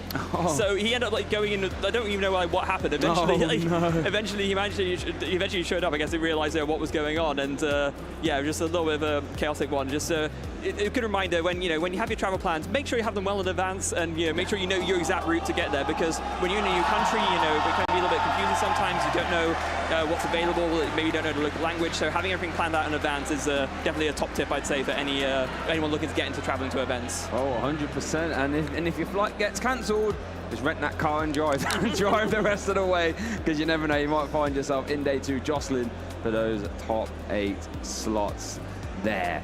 So we're not going to have too much longer now to get to our top 8 action. I think players are shuffling up as we speak, I think. So, wow, top 8. This is where it gets very exciting. Yeah, it always does, right? After so many rounds of twists, and you're just wondering who's going to make it, and now you know who is in that top 8. This is now it really is a make or break. There's no, if you win or lose, then just go shake up, go to the next round. If you win, you go further. If you lose, you are out. That is it. It's almost like a win or go home scenario, right? Oh, it is a win or go home scenario. Just got to keep winning. Just keep winning. Take every card as it comes, every turn. And that's where but this is where I must stress, this is where those big cash prizes will start. But it looks like we do have our top 8 match ready to go, that both players are shuffling. And it's Fabian Pidgeot, like you mentioned, Freya, squeaking in there with Gardevoir versus, our pick, Owen Kammerman with the Chien-Pao. So cool to see Fabian make it to top 8, especially after what happened last year. It was a very tumultuous event for him, but now you're coming back all this way to make it all the way to top 8, and he kind of snuck up on us, right? I don't think we were kind of keeping an eye on him a little bit. We did see that he made it into day 2, but we haven't featured him yet. This is his first time on stream for this regionals, and he's here in top 8. Well, that's a good time to have your debut. Yeah, absolutely. Maybe you can get that win and try and get his way all the way to the final. But you know what? Owen will be doing everything he can to stop that from happening, as Owen himself wants to get in the top 4 and the final there as well, and potentially give Chien-Pao the sort of finish, that big finish it wants and deserves. So I think something that's very important to mention, Owen has gotten back-to-back top 8s here. Like, Owen has gotten top 8 the last time it was Lille Regionals and the time before that. Wow. This is the 3rd in a row. I tell you, the Cameron brothers, they're just very good, aren't they? They are just busted players, I would say. I remember it was the London Open. I think it was Brennan. Won the Open 10-0. 10-0, won 10 rounds in a row. And I'm just thinking, the best players in the world, you're exclusively played against this event, right, in the Opens at Worlds. And you just beat them all. Just easy, right? Straight up. And you have to imagine, you know, having a brother like that you can test with and play an inferior card with, that just gives you such an inherent advantage, I think. That is absolutely incredible, yeah. And the thing is that both of them will keep each other on their toes as well, because they are both like top echelon level players. They're very similar to the dynamic between Robin and Philip Schultz, right? Yeah. You know, the two brothers are both absolutely phenomenal players, and there's a similar kind of thing going on here. But yeah, Owen now in top 8, but up against Fabien, who is definitely not going to make Owen's job easy for him. Yeah, look at that resume. NAIC top 8, Worlds top 16, LAIC top 8, and then another Worlds top 32. Do you know what that tells me, Freya? That means if it's a big stage, Fabien is not afraid of it whatsoever. No, very familiar with it, knows exactly what to do, and will not get in any kind of way intimidated. And meanwhile, over to Owen's accomplishments, yeah, you see there, OCIC top 4 just this season just gone, and a few more regional accomplishments to boot. Just incredibly impressive resume on both sides. Yeah, I think there was a World's top 64 there as well at the bottom. Just two, and that's the thing, right? When you get into top 8, well, when you get into day 2, realistically, but when you get into top 8 as well, there's no easy game for the most part. Everyone you're playing against deserves to be there. They've earned their right. They've won a load of games. Let's see what these prize cards are in this top 8 match. Okay, so 1 copy of Baxcalibur in the prizes for Owen and the Bidoof. I don't think Fabien's was too impactful, apart from that Cresselia. That is his only copy. But it looks like Owen is going to be going first here, already a great advantage, and starting off straight away with that Chivalry Chill, and there's a Battle VIP pass in hand as well. Yep, fantastic start there for Owen in his top 8 match here at Lille Regionals. Bear in mind, viewers, if you've just joined us, this is our top 8 players are all playing for their chance to win big cash prizes, along with that auto invitation to the World Championships at the end of the season. I tell you what, if you're Owen now, in top 8, not only have you started your optimal start, I think, you have a Battle VIP pass, and you get the Chivalry Chill as well. That is a fantastic start, all things considered. Yeah, I gotta be feeling pretty happy about that. And a Nest Ball as well, just in case you know, 2 Pokemon wasn't enough. I can get out a third one with that Nest Ball too. And I think it's just debating what to actually get here. The Chivalry Chill is now done. Owen takes one last look through the deck, mainly for prize counting, I'd imagine, making sure that he knows exactly what he has access to and doesn't. And now going to go for that Nest Ball as well. And I'll tell you what else was in that hand, Frero, I noticed. I saw an Irida, 1 copy of Irida, and I saw Baxcalibur. You know what that means? If Owen's hand does not get disrupted, that turn 2 Baxcalibur is a certainty. That's, wow, okay, that's very, very big. So Owen off to about as good a start as you could ask for. And it's going to be up to Fabien to see if you can try and disrupt this somehow. Would you even have a way of knowing? Would you go for the Iono, thinking it's just going to be another 6 cards? It's so hard in the early stages when you figure out whether you want to play Iono or not to disrupt a good hand, because you're kind of you also try to like call an opponent's bluff, right? Yeah. I mean, Gardevoir does play 4 Iono normally anyway, so a lot of the time you could accidentally disrupt a good hand just because it was your best option as well. We saw that happen earlier against Lugia, right? Yes. Lugia had that absolutely insane starting hand, but then Iono got fired off and got completely ruined. Yeah, so, but I don't think Fabien had access to Iono, at least at the moment, so we'll keep tabs on that as Owen gets a chance to, you know, check through the deck, work out what's been prized. Worth noting, 1 copy of Baxcalibur is in the prize cards. If that hand does get shuffled, it could be quite hard for Owen to find it again. Yeah, but look, that is a fantastic start. The only thing you might be missing here is you know, some parts of the Canstein Cologne cross switch combo, because if Manaphy comes down, you will need that to try and navigate the Greninja. But tell you what, can't argue too much, all things considered. I don't think so either. Energy on the active and a pass from Owen will finish the turn, and now it's up to Fabien to see how to respond. There is a Battle VIP pass in hand there as well for Fabien, so definitely going to be able to have as good a start, if not even better, depending on what else can be drawn. I don't see an Iono though, but I do see a Zinnia's Resolve. Zinnia's Resolve, in case you don't know what that does, viewers. You discard 2 cards from your hand, and then you get to draw a card for each bench Pokemon your opponent, or each Pokemon, I should say, your opponent has in play. That's a straight draw 4. Yeah, it is, and Fabien actually opted to just go for that first as well, so wanted to know what exactly he draws off that before going for the Battle VIP pass. This is often a strategy we see top players employ. You'd want to make sure that, I think you even talked about this a couple of rounds ago, that you maximize your chances of drawing Pokemon before you then thin your deck out of Pokemon with the Battle VIP pass. Yeah, it's sort of like, if you think about what you're trying to accomplish this turn, Fabien just wants to flood the board with many basic Pokemon as possible. So how do you do that? You draw into a deck that has as many in as possible, and then if you have a chance to search them out via Battle VIP Pass, you do that at the end, because you can always guarantee 2 with the Battle VIP Pass at the end.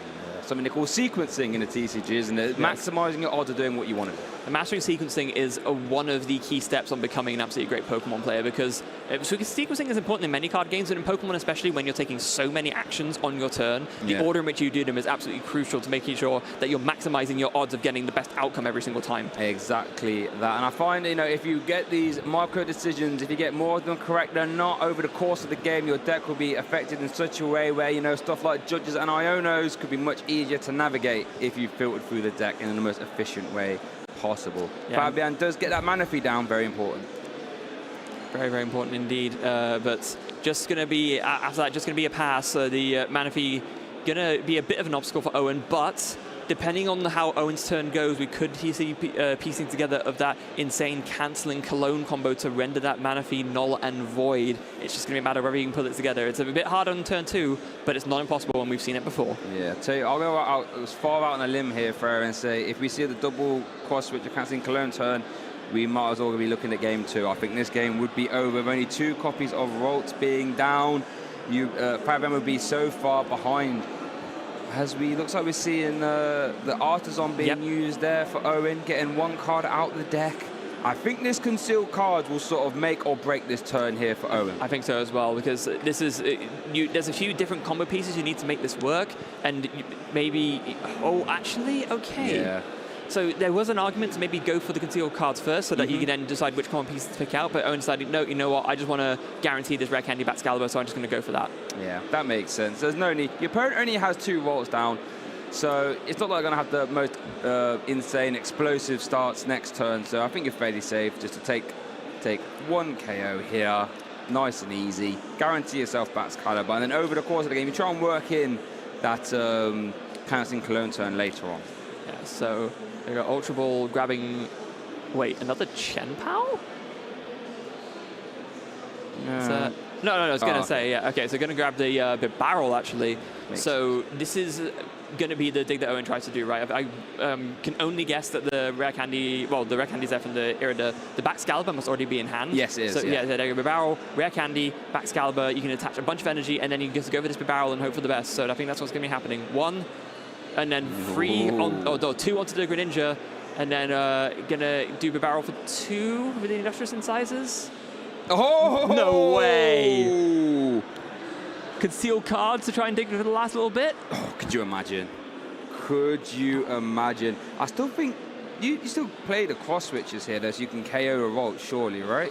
Yeah, I guess so. But that was so close to working. I can't believe it. Wow, no, maybe not. Yeah. Or not, just opt to go after the active.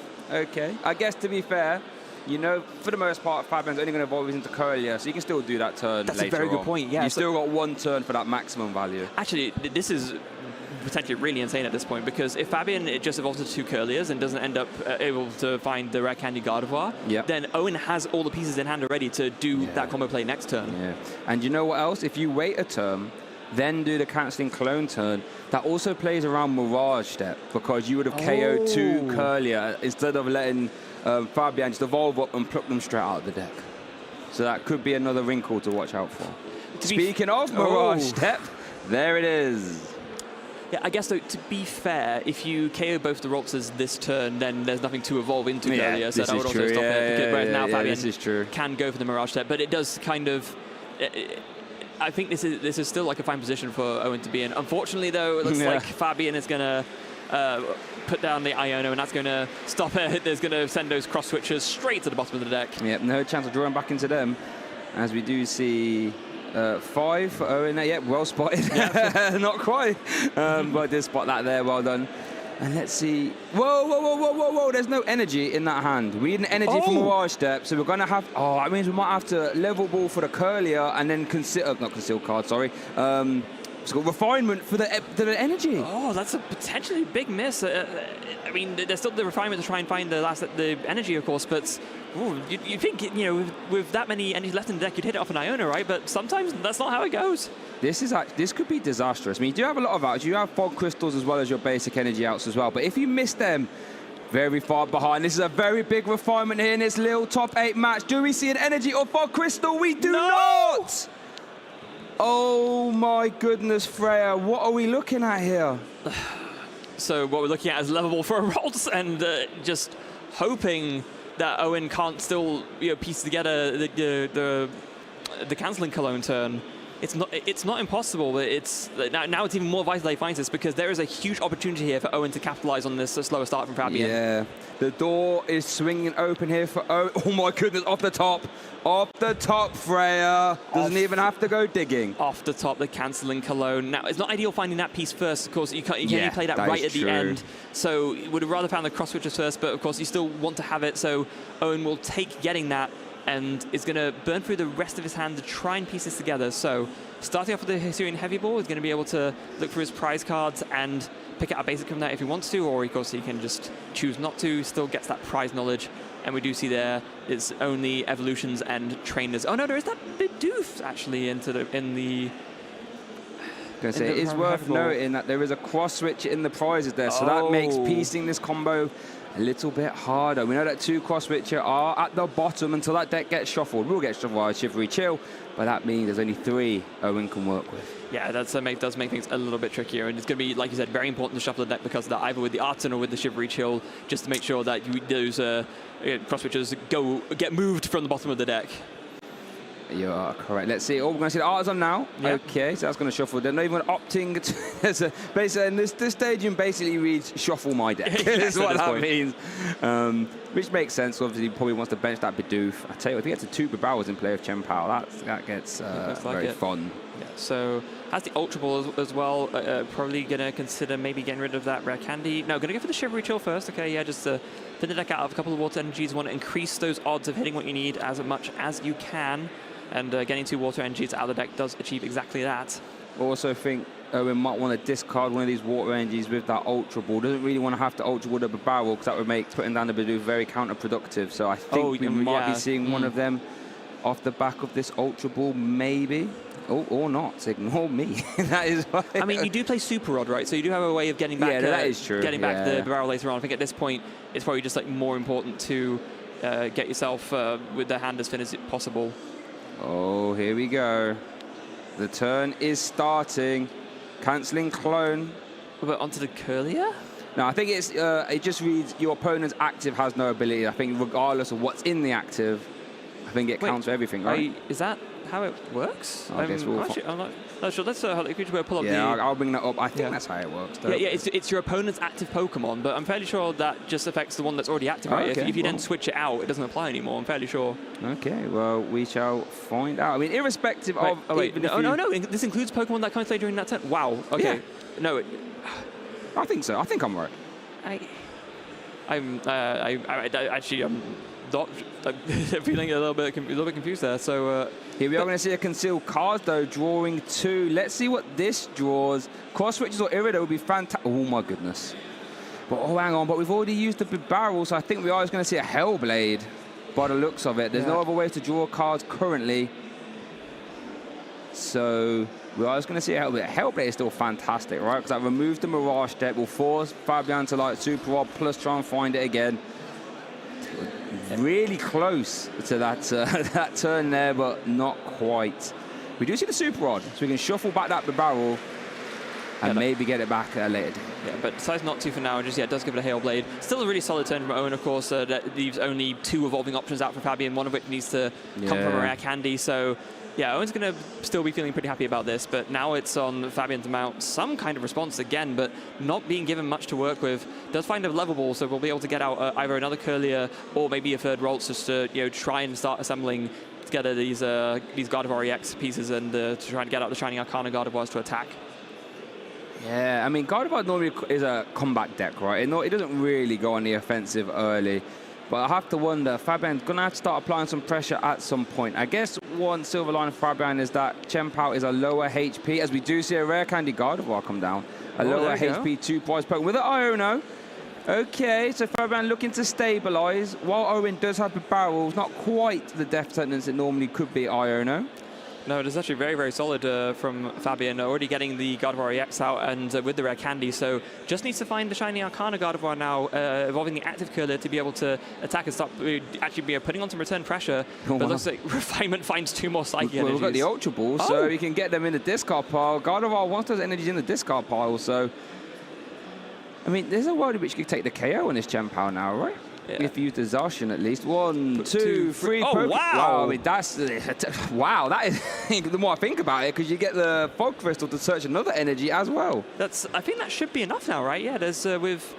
In fact, I think that Pokestop milling was kind of crucial, because now you can get 6 in the discard pile, and that would be more enough to make sure that you can carry the Chien-Pao. Wow. Yeah, that's efficient. That's the sort of downside to Chien-Pao, is that while it is an incredible card, supporting itself by getting energies with Chivalry Chill and has a really high damage cap, it only has 220 HP. Not very high, so a lot of decks have no issue hitting into that. If we see the Gardevoir in the active, so maybe this can actually take the KO. Yeah, that's what's going to happen. And so, yeah, with the Pokestop discarding those extra Psychic energies, the Shining Arcana can come in. Well, the Shining Arcana has been used already, but you can come in with the Psychic Embrace, just attach all of them, and that'll definitely be enough to carry the Chien-Pao. But going to play a Super Rod first just to get back some of those pieces that have been discarded, including that Radiant Greninja, of course, very important for draw later on and getting back the other Shining Arcana Gardevoir as well. And then just a Fog Crystal to get one of the Psychic energies back out, or maybe even another Ralts. Yeah, we are going to see that Ralts there, Teleportation Burst. And okay, so now all of a sudden, well, it looks like Owen's been in the driver's seat, and I think it looks like he has been. The prize cards are about to be evened up rather rapidly, as we do see the manual attachment from the hand from Fabian, and then we're going to see some Psychic Embrace. Yep, 5 will get the job done. 6 energies onto the Gardevoir will be 240 damage there with the Brainwave, and that's what it's going to be. The KO on the Chien-Pao, and now the prizes are evened up again. There we go, and all of a sudden, Fabian is saying, well, I'm not going down without a fight. Let's see what Owen can manufacture. He always promote the Radiant Greninja, because it's always got the energy to retreat, which is nice. So what is in Owen's hand here? We see a Irida, we see an Iono, we see a Pokestop. Oh, and that's a double hit. Okay, I mean, get rid of a Pokestop.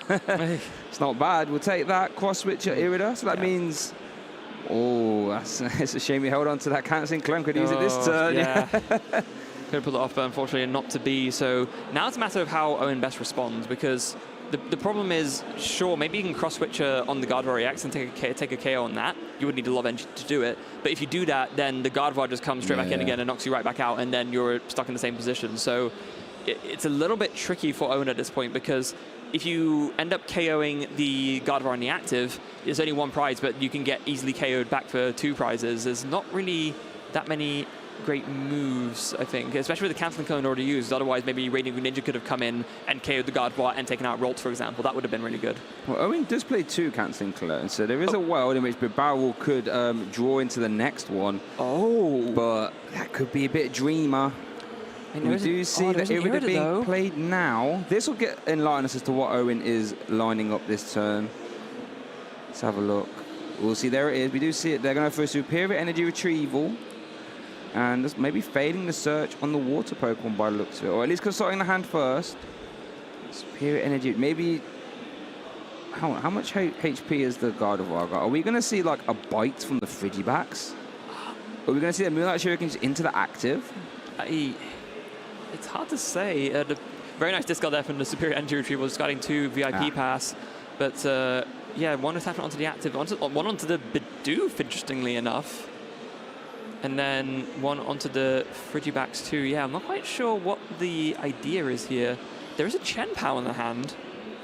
Yeah, we're just spreading out energy so you can use them for Hailblade later on. You can draw cards now of Industrious Incisors. We see Industrious Incisors drawing Irida. Yeah, another one, but not going to be very useful right now. Okay, right, yeah, okay. Yep. Just looks like Moonlight Shuriken just on the active for the KO. It's given the current state, I think it makes sense to do this. You don't want to put down another 2 prizes. That'll be easy knocked out back. So if Greninja is the best option, just to not make the most use of the attack, but just do 90 to the active and KO it, then I guess that's the move. Yep. That makes a lot of sense when you think about it. So yeah, just trading 1 for 1. I mean, as great as Greninja is when it's hitting 2 Pokemon, 3 for 90 is perfect in that scenario there. And Owen can still maintain 1 Baxcalibur and a Frigibax without presenting a two-prize threat, I should say. Over to Fabian, who has a lot of cards in his hand, does have that reversal energy as well. That is currently live. Let's see. Oh, careful. Let's see what he tries to piece together. Start off the turn with a Fog Crystal to find that Zacian. Yeah, for Fog Crystal, it's one of those cards that gives Psychic decks, I don't know how you say like an inherent unfair advantage, but it's like one of those type-specific cards that it just makes Psychic decks so much more powerful. In the same way that Water has access to like a lot of similar things, but being able to grab at any point either a Psychic Genji or a basic Psychic Pokemon just improves the consistency of Psychic archetypes so much, and we see that here in Gardevoir especially. As we do see that refinement being used, drawing into that Radiant Greninja. That can come straight back down, conceal cards, discard energy to draw 2. So good in Gardevoir, Robin. All you want to do is get energy in a discard pile, and you can draw cards with it as well. Yeah. So good. Yeah, then it's synergistic as well, because of course you draw more cards, but then those energies are in a discard pile ready to be used for Psychic Embrace, which is of course the sort of the main end goal of this deck strategy. It's finding a Lost Vacuum there off of the refinement too. Not going to be of much use right now, but Fabian's hand is looking pretty loaded here, and I think he's just deciding what the best approach is knockout-wise in terms of this turn. There goes, actually going to vacuum away Owen's Pokestop, so yeah, we'll stop Owen from being able to, maybe get a sort of Lucky Dig and maybe find a double cross switch or something like that. But in the meantime, maybe Fabian's considering if it's worth attacking with the Gardevoir EX as Boss's orders brings up the Baxcalibur from the bench. I wonder if we're going to see like a Psychic Embrace, retreat Gardevoir, then use reversal energy on a benched Shining Arcana to even take this KO. It's an option. We could just see the Gardevoir EX attack as well for 190. That would work. Yeah, Miracle Force pretty solid, but it looks like, given that there's only 2 being attached here, I don't think that's going to be the move. Oh, maybe it is. Okay. So Fabian thinking, you know what, this is the best move for me right now. The Gardevoir EX has the most amount of HP, so I'm just going to attack with this and force my opponent to deal with it. Yeah, there it is. Wait, did Owen take the Baxcalibur out the prizes? Yes. He did, okay. As far as I could remember at least, Owen did. Okay. Oh, there's a second cross switcher. Double cross switcher. But we do see the Chien-Pao, we do see an Irida. So that, well, I guess we'll find out now if he plays that heavy ball. Yeah. Is that Baxcalibur still there? You can't see. It's off screen. I think that, I mean, it could have been a concession, right? Yeah. If it was still there. So I'm going to guess it's not. And then I think, well, the Irida basically guarantees that you can get the Baxcalibur. Then my next question would be, we're going to have enough energy to actually take the KO here. I mean, Shivery Shield is guaranteed too, but I'm not sure there's going to be a lot in the deck, to be honest. We see 3 attached, and there's going to be quite a few in the discard pile.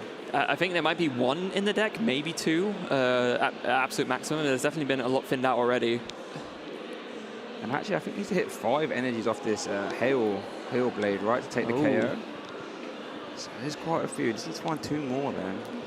There might be an argument that it's a better move right now to just go for the Curlier instead, because with the reversal energy, that's potentially more of an attacking threat. But then again, at the same time, then you might have to Boss's Orders again to get your last 2 prizes to win. So maybe it is better to just deal with this Gardevoir now whilst it's been gifted to you in the active spot. Yeah, go down to 1 prize card and then just, get rid of anything that's in the active. Ultra Ball. Ooh, Ultra Ball's interesting. So that means you can... Oh, no, because you haven't got the rare candy back, so you can grab the Baxcalibur now and save your Irida for other items. We might have to see Pokestop. Let's see what this grabs. This could be very impactful, actually. I feel like this Pokestop can solve a lot of problems if it hits correct things. I think Superior Energy Retrievals would be nice. Rare Candy would be nice as well. Oh, maybe even just, you can hit by Battle VIP passes as discard fodder, right? That would be nice. Oh my goodness! Hits a Rare Candy and a Cross Switcher. Wow, so that means insane Pokestop. Right, so that means Irida can find Cancelling Clone plus Baxcalibur, right? Right. You have the Rare Candy already. Oh, we still... Yeah, so we can grab Cancelling Clone plus Baxcalibur. Can we do the Cancelling Clone turn now? Oh, and just KO both the Curliers. Yeah. That might actually be the best shout, because then you've only got 1 prize left, and sure, that 1 prize might be having to take out a 2-prize Gardevoir, but you definitely have the resources to do it with the Chien-Pao and with everything else that you have. But no, it looks like it's going to be a Super Rod instead. I guess I mean, if you just remove this threat now, you can just KO whatever's in the active. So I guess it's kind of doing the same thing, right? You're basically saying, I'll win next turn no matter what. So you could argue it's a lot easier and resource intensive just to carry the active. I guess because you take the 2 prizes here with a Chien-Pao, and then you just use a super rod to get a Chien-Pao back, and do the same next turn. It's definitely an easier way to achieve the same goal.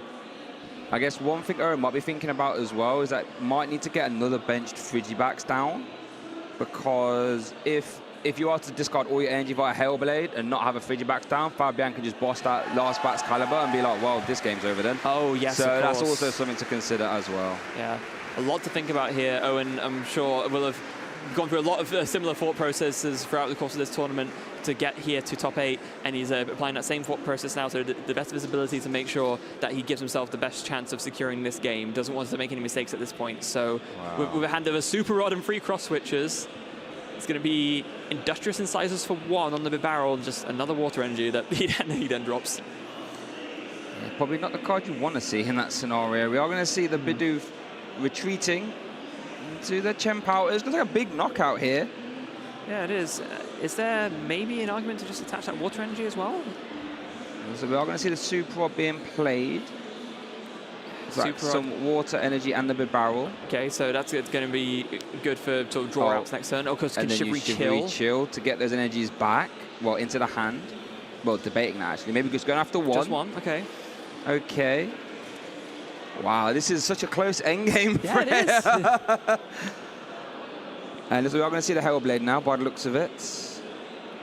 Or we're going to see these super cold attachments as well. I don't mind attaching to the Bat's Catalog. As we saw, 130 HP is normally enough to deal with 1 prize Pokemon. And the cross switch is already in hand, so yeah, I think this must be the backup plan for Owen, right? It's, right, I can't get another Chien-Pao down to attack with, but what I can do is take a KO with this Chien-Pao, get knocked out back, but then at least I have the Excalibur in reserve to be able to just take a 1 prize knockout for my last prize. So I think you might want to try and develop both threats if you can. Try and have enough energy on the Chien-Pao so it can do damage next turn, and on the Bat's Caliber. But it looks like, yeah, so you can attach 1 from 4 and 5. Yes. Okay, yeah, this makes sense. Okay, so as Owen goes down to 1 prize card now, what can Fabian do to respond? So Owen does only have 1 Bat's Caliber Frigiback, so bossing that could slow Owen down. Let's see what he does. This is, honestly, this is so close. And this is what I knew top 8 action would be like. You don't get runaways for the most part. You get high-level players, well, playing at a high level. Every decision matters.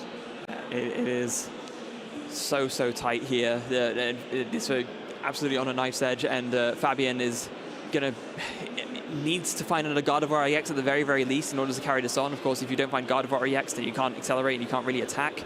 There is an Iono there. Double reversal. Oh! I mean, that gets a KO on the active. Yes, but then you would need to find the Shiny Arcana Gardevoir as well. There's 1 in hand, I believe. Is there one in hand? I think there might be. Oh, there's an EX. Oh, yeah, you're right. There's an EX as well. Fabian found it all, and with an Iono to boot. With the Iono to boot has... Wow. Fabian saying, hold on a second. Not out of this yet, not by any... And you know what double reversal does, actually? It means you can take the KO, stay at 140, bust the tail, only does 130. And it's out of range. Oh my, that's huge. So then Owen would need to find the double cross switcher again. Yep, exactly that. Or take a KO with Chien-Pao, which is going to force more stuff. Here we do see the refinement drawing into Celebrations Mew. And there we do see the double reversal. That's a lot of energy cards right there. Well, there's a lot of energy, only 2 energy cards. 6 energy with 2 attachments, absolutely phenomenal. And some more Pokemon going down as well as Fabian does think about putting down that Zacian V or the Mew. Has the Collapse Stadium too. Can maybe think about just trying to limit Owen's bench size and just try and clean up the board a little bit. And yeah, it does so. And also deny Owen the Pokestop for extra dig. Yeah. And there we do see that Iono. Tell you what, Freya, this game 1 could come down to this Iono here. Owen gets 1 trading card. Fabian gets 3. Does have the barrel though. And we are going to see, by looks of it, that Brainwave for KO. Right, Owen, show us what you got. Big Barrel's going to be key here. Big Barrel means that Owen has a chance. There is a way to draw out of this. There is a Nest Ball and an Ultra Ball. Oh, that's actually really big. because Nespal's going to shuffle the deck. Yeah. And Ultra Ball can grab the second big barrel. Oh, goodness gracious me, you are correct. So, oh yeah, so Nespal for that. So yeah, so this first big barrel draws up to 5. If you get pieces you want, happy days. If not, you can re-roll by Ultra Balling for the second big barrel to get that double cross switcher combo and energy as well. Yeah, that was absolutely huge. So 4 of this. Double cross switcher energy! Double cross switcher energy into the Manaphy, bust the tail, taking game 1 here in our little top 8. Not even needing the second big barrel, finding everything off the first. Literally 3 cards drawn, cross switcher, water energy. Can't ask for any better than that. I tell you what, that could have got dicey there, Frey, you know, quite honestly. That was going to the wire. You know, both players were in a commanding position. It could have went either way. The double reversal, quite honestly, could have swung it there, but Owen doing what he does best, navigating his way to victory. Only needs to win 1 of the next 2 to secure himself a place in top 4. Got to be feeling good about that. 1 game up already, and knowing that your deck is still capable of doing what it, what he wanted to do against, one of the top contenders in Europe, and someone who has, done so well at so many different tournaments, NICs. Not that you don't have those yourself, of course, but Chien-Pao, could this be the breakout event after all for this deck? Honestly, I said it, didn't I? As soon as we got this deck before top 8, I said, you know what, I'm putting myself on a limb. I think it could be time. I think we might be seeing a very optimal list piloted by a very optimal player, as it were, top player in the world. Let's look at these price. Double reversal. Double reversal. And the Station V as well. And I tell you what, 1 Bats Caliber, a Frigibacks, and a Rare Candy. Not the best of prizes for both players. Fabian's going to start us off here, leading that Manaphy with a Battle VIP pass. And I tell you what, Fabian wants to get that Manaphy out the active as soon as possible, because what you don't want to do is leave it in the active, and then Owen doesn't need the cross switches to turn off that ability. That's sorry, I'm recovering from the shock of the prizes still. That was got double reverse lunge at the top, but a bit reminiscent of double Gardevoir at the top. Not quite as bad, of course. No. You can live without your reverse lunges, but still, yeah, wow, that's a way to start things off. Fabian, of course, will be going first here. Does have the Battle VIP pass, like you mentioned, so already off to a great start there. We haven't had a chance to look at the rest of his hand yet, though, so we don't know quite what the follow-up is. Starting with that Manaphy, you think in some matchups that's actually like a little bit of a dead weight. You don't want to start with it, but here it's something you're going to search for anyway, so starting with it is actually completely fine. Yep, all you have to do is just pay 1 energy to retreat, and then you can get that Mew in the active and start using Mysterious Tail. So as long as it can get out of the active, which looks like it will, Fabian will be happy. And quite honestly, like you said, now that you've led it, you don't have to spend a level ball or a Battle VIP pass to search for it, and now it's going to sit on the bench doing its job. Yeah, so attach to the Manaphy, retreat into the Mew, Mysterious Tail, 6 cards from the top. Going to try and find nice. And there's another Battle pass VIP off the top card. Fabian's deck is saying, hold on, I feel a little bit hard done by. Let's try and even this series up right here, right now, and get Fabian in top 4. Things you love to see. A much better start here for Fabian compared to game 1, where there was only, what, like 2 rolls? 2 volts, yeah. So able to get out free and the Manaphy, and with the Mew there for optimal active setup as well. Fabian's got to be smiling about that. Yeah, I think anytime I'm playing against Gardevoir, if they only have 2 volts down, my eyes widen and think, okay, I've got a chance. Let's see what Owen has. So we started off the turn with a Shivery Chill, getting to look at the deck and work out what's been prized. Did Owen remember to draw a card? I don't remember seeing him draw a card for turn. How many cards were there in his hand? I'm not sure. Maybe we'll see if we can get confirmation of that. As it stands now, he's going to continue this Shivery Chill search. And what do you think he's going to try and do this turn for him? Well, he's going to want to do what he always does, right? He's going to want to try and set up his turn. So, he's going to want to get his Frigibaxes out. He's going to want to get the energies out like he's already doing. He just wants to do what his deck always does. Whether he has the tool to do it is another matter, of course. But we'll see that as soon as we get a good look at his hand, as he does check through to get a rough idea of what's actually prized. And then we do see the Iridus. So this can find a Battle VIP pass, right? And it gets you a water Pokemon. So it can be Greninja plus Battle VIP, as it does come down there. And now, all of a sudden, Owen's saying, okay, I see you have a lot of basic Pokemon. Let me raise you. Let's see how many I can get here as well. Except my basic Pokemon searches out energy when it's in the active. Yeah. It's built-in consistency that lets you do more damage, right? You can't ask for much more than that. Yeah. I remember back in the day, Fred, my very first competitive deck was Keldeo Blastoise. And, wow. And then when I first saw Chien-Pao, I thought, wait a second, this is Keldeo, that search energy from the deck as well. incredible card for the archetype. As we do see the concealed cards being used there. Let's see what those two. Whoa! What? Owen Kammerman! Are you feeling okay, my son? Wow, we're getting altitude sickness with how high Owen is flying right now. Was that Greninja for double battle VIP past turn 1? Yes, it was. The worst bit is you don't even want that many, right? You want other things. Like at this point, 1 or 2 would have been perfect, but like that third one, you're literally what Owen's doing now is making each one less relevant by grabbing one from each just to get him out of the hand. Just makes me laugh. I'm just imagining Owen's deck saying, right, we saw that Mew grab the VIP pass. Radiant Greninja saying, hold on, let me show you how we do turn 1s. Conceal cards, not 1 battle VIP, have a second. And you know what makes it even better? Owen searched for 1 off the Irida. Yeah. So that was even less odds of that happening. Wowzers. Unbelievable. Then just an attachment to the active and a pass, you know, good enough, I think, from Owen there. But Fabian's turn 1 was also very, very strong, especially, look at that Zinnia's resolve. So Fabian said, hold on, you only get 2 battle VIP parts. How about I'm going to draw 6 cards? Also, is that a Champions Festival I see in There is Fabian's a Champions list? Festival. Wow, okay. Not super relevant in this matchup, but it lets you reach those higher numbers with your Gardevoir. So let's see what Fabian... I can't believe how high octane this game 2 has been so far. Fabian looking to use that mysterious tail. Looks like has a super rod as the target. And now Fabian just wants to get for that deck, get those Curliers. You know what? It's not outside the realm of possibility to see a rare candy KO here as well, you know? No, that's very, very true. So just to clarify for folks at home who might not be aware, of course, so Champions Festival was, for a long time, the promo card that you got, of course, for participating at the World Championships. This year it changed to Paradise Resort. In some players, they've been experimenting with it in Gardevoir as a means of, when you get to that point when you're accelerating energies with Psychic Embrace, with the Gardevoir, the Shining Arcana, if you use the Champions Festival to heal 10, you can actually get 1 more Psychic Embrace attachment than you usually would because of the way the maths works. So it's something that it's not seen on and off play in Gardevoir, but Fabian clearly putting it to good use here.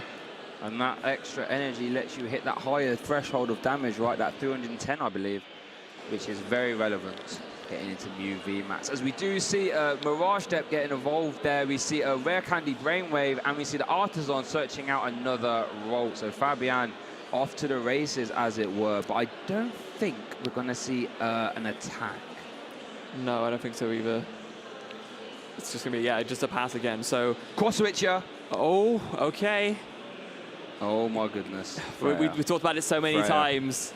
Is it finally about to happen? No. No? That would be... no, I'm saying no as in just like, that would be incredible. There's no way. Owen, you can't do that. Come on. I mean, that would be the dream, right? That would be the... that would be the dream. But I think just taking a prize would be nice. Taking a prize on a Volt or Curlier would be ideal. Taking the double Radiant Greninja KO would be the dream.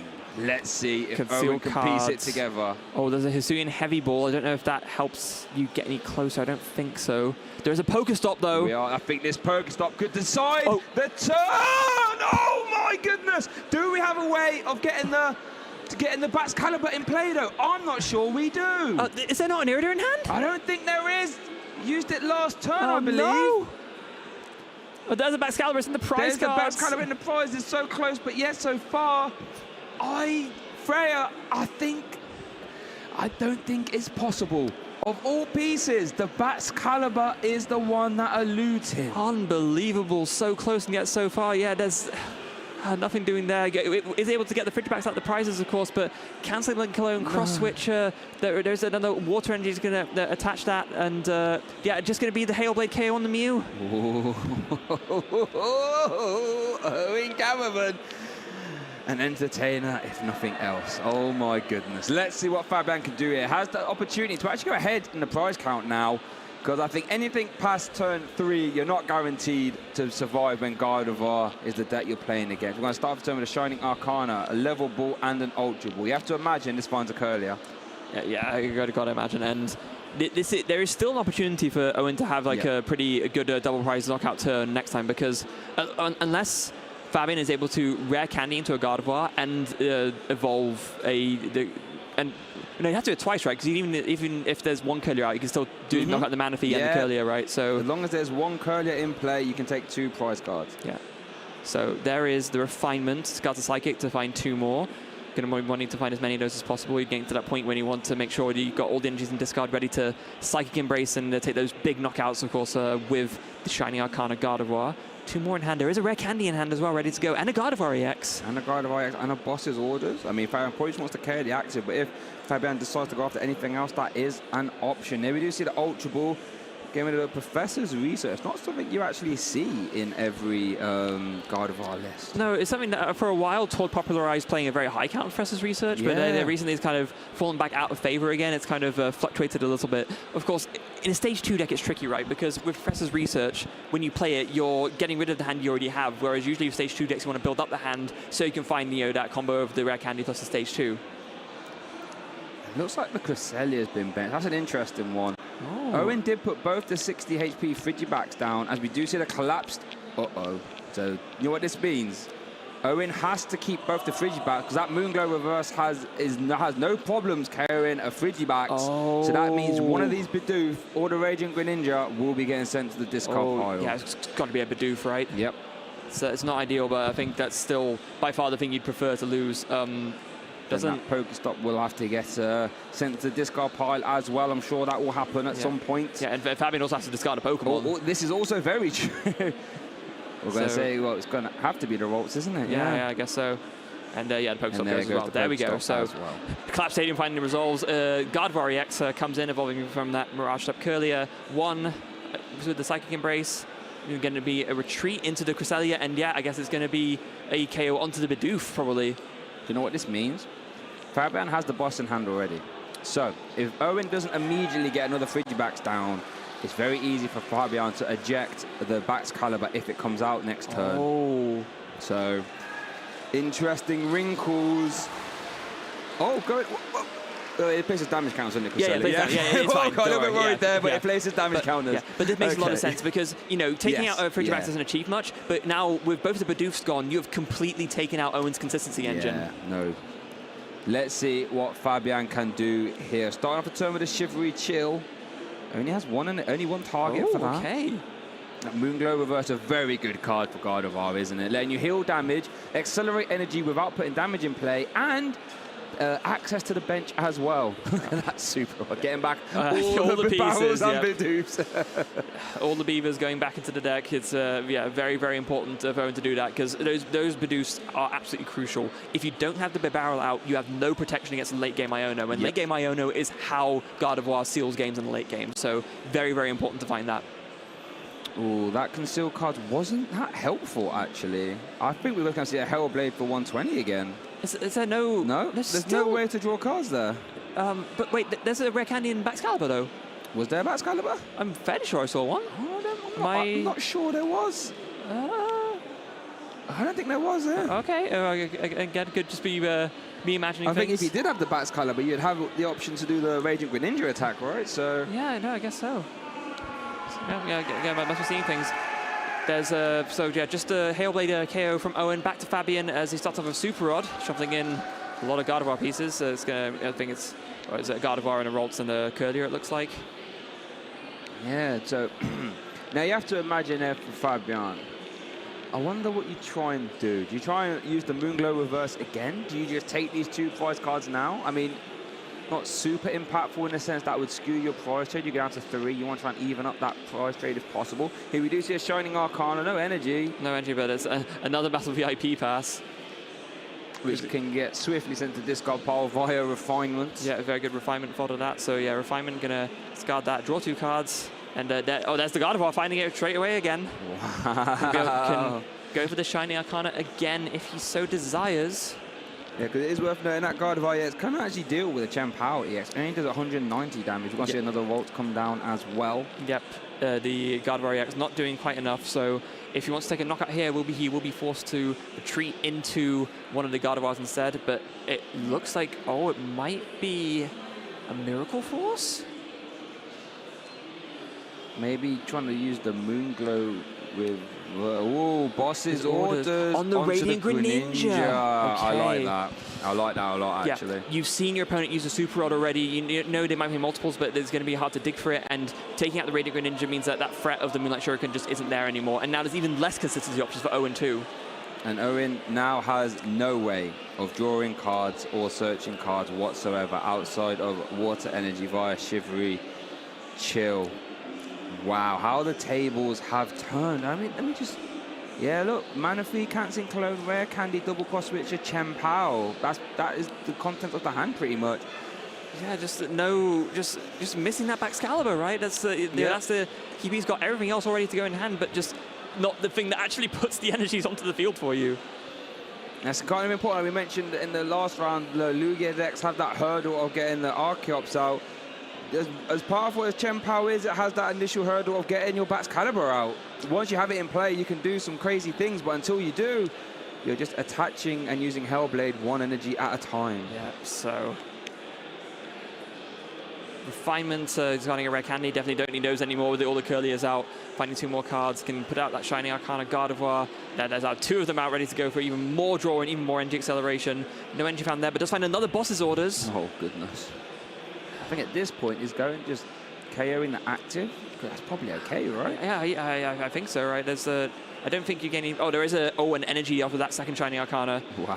So I can put that onto the Gardevoir, and yeah, at this point you just KO the active, right? You're even on prizes. If you take knockout here, you go down to 2 against 4.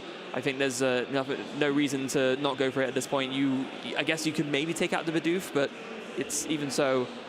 I think at this point you just need to race.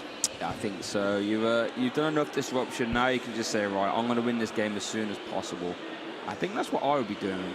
But then again, I'm not the one playing. I'm not the one in top 8. So we are going to see a pay retreat on that Gardevoir EX.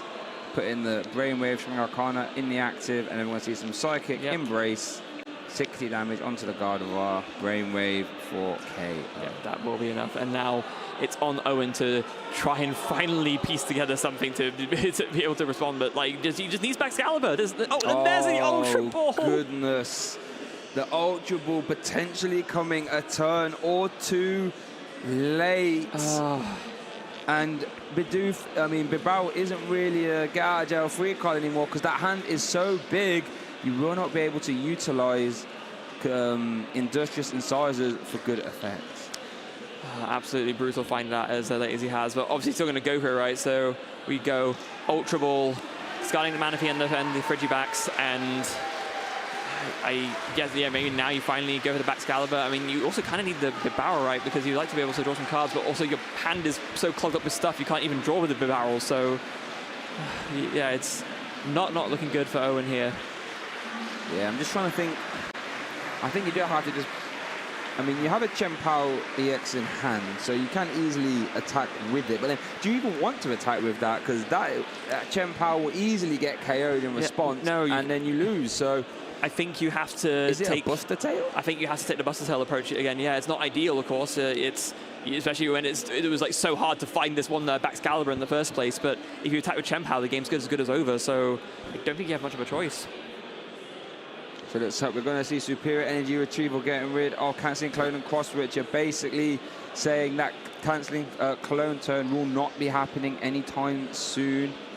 As we do see some Super Coals getting attached to the Frigibacks there, so we can see Tackle from there 2 for 30 if so desires. But we are going to see that Buster Tail for KO.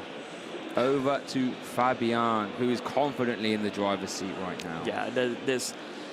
It may be that Fabian still isn't able to win this turn, but it doesn't really matter at this point. Like, there's no way for Owen to suddenly pull out a win from nowhere. So Fabian can feel pretty confident that he's in the driving seat here. Even Lost owning that collapsed stadium with the Lost Vacuum just to give himself some more room on the bench, and Super Rod coming in to shuffle back in even more pieces and just really close the door on any chance to come back from Owen. Yeah, that just... I really like that, getting rid of the collapse stadium. Just helps you thin cards from your hands. So if any Ionos come down, hopefully it'll be a bit better. Lets you put down other attackers like a Zacian, basically saying this will KO anything you leave in the active. At least giving Fabian more options. We could even see the a Cresselia into the Frigidor. We're going to see that on Iono though. Oh yes. Poor Owen.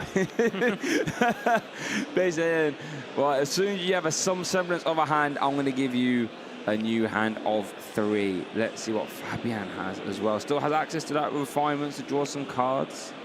And Shining Arcana as well, +2. Actually gets an energy hit Another there. one. Well, why not? But not even attaching it. No, doesn't even matter at this point. We are going to see an Ultra Ball. Let's see what this search is. Is it a Zacian? Is it a Gardevoir EX? It's a Ralts. It's none of those things. It is a Ralts. Is Fabian maybe thinking about going for another Moonglow reverse here? I think so. I think so, going after the Frigibacks. Or even again, or the Bidoof, even the right? Bidoof again, actually. It's probably actually the correct target is that Bidoof again. Just making sure this Iono sticks, I think, for lack of a better term. You just want to, stop the consistency. You want to stop the bailout options, really. That's what it goes to. But actually, okay, I was confused because Fabian gestured to the Excalibur for a second, but no, it did KO the Bidoof there, and I don't think there's any way for Owen to come back from this here. There's no way to stop a KO. There's nothing to really be doing. Owen playing this out just to see if there's maybe some kind of out just in case. But I don't think I see it at this point, and I think we'll be moving very shortly onto a game 3. The only thing I can think of is that if you try and KO a 2-prize Pokemon and hope that Owen doesn't have another EX, I think that is your only win con, as we do see a cross-switcher into the EX. Fabian hasn't got a big hand, does have access to the Refinement and Shining Arcana, but as we call it in the community, is playing to your out, and I think this might be your out. So this will be it then. The one Hail Mary that Owen can go for. Super Rod first, just to shuffle back in that Radiant Greninja. Maybe give himself another option for draw and KOing. But then going to put that back and then just immediately Shivery Chill those 2 water energies from the Super Rod. Attach them to the Chien-Pao, and now it's going to be a Hail Blade KO, and crossing his fingers that Fabian does not have another Gardevoir EX. That is it. I think Fabian actually does have the reversal energy in hand, so I don't think that quite gets you there, but it's a good start. Here we are going to see the Hellblade, though. I think this is all you can do. Having to discard 5, I believe. Is it 5? Yeah, 5. 5 will be enough, yeah. That'll be 300 damage. All right. Owen's done all he can. Can he find a Gardevoir EX? Well, there's a Greninja. That's a good start, Freya. That's a good start. That's a potential 6 cards between Shining Arcana, Refinement, and Greninja. Here we go. So, Refinement. Just, my heart rate right now. There's an Ultra Ball. Okay. We're not going to be in suspense too long. Oh, we're going to see a level ball first. Just to make sure. Just make sure the EX is in deck. I like that. I like that from Fabian. Yep. There we are going to see the Ultra Ball. And there's the Gardevoir. And we will be moving on to a game 3. Yep. After that explosive turn ones from both players, Fabian evens up our series, and then we are going to go to a game 3. I think this is probably what we could have expected, right? From 2 such high caliber players playing at the absolute highest level, and especially with the advantage of going first each time, this is exactly what we would come to see. A absolute nail biter here in top 8, a super close game 1, a super close game 2, even though Owen had a pretty rough start, all things considered. Had the explosive turn 1 and then just kind of fizzled. Didn't have an Irida to search out the Ultra Ball to get the barrel, start drawing cards again, and just sort of really slowed down in that mid-game and never really... Well, only got the Excalibur out for turn 4 or something like this. I think it was way later than that. I think it was turn 25 or something. Turn 25. I lost count. Yeah, so... Owen, is there some silver line there? I didn't even get Excalibur out till turn 25, and I was still 1 turn away from winning, so... Maybe there's some silver lining there for Owen, as he will obviously, I would imagine, opt to go first. And here we go. We mentioned win or go home scenarios, Fair. We immediately find ourselves in a win or go home scenario for our 2 players. If you lose, you will not be advancing to top 4. Looking at the prize cards there, collapsed, and the Artisan, and for Owen, had 2 copies of, was it the VIP prize as well, and 2 copies of Battle VIP. Yeah, and one of the cancelling colognes too, which, probably a reason why Owen plays 2, right? You think it's not something used very often, but it is so vital to, as a play you can do, that playing 2 just makes sense. It makes sense, yeah. When you're trying to piece together that double cross switch, your canceling clone turn, do you know what helps that be a bit easier? Play an extra clone. I remember when I first saw that in the NAIC list, I thought, why didn't I think of that? Just playing more than one. As Owen does start the turn off here, we'll get to, you know, try and work out what's been prized. We are seeing a nest ball, so we'll get to search one basic Pokemon. Oh, just go for the Radiant Greninja, though. I don't know if... You've got to think there's some other basic search in the hand, right? Because if you're just going for that, and then you go for the draw the Greninja and you don't hit anything, you're going to be feeling pretty rough. Especially since you know that 2 Battle VIP Pass are in the prize card, so the odds of that Greninja hitting into a Battle VIP Pass are quite low. I mean, I know Radiant Greninja did do extremely good job of that last game, but not guaranteed here. Oh my goodness, there is no search. What are these 2 cards, Freya? Oh, that Frigibax. Oh, wow, okay. Oh, my goodness gracious me. Yeah, that was a bit of a risk, though. It paying off for Owen in this instance, but with no access to the Irida, of course, it'd be with Owen going first. Yeah, that could have gone very awry for Owen there. Yeah, definitely could. I'll tell you what, Freya, that must be a one well-trained Greninja, because that Greninja has been putting in the finest of works for Owen, as Fabian starts off the turn with a concealed cards, and we do see a Battle VIP Pass coming from Fabian. Do you think with the amount of like concealed cards that we've seen, Radiant Greninja perform, do you think there's like a big stash of them somewhere that someone just like stumbled upon and just find all these different cards of different formats that have been concealed by Radiant Greninja? Oh my goodness, what a fantastic card, right? You know, one of the Radiants we pretty much almost exclusively see now is that Radiant Greninja. Sometimes you get that Radiant Charizard as well, but the Radiant Greninja, who would have thought a 1-prize Pokemon that can do 90 to 2 Pokemon and can draw you cards throughout the whole game? Who would have thought that would be good, eh? I mean, when you put it, when you kind of phrase it like that, you think, oh, actually, that does sound pretty good after all. I'm being facetious. Don't worry. Okay, Fabian Ultra Ball now getting rid of the Zacian and Psychic Energy to get 3 Rolts in play. Pretty strong start, stronger than Owen's, dare I say, although Fabian looking a little bit puzzled as to how to progress from here. He might be debating whether to play that level ball now to get extra rolls, or might be even debating that Iono, maybe not wanting to give Owen a new hand, as it were. Oh, possibly as well, yeah. But going to put the Manaphy down just to make extra sure that it doesn't fall victim to any Radiant Greninja shenanigans, as unlikely as those seem given that Owen's current board state.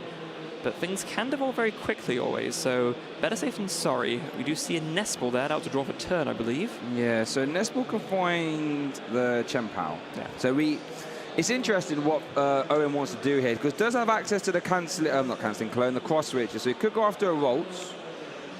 I don't think has a way to try and dig for the cancelling clone, I think.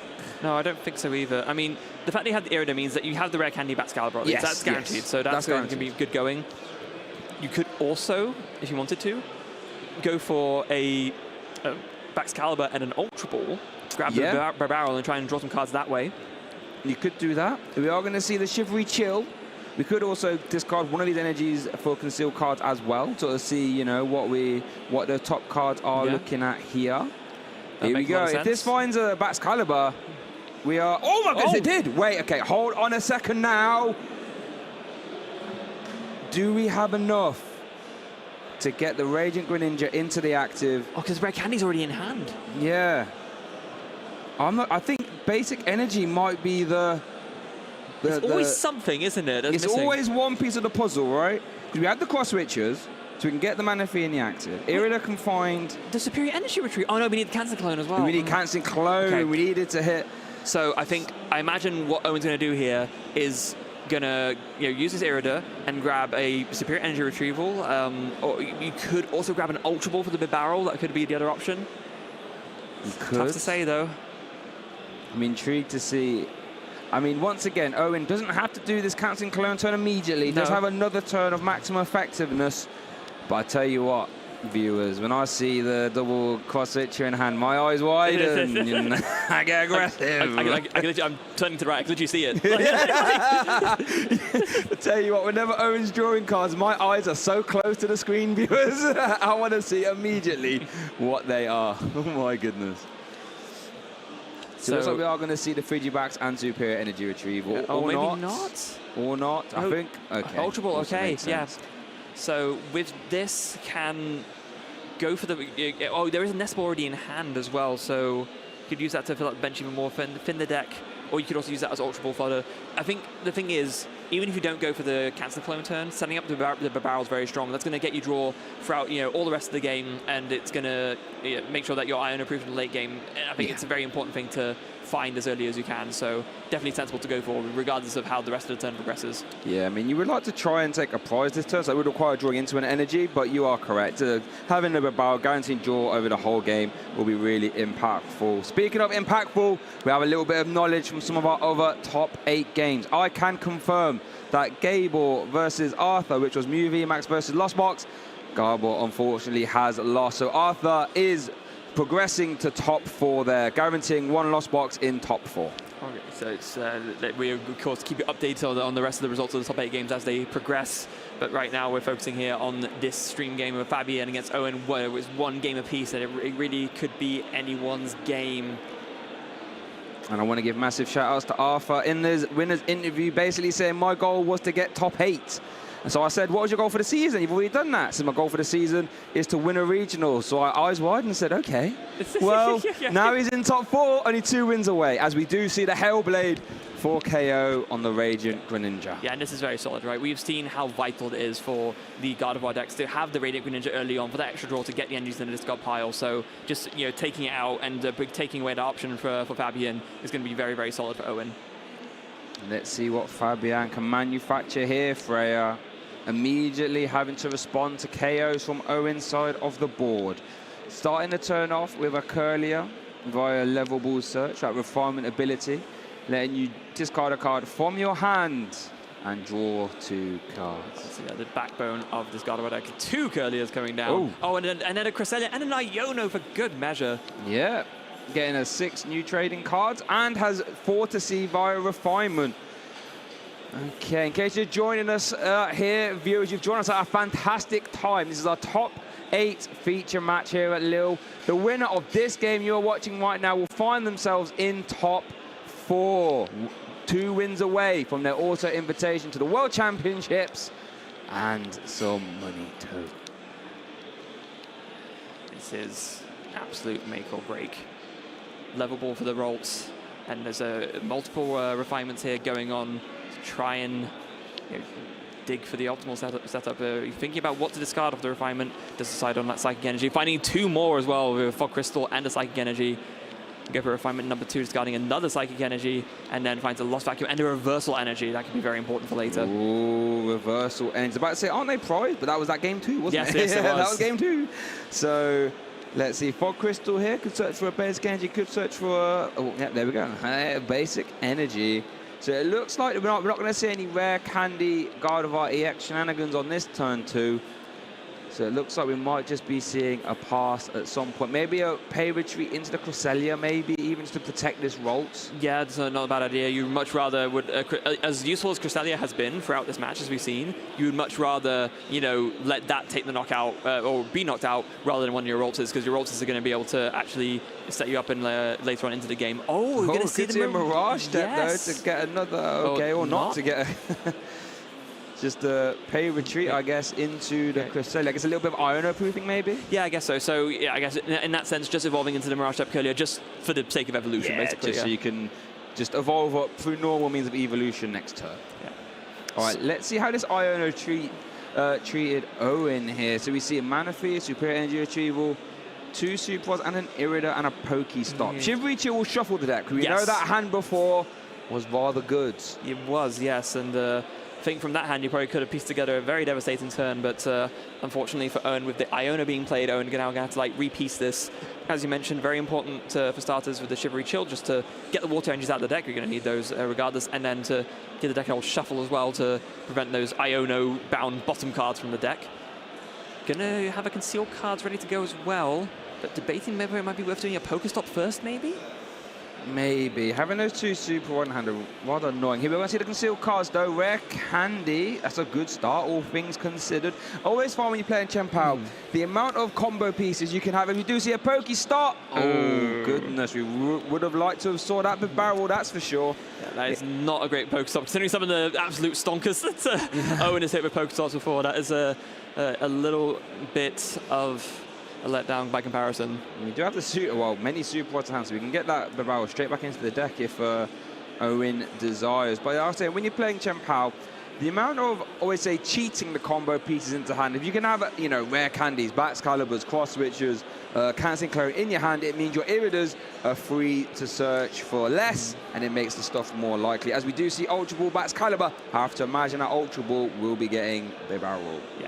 Of course, luckily for Owen, because the Iono gave him 2 super odds, that Pokestop, they're discarding the barrel, you can just super odd that right back in and then you're good to go. So very fortunate turn of, kind of in a sense, a fortunate turn of events. It could have been a much worse card to mill than that from the Pokestop for sure.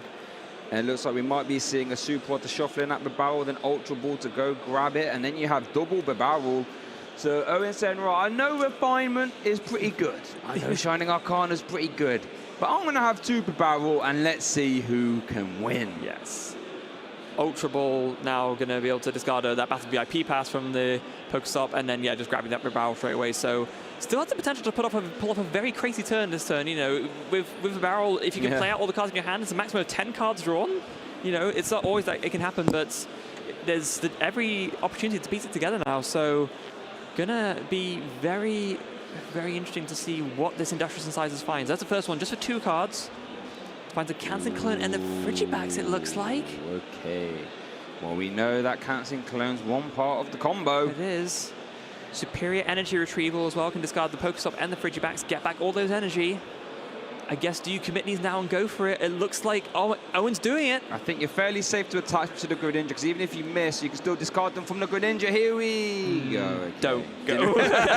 Didn't even have time to ramp up there, because we could see that they weren't the cross switches. Yeah.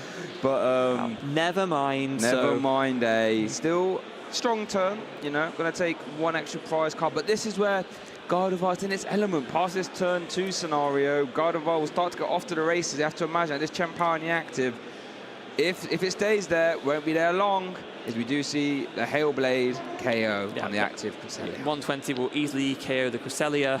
1 more prize for Owen, and now back to Fabian, who is in no bad position. Let's not make any mistake about that. At all. There are plenty of refinements to go and plenty of potential evolutions to go as well. And we're going to be seeing a lot of cards drawn this turn. Yep, we did see 2 via refinement. We might see another 2. We saw the reversal energy enter Fabian's hand. We all know how fantastic that is. As we're going to see another refinement that gets level ball plus psychic energy. Level ball gets played. This could be for another Curlier. We do see it there. So that could be another 2 cards for us. So that's 6 so far. I haven't played support yet by any means. You know? No, it's true. That's just 6 cards. The engine, I'm just laughing. When the engine pops, it pops, all right? Refinement number 3 now. Discarding another, no, not another Psychic Engine, discarding a Mew. Boss's orders. Oh, Boss's orders, okay. Boss orders and a Rare Candy. Rare Candy not going to be doing much, given that, or not much of anything, given that, there's no evolving basics out in the field right now, unless Manaphy has a stage 2 evolution that I'm not aware of. Not quite yet. No. We never know what could happen. But as it stands right now, Manaphy does not have a stage 2 evolution. Now, Boss orders is interesting. We could try to remove that Greninja, right? Get rid of 3 energy and the quote-unquote major threat, since that's the only way that Owen can take 2 prize cards as it stands right now outside of an EXP. We want to see a Pokestop though. 1, 2, 3. Oh, not bad. Yeah, you'll take that, I think. 2 hits, Super Rod and Rare Candy. Yeah, I think you're absolutely right about the Radiant Greninja. That's by far the most threatening thing on Owen's side of the board right now. And given that you now found the Boss's orders, there's pretty much, I think, no reason to not KO that. You know what I mean? Yeah. It's by far... I guess the only thing that this leaves you vulnerable to is if you then take a return KO as Owen with the Chien-Pao on the Gardevoir EX, that's pretty brutal because then you're on a big prize deficit, and that could be a bit tough to come back from. Yeah, Owen's got just a 2-2, right? Because you will have to put another EX down if this one goes down, and then Owen hasn't used cross switch here, I believe, or maybe used one, or maybe none, and then you can just go after that again. So you are, that is true. Not use any this game, I'm fairly sure. Not use any this game. Yeah. So that's what we're going to see, and I think seeing 3 go to the active, it means we are probably going to see the boss's orders, because you wouldn't really attack with this unless you're hitting into the Greninja, I would imagine. Maybe Barrel, we know that Fabian likes to go after the barrels, as we do see the reversal get attached to the Greninja. I mean, Greninja, the Curlier. And the Baxcalibur. That Baxcalibur specifically as well on the left, okay. Huh. Interesting. I wonder what the preference for carrying the 70 HP one underneath? I mean, that could be true. I can't quite make it out, but yes, that would make sense, maybe. Okay. Interesting. So, I mean, I like the play of removing Baxcalibur over the course of the game, because then it forces Owen to keep finding them, because you kind of have to respect the threat of boss's orders at all times. I mean, that Nest Ball is a good start. Yeah. It's disrupting the engine, right? It's disrupting what actually makes your deck work. And Owen has a much harder time than Fabian getting more stage 2s out, because obviously the way the Gardevoir deck works is that you get your base out and then you actually tend to evolve your Gardevoirs, not just from rare candies, but also from the Curliers being stage 1s. Whereas with Owen, you need a rare candy every single time you want to evolve a Frigibax, which makes things a bit trickier. Yeah, as the game goes longer, that Gardevoir deck just gets more efficient, as you said. And I think Chien-Pao wants to try and end this game as quick as possible. So both players trying to do different things there. Well, there is a Nest Ball in hand, though, and a Super Rod, so it kind of puts a little bit of a dampener in Fabian's plans, in the sense that Owen will be able to get back the Frigibax and the Baxcalibur, and can use the Nest Ball to get the Frigibax out straight away, kind of preventing any chance, or at least making it so that even if Fabian KOs the other Baxcalibur, Owen can still get another one out. Yeah. And it was the 60 HP one, so I guess this means that now you're forced to put the 60 HP one down. If a Cresselia comes out, the Moonglow reverse is one easier, so maybe that's why Fabian went after that one. That would make sense, yeah. Just in the event that Owen misses the rare candy combo, but looks like he cross switch is cancelling Cloner in the hand now, Freya. Cross switch and the cancel. The Irida can find another cross switch, I believe, right? See, but that's tough though, because then you can take 2 prize cards now and go after that at some point. I say that, the Gardevoir EX, like maybe. Or maybe you go after the EX now and do that at a later date. That's why I was thinking, like, what's actually, this is the kind of, I guess the debate we're both having. I think we're in sync here, right? What is actually more correct here? Is it better to just go after the Gardevoir EX and then, go for the big play next turn? Or do you go for it now, knowing that you have all the combo pieces ready to go? I think, thinking about it more, this Gardevoir already has 3 damage on it, and if you do the cancelling Cologne turn and you take a KO on the 2 Curliers, that is a lot less draw power that Fabian has. So maybe actually, if you can go for that, maybe going for that is the better move. And from the gesturing, you can see, I think Owen agrees. No, maybe not. Nope. No, he doesn't agree at all. Wow, okay, just going after the active by the looks of it. Yep. Interesting. Okay. I mean, it makes sense, in the sense that you can still do the casting clone turn, but now you're vulnerable to Iona. But I guess maybe Owen's thinking, my deck is quite thin at this point. I have 2 Barrel.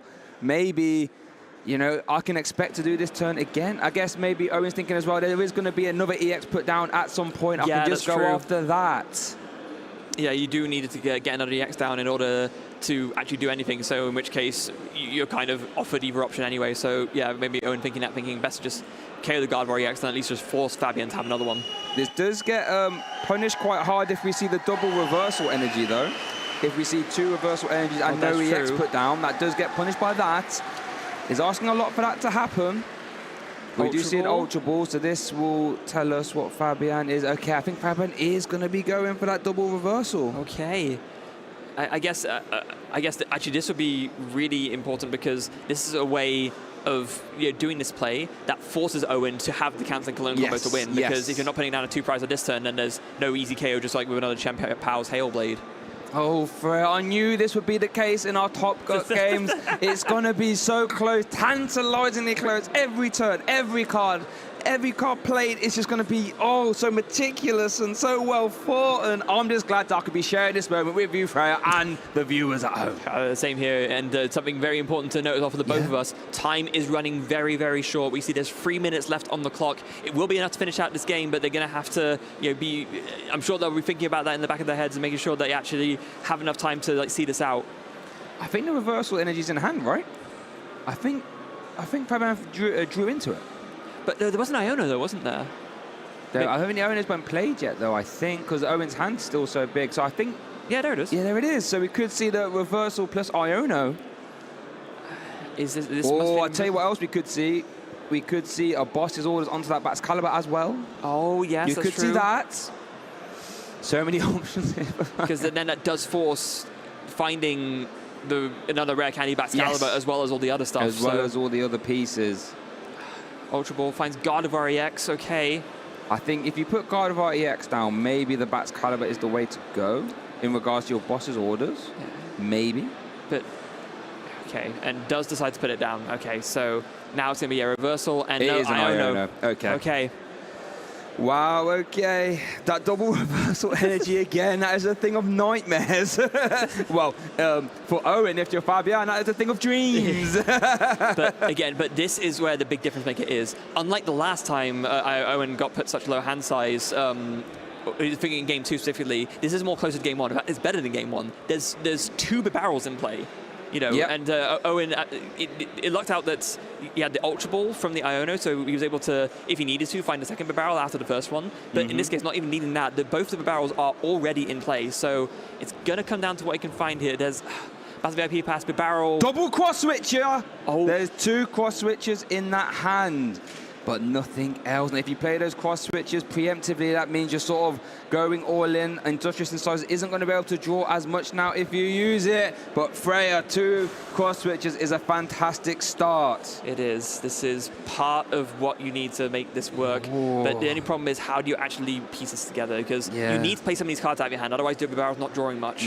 And maybe is there an argument to do concealed cards? I think so. Yep.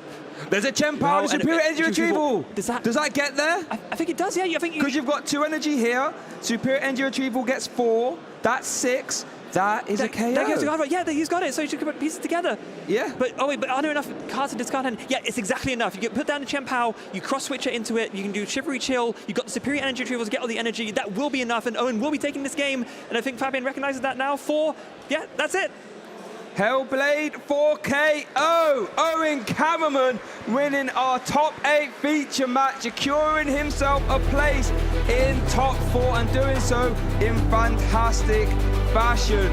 But Freya, commiserations to Fabian, but what a round that was. An absolute masterclass in both of these decks, I think it's safe to say. And just absolutely phenomenal series throughout, back and forth, so tight. Game 3, I think, maybe a little bit more one-sided in the sense that Owen was definitely in the driving seat for most of it, but Fabian never out of it, trying to do as much as possible in terms of the counterplays to bring himself back into it. But Owen, after that Iono, with the big barrels, finding him everything that he needed in order to piece together that KO on the Gardevoir EX and take the last 2 prizes. Yeah, the difference there was the double barrel. And look at us here, basked in the sunlight after that top 8. What an incredible round that was. Wow, what he said, what a chess match that was. Both players doing everything they could. I think Fabian doing everything possible, the double reversal, the boss's orders here, everything like this, the Ionos. But I think you alluded to the fact that in that game 3 scenario, the double barrel was able to navigate Owen to that victory. I think Barrel was really the key difference maker in that matchup. We saw how Owen struggled so much in game 2 when the barrels were taken out.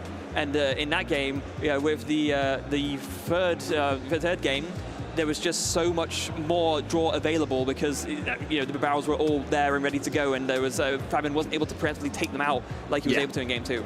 Yeah, you know, when those big barrels just letting you draw combo pieces, you know, ergo, cancelling clones, cross switches, irriders, superior energy retrievals. These are all powerful items, but you need to have them in the hand or have cards to discard, and those big barrels letting Owen draw up, and those big barrels drawing Owen all the way into top 4. Yeah, absolutely phenomenal stuff. Huge congratulations to Owen. Again, commiserations to Fabian. Yeah. It's a shame for him to go all this way, finding downstream for the first time, and it's going to be the top 8, and for him to end up falling at the top 8 hurdle. But top 8 at any regional is an absolutely phenomenal result. Yeah, it's a fantastic achievement. Like you said, that wonderful story, hearing about how he's come back, you know, after that bad stuff last season and securing himself that top 8 placement. And we saw his list of accomplishments.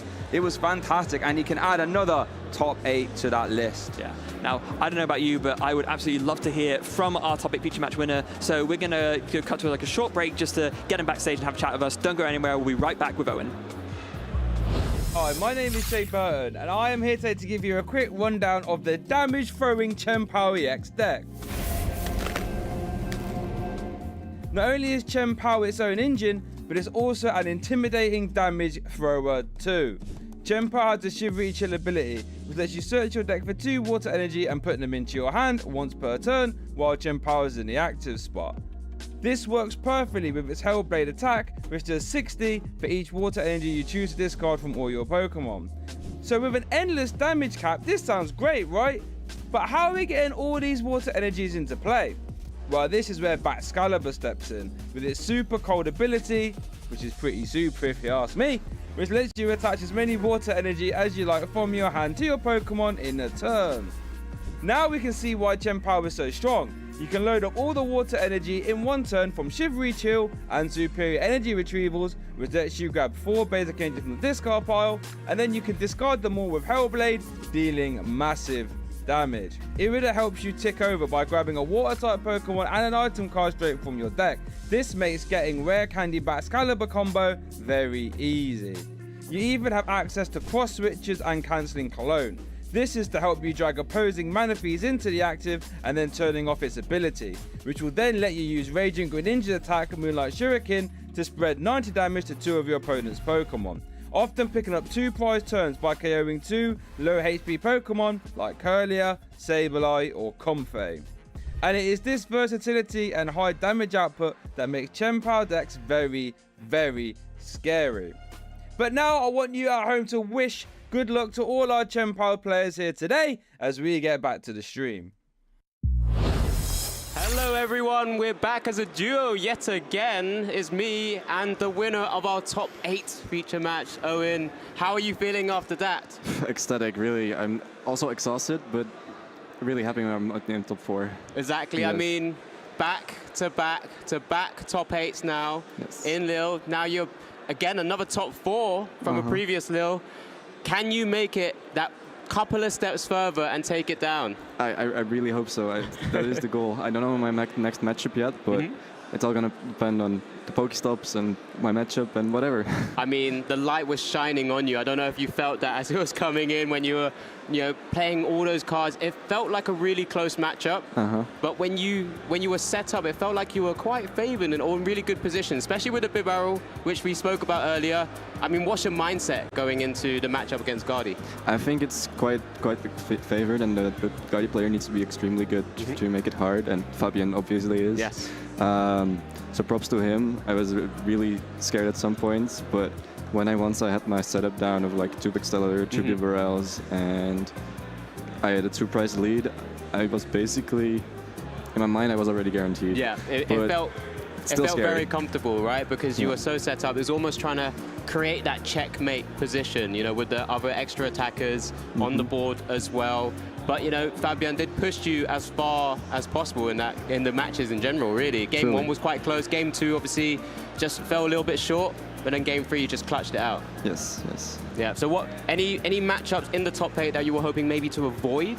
I know there's some Mew in top 8. I'd rather not, because Path is just annoying. Like if I go first, sure, fine, I'll take it. But if they Path turn 1 and I they have a bricky hand and I can't get my energy out. It's just awful.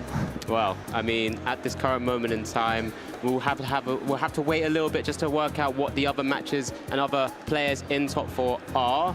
But at the same time, you've played so many rounds already. You know, have you played against Mew this weekend already? Not yet. Okay. But I've played Chien-Pao versus Mew already in some other League Cups and stuff. So I know the matchup. So we'll have to see. Yeah, I mean, like you said earlier, you played Mew VMAX at the previous tournament, but this time you are currently in the top 4 of our Lille Regional Championship. Congratulations again. Welcome back to the top 4. Let's see if you can take that couple of steps further, maybe take down a regional championship. But we'll just take a short little break before we can bring you back again for the top 4 action. Good luck for your final rounds, or next round, sorry, and we'll see you shortly.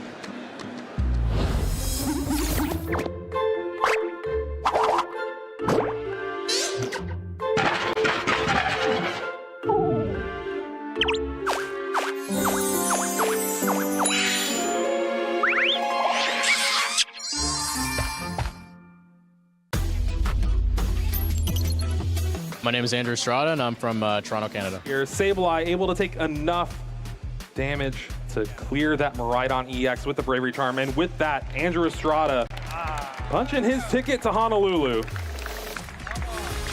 Andrew Estrada, 2024 champion now of the Pittsburgh Regional Championship. I was actually planning on coming about a month ago, and I started getting my deck ready based on what I thought people would play.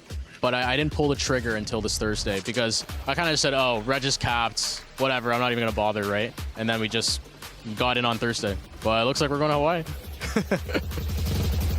I mean, I was pretty comfortable in the Gardevoir matchup, the Miraidon, and the Lugia initially. Until I faced Andrew Hedrick on stream, I could tell that he knew way more than the other players I was facing. So I was actually only really worried about hitting him in top 4. It would have been really close. I think, honestly, with the way he was playing it with this list, I think it would have been pretty close to 50-50.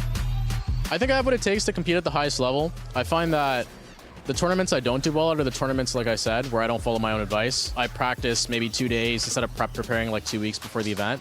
So I find that when I'm really focused and I really enjoy to play my deck, I find that I do better naturally because I play more, so I test more. If I'm in that zone, I feel like, yes, absolutely, I'm winning Worlds this year.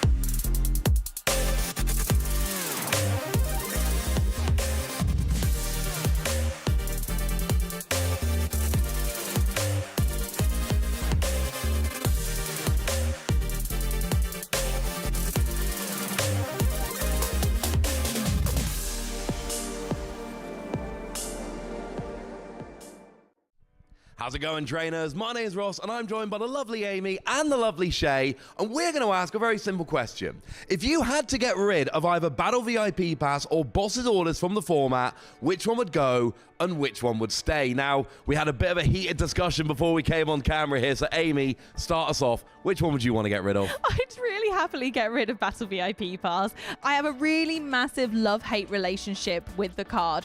When you hit it, it's golden. However, it's 4 cards that aren't needed in your deck past that turn 1 if you're running it, and especially in a mirror match against, let's say, Gardevoir.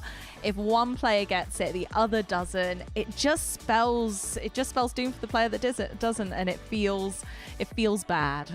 But then again, you know, we've all seen Gardevoir likes discarding cards to draw more with refinement. We've got Comfey coming in, you know, needs to lost zone some stuff here or there. It's a great card for Discord fodder or lost zoning after turn 1. Shay, are you in agreement or are we going to argue? No, I can't stand Battle VIP Pass, quite honestly. I just don't like how polarizing it makes games. Like you said, if two players are playing, they both play Battle VIP Pass, one player gets it and the other player doesn't, that game's going to get wrapped up real quick. And I think you touched on an interesting point now. I feel as if all the decks that can effectively use Battle VIP Pass now, Gardevoir, Lost Box and Mew, all have effective ways of getting rid of the Battle VIP Pass in the mid to late game via Cramomatic, Lost Zone, and Refinement. So I feel as if you're a deck like Chien-Pao, for example, which can struggle to get rid of those Battle VIP Pass, its effectiveness gets a little bit less, unfortunately. Okay, well, I got 2 counterpoints based on what you've said then. First of all, Amy, you said, you know, in the mirror match, especially with one player hits and one player doesn't, it doesn't work. But there's a good argument to be made, I think. There's some decks like Gardevoir, if it wasn't for Battle VIP Pass, they might not even be decks. We need good turn 1 Pokemon search, especially in an evolution deck. If you finish with, you know, 1 routes out and your opponent hits a boss's orders, then it's turn 2, you've got none to evolve, you lose the game. So surely we can forgive Battle VIP Pass for some of its intricacies because it's literally making decks work. I think that's a really good point, and that's why I have a love-hate relationship with it, because it does create viability for decks that may not have it otherwise. But on a counterpoint to that, I do believe that some decks that don't really need more consistency get granted it, like Mew. Mew already has fantastic consistency, but Battle VIP Pass just makes it even better.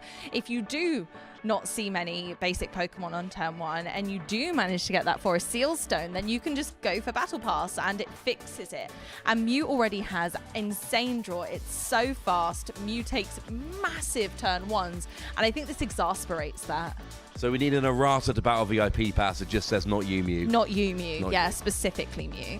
All right, Shay, my other counterpoint, talking about boss's orders, we said with Battle VIP Pass, well, some players hit it, some players don't, and that can be a little bit unfair. We've all been casting this game a while, right? How many times have we said, oh, they just need boss's orders for the win? And how many games have we come down to whoever gets boss's orders next wins? So could we not make the same argument for boss's orders that whoever hits it at the right time just gets that advantage? Yeah, I guess I can see where you're coming from. I guess boss's orders tends to be your supporter for the turn, though. So, you know, at least players has some sort of relative downside for playing it, even if it's on the crucial turns to win. But I feel the difference between boss's orders and Battle VIP Pass, though, is that games can be decided turn 1 or just from your opening hand if you haven't got Battle VIP Pass, right? At least with boss's orders, the game has normally got to some, you know, level of play, and, you know, a boss's orders for game might not be as, demotivating as not having Battle VIP Pass, and you've just led, you know, 1 Frigibacks, and you're like, well, this game pretty much over, so I'll go first game 2, my friend. And then, of course, we've got those games where one player doesn't hit Battle VIP Pass, and they start with one of their basics, and then their opponent has a boss's orders, and it is unfortunately all over. These are both cards with which we've all got a bit of a love-hate relationship. So I suppose we've got the rest of the season to figure out exactly which of these cards are going to make and break so many players' tournaments. So grab yourselves a nice cold beverage, but don't go far. There is plenty more wonderful Pokemon action coming up very shortly indeed.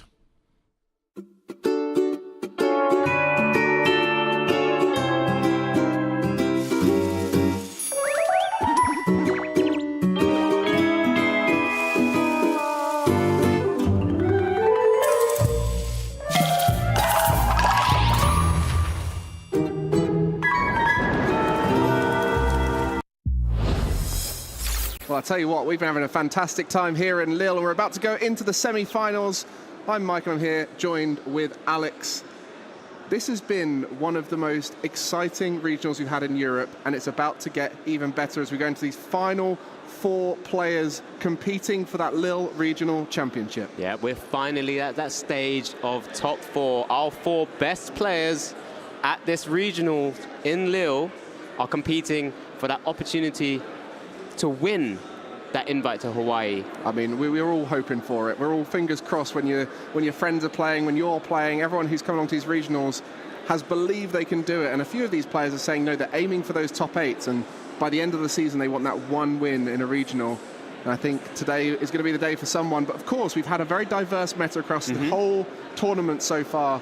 And it's been one of those where not only has it been a lot of different decks, but a lot of different ways to play those decks, including the techs like Spiritomb, Mew EX has been appearing a lot, and consequently, every game has been so fascinating to watch with the different routes to victory we've been seeing. Yep, exactly that, and we saw that in the last game as well. Two very powerful decks of the current format. Chien-Pao, unfortunately overcoming Gardevoir EX, which is unfortunately my caster prediction. However, we do have in top 4 your one, Mike. Yeah, before this tournament, I predicted that Colorless Lugia would do well. Of course, Sacramento showed me that it's a great deck, and I think we can all agree it's got a lot better with that Mew EX edition. And I think now we're going to be able to see it on the main stage, playing against a Lost Box that we've had a little bit of a chance to see, so we'll see how that works, but not against Lugia yet. So I'm excited to see how this matchup pans out. Well, Arthur is the other player in top 4. We saw him a little bit earlier, and how did he make it into top 8 was with that Spiritomb against that Mew VMAX. And it was put in the deck more so for the Lugia, and of course the collateral with the Mew getting beaten with Spiritomb has definitely helped them out. But of course, you guys at home, get involved in the conversation with that hashtag #PlayPokemon. We've been seeing you chatting away, letting us know how you've been doing. It's been great seeing everyone's results and the journeys they've been taking. And of course, we're so early in the season here at Lille, only the second stop on the EU regional circuit. It's going to get better and better as the season goes on. Lots of exciting new metas ahead of us, ICs, Worlds, so we're just getting started here. Yeah, we're getting so close to crowning the second player in the EU to get that automatic invite to Worlds in Hawaii at the end of the 24 season. You know, another person to fill that graphic we've got. It will be a new person, you know, because we said that could be filled multiple times by one person, if possible, when they go through the whole tournament. But it will be a new face on our new graphic, and it's just so exciting. Yeah, I mean, I hope you guys in chat have been enjoying it. I know the last game, I could see you guys chatting away, trying to work out what was going to happen.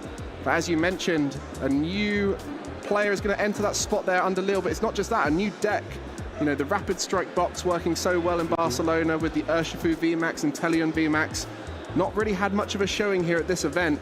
We're going to see something slightly different, and I think as the season goes on, we're going to be excited to share all the different decks because it's such a diverse meta right now. But of course, get to know all of these great players who are really taking it seriously this season as the increased prize pool, more on the line, and of course, to make it all the way to Hawaii. Yeah, as you just saw right at the end there as well, just a reminder, Stockholm was announced as our 8th stop in the EU circuit this season. So much more to look forward to as we do see the fantastic city graphic here, including as well the international championships in between. But let's face it, next up for all of our fantastic players, Sao Paulo, but before the EU circuit, Gdansk next month, heading into Stuttgart to round off the 2023 calendar year before we go back to our favourites, Liverpool, or one of our favourites, I should say. Have we seen that building in Lille yet? I can't recognise it. Maybe we walk past it.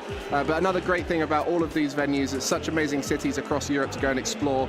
I've had a lot of fun here in Lille, trying out all the wonderful food, the lovely people, trying to speak a little bit of French, testing it out. I know a little bit, but definitely speak back to me in English whenever I try because it's very obvious I don't know enough. But we've had a lot of fun here so far. Been people from all across Europe, some people outside of the European region coming along and showing us what they're made of. I think there was a top 32 for Brent from Australia. There was, and I know he's heading off to LAIC as well. Toronto first, actually. That's coming up in the US and Canada region. So more Pokemon coming up in future weekends. We can't wait to see how the whole meta continues to develop and evolve, and of course, future thinking. Yeah, I mean, this meta you keep talking about, top 8 has been very diverse. We've seen lots of different decks throughout the tournament, but as you can see, no real domination from any deck. There's 3 using that Lost engine, one with Giratina, one with Goodra, and one which we'll be seeing this next match with a bit more of a turbo build. Mew managed to get through with those 2 decks, but of course Lugia, Gardevoir, and Chien-Pao, a very versatile meta here in Lille. Yep, just to let you guys know, our top 4 will be 4 different decks as well that do make it. Of course, the only double here really was the Mew VMAX deck, but one of those did make it into top 4, and they'll be facing Owen Kammerman, who we just featured on the top 8 round there, whilst we are looking to, again, as we already mentioned, Lost Box against Lugia. colorless Lugia, the deck that I thought was going to do best here. I mean, I'll be honest with you, I made that prediction before Sacramento happened. So I was like, oh, this deck's going to be well good. And then, of course... well good. Well good. And then, of course, we saw that in Sacramento, 4 of the top 8 there. But not so present at this event. We've seen a lot more conversion from Gardevoir, 14% of the day 2 meta. And then Lost Box has been 20% of the day 2 meta. Chien-Pao and Lost Giratina converted very well, increasing their percentages, where Lugia has not really been seen as much here. I think a lot of people scared to play it at the event following such a powerful performance from it in Sacramento. Yeah, Patrick, who is someone we haven't featured yet on stream, did overcome actually a pretty good matchup against Alberto Conti's Lost Giratina, as we do see both our players having began setting up there. Patrick on our right-hand side, Arthur again on our left. How are you thinking about this matchup going forward? I mean, it's an interesting one because we do have a tech in the Lost Box matchup that's specifically designed for decks like Colors Lugia, the Spiritomb to try and disrupt Luminaons, and also that Weird Ear as well. So I think that could be a big make or break in the situation. I think Lost Box as well with the tempo is great, but if the Lugia gets set up and starts putting those Snorlax in the active and swinging, it's very difficult for Lost Box to get through that. Yeah, definitely. It's just got to get over that first hurdle. We saw Arthur's accomplishments yet again, a very well accomplished player. Patrick as well, also someone who's been playing for some time now. You could see Leipzig regional champion back in 2017. Now, do you want to know a fun fact about that Leipzig? Go for it. I was there, but not for Pokemon. I was in the same arena, had no idea there was Pokemon going on there, and I wish at the time I'd wandered over to go see what was going on, so I could have seen our boy Patrick winning it. Yep, as both players are now setting up again. Really looking forward to this matchup, seeing how both players will navigate the prize taking and prize mapping, as we do see the players beginning to set up. A little hand there, just kind of waving. The first prize is here from Arthur. Manaphy, nothing too special. 2 battle VIP pass could be a bit annoying to deal with. When it's in the hand, it doesn't matter. Very true, very true. At the same time, I've said this in one of the earlier rounds on day 1, you only need it turn 1. And after that, it's fine to be hidden in those prizes. I mean, when you look at the Manaphy, you think, oh, you don't need that against Lugia. But of course, now the addition of New EX with that genome hacking, there's a chance that the Greninja can be copied for that Moonlight Shuriken to take out multiple prizes at the same time. So the Manaphy is somewhat of a requirement. There is a Hisuian Heavy Ball in that Lost Box, so the Manaphy won't be stuck there forever. But just something to think about, especially now that Mew EX is coming through, being such a valuable card here. Luminaon and double Lugia V-Star currently sitting in the prizes at the top once again. How does that look based on the deck list we know of, Mike? Well, some people opt for the 3-2, but Patrick, a little bit wiser than that, has the 4-3, so safe from the no Lugia V-Star, but of course that will make it a little bit harder to find potentially. Yep, just giving one mulligan also to Arthur, as we do see the fist bump. This is our top 4 match here in Lille Regionals, as Patrick kicks things off by drawing the first turn. Semi-final here at Lille. It's been a long tournament, over 800 players entered. 81 made it through to day 2. We played 15 rounds of Swiss, and now we just have 4 players left, 2 of which you see on the screen here. Arthur and Patrick going to be looking to make it to that final. A huge opportunity to get a one-way ticket to Hawaii if they win this whole regional. Yep, kicking things off with a Mesagoza Heads. Being able to search for any Pokemon from your deck. Should you flip Heads there, immediately selecting the Archeops to go into the hand, double checking what the prizes are as well. When your variance is going well for you, that's what we need. I mean, you got the Ultra Ball in hand as well, so can get the discard. I'm not quite sure there's another Archeops in there, so it will be the discard. So perfect start pretty much here for Lugia. You can't ask for much more. Spiritomb in the active on the other side, though. Just limiting the potential of things like Luminaon having to come down, despite one being prized. But Patrick does play a second copy. Just shows you how important it is. Exactly that. As we do see the Ultra Ball just identifying what targets Patrick may need. Of course, that Lugia susceptible to a lightning attacker. I'll tell you what, Lugia is one of those decks where there's a lot of opportunities to bling it out. Just see him go through the deck there. Lovely artworks in this deck list. Far too shiny for me. Far too shiny. Your old man eyes can't take it. All right, thank you. Snorlax coming down. munching away. I like that Snorlax. It is pretty cool. Is a good Snorlax is a good Pokemon in the trading card game. Bit of block Snorlax here at Lille. Yeah. Not seen it on stream, but it has had a few wins here and there. Yeah, as a pass over. Oh, I think there may be potentially just a sleeve concern here, maybe. Just as Arthur there's just kind of getting something out of the bag, but oh no, seems absolutely fine. We continue the game. Passed over to Arthur here. Draws into the Radiant Greninja. Good hand, Colress as well. I know starting with the Spiritomb implies there's probably not any other basics you want to have in play. Seems like just that Greninja off the top with any other basic, but a Colress on your first turn is big. We said those 2 Battle VIP pass in the prizes. When you're starting to look to dig for them, that's when it starts to become a factor. Yeah, first concealed cards. Not anything he necessarily needs right now. Tries to go for the Mezagoza. That looks like a Tails. And Colress. 5 cards. 2 in the lost zone. 3 into hand. Upside down. So many options available for Lost Box players. I mean, you see when people are going through their hands back and forth, I always find it fascinating how people shuffle their cards around, making those decisions, just trying to visualize what they need.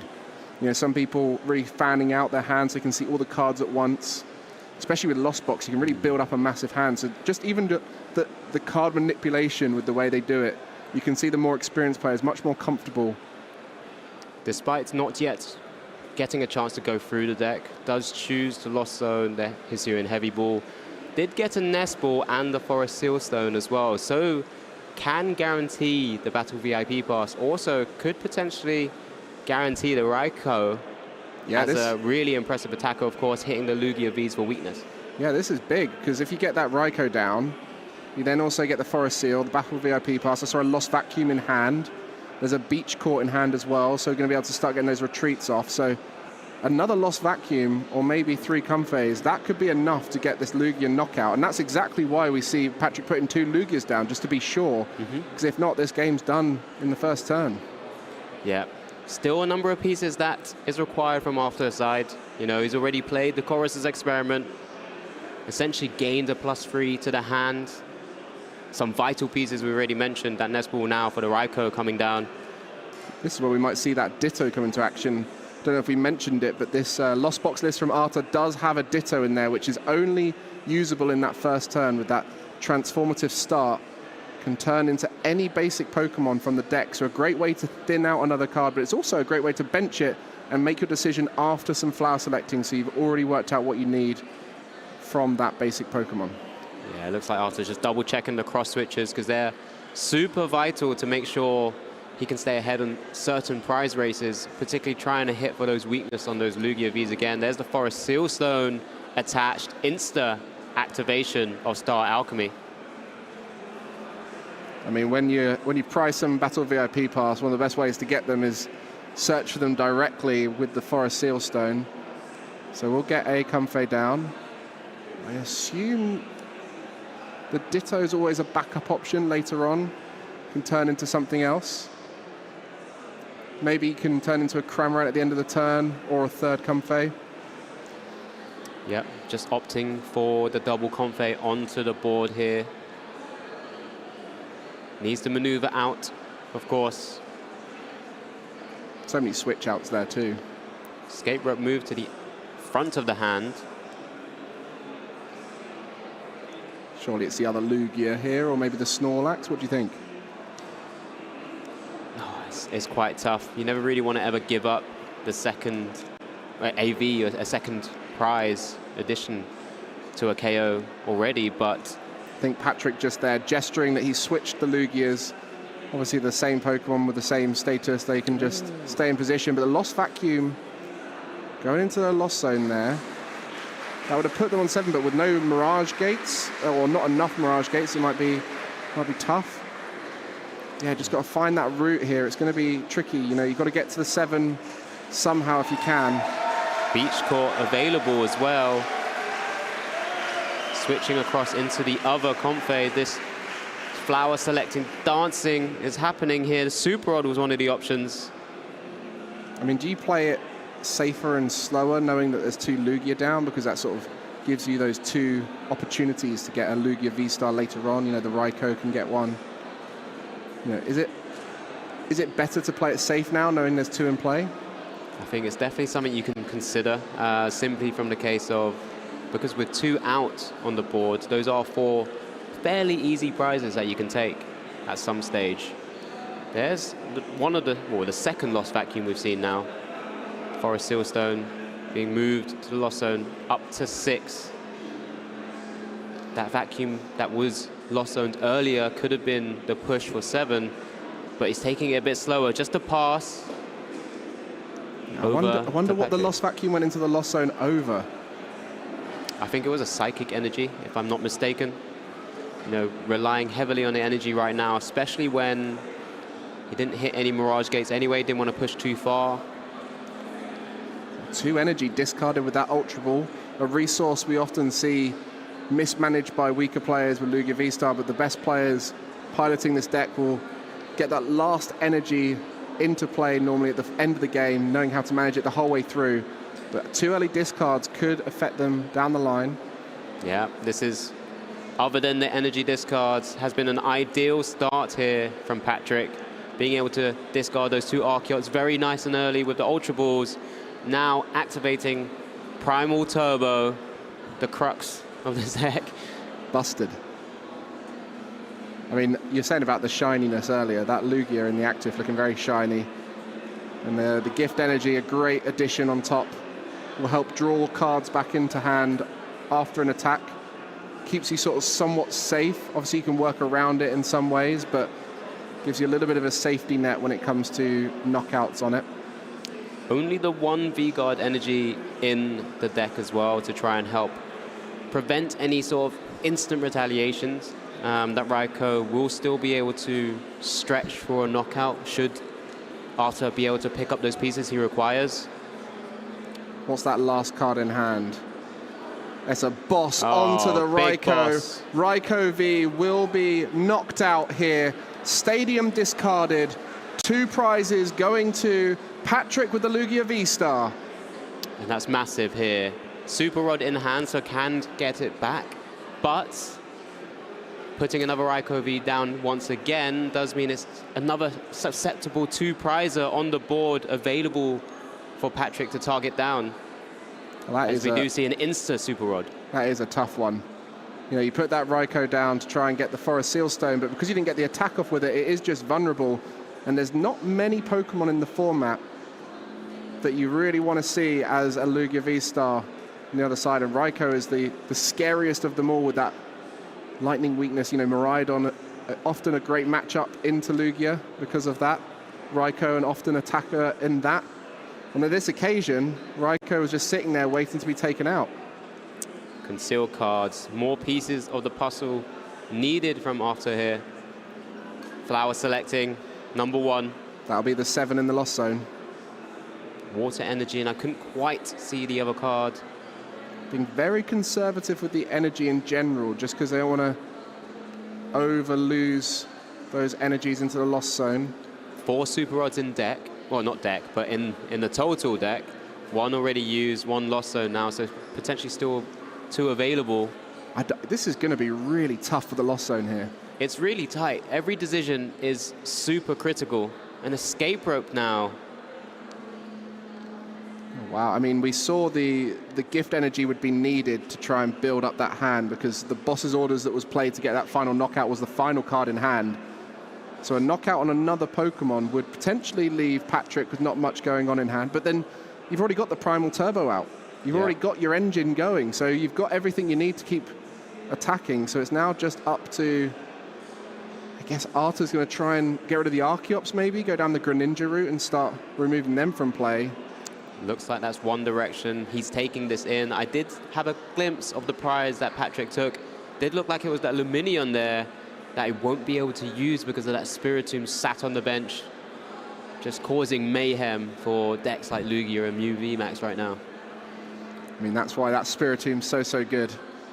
Luminaon Doesn't work with path in play, but of course the path can be removed. What better way to act as a pseudo path in play than a Pokemon that's hard and annoying to knock out? And that's the great advantage with all of these support Pokemon, is if you try and knock them out, you're not focused on the worrying factors like their attacking Pokemon. We see it with Mew. Whenever Mew targets the Spiritomb, it might often be too late at that point. On this occasion, Greninja's going to Moonlight Shuriken the 2 Archeops, putting them in range of a Sableye split of Lost Mine, 60 on each. It's now up to Patrick to try and work around this. Does have a fantastic attacker in the active spot. That Snorlax has an amazing ability to combat things like the Sableye, sorry. Unfazed Fat, preventing all effects of attacks from your opponent's Pokemon done to this Pokemon. And Thumping Snore, hitting 180. Does play that nice special energy to keep it from going to bed there. Exactly. Therapeutic energy. I mean, of course, at this point, we've also got to talk about Radiant Serena that's not in the deck. Sometimes it features in Lugia decks. Can help with the healing of the Archeops in this case. But ultimately, Arta's just going, if I get rid of the Archeops and then deal with all the Pokemon that have energy on, it's going to be really hard for them to keep up in this matchup.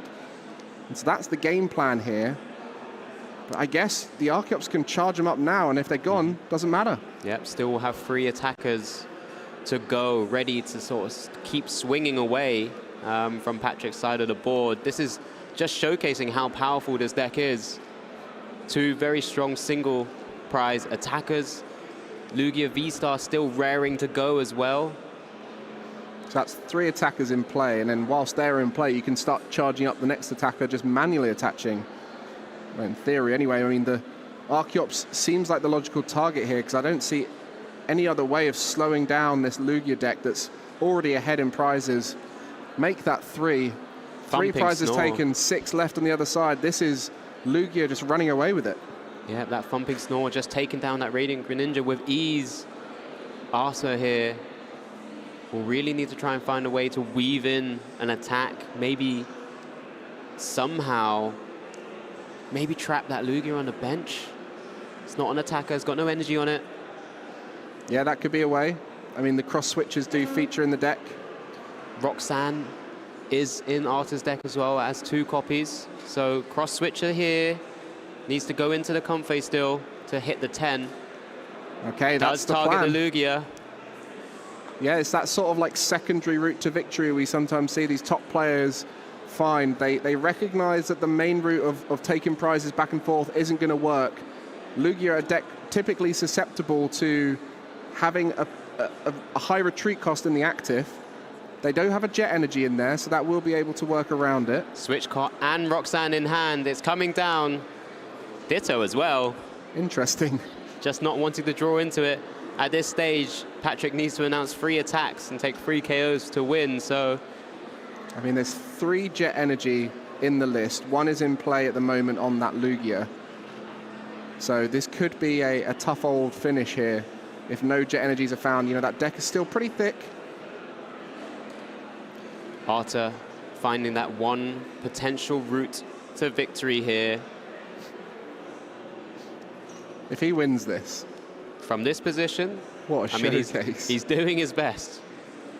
That's all you can ask at this stage. And especially with the semi-finals, when you're in the quarter semis or the grand finals, you can always take your time to try out an alternative route.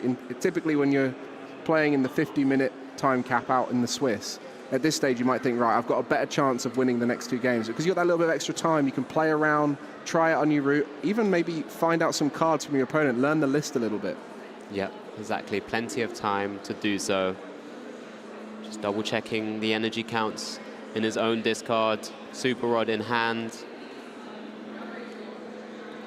There's the energy that's required for Dragonite V to potentially attack on future turns. Mirage Gate in hand as well. Just set up that rigid board state so that any disruption back can't throw you off your game plan. Snorlax unable to take out the Dragonite V as well. With Spiritomb in play, also stops that favorite Pokemon that also is in colorless Lugia. That late game attacker, that Weirdeer.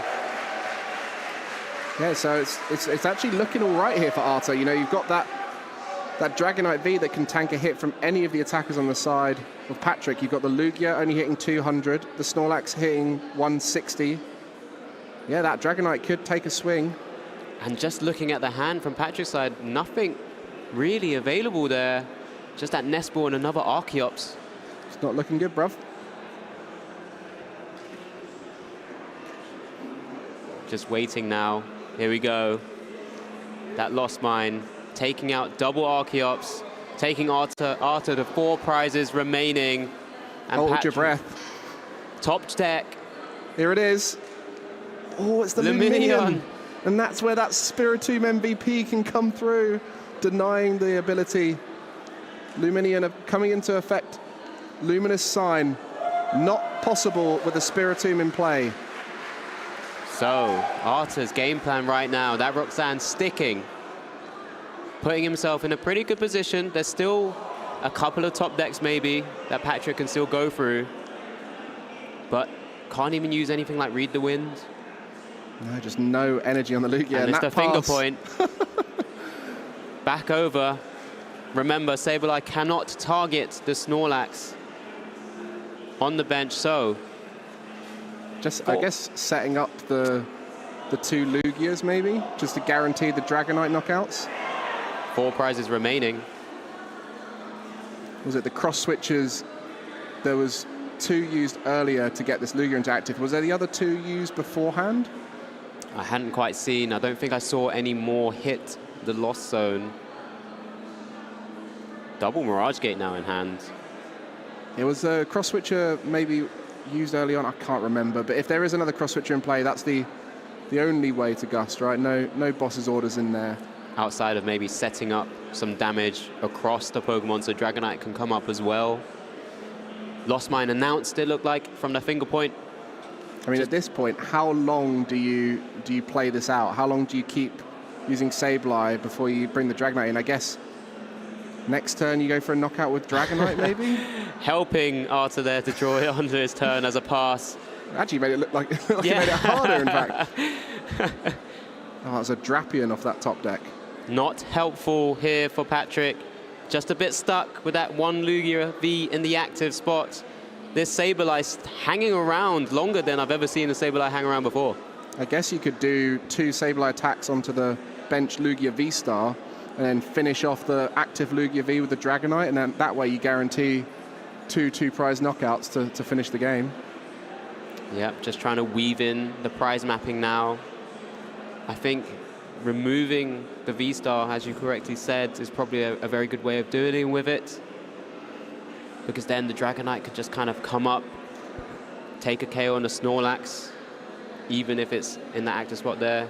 Looked like there was a cross switcher in deck there, so I think maybe the second set of cross switches are still available unless there's one prized. I think we're waiting for that kind of final game plan here. I think you can do it in 3 turns with Sableye knocking out Lugia V-Star across 2 turns. Cross switcher in hand. Okay, so you could go for the Dragonite now, knowing that it can tank a hit, and then you just got to find that last cross switcher. So lots of decisions, wanting to try and limit those cards again from 3 down to 2, knowing those 3 weren't very good, but maybe this is the plan to go for the cross switcher, as you kind of mentioned. Yeah, well, I mean, if you retreat into the Dragonite now, cards hovering above the decks there. Go into the Dragonite now, knock out the active Lugia, and this is then just cross switches for game, right? I mean, it's a pretty thin deck right there for Arta. He's probably going to be feeling confident at finding those cross switches at some point. I don't think Patrick was able to really thin out the deck too much. I mean, there's a lot of energies out. 2 cards, keeping them hidden from us and from himself right now. I guess it depends what he gets off the Roxanne here, whether to go slower with the Sableye across 2 turns or whether to go straight away with the Dragonite. Given initiative to Patrick, though, because it's shuffled his hand back in, maybe he might have drawn one of those Jet Energies now to retreat. He's following your game plan. Dragonite V coming up to the active spot. It looked like there was another Luminion in Patrick's hand there. Dragon Gale for 250 damage. Now, although setting up loads of damage on his own board state, does have this very big Dragonite V in the active spots, unable to be knocked out. from Patrick's side currently. So there's a Jet Energy off the top there. That's huge. Mew unable to be powered up. Oh, yeah, of course. The Mew would have been the greatest counter here. Another read and check of the Spiritomb, knowing that's what's stopping it. I guess you get the restart. I think that's what he's checking with the Spiritomb, just to make sure it's only Vs and not EXs as well. So can draw some cards as well here. I think that's the first restart I've ever seen. It can bail you out when it needs to. Capturing Aroma always grabs you a Pokemon if there's one in deck. Is that a Tails? So that's a basic. My. Is it?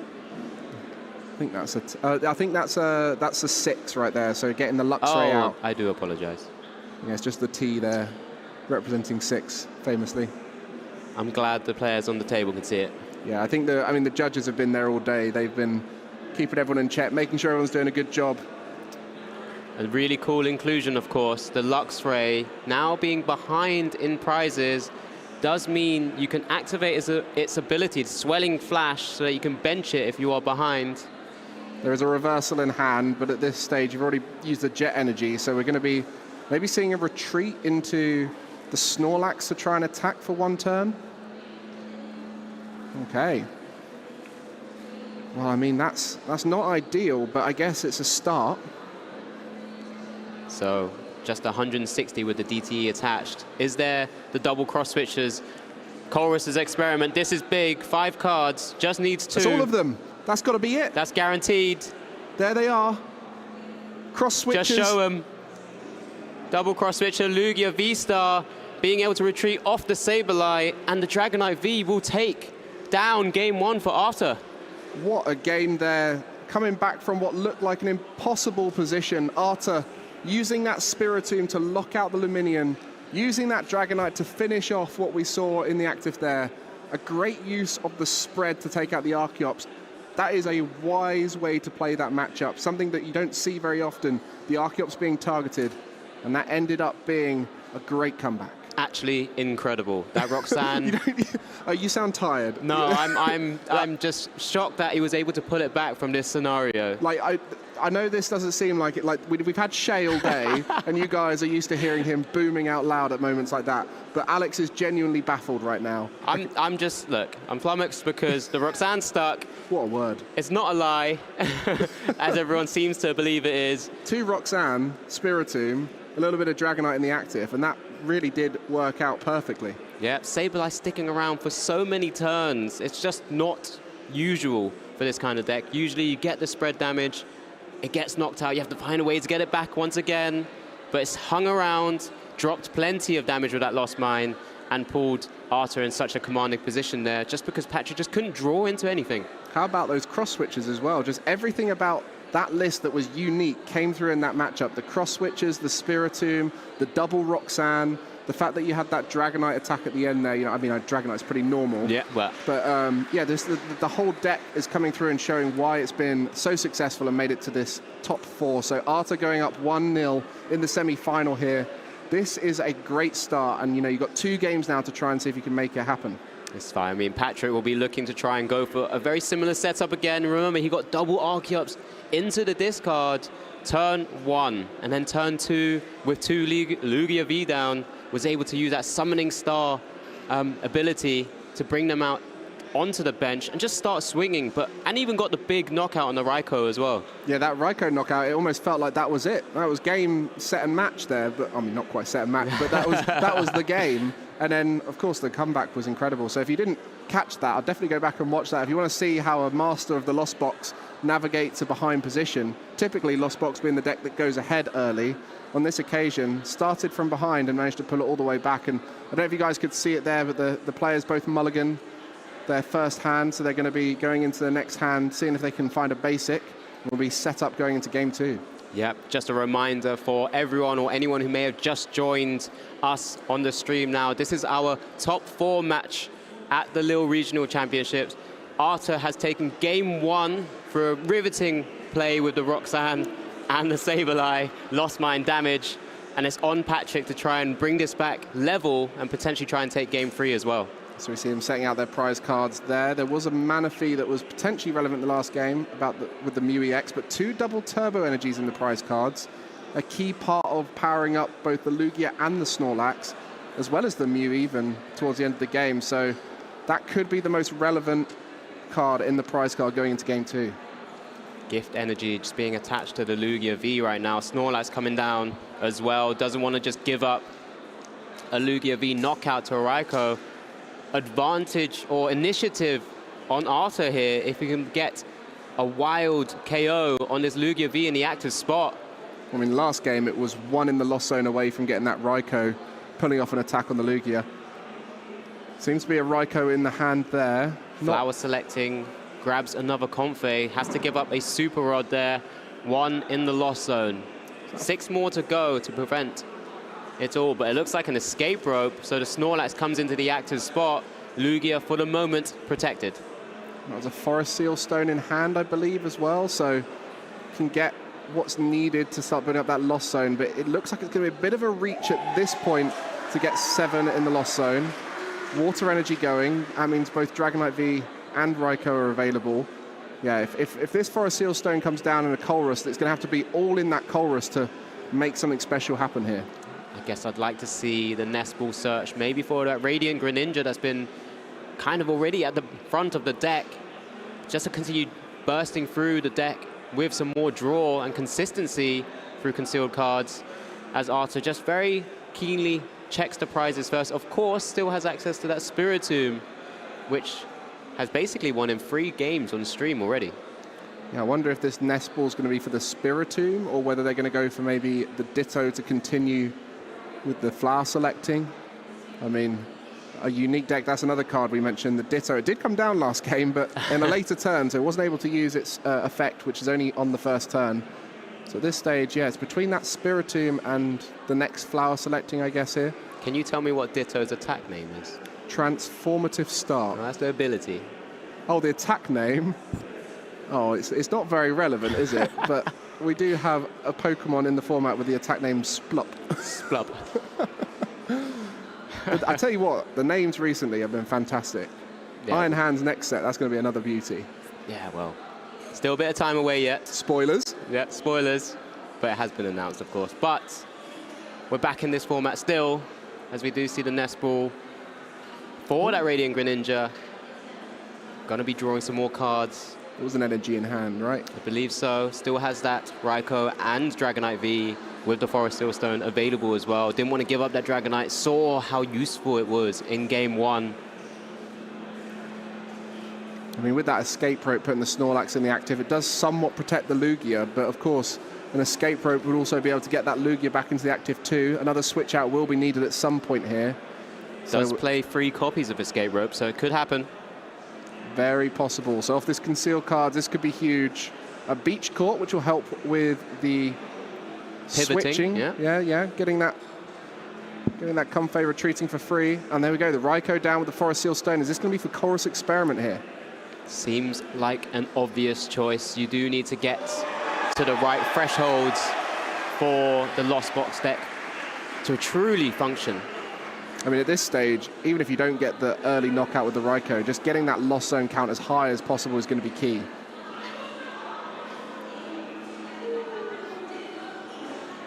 We haven't seen yet the instant great start that Patrick had. Of course, only had that 1 turn.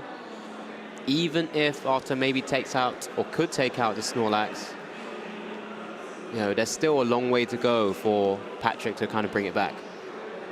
Yeah, you can see there's quite a lot of easy choices for the Colress here. I think there's a heavy ball. I don't think there was a Pokemon in the prizes, if I remember correctly. And the Battle VIP Pass 2 already got enough on board.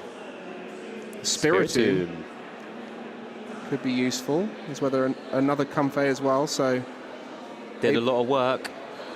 Yeah, I mean that first turn, seeing so many cards. It's why this Lost Engine's been part of a majority of the decks recently. It was, you know, over 1/3 of the decks in day 2. What it felt like, at least, once we started adding up all the Lost engines. variants, yeah. Yeah, because it was, what, 20% was Lost Box, about 9% was Giratina Lost Box, and then there was all the Charizard variants, the Goodra variants. So reliable. Old Faithful. Old Faithful. You've got far too many points with Comfey. I'll take it. That's why I wanted, Giratina to continue doing well. Another slow turn, but this is what happened last time in game 1 as well. Patrick there, drawing for turn. Jet Energy, already had one in hand. No Archeops discarded this time. Last game, Archeops were discarded quite early. On this occasion, it's going to be a little bit tougher to get set up here. Attachment and the Iono. A lot needed off this Iono to get the Primal Turbo on the go. I've seen harder things happen. Can these 6 cards allow Patrick to build out the deck in the way he's already played the Stadium? That is tough. The Ultra Ball is there, but yeah, this is not a good hand. This is going to be quite a slow turn for Patrick. Does have the Ultra Ball, but you don't really want to be using that unless you're discarding the Archeops at this stage. Can't even get the Read the Wind if an Archeops was to be taken off of that. Tough position. Unable to retreat out of that Snorlax in the active spot. Didn't use, or wouldn't have wanted to have used a Jet Energy on that Lugia to read the wind. Does try to create a fail-safe with another Lugia V down. But it's not looking too good right now for Patrick. Not ideal. Not ideal indeed. I mean, that second Lugia, like you said, is a fail-safe. The reason being, they know it's very likely for a Raikou to come in and attack one of those Lugia this turn. All it takes is an escape rope. It won't even require the cross switches that we've seen to be so effective before. One of them in the Lost Zone, so only 3 left available. So escape rope could be the card of choice this turn. Just a passed over. Draw for turn there from Arthur. Double checking the energy count. 5 already in the Lost Zone, so 2 away from activating the second threshold, the first being for Cramorant. Yeah, wonderful Mirage Gate. Was there one in hand? If there's one in hand already, that would be beautiful. If not, that's another thing needed this turn. I mean, this is why that Turbo Lost Box is so effective. Just double checking what he found to be prized as well, because he doesn't want to give up too many energies. I believe that might be is that the second Super Rod hitting Lost Zone? I think so, yeah. One of the first things to go in the Lost Zone was a Super Rod, but just accepting that these early turns are so much more important than getting back loads of Sableye, for example, at the end. It's just going to be about motoring ahead, trying to put that pressure on. Has 2 Super Rods in hand, it looks like, as well. Needs to start dancing around the comp phase. Both players just understanding that it's a simple way of not having to keep maneuvering cards. So the comp phase does go into the active. Flower selecting again. I mean, that's another cross switcher there, so does have the ability to switch into the Raikou, but no Mirage Gate at this stage. Could make it quite tricky. Just going to check that discard pile there. Maybe just some awkward flower selectings which haven't helped enough. But you know what? Since Patrick's been so slow on his turns, just a top deck of a Drapion V there. Doesn't really want to risk putting down a Mezagoza to kind of give an extra board space to Arthur either, but this is one way to just keep in the game. I mean, with Arthur's last game, knowing that the comeback is definitely a viable option, can be comfortable taking it a bit slower. And actually, interesting at this stage, we'll have an attacker powered up before there's even any Primal Turbos in play. And that's one of the advantages of the Snorlax. It's just 2 manual attachments, therapeutic and a double Turbo Energy. So we'll be able to start swinging, which is key here. Otherwise, those Lugias are just going to be sitting there patiently waiting for Archeops in the discard pile and the Lugia V-Star to get them into play. Mezagoza hitting heads. Patrick again identifying, again, similar to game 1, that is not impacted by the Spiritomb, so could use that fantastic ability. Just again, as another little failsafe, that restart. Once during your turn, you may draw up until you have 3 cards in your hand. Currently has 2 after benching the Mew if he decides to do so. So can just kind of keep going through as much as possible whilst also taking a knockout. Yeah, has the ideal energies on it as well. Yeah, the Mew EX was the card which somehow made colorless Lugia, one of the best decks in the format. Just that one simple change was able to add so much more to this deck. And you can see that the Snorlax in the active with the therapeutic energy won't be going to sleep. So we'll be able to keep swinging here. And typically, Snorlax is one of the hardest Pokemon for Lost Box to deal with, a single prize Pokemon that trades very well into it. It's a 5 there for Arthur from the Mesagoza. Flower selecting. Mirage getting a Chorus's Experiment. Needs both of those. Would be good. I mean, the Mirage Gate's the needed card right now, but there's more of those in the deck. Chorus will just help you dig a bit deeper. Technically, Lightning Energy in hand could just manually attach into the Raikou. And has double cross switcher as well, so could Arthur now consider targeting down one of those Lugia Vs as soon as possible? I mean, who'd have thought it would be watching Lost Box power up an attacker without the need for Mirage Gate, and a Lugia deck not needing the Primal Turbo to power up their attacker. We're going pure manual attachment here in the semi-finals. Game 2. Winner of this will be going all the way to the final at Lille. A lot on the line. These guys taking their time, making sure they make every correct decision, especially as they're so fatigued now with such a long tournament with 15 rounds of Swiss. A quarter-final, they're now here. They must be exhausted trying to play the best Pokemon of their lives. Patrick helping out us viewers and Arthur there, just separating out that lost zone as cleanly as possible for him. Another concealed cards, plenty to work with in the hand there. Attachment, are we going to see the double drop of the cross switches as well? Doesn't want to hit the Lugia V with a gift energy, of course. Could take out the Mew, preventing the restart. Need a few more Pokemon in play, I think, for the Mew. Yep, just targets the Lugia V. It's a much more simpler KO here with the weakness. It's just that same tempo that you expect from Lost Box into it. So Raikou is going to be taking out that knockout on the Lugia. Don't forget the fleet-footed. Don't forget it. Don't forget it.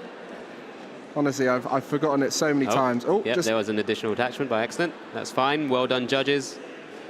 I mean, that's probably just out of habit for most of the time when you have a Raikou in play with energy on, it's from a Mirage Gate. Rarely does it come through manual attachment. Oh, nicely played with the Manaphy coming down as well. Was there a fleet-footed there? I don't know if we saw it. Maybe they did get it through, but... Oh, yes, they can't because of the Spiritomb. Yeah, there you go. Just had to double check. That's why I opened it up as well. It's both players. You guys in chat were calling us out on that one. I know you were there. One of you has tried fleet-footing under Spiritomb before and was like, nope, I've had this happen to me before.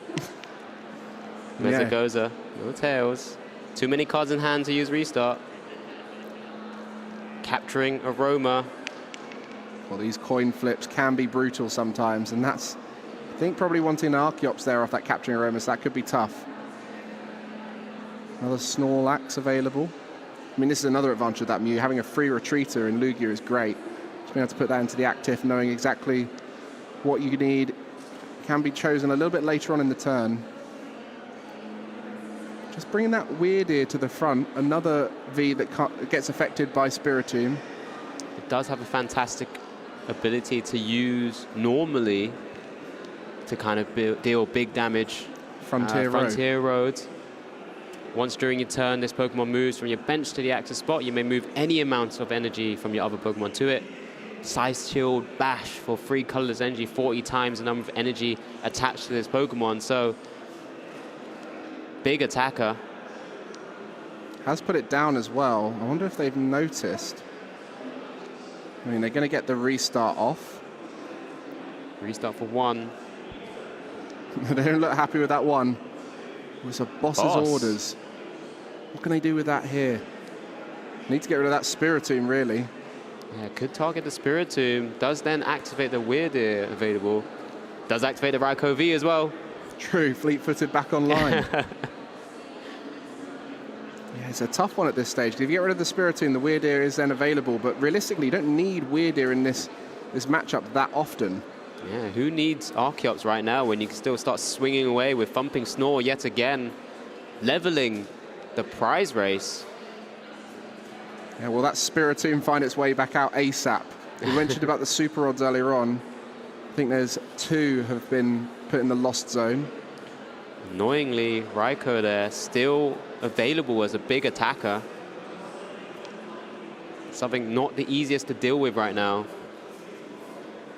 Interesting. Looking to promote the Raikou just straight up, not necessarily having any switch outs to be able to get a flower selecting off. Draws into the Forest Sealstone, already used. Here we go. Fleet-footed! There we go. Lovely little ability. Oh, it's great. What a pretty good card. Lightning energy drawn there from the Fleet-footed. Lots of energy in this card. Access to only, is it still the 2 Super Rods in hand? 1 now left. Okay, so 2 Psychic, Spiritomb back in deck, recognizing how important that Spiritomb is, and it's going to go for the Mesogoza. This is big. That's a heads. Gets the heads. Spiritomb comes straight back down. The mischievous little fella has done it again. Not getting rid of it that easily. Fettered in misfortune. Yeah, now. I was waiting for you to say that. I mean, honestly, Spiritomb has been one of the strongest cards we've seen throughout the tournament. Whenever it's appeared on stream, it's always been valuable. We've either seen it against Mew VMAX or against Lugia builds. Denying the Weird, denying the Luminaon. Even got the Fleet-footed off before the Spiritomb came down, so does deny the own. It also, Zacian, I know you don't see it very often, but Roar of the Sword, not possible. Draws into the Roxanne again, the card which pretty much won him the game in game 1. You could say that, yeah. I thought Spiritomb did a pretty good job. I mean... And Dragonite. It all worked functionally together to take game 1 there, as there is a knockout for Raikou V on that Snorlax. Mew in the active spot again. There's another boss, but no attackers this time. Is that a research? Yeah, these hands have just been so clunky. You know, the gift energy is a great fail-safe in this deck, but when it's not on the Pokemon that's getting knocked out, it becomes quite frustrating. Mesogoza, big heads. Could get an Archeops here, and with a research in hand, we'll be able to discard 2 Archeops and finally get going, not just from the manual attachments, start taking prizes in the normal fashion a Lugia V-Star deck does. Get the ball rolling. Here we go. Archeops discarded. A fresh 7. We'll see that Summoning Star ability, the V-Star ability of the Lugia. And we'll see that energy acceleration that Lugia has become so known for available for the rest of the game, most likely. And in the same turn has seen all 4 Archeops now, I believe. Okay, capturing Aroma. Pretty good.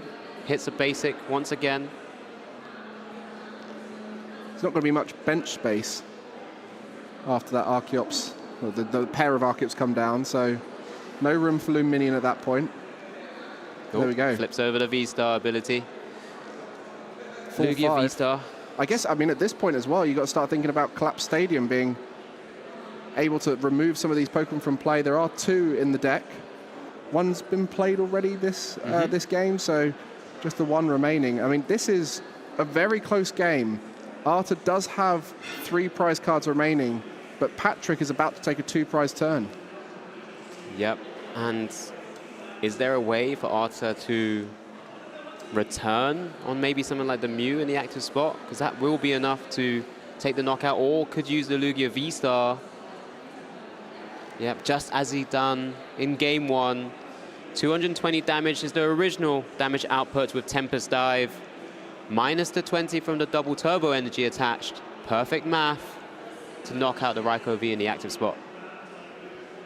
So I guess at that point, how do you knock out anything here? You know, to get a big knockout, it has to be with a Dragonite V or a Raikou. And when you do that, they're in range of the Mew genome hacking, both of them. Yep, it's a tough spot to be in. How we currently see it anyway from Arta's position. Kind of mentioned does have that Roxanne, but with the Archeops not going to be targeted anytime soon. Do you perhaps try and put the Dragonite down and target the Mew? Do you even have the ability to do that? I guess if it attacks in the active, you would, but do you have the ability to do that? Has to find the double cross switches again. One of them has been put in the lost zone. As we do see it in the top left of that middle pack of lost zone cards there on Arta's side.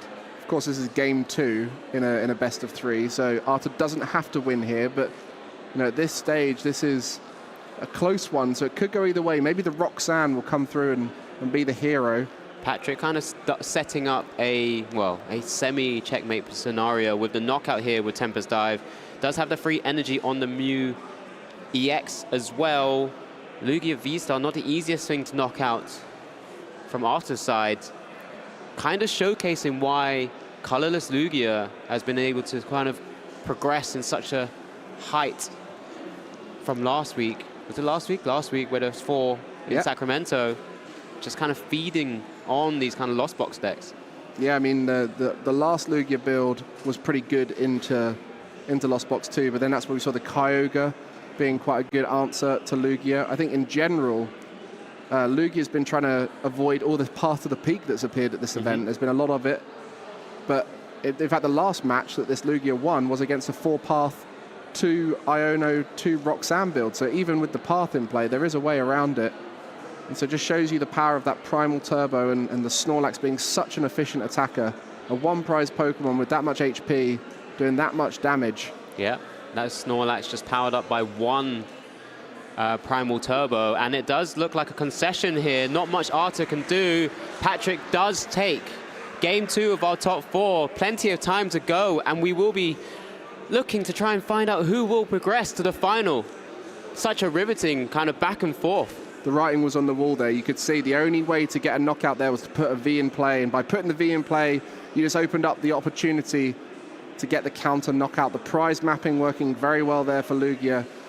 And it's interesting because the 2 games went very differently. You know, in both of them, the player that went ahead early ended up losing the game. And it just shows you the current meta with Iono, with Roxanne, with the ability to disrupt and gust things up so easily. You know, there's a lot of ways to victory, and not often the quickest route is the most obvious one. Yeah, I think we just saw a big gasp of breath there by Patrick, being able to kind of bring it back in that game. You know, it looked like it was all lost, but again, those efficient attachments, efficient sort of KOs still with the Snorlax meant he was still in the game.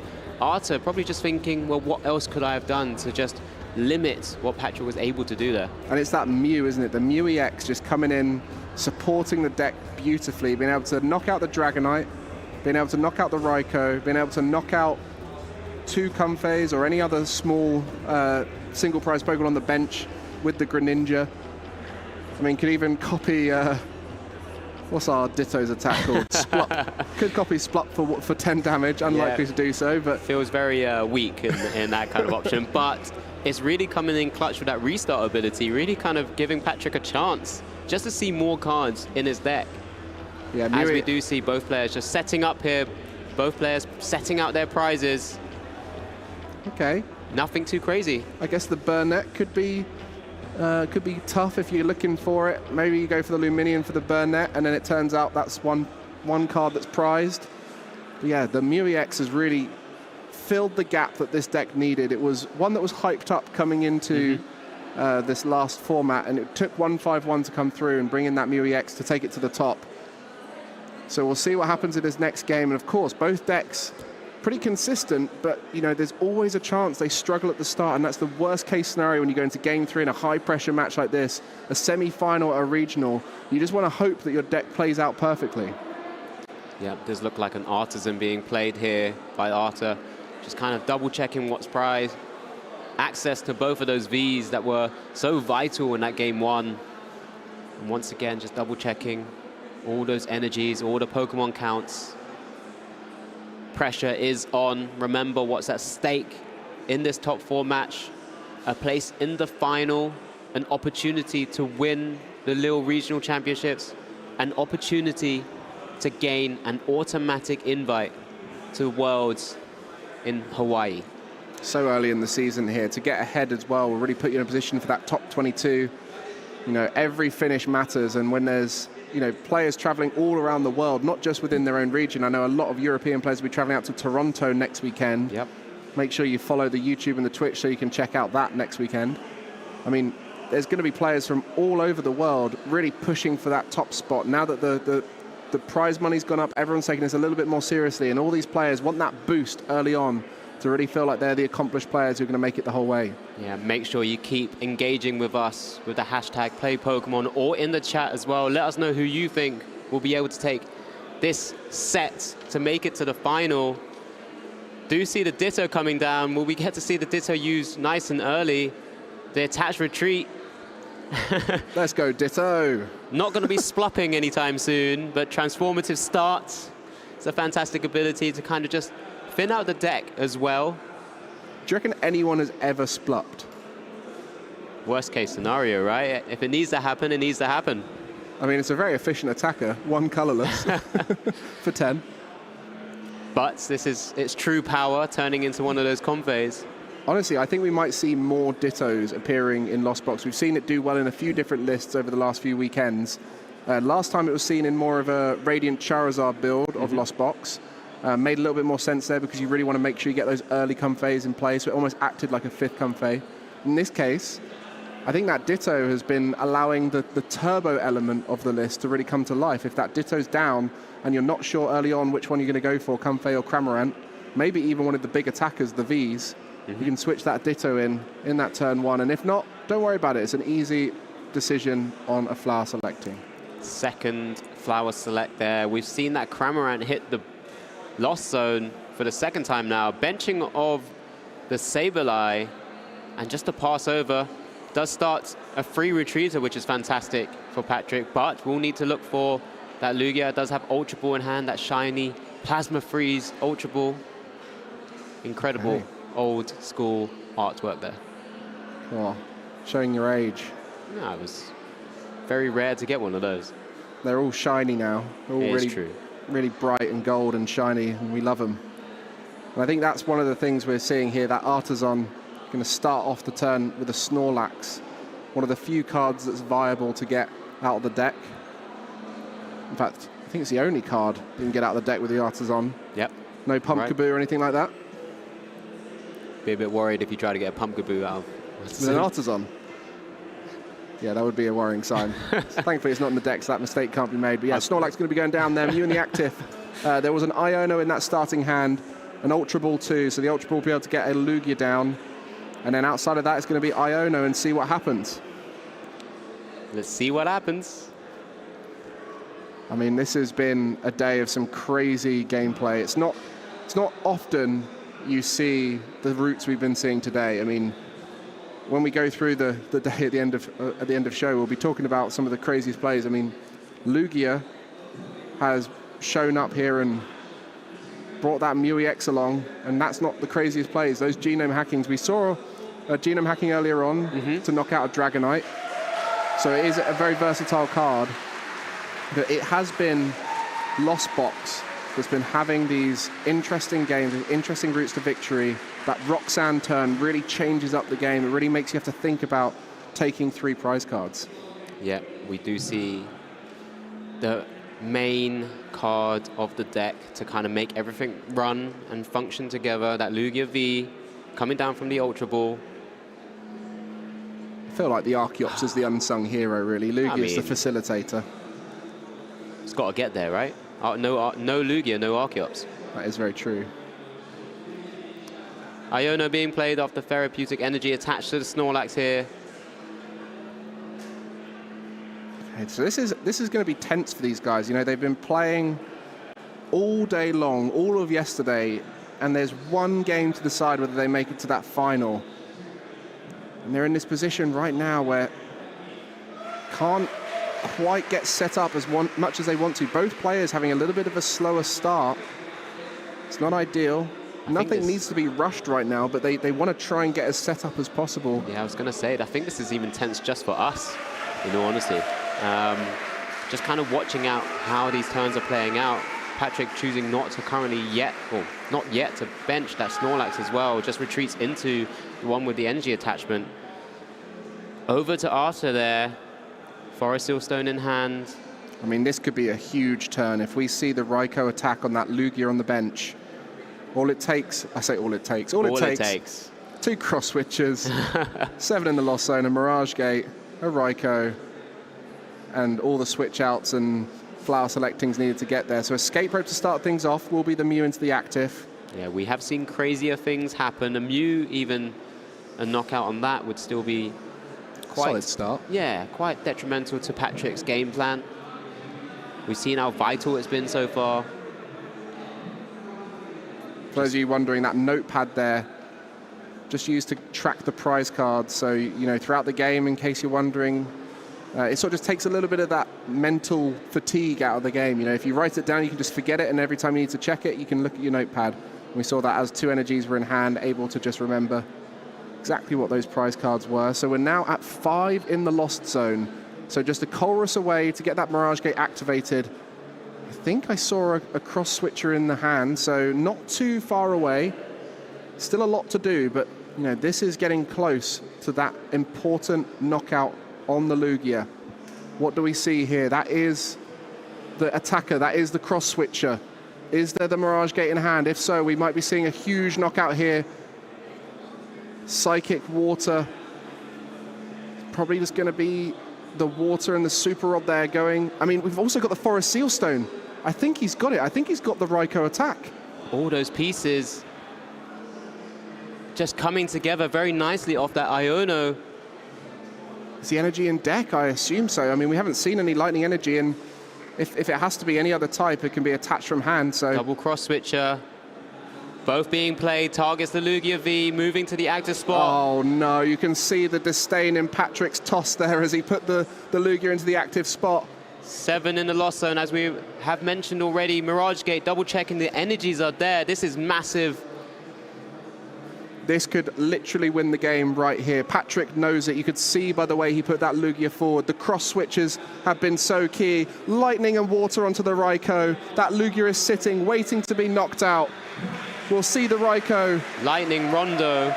All the way to the finish. Early pressure takes away the Summoning Star ability, so we'll have to see manual attachment for a little while here. A restabilization for Patrick. Otherwise, Arta is just going to run away with it. Fleet-footed as well. No Spiritomb down yet, because I believe it's in hand. There it is. Patrick telling him to hurry up.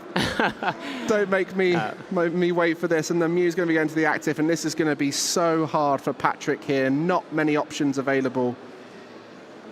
And that's a research there, just discarding his whole hand. I believe there was at least 1 Archeops there, but no Lugia to evolve up into the Lugia V-Star. Does mean he's just up against the wall now. Is there anything that can be done? I mean, that is the power of Lost Box. That tempo can be so dangerous. If you go first and the opponent needs to evolve and you have a way to stop them making big plays by catching the thing before it evolves. Lugia V had no chance there to even get any kind of effect in play. As you said, the MVP of the deck, the most important character to the story. And that's it, just double checking. Free, is that double cross switcher gone? Nest Ball being played by Patrick here. Another Lugia V to go down just in case. I guess the Lux Ray is an option, just takes 1 attachment. But yeah, this is going to be a lot of work. That Lux Ray's attack dealing 180, not enough to knock out a Raikou V. There, double Lugia V. It's what he would have wanted last turn. Would have set him up in such a good position. It's only 1 Archeops discarded as well, so this is going to be really tough. And now that the Raikou is powered up, it just takes another opportunity to try and knock out a Lugia. Of course, the Mew as well is an opportunity to knock out here. 180 hit points, 3 on the bench of Patrick, 5 on the other side. That'll be enough with a Lightning Rondo. And this is just tempo now for the Lost Box. Tempo for Arta. And if he can keep that up, we'll be seeing him go through to that final. Yeah, I think we do see just a retreat into the Snorlax right now. Single prize. Does have DT in hand, can start swinging.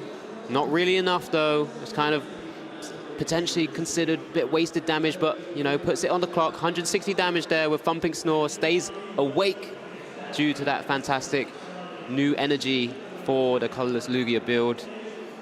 Back over to Arta. Not ideal. I mean, that Spiritomb going down was just the final sign that it was all done. Took away all those options. Everything about this deck is firing perfectly. Arta getting a single prize knockout there. Will be on 3 prizes remaining. If the Lugia V-Star can set up this turn, then there is a chance. There is something that could happen here, but it's going to be really tricky. That Artisan getting another Snorlax down. You know, Snorlax is tough to deal with, but this is just going to get harder and harder as the game goes on. Was there anything in the hand to try and find the combination of V-Star and Archeops?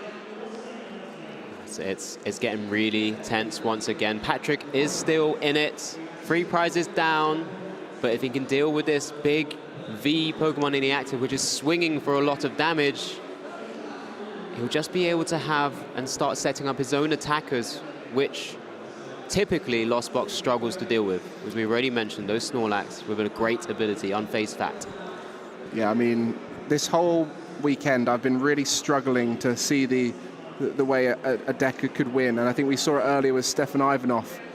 Final game of yesterday, I was so sure that he'd lost that game, but then at the final moment he found a way around it, and there is routes to victory. There is ways that you can sneak in at the end.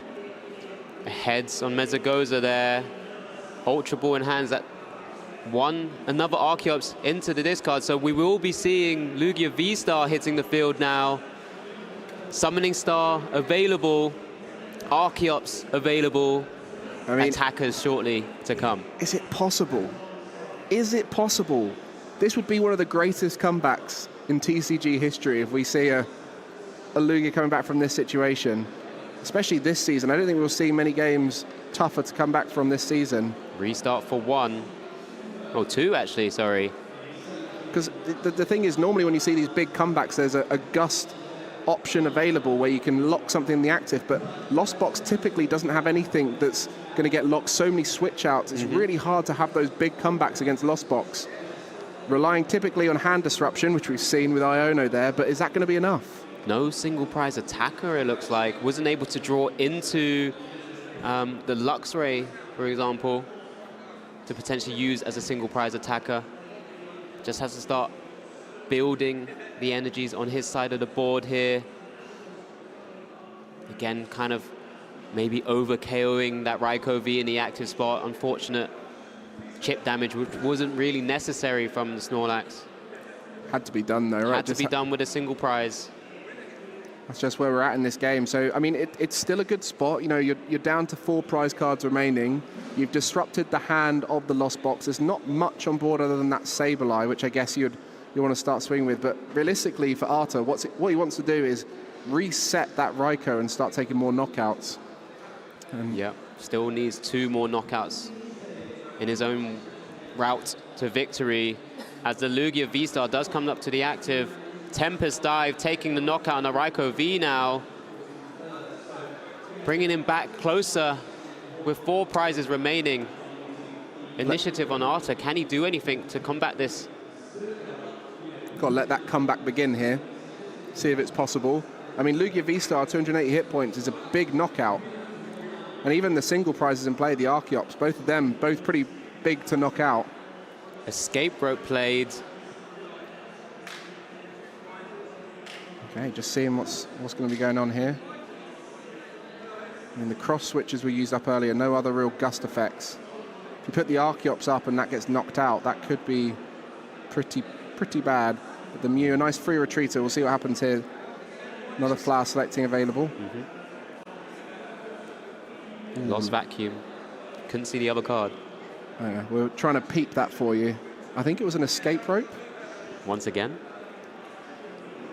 So that's 9 in the lost zone here. So that's Sableye almost ready.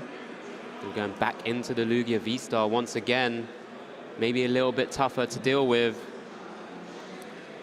The tension right here for this semi-final. You know, so much on the line. Easy choice there. Battle VIP pass. One of those important cross switches.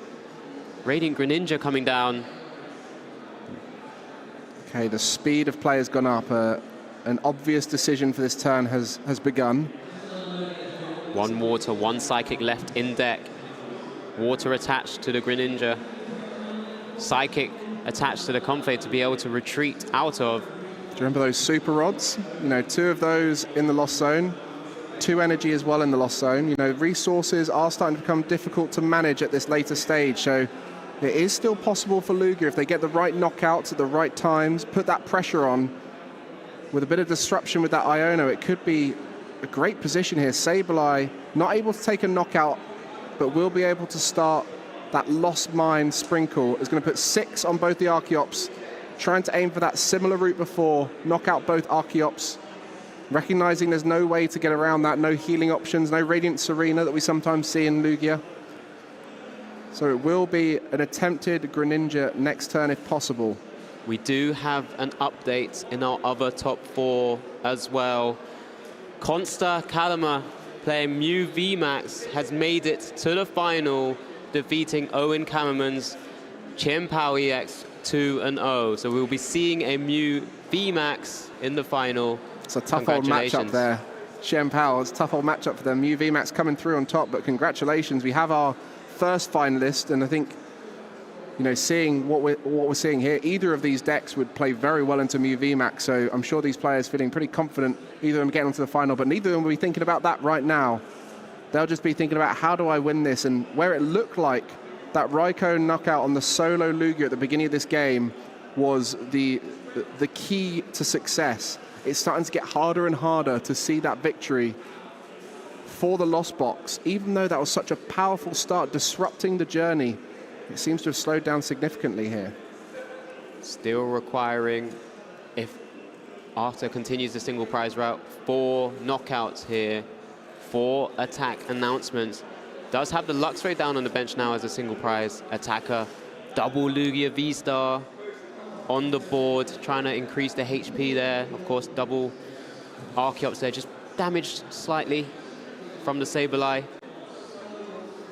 I mean, the other advantage with those 2 Archeops having both damage on them, if a Collapse Stadium were to come down to try and remove that damage, the other one can still be knocked out with a Sableye, and then all it would take is a Raikou to finish off. You know, we've got an obvious route for Arthur to get it in 2 knockouts, but the challenge right now is, can you get that into your hand? That hand's not looking so good. The Roxanne available would be a good position to be in.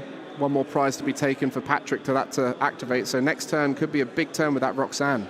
Yeah, the Luxray also quite difficult to deal with. Does deal 20 damage to itself with its attack. But remember, still having to go through single prizes forces Arthur to take a longer game as well. I think whatever happens here, we're going to have to see that V come down as the final knockout for Arthur. Jet Energy for the Mew into the active spot, preserving those energies on the Lugia V-Star as well. Researching away a double Turbo Energy. Maybe looking for that collapse just to kind of prolong the game and that little bit further. Interesting. I mean, this has not hit it. A lot of energy in that hand. That's the one place you do not want to see your energy as a Lugia player. You want to see it in the deck so you can get it out with the Primal Turbo. Can't quite tell with the glare alongside the gold Lugia exactly what that is, but not taking anything anyway. Always a guaranteed Pokemon search there with capturing Aroma. Oh, this is so tense right here. You know, I think the hand after the Roxanne is going to be the key, and it has been the story of so many games. What happens after the Roxanne? As we mentioned earlier, Mew VMAX in the final, knowing that there's a Spiritomb and a Drapion in play right now.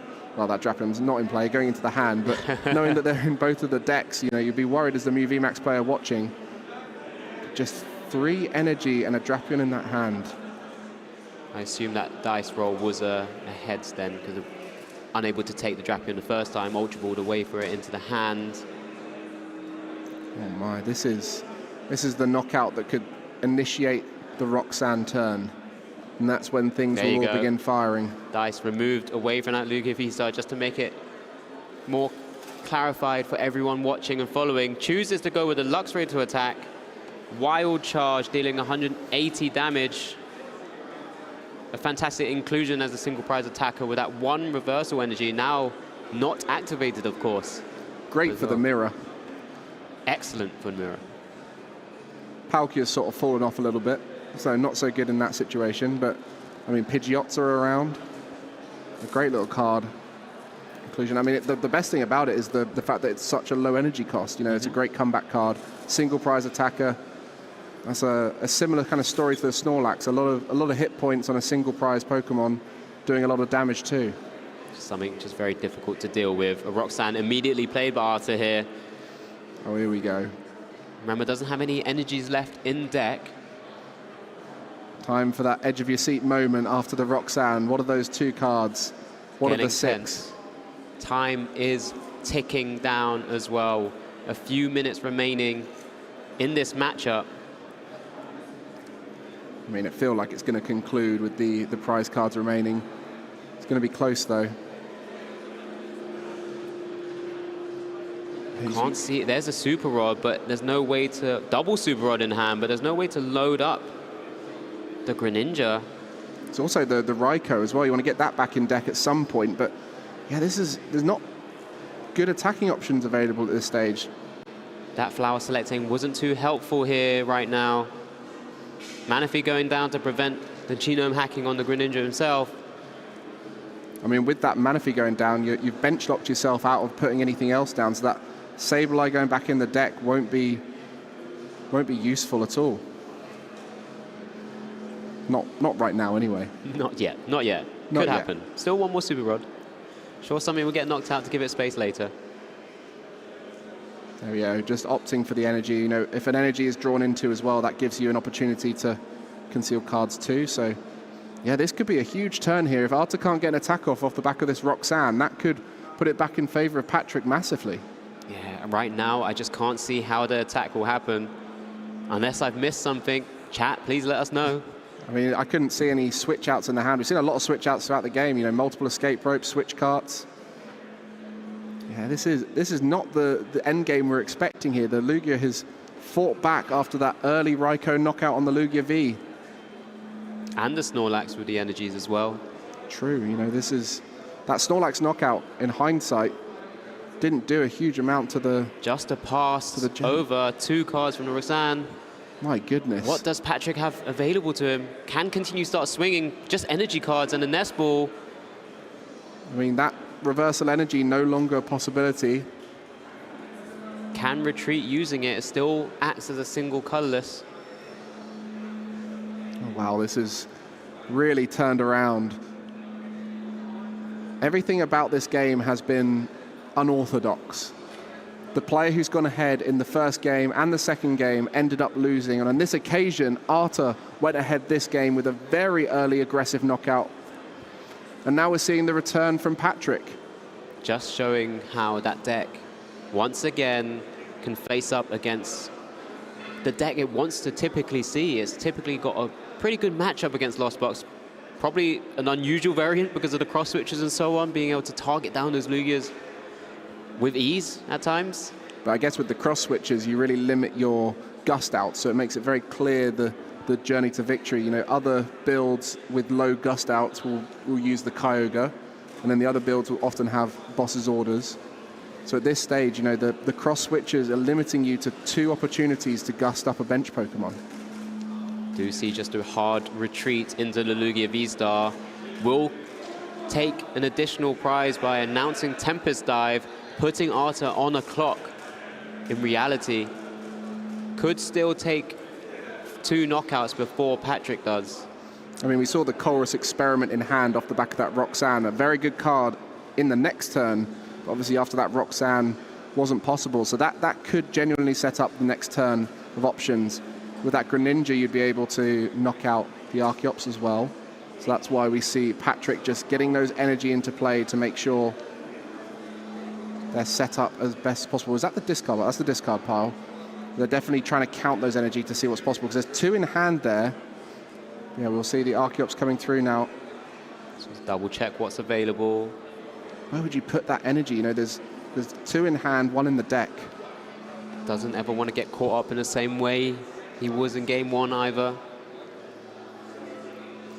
It's going to be going on to that Lugia. With a 2 retreat cost, I believe. Just 1 attachment will allow it to retreat out of the active spot if necessary. So I guess the double turbo probably going to go onto that Mew from hand. And then you got that therapeutic energy, like you said, to retreat in case any kind of shenanigans happens. I think I'm okay with this as well, because it just still has the DT for latter turns. If Interesting. the Lugia V-Star gets caught up, can continue attacking as well. I mean, where is this going? You know, Collapse Stadium. There's not many energies left. And a simple decision here for Arta. That's going to get rid of the Luxray for Patrick. So that's an attacking option removed from play. This is the final few turns of this semi-final. We can see time has been hit there. I think it's been called for the players. We'll be seeing a conclusion in the next few turns, I assume. And a knockout there from Tempest Dive keeps Collapse Stadium in play. You heard me chuckle there because I was told by a dear friend Benji that it's the player who plays this card who has to discard first, and Arta again reached for his own Pokemon first as well. But in this context, doesn't matter too much. Yeah, that's true. Yeah, it playing down. So the Comfey was the obvious choice, but still, you're meant to do it in the correct order. Yeah. There's all these little things that most of us just do simultaneously, but there is an order to a lot of these effects when both players have to do something at the same time. I think there's a Chorus in hand that's been played. There. Mirage Gate available in that Chorus's experiment. Okay.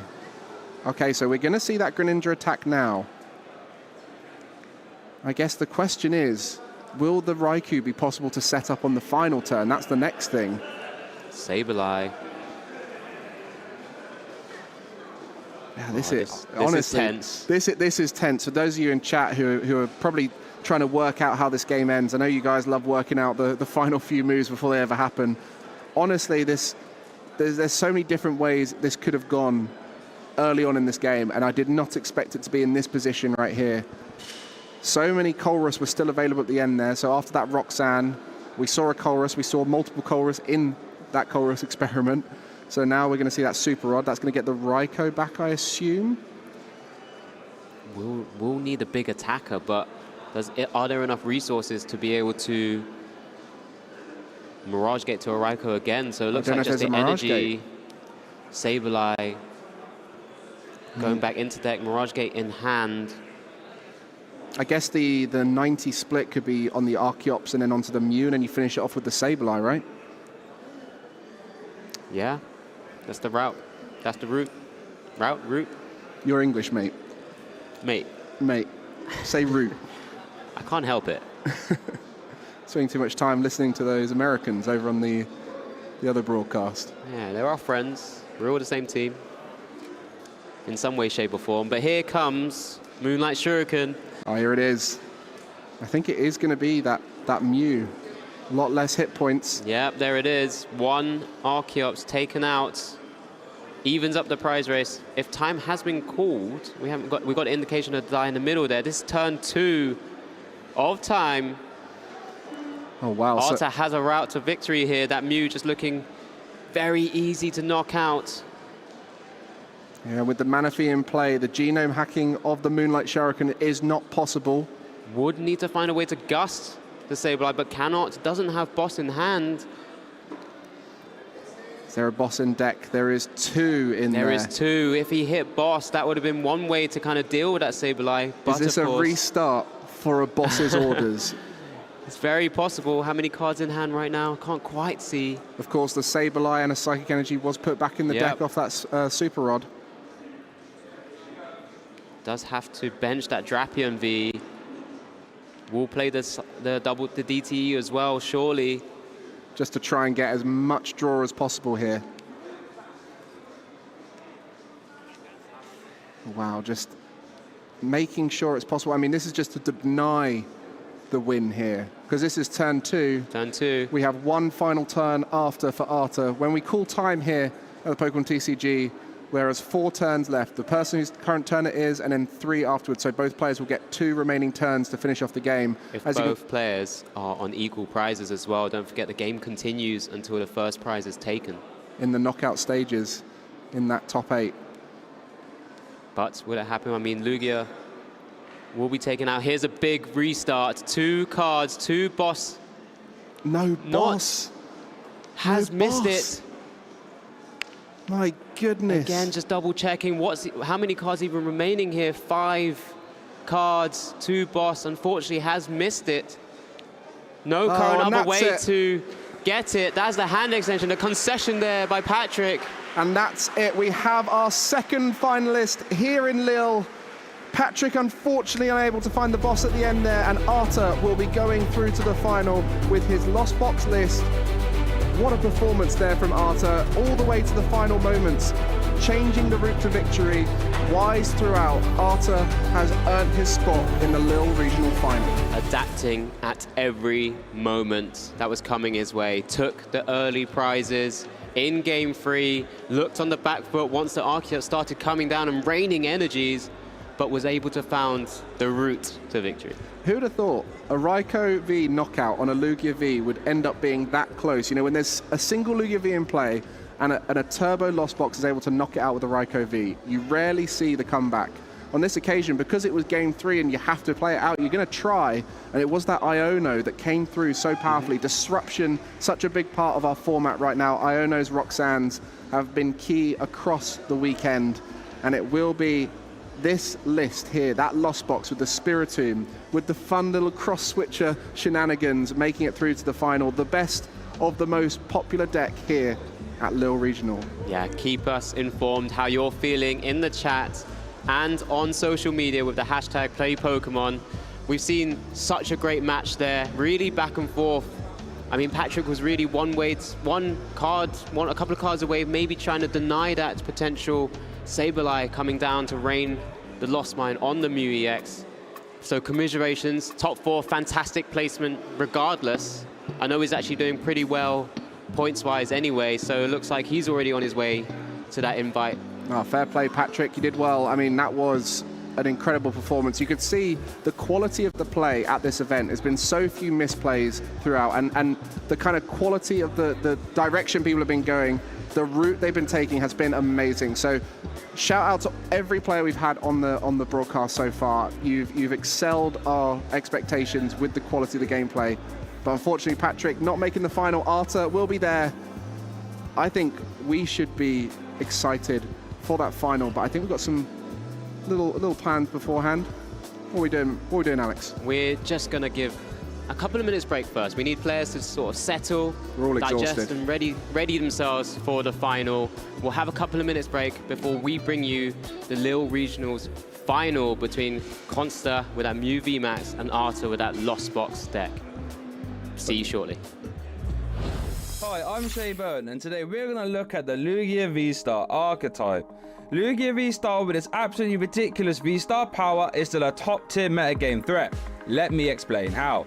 Summoning Star lets you grab any 2 non-Wallbox colorless Pokemon from your discard pile and put them straight onto your bench. This allows you to bypass normal evolution rules, meaning you can plonk 2 Silver Tempest Archeops into play turn 2 just by getting them in the discard pile and evolving up into a Lugia V-Star. Trust me, you will really want to get those Archeops into play since they have the bonkers ability Primal Turbo. Primal Turbo allows you to grab 2 special energies from your deck and attach them to one of your Pokemon. This is a downright silly amount of energy acceleration. And don't forget, you will often have 2 Archeops in play, meaning you can attach 4 special energy in a turn. Let's count them. 1, 2, 3, 4. This means Lugia players can have a whole host of different attackers, like a Single Strike Core that utilizes Tyranitar V for heavy damage dealing with Single Strike Crush, Yveltal for dark type coverage and a 1 prize poke, which is perfectly capable of 1-hit KOing Mew VMAX and Gardevoir EX2, and Stonejourner for fighting type coverage into Arceus V and Miraidon EX2. Snorlax is very good at dealing with Lost Box, since with its unfazed fat ability, it is now immune to Sableye's Lost Mine. And with Therapeutic Energy attached, it can't go to sleep, meaning you can announce Dumping Snore turn after turn. Weird if he can also be played for a late game cleanup option, with Psyshield Bash getting out of hand in the late game, since it does 40 for each energy attached to it. Make no mistake about it, Lugia V-Star might require some work to set up, sure, but once it gets rolling, it is very hard to stop. So how about we all keep an eye out for it here this weekend, eh? Whoa, a great top 4 there that we just saw in a feature match. I'm now joined in the winners sort of couching area with our winner from our last feature match, Arta on my right and Consta on my left as well. Congratulations to both of you. how are you feeling? We haven't had a chance to really get a chance to see you on stream yet, Consta. How are you feeling? Pretty good. Yeah? You enjoying yourself this tournament so far? You're piloting a deck you've made it to a final with before. Mm-hmm. Are you looking forward to this matchup? I think it's playable. Playable? It's fine. We'll see what happens. Yeah, man, a few words, but I mean, getting to the final, there's a lot on the line. We'll go over to you, Arthur. This is the second time we've seen you on stream now. We've seen a particular card come to fruition, but you were able to clutch out that victory. How are you feeling after that?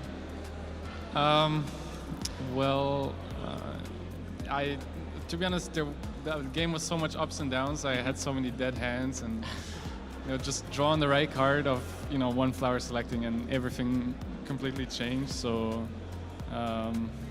yeah, from 0 to 100. So if anything, I didn't expect to win there. So no, but you were able to adapt the gameplay. I mean, game 1 was great, right? It felt like you were a bit behind after taking the knockout, but you were able to gust up a Pokemon and then just start using Sableye to spread the damage and set yourselves up really well. And game 3, yeah, I mean, talk us through your emotions through that. Yeah, I mean, when I hit I was like, I hit the Colress, and then I had the Steel Stone in hand, so I was like, please let this card be Raikou. Please just let it be Raikou. And then I hit the Colress, and with the Raikou over that, I think something like that happened. And yeah. Doesn't matter. Get to just take a break now. Take a moment to take it all in. You are in the finals, both of you. Again, another final. Unfortunately, fell a little bit short last time. But fingers crossed. I'm sure you're hoping to go that one extra step. Yeah. Trying again. Have you had the chance to play much against Lost Box over the weekend? I think I've played this kind of deck twice today. Okay. And how's it gone? I've beaten both of them, but you get some RNG on your side, and then that's going to give you great confidence going into this final, right? I mean, we'll see. All right, well, I haven't played against cross switchers. Haven't played against cross switchers. That is quite unique in the list. I mean, you guys have seen a few different things over the weekend so far. I mean, towards the top of the bracket every single time in the leaderboards. Just a very quick, short interview, of course, but it was fantastic having both of you here. A lot on the line. There's that invite to Hawaii, automatic invite to Hawaii on the line here, of course, including the fantastic prizes that are available. Just want to wish you the best of luck. And yeah, let's see a quick handshake. And again, for everyone at home, just give us a cheer as well for both the players. A quick handshake between our two players before we go to the final. We'll throw it back over to a break for a little bit whilst we get the players ready for the final match of the Lille Regional Championships. Thank you very much and good luck, guys. Thank you so much. All right then, Mike. Do you know what time it is? Everyone at home, do you know what time it is? Finals time, baby! Let's go! I knew you were going to be here, Shay, bringing that noise, bringing that hype. You've been doing it all weekend long, and we get to do it here in the final. Our two amazing competitors, you heard from them there with Alex, Consta, a finalist earlier this year, in fact, not too long ago. And on the other side, Arthur, you said top 8 was his goal. Now he wants to win a regional. That's his goal for the season. He's hit his first goal of the event, and now it's to win the whole regional. So it's going to be an amazing final here between our two top competitors. Yeah, like Arthur said, it was his goal to win a regional. I said, well, maybe you're going to do it. Here he's in the final, and Consta fresh off a top 16 placement at the last World Championships in Yokohama. So what a poetic that is. Get top 16 at one Worlds, and then get your Worlds invite a couple events later with the same deck. So Consta knows his way around Fusion Mew. I mean, he played Mew VMAX when he did so well at Malmo. Yeah. What a crazy final that was against Lato Puesto, where both of them played that Mew VMAX. Yeah. It was one of the quickest finals we'd seen. But this one won't be that quick. Mew VMAX into the Lost Box, it tends to go the distance, very even the whole way through. And it's only at that final moment, either the disruption comes through for Mew VMAX, maybe a Roxanne sticks, but that Spiritomb. Ooh, Spiritomb's been bashing about, trying to disrupt those Mews. Goodness gracious. Could be a big one in this final. Yeah, Spiritomb can be devastating, turn off those Genesects. Now, one thing, Consta is playing the fusion moves. They do have some level of defense with the fusion strike energies. Still not something you particularly want to play against, but it's also one more defense from old Consta. You see, all the way back in day one, we had to do some caster predictions of cards that would do well. And I said Mew VMAX first of all, in the final great. My second little tech card was Avery. Consta does play one of them. That could make life a little bit interesting, forcing Arthur to maybe discard the Spiritomb there, so could be something to watch out for. Yeah, the first partner Pokemon wanted to come through and show us what they got, but this is what we wanted to show you right here.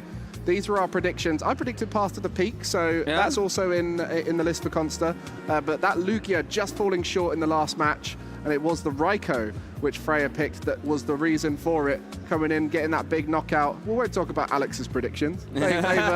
They've long since passed. But yeah, as you can see there, your Mew VMAX and Avery in combination have been pretty strong. Yes, I'll tell you what now, viewers. I'm not going to be very humble at all. If Mew VMAX wins with an Avery, I've basically got that 100% correct. At worst, both my predictions have made the final. Mike, at best, that means both my predictions were 100% correct. Come on. You don't win very often, do you, Shay? I can tell by the way you're boasting here. Gracious me. I mean, you were a Mew VMAX advocate ever since the card came out. You've loved that card, and then there's been a few blips along the journey where you've fallen out of love with it, but for the whole time, you've always believed it's a possibility. Spiritomb's come around, Drapian's come around, all of these options to try and counter it. Still keeps making its way through to those finals. Yeah, you know what? In card games, particularly Pokemon as well, sometimes just drawing cards can win. And when you get to draw more cards than your opponent, you also get to take one-shots where possible. You can also do turn one pressure via Meloetta. It's always pretty strong. And these players are just setting up on the feature table, shuffling their cards for that first hand to see if they can get a basic Pokemon down. We are moments away from the final, but this is the journey through the top 8 they've had to take. As you can see, a lot of 2-0s along the way, but that semi-final we just witnessed, the closest of them all, 2-1 going the distance all the way into turns, but it was Arta that came through on top, facing off Consta in that final, who seemed to be dominant through that lower side. Yeah, look at that. Consta hasn't lost a game in this top cut. 2-0ing Hermione, then 2-0ing Kammerman, who we saw on stream with fantastically piloting that Chien-Pao. Can Consta keep up this undefeated streak in top cut? If he does, Mike, he will be going home with $10,000 and a guaranteed spot there at the World Championships there in Honolulu. I mean, the CP is definitely a big factor for a lot of these players, but like you said, that win so much more valuable now for these players, getting that guaranteed spot. But you said the prize money there, it's really allowed a lot of these players to start traveling to all the events. We mentioned earlier Toronto next weekend. Make sure you follow the YouTube and the Twitch so you can check that out next weekend. But a lot of European players taking the trip over to Canada so they can get another regional in. We've had Australians here, we've had a lot of North Americans and Canadians. I mean, North Americans includes Canada, looking to come over here to Europe. So truly a multinational competition. Every single one of these regionals so much stronger than ever, and this is where those 855 participants have come down to these two. Yeah, and like you said, it's such an international game. I love the fact now that events are spread over different weekends, so you can go, right, Lille this weekend, Toronto after that, LAIC knock on the door soon, immediately after that it will be Gdansk. It just means you can treat it almost like a circuit, a bit like the Formula 1 as it were. But it looks like our players, Mike, looks like they're shuffling up. It looks like we saw my eagle eyes have spotted a mulligan there for Consta. Judge putting a thumbs up as well, things you love to see. And here we go, Mike, prize cards. These could be really impactful. Okay, we'll see them going out here straight away. That custom catcher, did I say custom catcher? You're turning back the hand of time there. That's 2019, 2018 all over again. Cross switches there. Quite vital because often needing to use both pairs of them throughout a game. So could be quite an important prize card there. But starting with that Ditto, what a card included into this Lost Box. We've seen it a little bit recently, but an overlooked addition to the Lost Box. Such an interesting card. Only use it on your first turn, but you get to swap it with any basic from your deck. So it can be extra copies of Comfey.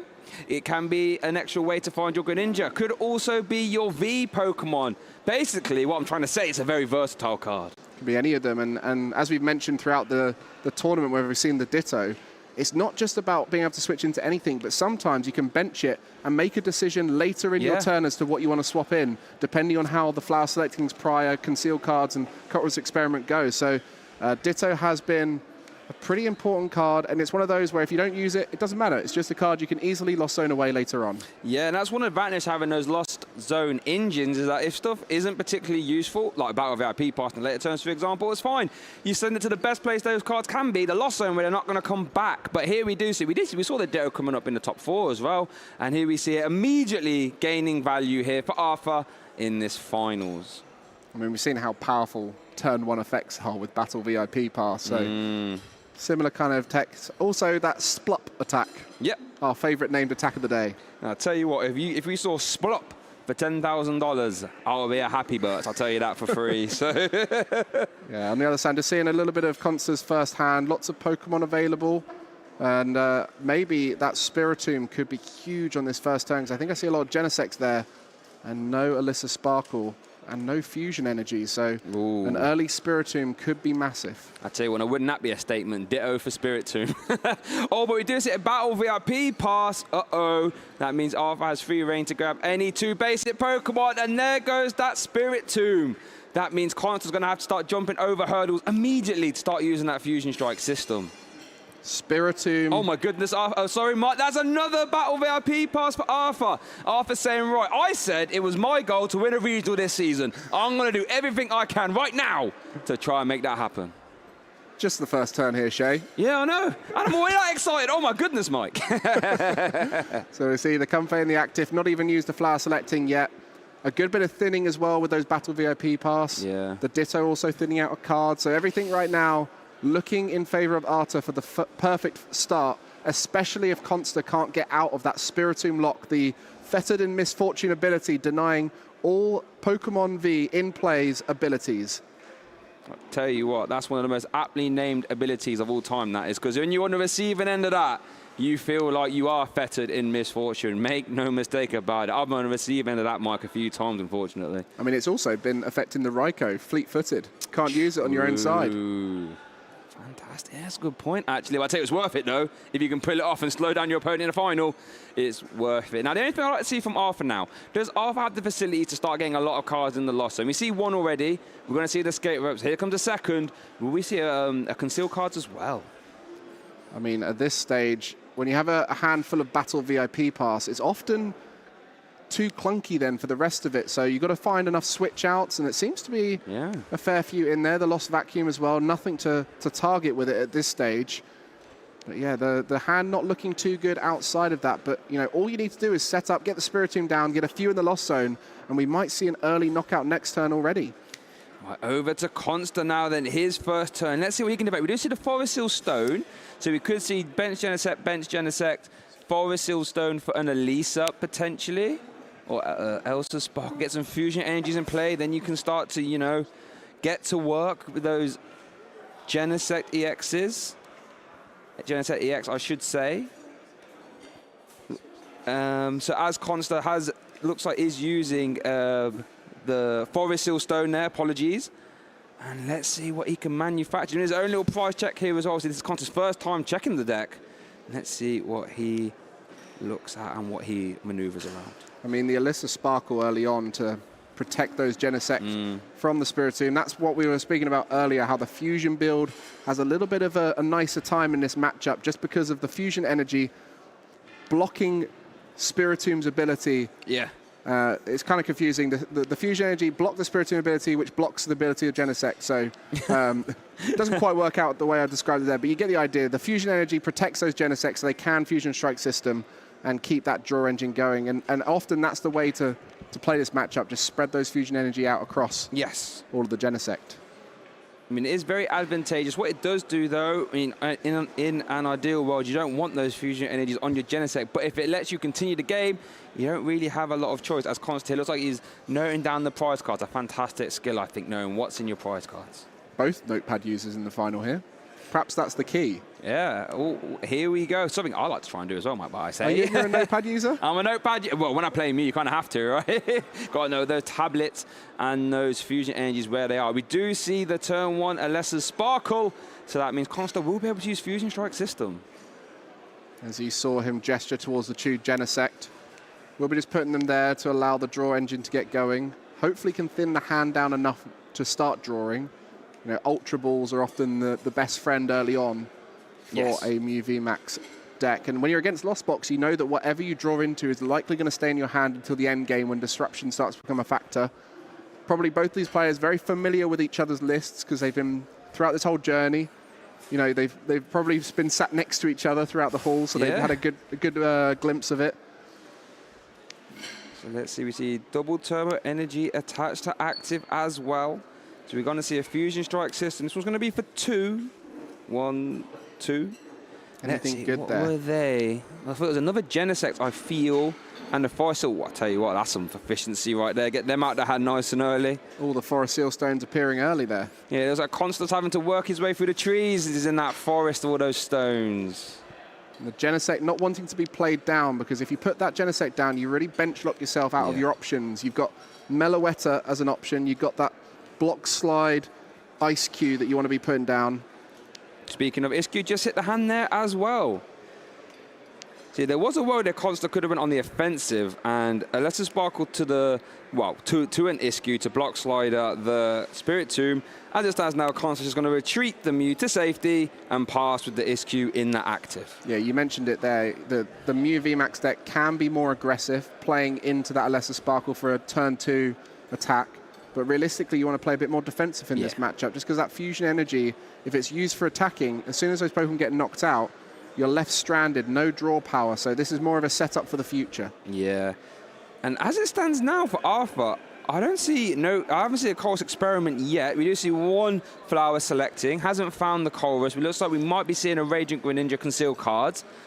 Here we go, discarding, was it the Psychic? Do we see a Colress, Mike? No, we do not. No Colress. I mean, the cross switches, cancelling Cologne, none of these cards you want to be seeing at this stage. Definitely needs to be getting to a Colress soon, because only 3 in the loss zone at this point. Really needs to get to that big 7 so they can start spreading damage out. You know, with the Radiant Greninja, if you can get 90 on 2 Genesects, that can really start setting up final prize cards. You know, you want to go through 3 Genesect maybe. Probably the best route to victory.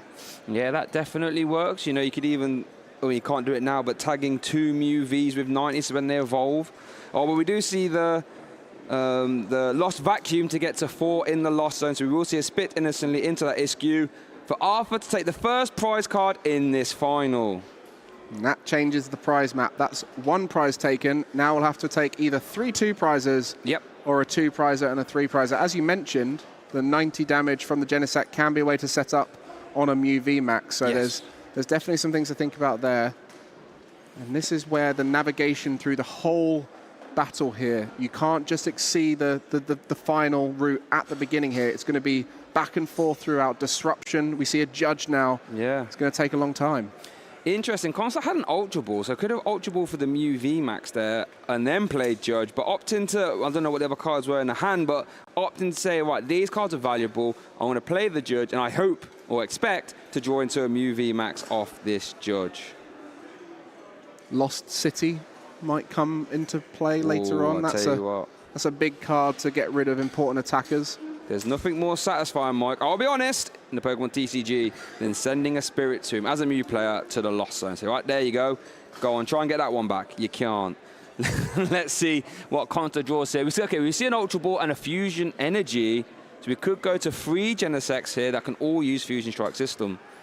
I mean, you said about getting rid of the Spiritomb, but with the Fusion Energy in play, it might not even be needed. The Spiritomb is not really affecting the game too much now. As you mentioned, another Fusion Energy could be put down, and that would mean all 3 Genesect in play right now would be able to draw. So it's about getting that attack off now, and because it's going to be 1 prize throughout, we're just going to see maybe 5 or 6 attacks required for Consta throughout. So it's going to be a slow process to try and get through and try and break down this Lost Box. Yeah, I feel as if that's the tail of the tape. Constar wants to win this game as soon as possible, and Arthur wants the game to go as long as possible. Oh, wow, all four fusion energies available right now. Isn't the hand? We do see a Feather Ball letting you search for any Pokemon card that has a free retreat cost, so that means Mew V or Mew V Max. I saw the Avery there. I was thinking about you, Shay. Every time I see Avery now, I'm going to think of you. Because every single time it's been played today, even if it wasn't that good, you've loved it. It's always good. Loved every moment. It's always good. At worst, you draw 3. That's good, innit? You never, it might be the 3 cards you need. Historically, yes. In Pokemon, we love draw 3, don't we? We do see the Choice Belt in the hand there. We do see another Feather Ball. Would you go for the 3 Mews in play, do you think? Oh, if you go 3 Mews, that means you can Psychic Leap confidently. I'm not 100% sure as to what you can realistically Psychic Leap. Well, definitely not this turn, but it looks like Constar has identified that. And against Lost Box, traditionally, that can be a strong game plan. Removing damage and, in combination with Power Tablets, lets you KO Comfey as well. This is almost like the traditional double turbo energy game plan, but with the fusion energy in play, allowing you to keep drawing. So something he'll be familiar with. I think he's been playing Mew V Max for a while, has Constar. Yeah. So he'll be aware of the Psychic Leap game plan. And there's no Cleansing Gloves, which for a little while was featuring in the list to try and deal with Lost Box. But at this stage, Power Tablets will suffice on some of those jumps in the deck. Oh, Boss's Orders and Path to the Peak and Switch Cart. Path to the Peak could be interesting here. You can Judge and Path, sort of reducing Arthur's reload potential. But I don't think Constar has a way to remove that Path, so that could end up sticking for him as well. So let's see if he opts to play it. I mean, it could be tough next turn. Yeah. You know, he's going to have to Techno Blast at the end of this turn to knock out the Cramorant. Maybe, he's played a Judge this turn, yes. So... Oh, he's gone for it, Mike. Interesting. Copying Techno Blast, so needs to do a little bit of work in the next turn to be able to get the next Mew set up. But at this stage, I guess he's got the Escape Rope and the Switch Cart, so we'll be able to reset it that way. But I guess no disruption in the hand, so yeah, guaranteed attack next turn. I don't think, Mike, that Arthur's hand is particularly great right now. That Flower Second didn't help much. But yeah, I see a lot of energy. Is that a Switch Cart and a Nest Ball? A lot of energy. That's the Path to the Peak in value, isn't it? Yeah. Here we see another Flower Selector, Mike. This could be huge. Heavy Ball and another energy, Mike. Not looking good. I think this is the Mew game plan you want to see. Judge plus Path. Yeah. Really sticking it to a Lost Box player, especially when they're early game, they haven't had a chance to thin through their deck. It's that bit more effective. No attackers in play. Low count in the Lost Zone. A lot of work required here for Arthur. Yeah, and that's that age-old question, right? You might have a good matchup, but if you have no cards in your hand, you can't do anything. And that's what Constar's trying to do. Limit the effective cards like that hand. Oh, it's a Battle VIP pass, sorry. It's not a Switch Cart. So I tell you what that hand does, Mike. A whole lot of nothing right now. Well, let's take a moment to appreciate the disruption. Yeah. Disruption is very effective. Your card of the tournament was Avery. Mine was Path to the Peak. Okay. So far this matchup, I'm on top. We're both in the final, thank you very much. What's your Avery done? What do you mean, what's your Avery done? It might come up, you never know. I'll tell you what, I'll be so happy if Constar wins this final now, like an Escape Rope Avery play, and I'll just sit there with the biggest smile on my face. Well, you can dream. So that Hisuian Heavy Ball finding a Sableye out the prizes. And again, not much going on. That hand is pretty much dead, and that's going to be a pass there. Can Constar attack, though? Oh, Lost Vacuum off the top, Mike! We said he can reset the attack with a switch out. Oh, does have the Escape Rope? Yeah, you are correct. Can do the Escape Rope. There was also a Switch Cart, which could retreat and Switch Cart back, but of course wanting to save that in case the sprinkles of the Lost Mine start to happen. So Constar might just opt to leave the path in play and just hold that that Lost Vacuum. I see no reason to replace. Thinning that Alyssa Sparkle out because there is only 3 in play. Can go into the deck. None found.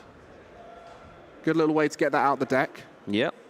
Thin it out the hand as well. Just get, so you won't be drawn into it off a Roxanne or an Iono later on.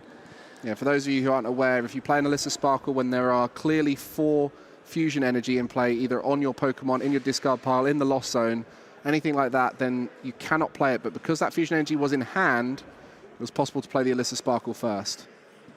And here we go. with the Mew VMAX going back into the active, resetting the effect of Technoblast. And we are going to have to see another Technoblast as Consta takes one more prize card, marching towards victory here. Yeah, 2 prize cards for Consta. And just the one taken for Arta, that was that early Ice Cube knockout. Yes, that was it. I mean, leaving that path in play for another turn, knowing that that hand was pretty dead. Just going to be relying on flower selecting to get out of this. All those energy are not active as concealed cards targets, thanks to that path to the peak. So we'll see what comes off the flower selecting. I think there's an escape rope there. Escape rope and a Raikou, I believe. Both of which, well, escape rope can push the Comfey out of the active, but you haven't got another Comfey to put down right now. Yeah, nothing to go into, so... Guess you can nest ball for it, but it's not looking particularly great, Mike. Judge path coming through. Yeah, that Age-Arc, we've seen many a deck use that as their main strategy. Disruption, Mew used it. Remember, Arceus Giratina loves that strategy. It's just that Age-Arc equalizer, right? Like, sure, your deck can do X, Y, and Z, and it's pretty good if it works, but you're going to have 4 cards on your hand, and you're going to have no rule box ability, so have fun trying. Here we do see the escape rope potentially being played before the nest ball. Now, that actually resets the Technoblast for Consta. Yeah, we'll be putting a Mew V into the active spot with that free retreat is good. I mean, that Genesect with the 2 fusion energy on might even be able to attack later on. Not something you see very often, but the Greninja will be going to the active. 7 in the lost zone. So Mirage Gate plus attachment will allow the attack here. So this was the key turn. If no attack came through here, then we would have been seeing a likely victory for Consta, but this could start that journey. It's definitely Arthur's turn now. Like you said, couldn't really afford to just sit there and absorb damage. This is a fantastic turn, though, for Arthur, being able to put 90 damage to 2 of Consta's Pokemon, anyone he likes. I imagine is the VMAX even a target here? Do you just go double Genesect? Well, I mean, with the VMAX, it can Psychic Leap it away. But you might think in your head, you might be like, well, they don't have boss in hand, I hope. And then that way, the Greninja would have to Gust. But, you know, at this stage, keep it on the Genesect, because any damage that can be taken out of play would just be an instant frustration for any Lost Box player. So the 2 Genesect there going to be targeted, and that sort of sets up that 2-2-2 line, right? Yeah. It's quite an easy line for Arthur to use there. You can take 4 prize cards, you can use Saber, start finishing off these Genesects, and close the game out with like a Dragonite or something like this. Can't be a Raikou now. No, it can't be a Raikou, because that is watching this game from the Lost Zone. Will not be getting involved, at least during this game. So this is where that holding onto the switch cart was a great idea, because now being able to remove some of that damage that's on the Genesect. Yes, you can like retreat, then switch cart out to heal some of that damage. There we see the choice bar getting attacked with Chien-Pao Tablet. You see the retreat first, so here we go. We're going to see that switch cart healing that 30, I should say, sorry. And then some Fusion Strike systems, Mike. Yeah, very thinned hand as well. So these Fusion Strike systems will be going into a lot of cards. What's like 5 at this stage? Battle VIP pass. Oh, Lost City, I think that was. Meloetta and an Ultra Ball. Ultra Ball is always good to see, especially as you're going to be looking to evolve one of those Mews. There we go. I mean, at this stage, with the targeting of the Genesects, you know, you might at some point evolve all your Mew as well. That's something we sometimes see when the Mews are ignored. You can then just put them all up into that Mew VMAX, but at this stage, you don't want to lock yourself out of Psychic Leap. And what that Power Tablet does, it means Consta can attack copying Max Miracle now to KO this Greninja, not have to play Ring Around the Roses in the active to attack next turn. As we do see, yep, there we go, Max Miracle for the KO. You are wise. It's almost like I played this deck exclusively for months. But unfortunately, even though I played it for that long, I'm behind the desk and Consta's won in the final. Also, I'm pretty sure you've packed the Mew VMAX away. You thought it was all done and dusted. No, we don't talk about that time. Like, that was just, you know, I was going through some tough times. But no, you went over to Lugia, didn't you? No, well, I did a little bit of Chien-Pao as well sometimes. But Mew is faithful, as we do see a flower selecting into the switch card into another flower selecting. Arthur starting that march towards 10 in the Lost Zone to open up that Sableye Lost Mine. So the Sableye's in play, so just needing the Psychic Energy and one more in the Lost Zone. How are you going to get there? Are you going to get another flower selecting maybe? You got the escape rope. Am I correct in thinking Arthur hasn't played a Colress this game? I don't think so. I mean, that's the toughest situation for any player of the Lost Box. We saw it with Pedro on the stream. Yeah, we did. In Game 3, not a single Colress. Really struggled to get his way to the Lost. I think in that game, the Lost City of the opponent was the reason he got to higher numbers, because all of his Pokemon getting knocked out or getting into the Lost Zone. I wonder if that's one reason why Consta opted to hold his Lost City. Say, I'm not going to help you get to 10. You got the hard way. As we do see an escape rope being played there from Arthur. Consta promotes the Mew VMAX into another flower selecting. Are we going to see a Colress Seer? No. Do you see Mirage Gate, though? Yeah, Mirage Gate will give the manual retreat. I don't think we've seen a manual retreat yet this turn. No, I don't think so. How many Psychic Energies does Arthur have? Plays 3 copies. One's in the discard, 2 in the discard pile. Super Rod in hand, yes. Though. Yeah, you would imagine we are going to see those swiftly flying back into the deck. Yeah, so we'll be able to get the Sableye attack off this turn. And that will take at least 2 prize cards, right? You can just pile that into one of the Genesects. Yeah, exactly. So they'll go straight back in. Can get one onto the Comfey and the active. One onto the Sableye, so the retreat there. Might even look to get another energy in play to set up a retreat in the future. So let's see. Active gets the water energy. Sableye on the bench receives the Psychic. Now, one thing. Arthur, we're going to have to hope they take some good prize cards here. So while Arthur is staying in the game fantastically and applying pressure, I just worry that this attrition of trying to stay in the game without having Colress to fill the hand could start to run out of steam. As we do see the second energy onto the Comfey. Don't see that too often. Not able to use that spinning attack. You need a Psychic for that. But here we do see that Lost Mine. 12 damage counters being spread. So there we are going to see, well, that 100, well, 10 onto the Genesect and the rest onto the benched Genesect, as well as Arthur gets on the board. 3 prize cards remain, evening it all up, Mike. Yeah, and that Genesect you see there, just one Sableye attack away from being knocked out. No more switch carts, just the one in the list, opting for 2 escape rope, 1 switch cart. So that Genesect that you see with 8 damage on it will be in range of the next Sableye if it's possible to get it out. And then, as we mentioned before, it will just be the big V knockout, a Dragonite V as well, which is a tough one to get out.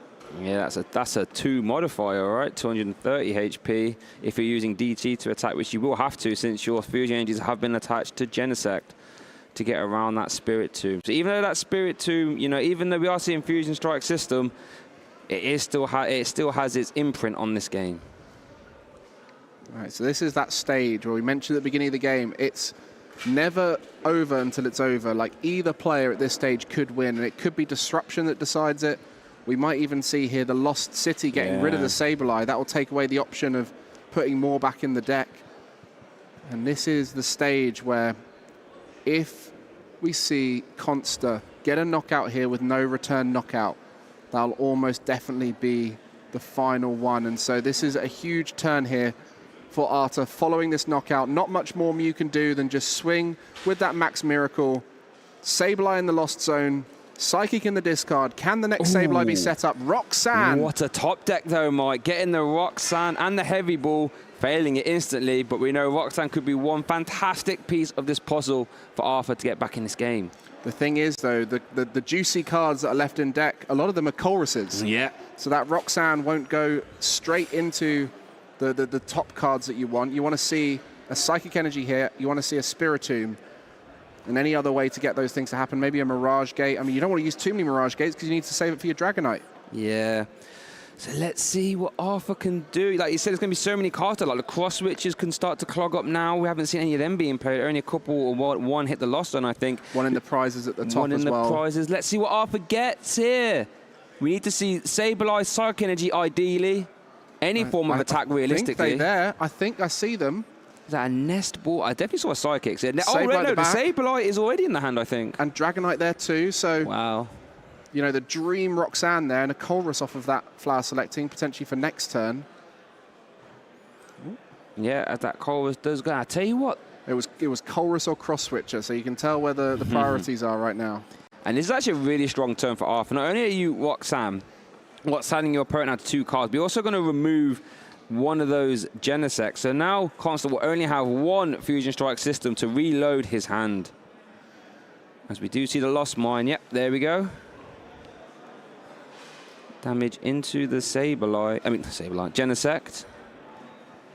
So you can see there, 11 onto that Genesect will be the knockout. So 1 onto the other Genesect. Does not change too much at this stage. We'll need a Gust and Dragonite V knockout next turn. Consta still has a lot of work to do. That Lost City is still in play, so Sableye will likely be gone for good. So we're seeing a lot of work still needed for Consta. None of these turns of disruption have really won him back an opportunity. The Spiritomb has been a nuisance, forced those fusion energy onto the Genesect, so not as much energy available for the Mew VMAX. Everything here that Arta had planned for this matchup has come to fruition. That Spiritomb, the Sableye, the Greninja, everything there. Just one more turn needed. That just shows the strength of these Lost Bot stats. Not even playing Chorus and still managing to apply such pressure, being 1 KO away from going 1-0 up in this final. Consta would have to try and disrupt his way out of this. You imagine a Roxanne does play his own copy of Roxanne, I believe. Yep. Or could play Judge, that would also work. But kind of needs to find them now. As much as I love Avery. Oh, there we do see the Roxanne being played. Okay. Wow, this is a big turn. My Arthur needs to draw something, be able to attack next turn. Nothing on any of the come phase, so no free retreater. Yep. And we have seen a fair few of those switching cards being used, as Arthur has had to use them just to get cards in the lost zone. So a lot of prizes left for Consta here. We'll need a few turns to make it happen. First turn, we'll be getting rid of the Sableye. Takes away an option. Then just has to try and keep that hand as low as possible to try and get the final few attacks in. This is the challenge for Mew VMAX. Can only take out 1 prize at a turn. So it has to do 6 knockouts, which is just a lot of work for a single deck. Mew, you don't want to be taking single prize KOs. It's worth noting, both the Sableye are in the Lost Zone now, so Lost Mine will not be a factor. Big 2 cards of the flower selecting Nestball. That's 1 piece of the puzzle and a Mirage Gate as well. And he's got a Forest Seal Stone. The V-Star is still available. Wow, I think that might be all the pieces necessary, right? Whatever you're missing, the Forest Seal Stone just gets you there. I mean, you say that, but is the energy in there? I guess he checks here. Dragonite's available, but there's only just the water in there. Needs a water and a lightning in deck for that Mirage Gate. There is a Super Rod, though. But he needs a Super Rod and a Mirage Gate in the same turn, so not quite able to get it. So he might need to Forest Seal Stone for the Chorus experiment here to try and get everything needed. Yeah, and I guess actually needs to ideally, well, I mean, you can Dragonite into the Mew, but it's not taking prize cards this turn either, and Consta can just respond on the Dragonite, so... We see all the Mew VMAXs in play now. Like we said before, once the Psychic Leap is no longer a viable option, we do start to see that, but another Roxanne could be played here too. Yeah, it could go into the Roxanne Wars, as it were, as it looks like Arthur does move the Roxanne towards the front of the deck. Whoa, Mike, how come my heart can't handle this? Consta with 1 prize remaining. I think we were a little bit off with the prize cards there. So next turn, Consta just needs a knockout. So this is the final turn for Arta, which is why they're digging as deep as possible for it. That Roxanne, if it gets all the combo pieces needed, Super Rod, Mirage Gate, Water Energy, Cross Switches. Oh, Cross Switches, yeah, of course. This is going to be tough. Well, let's see. Does Roxanne like Arthur 6 cards? Oh. Surely not. It's a lot to ask. Okay. I see a Water Energy. Goodness, I can't quite make out anything from this. Show us the hand, Arta. We do see the Beach Court free retreat into a flower selecting. I mean, only has 3 cards left in the deck after this. Can't quite make out what they were. Wasn't insta-play, so it might be a tough decision. Okay, so there's the Colress there and the Lost Vacuum. I don't know if the Colress or the Lost Vacuum can do much at this stage. So you see the double cross switches. Just needs the Mirage Gate. Got the Super Rod. I mean, this is... Might be 1 card too short. Wait, is the... Oh, wait. Oh, no, it's the Mirage Gate we need, right? Yeah, so the cross switches are there. We need the Mirage Gate only. That's the only card. So if it came off that flower selecting, that would have been it. And then he has 3 cards left, so we're going to see cross switch into Genesect. Hope Consta can't move it. I mean, that's got to be it, right? Yeah, I mean, we know a lot of the fusion energies have been used. We know a few DTEs have been attached as well. Oh, it does actually give you one more bite at the apple for Arthur here.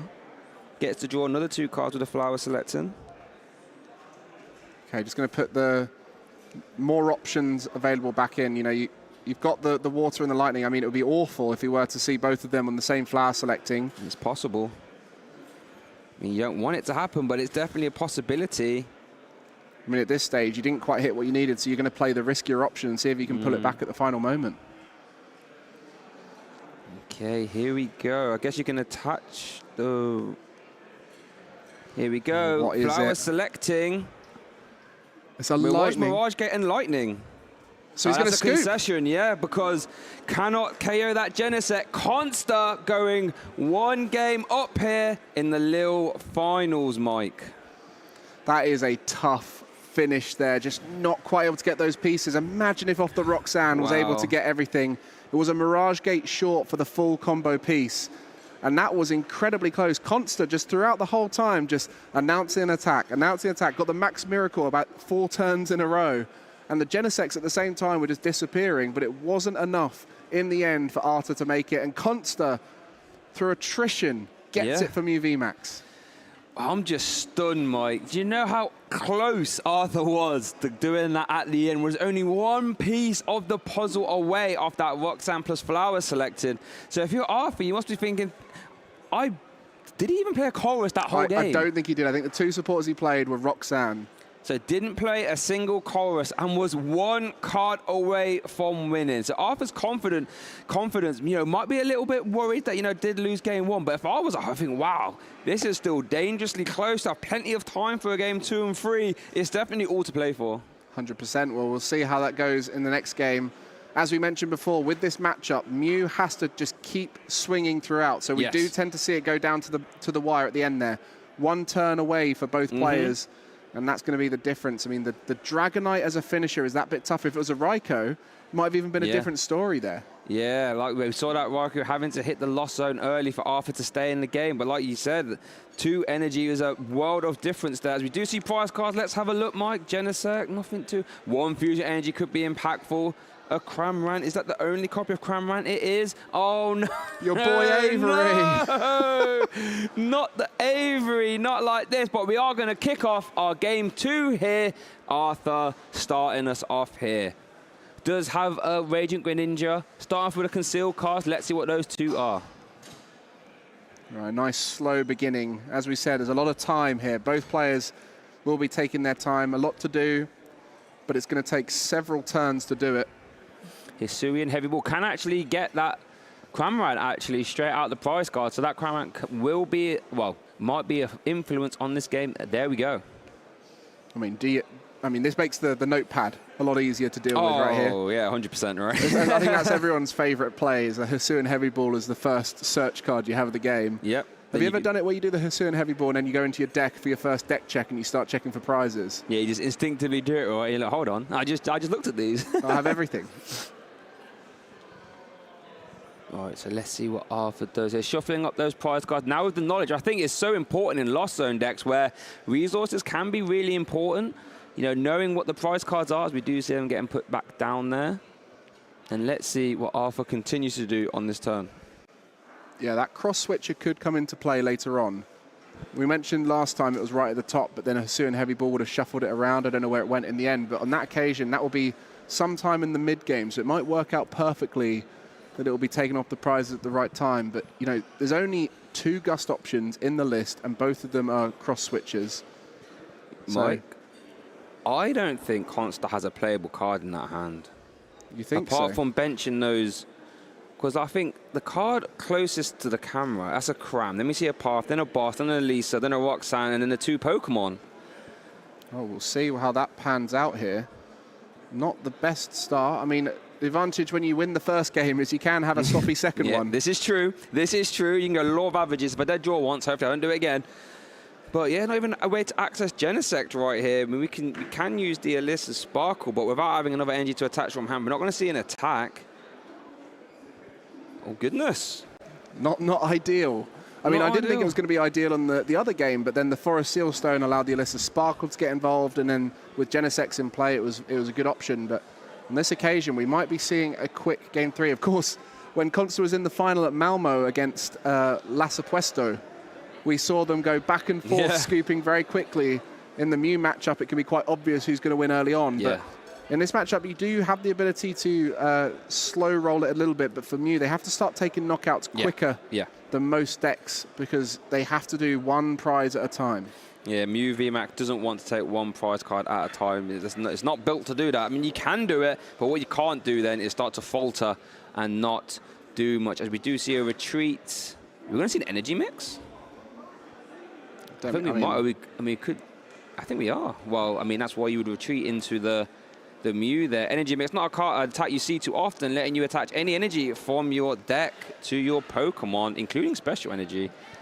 Yeah, it's your Fusion Strike Pokemon. I mean, every Pokemon in this deck is a Fusion Strike Pokemon. Yeah, you don't see that very often. We've been blessed with unusual attacks throughout today. Still no Splup from a Ditto, but we're getting plenty of fun attacks through. And a Colress, a very different story for Arta this time, where he's going to be using a Colress on his first supporter turn. This is much better for him. That's his first Colress of this finals being played here. I'm sure Arthur would love that to not been the case and had some last game, but that's the cards he's been dealt. So looking at the cards off that Colress. It's a toughie. Yeah, there's both, well, the Dragonite and the Raikou both there, so you probably want to keep hold of them if possible, or at least one of them. Yeah, looking to be both of them, getting rid of one of the cross switches there. Let's see what else. It does have an escape route and switch cart, so we can move that Manaphy out the active, start doing some flower selectings as well. But not the greatest of hands there. We will have to work for it. Here we do see the flower selecting. Couldn't quite make out what they were. I think it might have been a super rod, and then something else. But here you see the strength of having that Hisuian heavy ball, because you can write down the prizes. As we do see the Lost Zone getting pushed down there. There's 2 copies of Roxanne currently in both copies of Roxanne. See what that means, Mike? There will be no late game Roxanne, at least from Arthur's side of the board. Yeah, I mean, that's a game plan of trying to go ahead early, if I've ever seen one, trying to get those early knockouts. With no Genesects in play, it's going to be a different kind of route here. Typically, you go for those Genesects throughout and try and just work your way through them, but maybe it'll be down the Mew VMAX line. In a big 3 prize knockout. Two Mews in play, not much else in the hand to be played, so we'll see what happens here. But maybe a Cramorant attack here and see if that 110 sticks and then try and finish off the Mew. Seems pretty sensible to me. We do see the concealed cards being used there. Beach Court, is that double cross switches. So we could see a real aggressive Cramorant here. If Arthur chooses to, you could also opt to just hold on to them. And I mean, you've got to hold on to them. Yeah. One in the Lost Zone, one in the prizes. That's your only guff for the whole game. Oh, it looks like, yeah, we are retreating into the Cramorant there, which can attack that Lost Provisions, 110, spit innocently. Nothing innocent about that, in my opinion. That's 110 damage for no energy. Yeah, well done, Cramorant. Yeah, done his job. Speaking of doing the job, Consta has top decked Forest Sealstone, so can, well, at least do something to get back in this game. Could be finding Genesect net. Well, yeah, could use Genesect actually. Yeah, that V-Star marker hasn't been flipped over for game 2, so we still have the V-Star available. Let's see what he searches. There's a lot of options off of Forest Sealstone typically. Early game, you might see an Alyssa Sparkle or a Battle VIP pass, but we're past that stage now, so it's going to be looking for a different kind of card. Maybe a Disruption, maybe looking for a Mew VMAX to start getting those attacks off. We'll see. Looks like we're going for the Judge. Now, this is really interesting because all those Battle VIP passes are going to be in the deck still. You know, decent chance of drawing into them. Haven't got any Genesect to bail you out yet, but let's see how the Judge treats Consta. Last game, the Judge worked really well for Consta. Let's see how it treats him this game. As a seasoned Mew player yourself, Shay, how often do you judge and hope and find the right cards off those 4? The old judge and pray. I mean, it happens. It happens more often than you'd like, unfortunately. All you want to realistically see here is an Ultra Ball. Ultra Ball can find you Genesect, then you can start drawing cards. Mew VMAX would also be a fantastic draw here. Let's see what he gets. Mew V, DTE, Power Tablet, and Lost Vacuum. Oh my goodness, Mike, that's awful. You can still attack. With what? Oh, again, energy. I mean, a little psychic leap. There's a double turbo energy in there. It's not ideal. What, you could even block slider here, right? 60. Doesn't actually care anything, so unfortunately. And that's a concession, Mike. Consta realizing not a lot can be done. Wants plenty of time for a game 3. I mean, that's it. You got to play fast here when you're sure it's over. Get over it. Move on to the next. And with that judge, it just didn't give him the bits that he needed. No Genesect. Nope. No Mew there. Nope. I mean, Mew VMAX, that is. I mean, it was. Yeah, the wrong Mew wanted to get involved there. I appreciate Mew V wanting to get involved in the action, but we didn't need Mew V, needed Mew VMAX. A lot of people thought the fusion build of Mew was too inconsistent. You know, it got a little bit clunkier. There's a lot more one-ofs and two-ofs. Yeah. But what we found with it, in a best-of-3 format, you often have the one game where you go, chuck that away, that wasn't great. And then you have your other 2 where you can really show off what it's capable of. And the amount of options you can get once you set up is amazing. So that's the bad game for Consta. We got that out the way. Didn't get set up properly. Now we go into the final game where he gets to choose to go first. And if he gets those draws off before the Spiritomb's down, be in a much better spot. Do you know what that means, Mike? And you know what that means, viewers at home? We now essentially have a best of 1. The winner takes $10,000 home and that auto invitation to the World Championships. It doesn't get more close and clutch than this. Lille has been amazing. We had over 800 participants here. 81 made it to day 2, and now we have just 2 left. 2 remaining, and all of these wonderful people in the crowd who are still remaining. Let's make some noise, everyone, there in the crowd. The Lille finals, baby. Best of 1. Here we go. Yeah, there we go. Come on now. I want to hear you down the mics. Come on. We've had some exciting Pokemon here. Pokemon Go had an incredible final, incredibly loud. Same thing for the VG. They're all finished. We're just here left with the final of TCG to see who's going to be the Lille champion. Consta versus Arta as they put their prize cards out. Anything there you're spotting for Consta? I mean, 1 Mew VMAX isn't ideal, especially considering you might have to work off limited Fusion Strike systems this game. Arthur, I mean, we haven't seen Arthur's prize yet, but nothing too impactful. Maybe the 1 copy of Fire Steel Stone as it slides in there could be kind of impactful. But Consta does play 3. Oh, no, only plays 2, actually. Oh, no, it does play 3. So it does have 2 more of them to draw into. Does have a mulligan to work with as well. I tell you what, if you get mulligans as Mew, that's normally quite good. I like that. I like that a lot. Yeah, you never really know, though, because you want to thin that hand down, but realistically you want to try and get as many basics out as possible. So it might be 2 mulligans here.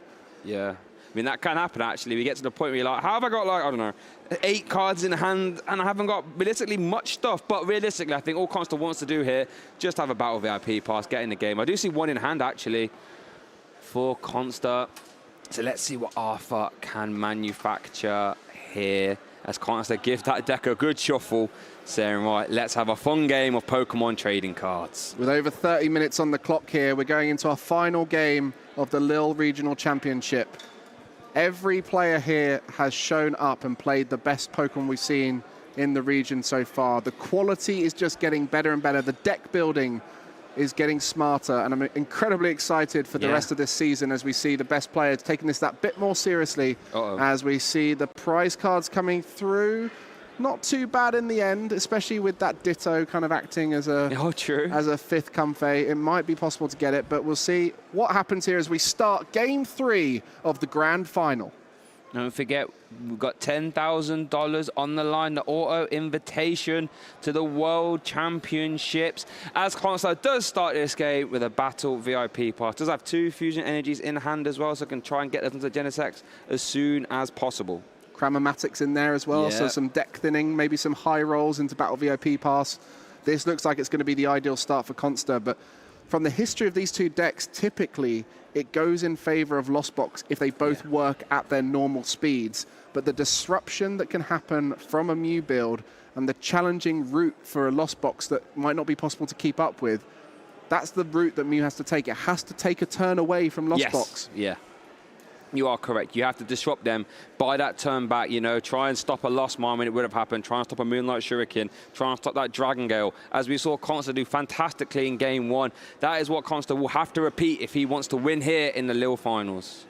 So that first deck check for Consta, just going through, making sure everything's in there. We did see the Mew and the Mew VMAX in the prizes earlier, so will be taking note of those, but plays the 4-3 line.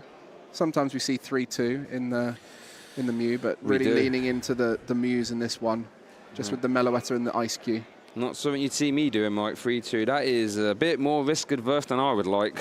And Consta seems to agree with me on that one. That's talking from your point of view. You're a risky fella. Yeah, exactly. So if I'm saying that's too risk-averse, imagine how risky that really is. Like, because we see, right? We see 2 copies of cards get prized. Now, Arthur currently has prized 2 copies of Comphase. If you just prize both your VMAX, that Meloetta better start doing some work, because if not, you're crossing your fingers. Good bit of advice there from Shay. Here we go. Hope you guys are enjoying this at home.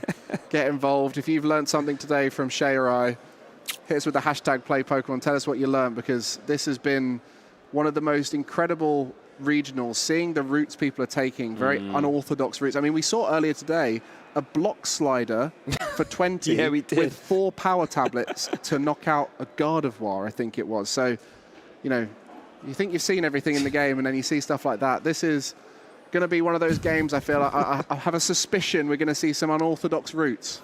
I think you are correct. As we do see the Cramomatic being played, was a Tails for Consta. I tell you what, this is a fantastic start, though, all things considered. It has got that Genesect in the active. You might want to try and maneuver that around, maybe, as we do see a Fusion Strike system drawing another Cramomatic and that Mew VMAX. We are going to see that Cramomatic being played. Law of averages, Mike. Is this going to be a heads? Cram the cram. Hey, there we go. Play 2, 1 goes heads. That's how it should be, right? What are we thinking here? Maybe an Ultra Ball to thin the hand down? Maybe the Alyssa Sparkle ready for next turn? I think Ultra Ball's the safest pick.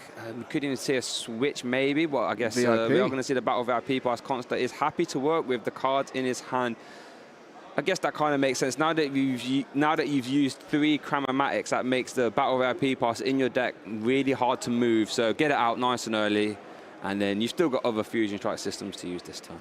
Yeah, a lot of those consistency cards being used early, and they're the cards you want to see early on. Now they're gone. You've just got a full board ready to play. As we mentioned earlier, this matchup, back in the day when it was a double turbo build and there wasn't that Spiritomb to worry about, we used to just see 3 Genesect, 3 Mew V, and a lot of Psychic Leaping going on. So I wonder if this is the route that Consta's going down, trying to play into the Psychic Leap in case a Cramorant, for example, attacks into the active Mew. We do see the Forest Seal Stone as well. Probably going to hold on to that. No need to use that this turn. Fusion Strike system for 1. Choice Belt. It's not the worst card, not terribly useful at this moment in time, but we do know Arthur does play some V Pokemon, Raikou and Dragonite. Dragonite requires 2 modifiers, so having that down early could come back. Potentially the biggest factor in that turn. Pretty much everything's set up. The only downside is there is now a Genesect V in the active. There is every possibility that a Lost Box plays a escape rope anyway and helps you out in that way. But, you know, if that Genesect takes damage from a Cramorant, that sets up that journey through 3 Genesects a lot easier. And then we know Consta does play the Switch card, but it's not the greatest of healing. We did see, you know, Penny earlier on stream. Doesn't play that, does Consta. So, yeah, a spit innocently into a Genesect could prove vital for Arthur's route to victory. Let's see if he can manufacture that. Does get a Battle VIP pass of the Chorus Experiment, so he can start to fill his bench. He did actually put a Comfey in the Lost Zone there because he hasn't had a deck check yet. So he took the Battle VIP pass over the Comfey, and that's going to mean for the rest of this game, until he takes prizes, and as long as I guess he might find a Hisuian Heavy Ball, but those Comfeys are not going to be easy to get. So that's one of the challenges of Lost Box. If you make a decision before you've had a deck check, you might put something in the Lost Zone you don't want to see. As we do see Arthur, well, I guess can't grab 2 Comfeys now. It's not an option, so maybe having to preemptively grab that Spiritomb a turn earlier than he'd like. I mean, it's not a bad card, is it really, to grab against Mew VMAX turn 1, but that might limit the amount of cards Arthur can get into the Lost Zone. You see, hovering with that Ditto. Yeah, I saw that. I saw your eyes wider when we saw that. We love that Ditto, don't we? And it's actually a really good way of thinning the deck, right? Because you can take the Ditto out, which then replaces itself into the Comfey, removing 1 card from your deck. But no Comfey in deck. 2 in the prizes, 1 in the Lost Zone, 1 in hand. Oh, the other one's in hand. Oh, I apologise. So probably be for something like the Cram. Yeah, maybe a Dragonite to set up a flower, well, for a Seal Stone. So yeah, not the ideal start. I mean, who would have thought that Comfey going to the Lost Zone in that first Colress would be putting him in such a sticky spot right now? Yeah, it's come back to really bite him there. So let's see. I think Spirit Tomb's always... Is it Spirit Tomb? The problem is you have to use that Ditto this turn, right? You can't just like sit on it because then it will just stay a Ditto. You can only use that on the first turn of the game, that ability, that transformative start. I'll get there eventually. Start. I still got it wrong. It's all right, Goodness Shay. gracious. I should stick to Mew, shouldn't I? I should stick to the Mew stuff. I can pronounce that. Those exotic cards, Mike, you can look after them. I mean, we might see a splup. Well, that just caught me off guard. Might see the splup. We'll get that Ditto up on the screen here so people can see the beautiful splup attack. And that hard word that I couldn't pronounce as well. So people don't just think I'm not very good at pronouncing. There it is. Look how long that word is. That's a lot of letters right there, you know. Splup, on the other hand, that's an easy one. Yeah, the Cramorant and the Spiritomb going down off that Battle VIP pass. Greninja in the active. So a little bit of draw potential. Comfey in the hand. Concealed cards. There is a Lost Vacuum in hand, so we'll be able to get a Cramorant attack off given a retreat happens. But if it's an escape rope, that will put that Mew into the active, which is ideal for Consta. So let's have a look. So we are going to see the switch cart being used. Flower select. And let's see what this grabs or gets. Psych Energy and Water Energy, both quite impactful. Just trying to see how many of each Arthur plays. Does play 3 Psychic and 4 Water. It looks like the Water is going to hit the Lost Zone. Makes a lot of sense. You see 2 Sableye in hand, not ideal right now. So some of those end game cards are in the hand. So the energy will guarantee the retreat and can get the Cramorant attack off by removing the Forest Seal Stone on the other side, or the Choice Belt. I assume the Forest Seal Stone. Yes. Takes away an option. And we know one of those Forest Seal Stones is prized for Consta, so it only has 1 available in the deck. As we do see that spit innocently into the Genesect. Fantastic offensive pressure there from Arthur on his turn 1. Despite the adversity there, managed to find a way to the Cramorant spit innocently. Oh, I think he'll take that.